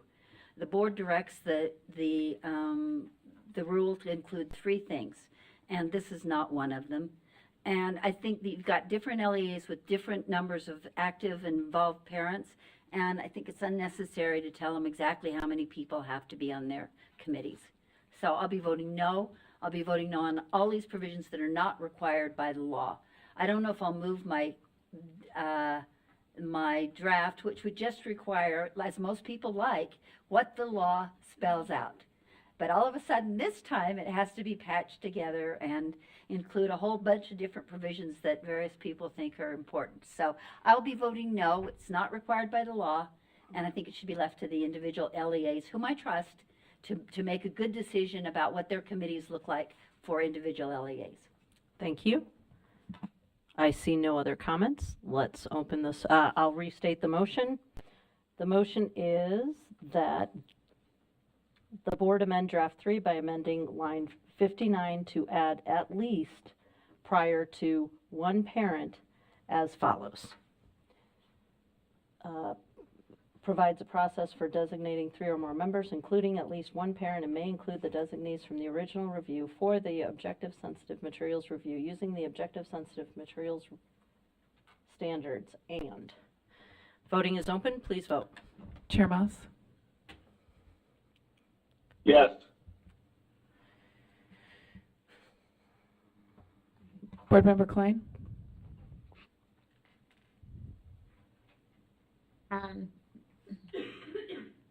Yes, I just, want to make sure they're making their determination based on the law and not opinions. Yes, that was a yes. That passes 12-1 with the no being Member Lear. All right, you had one other motion. I have a question, and this might be appropriate for me to turn this on. This may be appropriate for staff or maybe the maker of the motion, but on line 55, and I think this goes back to the law itself, but on line 55 it says prioritizes protecting children from the harmful effects of illicit pornography. And we've mirrored that language here in our rule, but I did not see a definition of illicit pornography in the HB 29. So I'm wondering,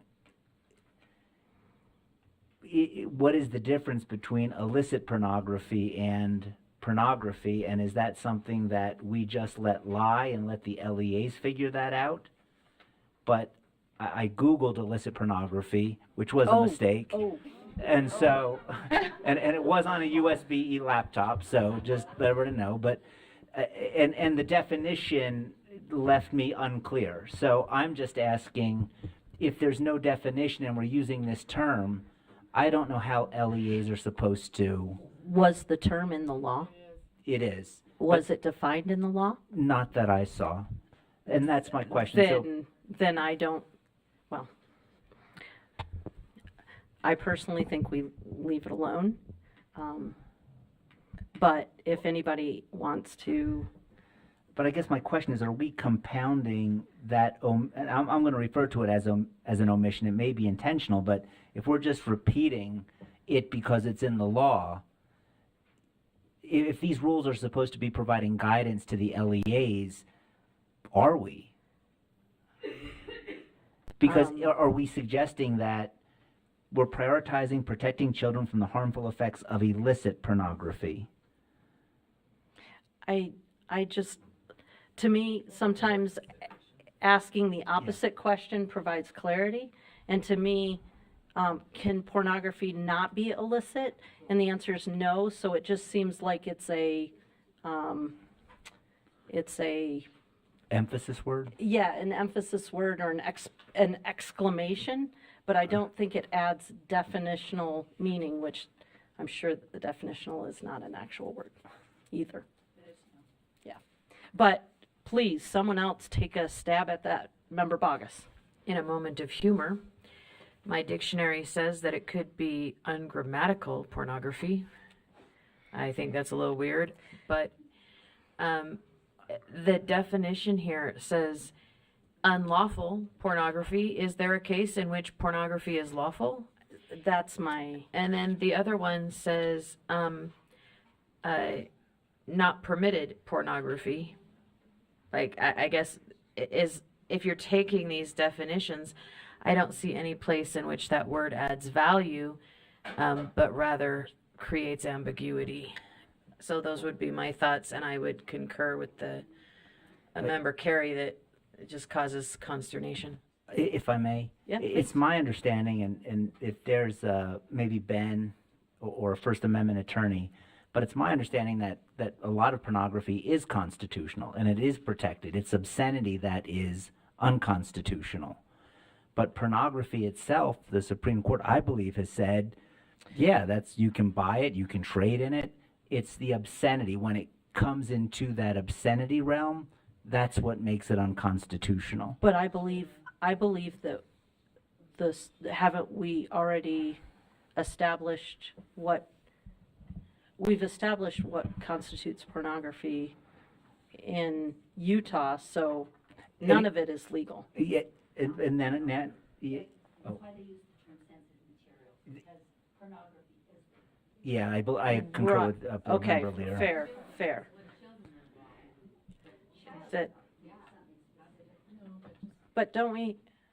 But we have a bright line test. Okay. All right, so I am open to any sort of amendments.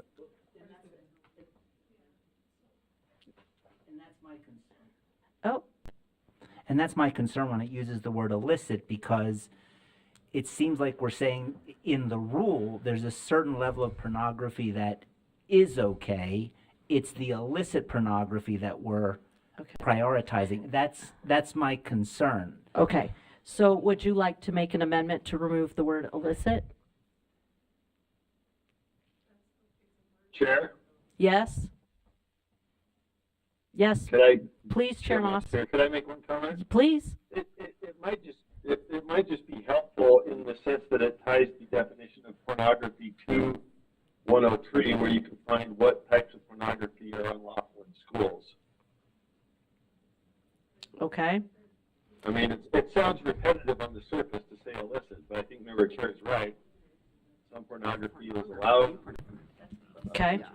But it's not allowed in schools if it crosses the line, which makes it illicit under Utah law. Okay. That might be the value of having both words. That provides some value then. It's illicit because it doesn't belong in schools. Because it's like illegal in schools. So that makes it illicit pornography rather than simple pornography. My grandmother would not be very happy with. Well, Member Wood? I have a question and I don't know who to direct it to. I am glad to move off of this topic. Okay. It's regarding lines 62, 63, and 64. And I believe if we make a rule, it should be simplifying, and so that as people read it, it's making whatever the law said, it's making it easier to follow through. And so I'm wondering what our intent is in developing a policy related to conflict of interest in association with membership. Example, which is not usually how we write rules, putting in EX dot, those responsible for procurement or individuals who brought the challenge. Are we saying we don't want those responsible for procurement or the individual who brought the challenge on the committee? Then why didn't we say that? Do you have an amendment? Well, I'm just wondering what the purpose of those lines Okay. were. If someone can't clarify clearly, I will remove them, 62 through 64. Okay, would you like to speak to that? If I could, goes to my second motion, which was on line 60.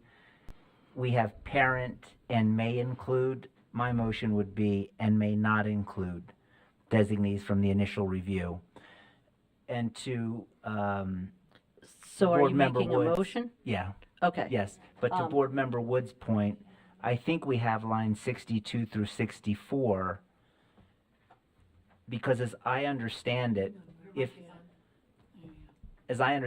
that initial review committee makes a determination, and what we're trying to say here is, well, if that review is challenged, can the people who sat on that initial review committee sit on the committee to determine the challenge? And I think that poses a conflict of interest because you've reviewed it, you've made a determination. So basically you're sitting on the trial court as well as the Court of Appeals. And so I think this language that you addressed, 62 through 64, was an attempt to address that conflict of interest. And I'm saying we could alleviate that by just saying, and may not include the designee. So whoever sits on that initial determination panel should not sit on the review panel. I think that creates an inherent conflict. And if that motion were to be successful, then I would say we could also strike lines 62 through 64 as being unnecessary. But that's my determination. I would defer to. allowed you to probably go too long because we did not have a second. Oh, sorry. The second has been made by Member Norton. And do we have the motion? Did you catch it?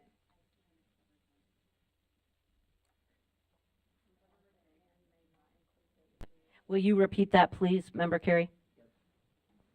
So the motion would be that the board amend draft 3 by, and it would be inserting the word not on line 60, following the word may, and striking lines 62 through 64. Okay, the motion's been made and seconded then by Member Norton. We'll speak to this motion. Member Bogus? So, may I query through the chair the maker of the motion?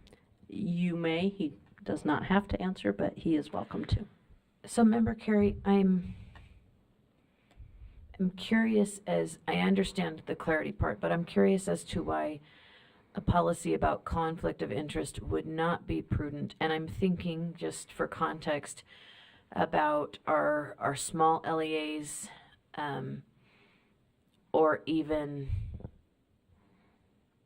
well, let's just go with that. I'm just thinking about our small LEAs and some other situations that might just take too much time to talk about. Did I articulate that well? You put your button, please. Thank you. Vice Chair, oh yeah, may I?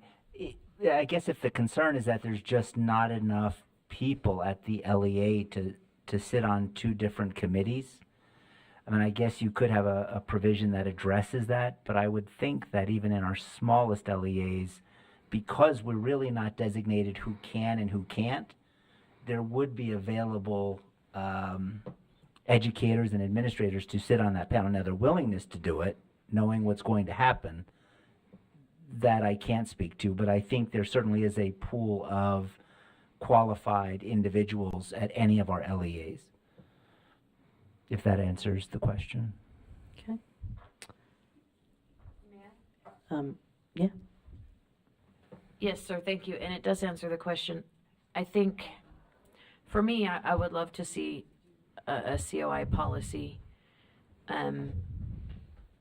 Just for example, if you've been on the previous committee and you're in appeal, you would have a conflict. You can't adjudicate a previous adjudication. And so it just seems to me that that would be something necessary to consider. Okay, thank you. Member Lear? Well, again, this goes beyond the law. LEAs don't need this kind of direction. I was told by several of them, you don't need to babysit us. We've got this figured out. We don't need this kind of direction. So, voting no again. But let me also point out that in administrative context, it doesn't follow with Member Joe's analogy to court systems, that there is no problem in an administrative, where an administrative body acts in a judicial role for them to be in two different levels of appeal. So that's my legal knowledge. You can trust it or not. But I do agree that in small LEAs, there are not that many interested people. As passionate as some people feel about this, there in many LEAs that are small, including small charter schools, there are not that many passionate people. And getting people who are willing is probably more important than getting the exact determination that this board thinks is necessary. Okay, Member Reel? I'm all right, thank you. Okay, Member Carey? Yeah, that was just a fire drill. I'm going to withdraw the motion if I'm allowed to. Okay, motion. The motion's on the board. He can, belongs to the body. Correct. So is there any objection to that motion being withdrawn? Hearing no objection, that motion is. You object to the motion being withdrawn?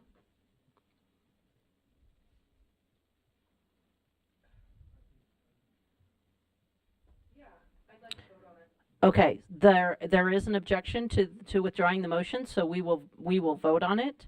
The motion is that the board amend draft 3 by inserting the word not following the word may on line 60 and striking lines 62 through 64.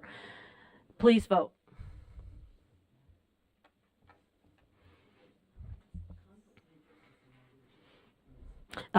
Chair Moss? No. Member Klein? Abstain. That was an abstain? Was that an abstain? Correct. Okay, thank you. Yes. Thank you. Abstain. Thanks. No member Davis? Okay. We're at 11. We need a few more.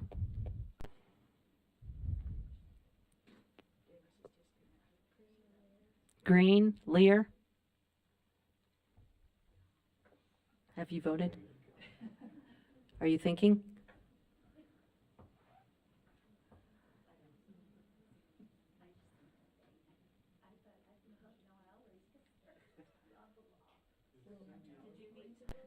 Member Davis? No, she's not on. So we've got 12.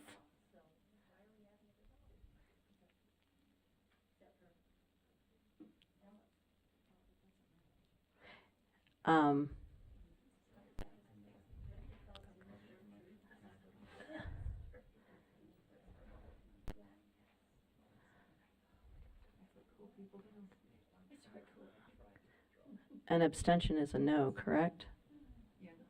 Is counted as a no? All right, that motion fails with 6 yeses, 1 abstention, and 6 noes. The noes. Yes, it fails. Now I'm just reporting the vote. With Member Klein, the motion fails with whatever it said. There was 1 abstention and 6 people voting no, and 6 people voting yes, which means it fails. No. Member Straight. Yes, I'd like to look at lines 65 through 69.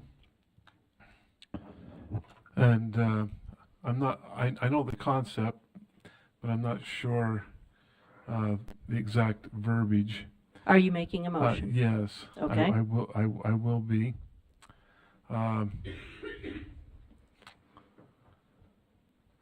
So 65, I think we can leave that the same. But for A, B, and C, and this may not work based on the parameters, but I'll throw it out there. So A is removed if it follows the bright line rule. Removed, then that under A, that book would be destroyed. B would be restricted. That means it would be restricted in the library or as an instructional material, but could only be checked out with the permission of parents. And C is retained, that means it goes back on the shelf. And if I could speak further. Let's make sure that the motion that you're referring to is accurately represented. Okay. Then we'll need a second, and then you can speak to it.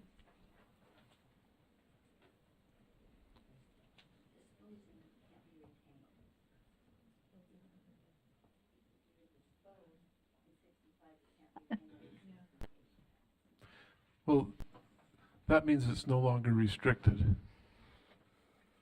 Carol, is my intent. Okay, can you repeat C, please, for the... Retained. Okay, does that reflect your motion?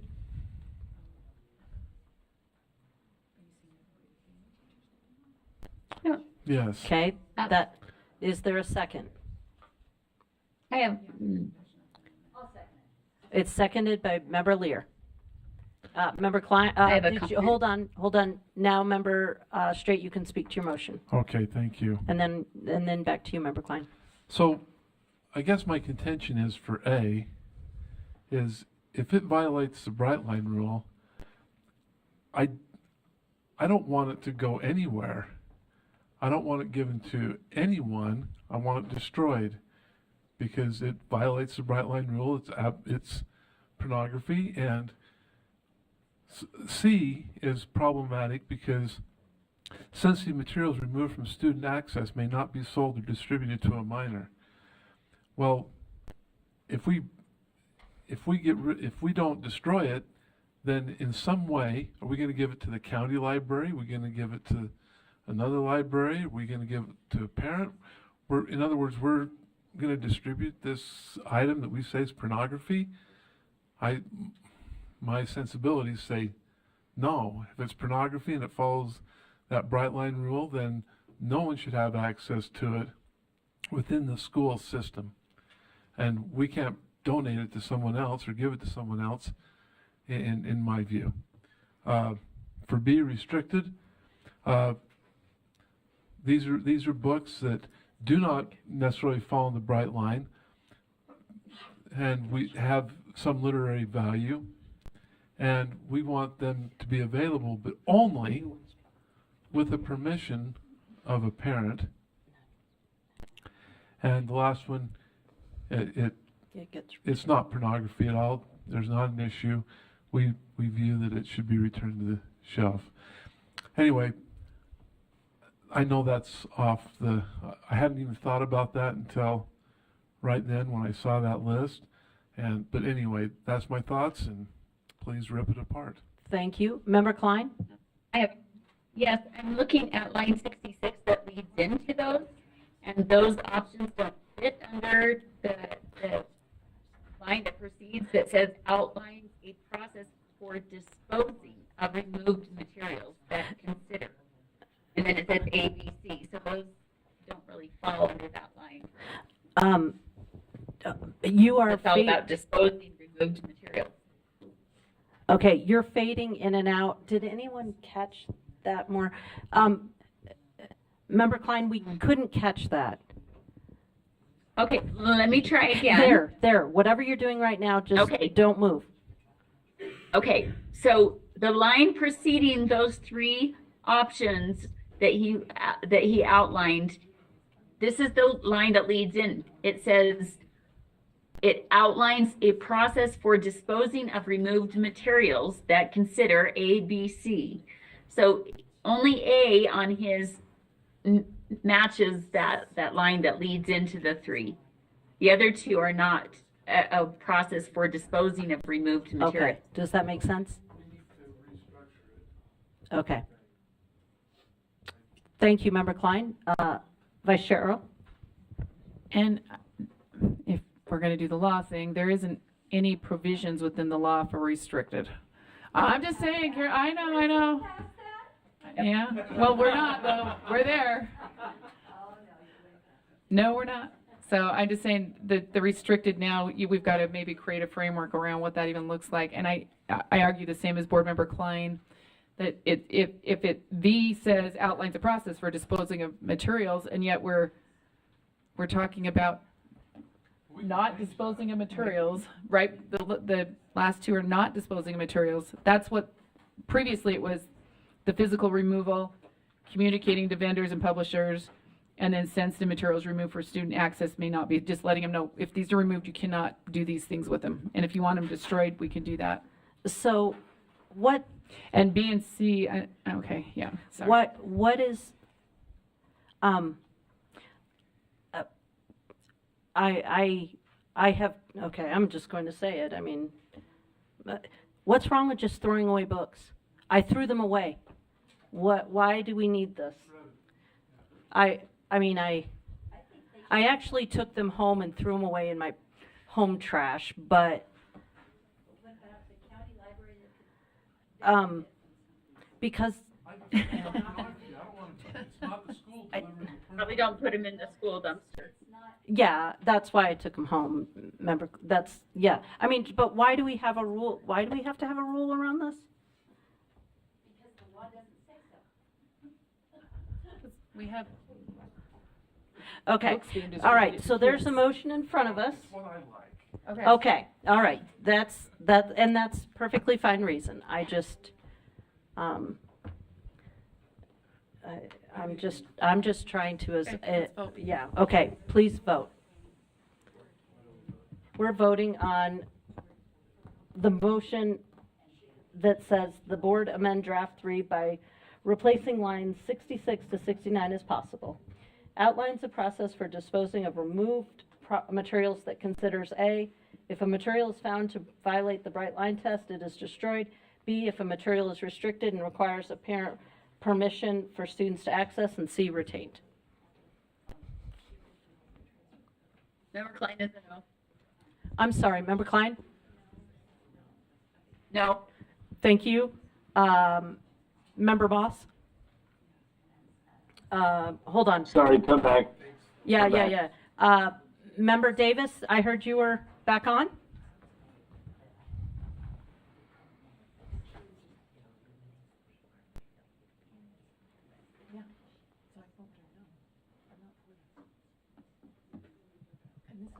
Sorry. Are you prepared? I'm so in this conversation that I still better wait. I better abstain for the moment. Okay, what I heard was you were not voting on this item. Member Chair Moss? I'm sorry, I'll abstain for the same reason. Yeah, could you tell what he said? He's going to abstain? Okay. Board Member Klein? I'm a no.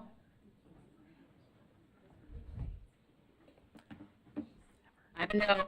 Okay, thank you. Member Klein is a no. All right, we're missing. Thank you. That fails with a vote of 4 yeses, 1 abstention, 8 noes. The yeses were Lear, Reel, Norton, Straight. Deputy Stallings?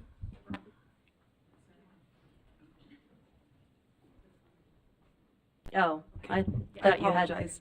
Yes, somebody asked whether all of the provisions that are included in the current R277628 are required by code. Right. You know, there are times when the legislature says the board shall make rules, other times they're silent.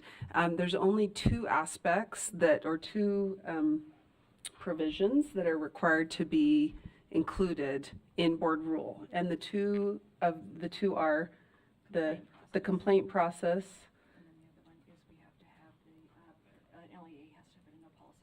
And the LEA requirement to have a policy.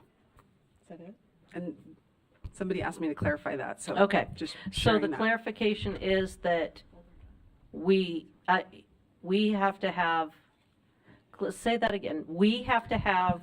There are only 2 requirements. Right. 2 elements that need to be included in a board rule. Okay, so No. does it even need to be a board rule, or Yeah. are there 2 requirements, period? Davina can speak to it. So let me try, which is the statute does not require a new rule or a board rule. It requires the LEA to have a policy, which they've already been required to do. And the second part is that it requires a complaint process to the board, which is already included in R277123. I think that's the right one. And so that's a requirement from the statute, which those 2 pieces have already been completed to best of my knowledge. I'm going to just double check with Davina. That's my understanding too. Okay, so the piece of code that we're talking about does not require the board to have a rule. This is simply to clarify for LEAs and to help them, guide them in the process, but it is not required. Correct. All right. And did you yeah, I just want to, yes, except, and I'm going to say accept because there are things that we need to have clear for our staff to be able to do what they need to do. And I'm going to give you a couple of examples. One of those is we're asking that they actually designate someone to be the receiver or the collector of information that goes back and forth. Otherwise, we have all kinds of people sending that. Well, you're right. We don't have to put that in a rule. But if we put it in a rule, then it's very clear on how that takes place. It's less, you know what I mean? There's things that we do to create clarity.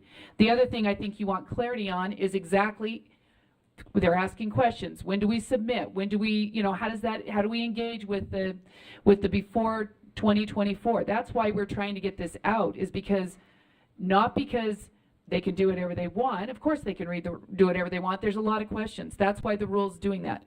The other provision is even at the end where it talks about the 60 days for board members to put something on the on an agenda. There needs to be clarity around that in order for that to take place. Or we can just leave it for what it is and, you know, cross our fingers. So. Okay, Member Wood? Yeah, I was sorry, I'm working on some language. So I'd like to make a motion to amend. We did. Okay, a motion. Yes, to amend lines 59 through 64. Okay. Well, actually, no, I changed it. So lines 62 through 64. Wait a minute, he hasn't made the motion yet. So do I have a second so I can speak to this? But Well, you should hear what it please says make first. the motion so Okay, we can. clarifies that those, so V1 clarifies that those responsible for procurement of the material or the individual who brought the challenge may not serve on the review committee. And you get rid of that X, weird X. X, those responsible, so that would go away. Can I speak to it? Wait. Just point of information. Yes. That X will go away? Yes. Okay. Sounds stupid, so. I kind of wanted to do that. Member Wood? Yes. Does that language have to develop a policy? Yeah, so up at the top, it says they have to develop a policy. And all of those, there's a designates, provides, outlines, there's all these verbs that are in the current form. And then in the middle of developing a policy, we develop another policy. So in their policy, let's not develop another policy within the policy. Let's just clarify within the original policy at the beginning of the rule. Yeah, so clarifies that those responsible for procurement of the materials or the individual who brought the challenge may not serve on a review committee. I'll second that. And I think Brent did too. Got lots of seconds. We're gonna be stuck with this. Thank you. Watch the editorials, please. I'm going to turn your mic off. So just to speak to that, it's if we want them to do something, let's tell them what we want them to do. Okay. Not say, and maybe you should do this, and then when they don't, we get mad at them. Thank you. All right. Staff, did you have a comment on that? Okay. Did you have a comment on that or something else? Is your light on, AH? Thank you. Okay. Member Lear, do you have a? I do. About this item? About this item. Oh, wait. We're on this amendment. Yeah, well, yes, I don't think this is necessary per the comment we heard earlier from our AAGs and our deputy superintendent. We don't need this at all, but if we're gonna have it in there, it ought to say something understandable, and this makes it more understandable. Okay. I see no other comments. Please, let's put this to a vote.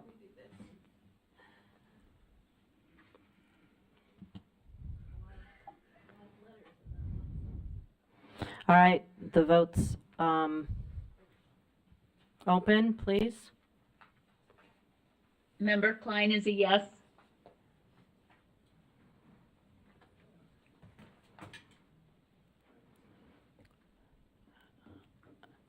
Chair Moss?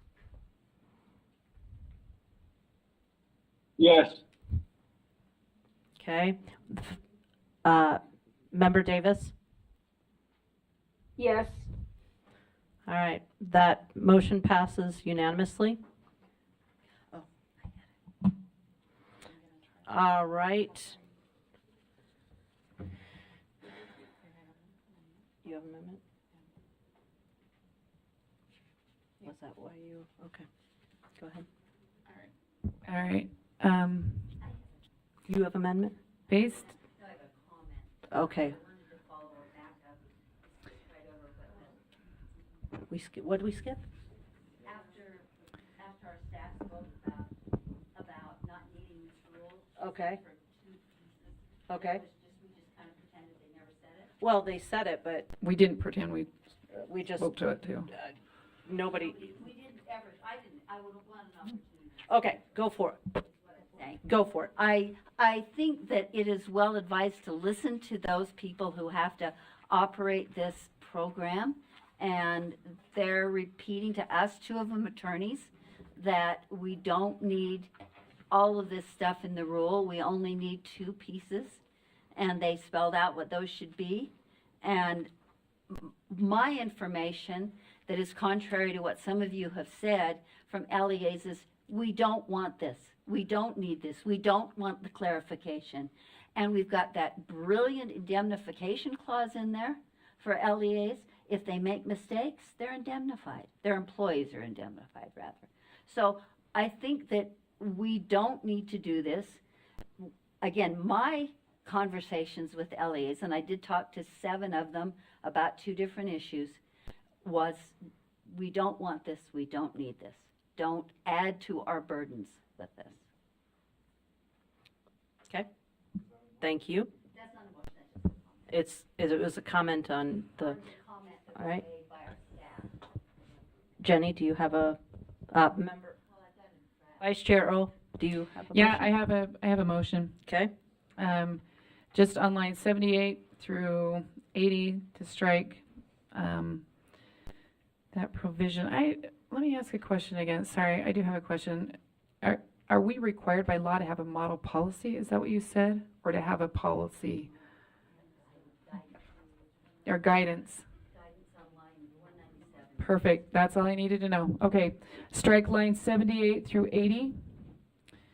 And then so it would slide down. So it would be R277628-4 would slide in there where 78 through 80 is. And it just says incorporation by reference, instructional materials, and I put compliance checklist, but whatever we want to call, if we just want to call it guidance document, resource, we could probably just leave it at guidance document. And Jay just had a question on that though.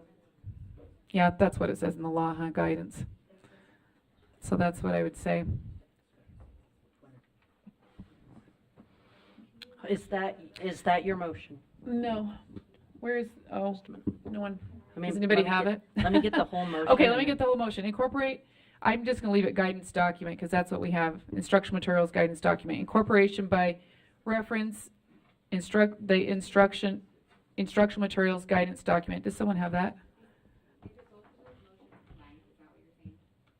Yes, maybe. I'll read it and you tell me if that's right. It seems like it. This rule incorporates by reference instructional materials. Instead of compliance, let's keep it the guidance document, because that's what we had, and that's in law it says to give guidance. Resource. So instructional materials, guidance resource, guidance document resource.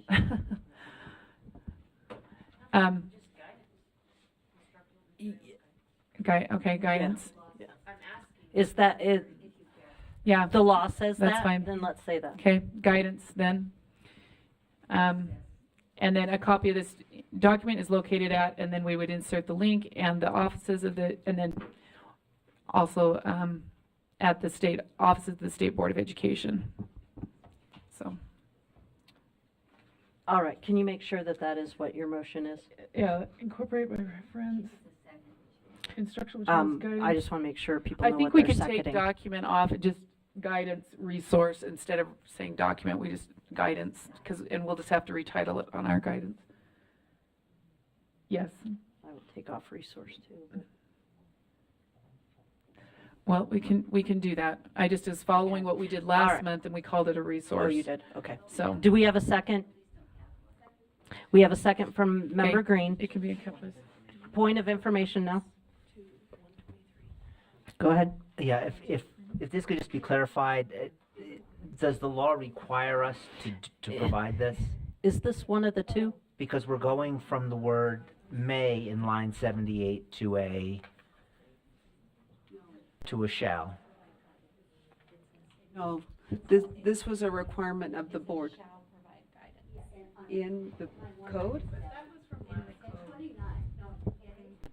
says 196, 197, 198. So we provided guidance and training to LEAs so when you look at subsection 8. Can you please come to the microphone? Oh, I know what you're trying to say. Yeah, so that language about provide guidance and training was in the original code. The new part is establish a process to which an individual described may report to the state board. That's what you are now required to do. We already did the training and guidance last year for this bill. So that language is old and has already been attended to. So you're saying we don't have that language in code? It's in code, but we've already done that. It's not a new piece of code. We've already provided that. Okay, Deputy Superintendent, hold on. Let me. Yes, thank you. Just as a reminder, that subsection, it's now 8A, it was 4A, states that the state board shall, in consultation with the Office of the Attorney General, provide guidance and training to support public schools in identifying instructional materials that meet the definition of sensitive materials under this section. You may remember that there was a guidance/legal opinion that the Attorney General's office issued, that, and then staff provided training to LEAs. There was a lot of training done related to that legal opinion. So that I think that to what Director Thronson is stating, that was the expectation with the new implementation of the law. If we were to go down the route that this new guidance is also applicable under there, we would need to also be collaborating with the Office of the Attorney General on this. So there's probably two ways you could take it. One is that was done. We worked with the Office of the Attorney General, Davina and team. They did a number of trainings, as you may remember, when we presented to the Education Interim Committee in late 2022. The model policy and guidance that was required in the board rule was a separate type of guidance and model policy that the board proactively decided to request and require staff to do. And so I could, and again, there's probably two different ways you could read this. I could argue, just as Director Thronson mentioned, that the first guidance that's required in code is done, and it would include us working with the Office of the Attorney General, and that is done. The second guidance and model policy, the board proactively on your own, with your own rulemaking authority, decided to request the superintendent to do, and then you may remember the board passed that model policy in 2022 as well. And now if you would like to, you could remove that requirement, which is in board rule. If you would like to remove it, that is your prerogative and authority to remove the requirement that's in board rule. Okay, I would make the motion to remove. Well, we've got a motion on the floor already. Hold on. Yeah, the Substitute motion. Well, the point, this would be removing that. But the point of this is we either have to redo the model policy, which to me does not make any sense, because the districts already have, when we looked at rewriting the policy in our standards and assessment committee. It just doesn't make any sense. I pulled up probably 10 policies. You start comparing, right? They're all different. To create a model policy doesn't make any sense at this point. So that's why we, with the guidance, what guidance could we provide that is aligned with the law, that's proactive in nature? That's why we went that direction. So that's why I would suggest that here. That's why the recommendation's here. And we don't, correct me if I'm wrong, we don't stop giving guidance because we gave it. Right, this is new, the laws new, we would continue to give guidance, or we say we already gave the guidance once, so we don't give it anymore. Okay. Right? Member Lear?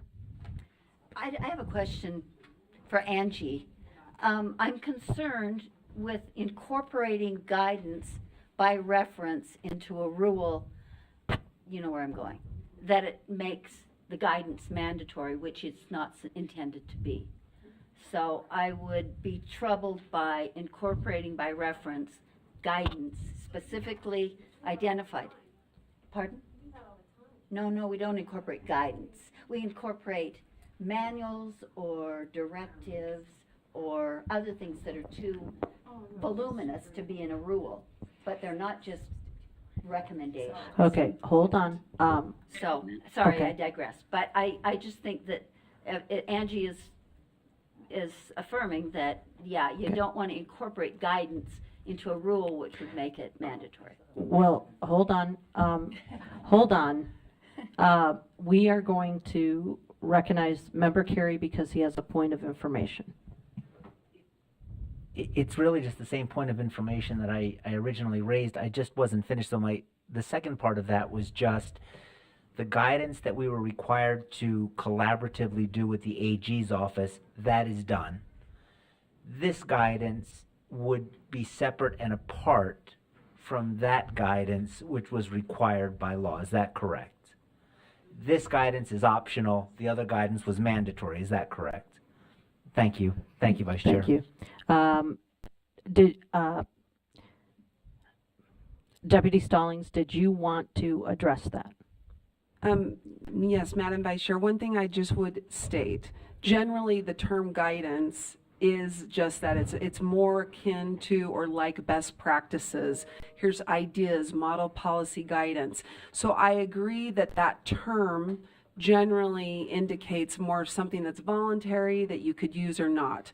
However, that doesn't mean that the board could not incorporate by reference that guidance. I did state to another board member yesterday, if you were going to go that route, you may want to change it to a different title, like additional requirements or policies related to the implementation of, and not use the word guidance because it gets a little confusing because some people might think it's voluntary. But if it is incorporated by reference into the rule, it is the law. It has the effect of the law.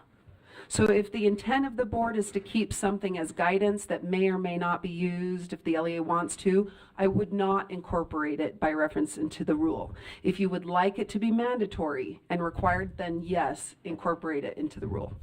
Thank you. Member Reel? Oh, I'm sorry. It was Member Klein and then Member Reel. Thank you. I would still like to make my motion to remove the guidance. We have a motion on the floor.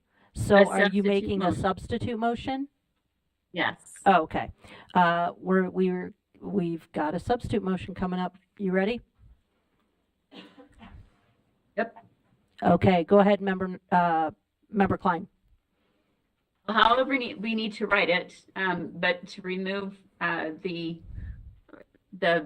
requirement for guidance or model policy, whatever it needs to say, from our rules. Okay. From this rule or whatever rule you're referring to, that might make mention of that or make that requirement. I don't know if that's this rule or a different one. So, team, can you make that into a motion? Okay. So, Member Klein, I'm going to read this. I'm not sure if you can see the screen. I can. I'm going to read it. That the board, oh wait, where'd it go?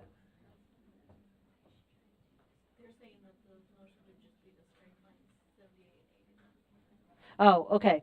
The substitute motion, Member Klein, that the board amend draft 3 by striking lines 78 through 80. Is that effectively cover your intent? Can you read what 78 through 80 say so I can be sure? Please read it, Deputy Stallings. Yes, thank you. Right now it states, and this is in draft 3, the superintendent and There are words that have already been stricken, which are shall provide a model policy, which has been changed to may provide a guidance document for use by an LEA in developing an LEA's policy and accompanying procedures described in subsection 1. So if this motion were to pass, you'd be striking all of that language. Great. That's perfect. All right, do we have a second If for there's that a second, motion? Oh, I'm sorry, Member Klein, hold on, let's get a second. Second from Member Reel. Would you like to speak to your motion?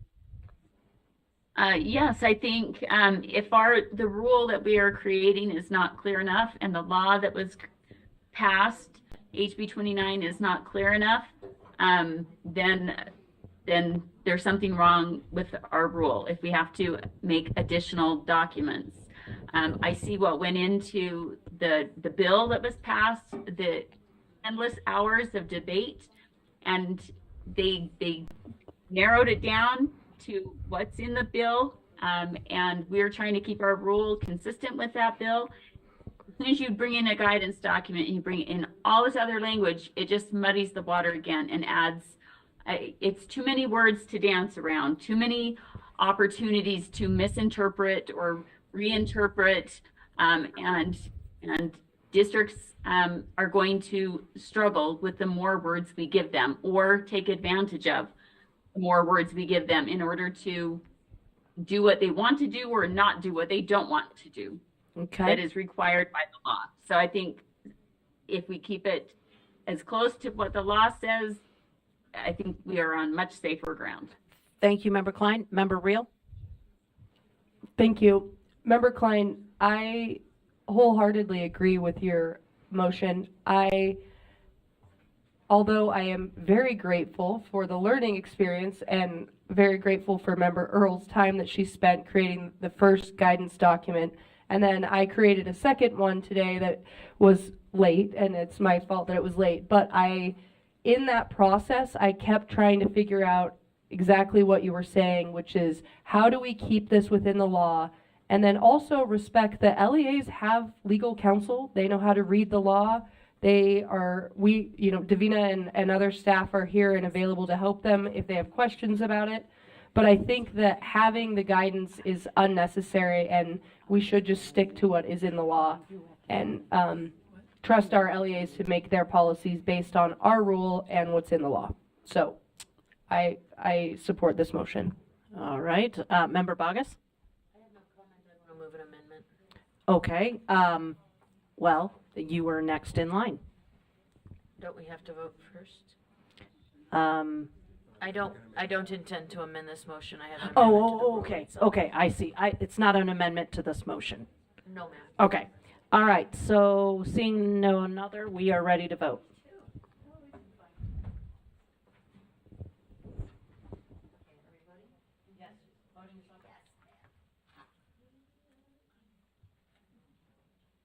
Member Klein is a yes.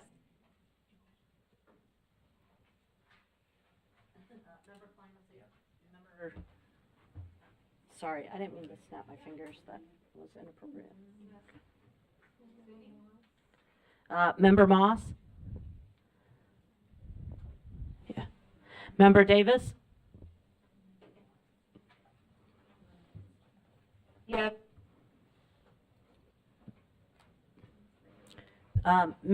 Did Moss? I'm a yes. Moss is yes. Okay.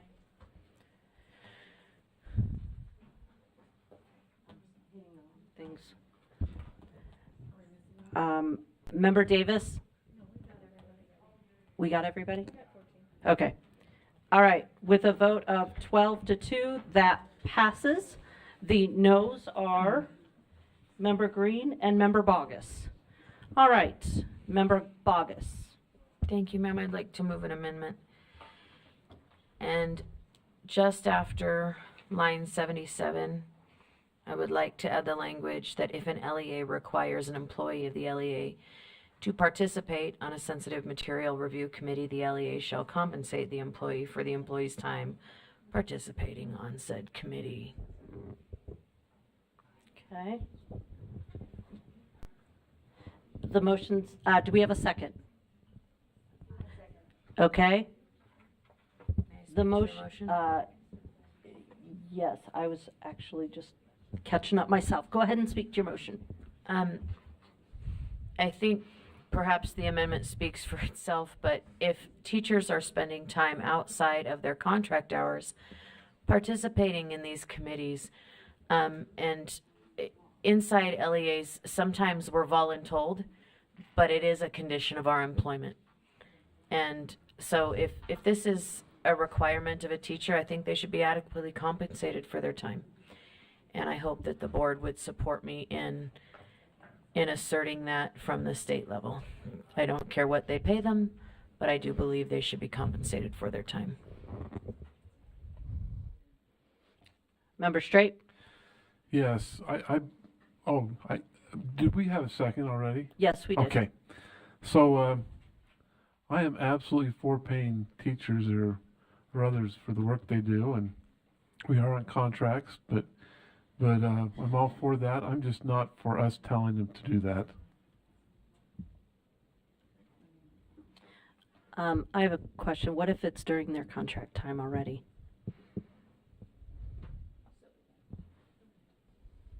So maybe that would be an appropriate amendment, because if it's during contract hours, that would be different as opposed to we're having a 6 o'clock meeting. Right. Or something like that.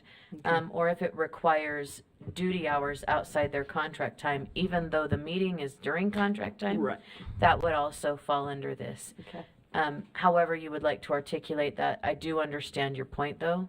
Yeah. And so perhaps an amendment.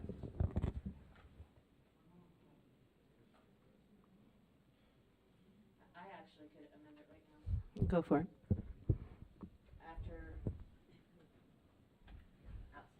After the word materials, okay. Requiring engagement outside of contract hours, right after the committee, yep.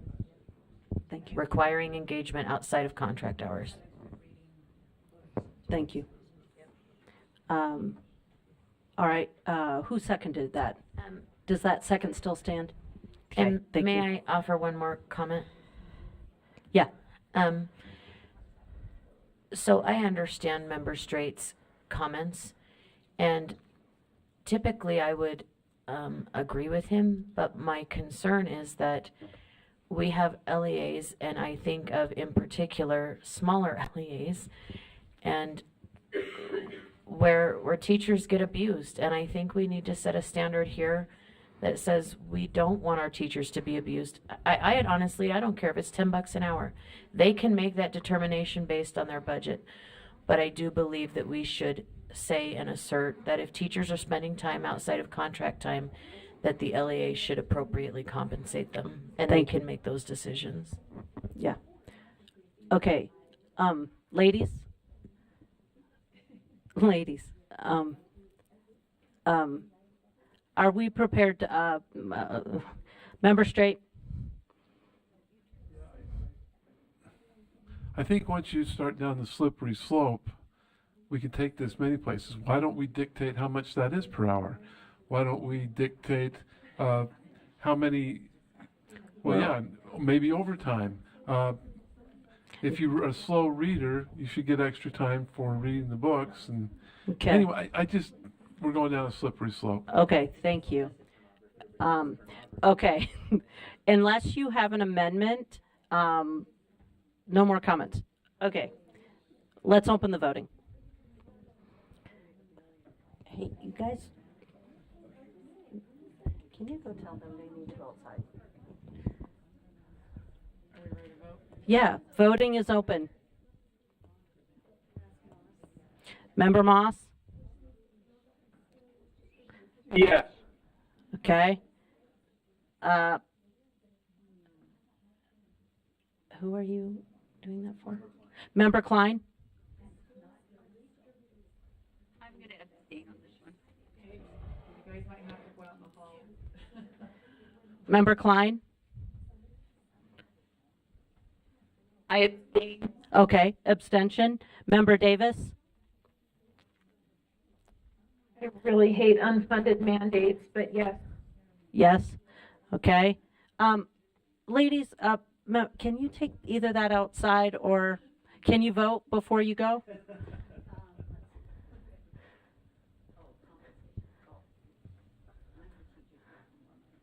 Okay. All right, the vote on that, that passes 9 yeses, 1 abstention, 4 noes.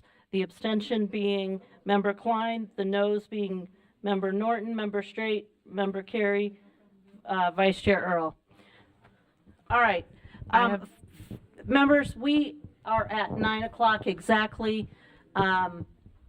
We either need your full participation and following policy and order, or we need to adjourn this item. Ladies, you need to take that outside, or you need to pay attention. Yes. I don't know. It depends on the, okay. Go ahead. I don't know who else has it. I feel like we need to put something in here with we can call it compliance checklist or something that articulates what the rules are, because it articulates what the protective things are that provide, if these things are already in law, and if you're doing these things, then you're not going to even end up having to use this rule ever. Anyways, okay, so now that I said that, I'm going to encourage us to incorporation by reference back to my original one, but not striking the lines, because that's already been taken out. Incorporation by reference, instructional materials, compliance checklist is the terminology you want to use. Yeah, so this rule incorporates by reference instructional materials, compliance checklist. A copy of this document is located with the link, and then the offices of the Utah State Board of Education. And then after this, I would recommend that we the guidance check, whatever, the compliance checklist, that we either move it to next month or move it to tomorrow to look at and be able to narrow those in. I think there's language good on both. So Okay. We have a motion and a second. Do we have comments on the compliance checklist? it's the guidance document, but we're not using the word guidance. We'll change it to compliance checklist. Can you turn on your microphone, please? But it's, yeah. If it's a compliance checklist, it means you have to comply. It's mandatory. That's very different than guidance, which says, here's what the USBE thinks are good ideas. So which is it? Compliance checklist. And you're saying, so we're going to So it would be, well, we're going to mandate pay. But what my point here is that we are, if we need to clean some of those up, I'm just asking that we move something that is, and it's already law. It's just a clear checklist. Look, this. You can go down those simply. They can read the law just like, LEAs can read the law better than you can, better than I can. I have no doubt of that. And so why can't we leave it to them to do that without giving them a rule, a model policy that some of them might still be using, their own policies, and now a compliance checklist, or maybe there's a guidance circulating around that people like. So I'm just wondering how we're helping LEAs by doing this for them. Okay. Any other comments? All right, seeing no comment. Oh, Member Klein? Yes. Yes, I am supportive of a compliance checklist if it is objective and it's based on what's in law and it's not something that can be twisted and creatively interpreted by the districts. Okay, what I said, and I'm just going to state it for the record, is you are in support of a compliance checklist if it is what is stated in law exactly and cannot be creatively interpreted. Is that an accurate statement? That is what I said, yes. Okay. Okay, you're just fading in and out, so. Okay, thank you. Any other comments? Hit your light. Thank you. Okay. I just have to state one more time. If it's exactly what's required in law, why are we creating another document that restates what the law says? I can answer that because as a very, very busy LEA leader and someone who in some moments I can be quite terrified that, and I can second guess myself, even though I am in these meetings, sometimes a checklist is much like, what was it, Atul Gawande or checklist manifesto. Sometimes a checklist helps you make sure that you dotted the I's and cross the T's. Then can I just respond? Sure. Then we need to be absolutely sure that the language isn't different so that we don't have two slightly different documents. There's a reason that there's a sacred rule writing premise that you don't repeat in rules what's in the law, because it's so easy to change the words. And I believe that is exactly what Member Klein was getting at with the creative interpretations and staying quick to law. Member Reel. Oh, I'm sorry. Hold on. Put your mute on. Go ahead, Member Reel. Oh, she said no? Okay, Member Earl. And I just say just that if I wouldn't want us to, I don't want us to pass it tonight. I think there's some recommendations that we could work together to make that concise and make sure it's clear. But I do think it's an easy this, because even when we went through the law, I know it's just so easy, but it's really not.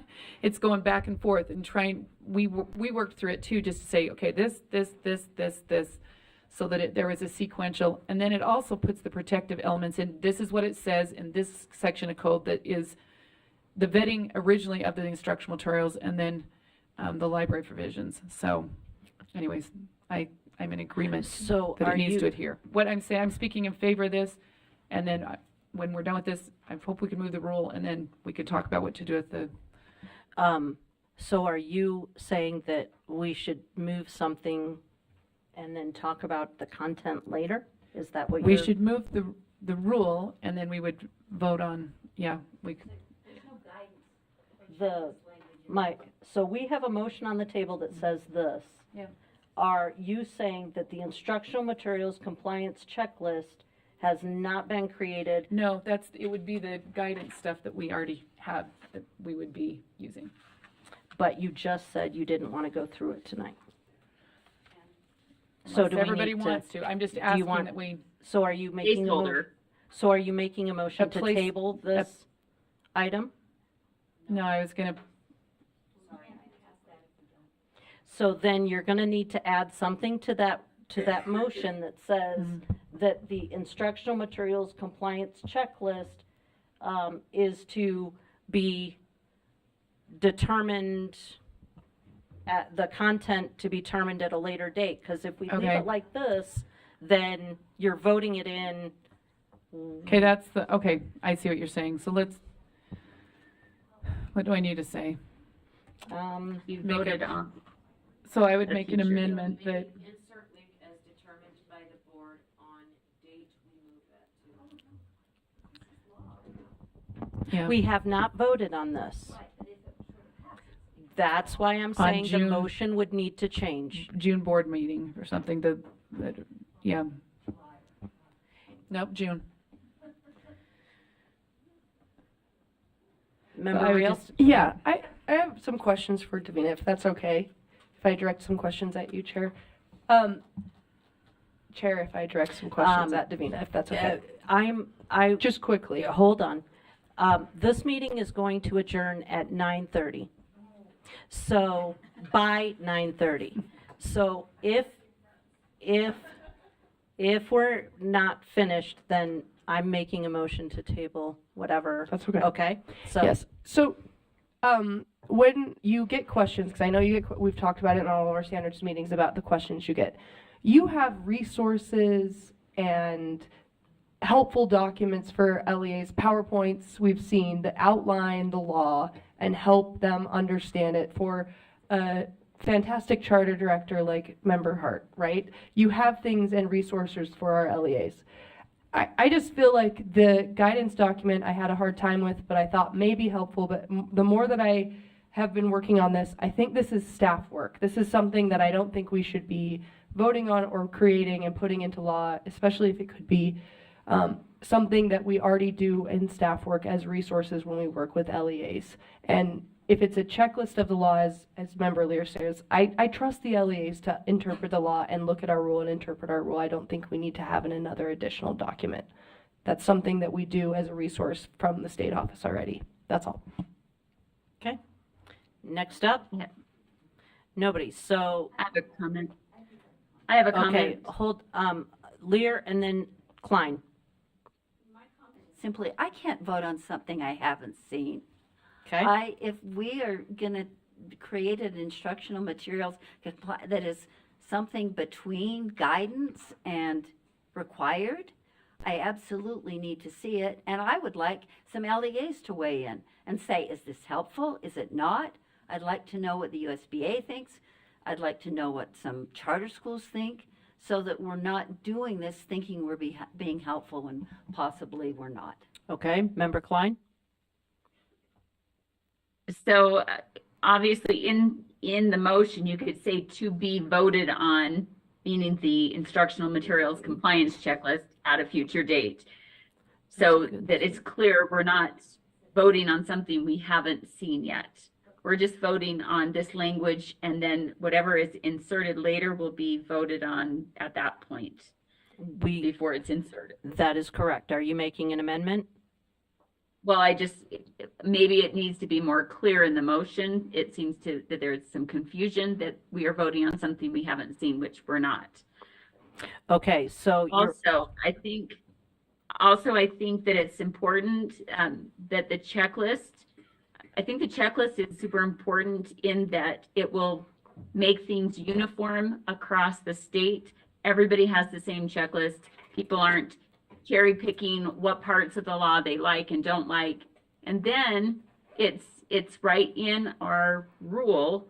And if there are problems and districts interpreting things differently, then we can go and amend that in the rule, that specific thing that has become problematic, instead of a big guidance document that everybody's interpreting differently. It's just, here's the checklist, it's straight from the law, you're either following it or you're not, and it's super objective. So, and we don't have to have everybody and their dog weighing in with their different opinions, because it came straight from the law, the checklist. Okay, so what stands right now on the floor is this motion. It is not amended. We can either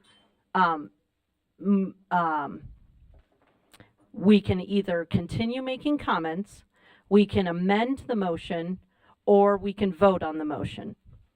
So, Member Lear? I go back to the fact that we can't even assume that the checklist would pass at all in the abstract. Okay. I don't know that. So to put that into a rule that we're going to now propose to vote on, making something that we don't even know what it will look like, if there will be anything at all, it could fail. Okay. Is wrong. Okay, so right now there are no more requests to speak.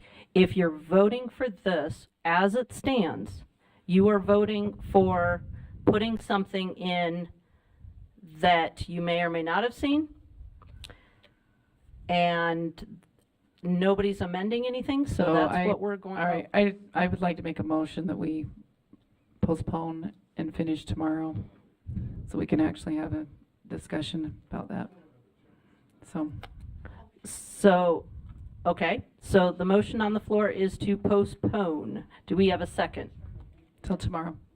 We have a second from Member Bogus. Oh, the motion is to, the motion is to postpone this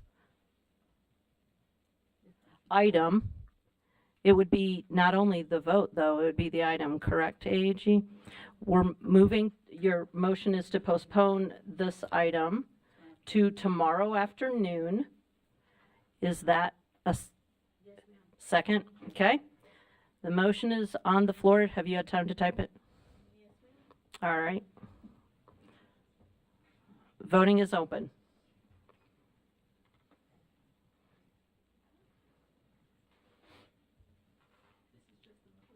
Yeah. Chair Moss? Yes. Member Davis? Member Klein? I am going to vote no to postponing because I will not be here. You are going to vote no to postponing it? I won't be here for the vote. Okay, so you're not going to be here tomorrow, but your vote is a no? No, I'm postponing. You heard a no? Okay. All right, no. Would you just change it? Oh, member Davis? Okay. Can you take out member Davis's vote? What if you just moved it to an abstention?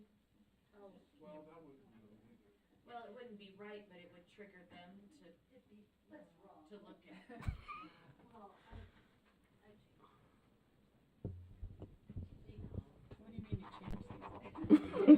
We're not going there. Okay, so that passes 9-5 with the. Okay, all right. Let it be. Let the record reflect that she only changes things she's directed to. The motion postponement passes 9-5 with the noes being Straight, Norton, Wood, and Klein. Now we need another motion. Motion to adjourn. Is there a second? Yes. Motion's been made and seconded to adjourn. All in favor, say aye. All opposed? Okay, All opposed? You're opposed? Okay, that passes with a vote of 13-1. okay, question. We're just clarifying who's online, who's not online tomorrow morning. Is that what you're asking? Which meetings are online? Which meetings are online? We just want to make sure everybody knows.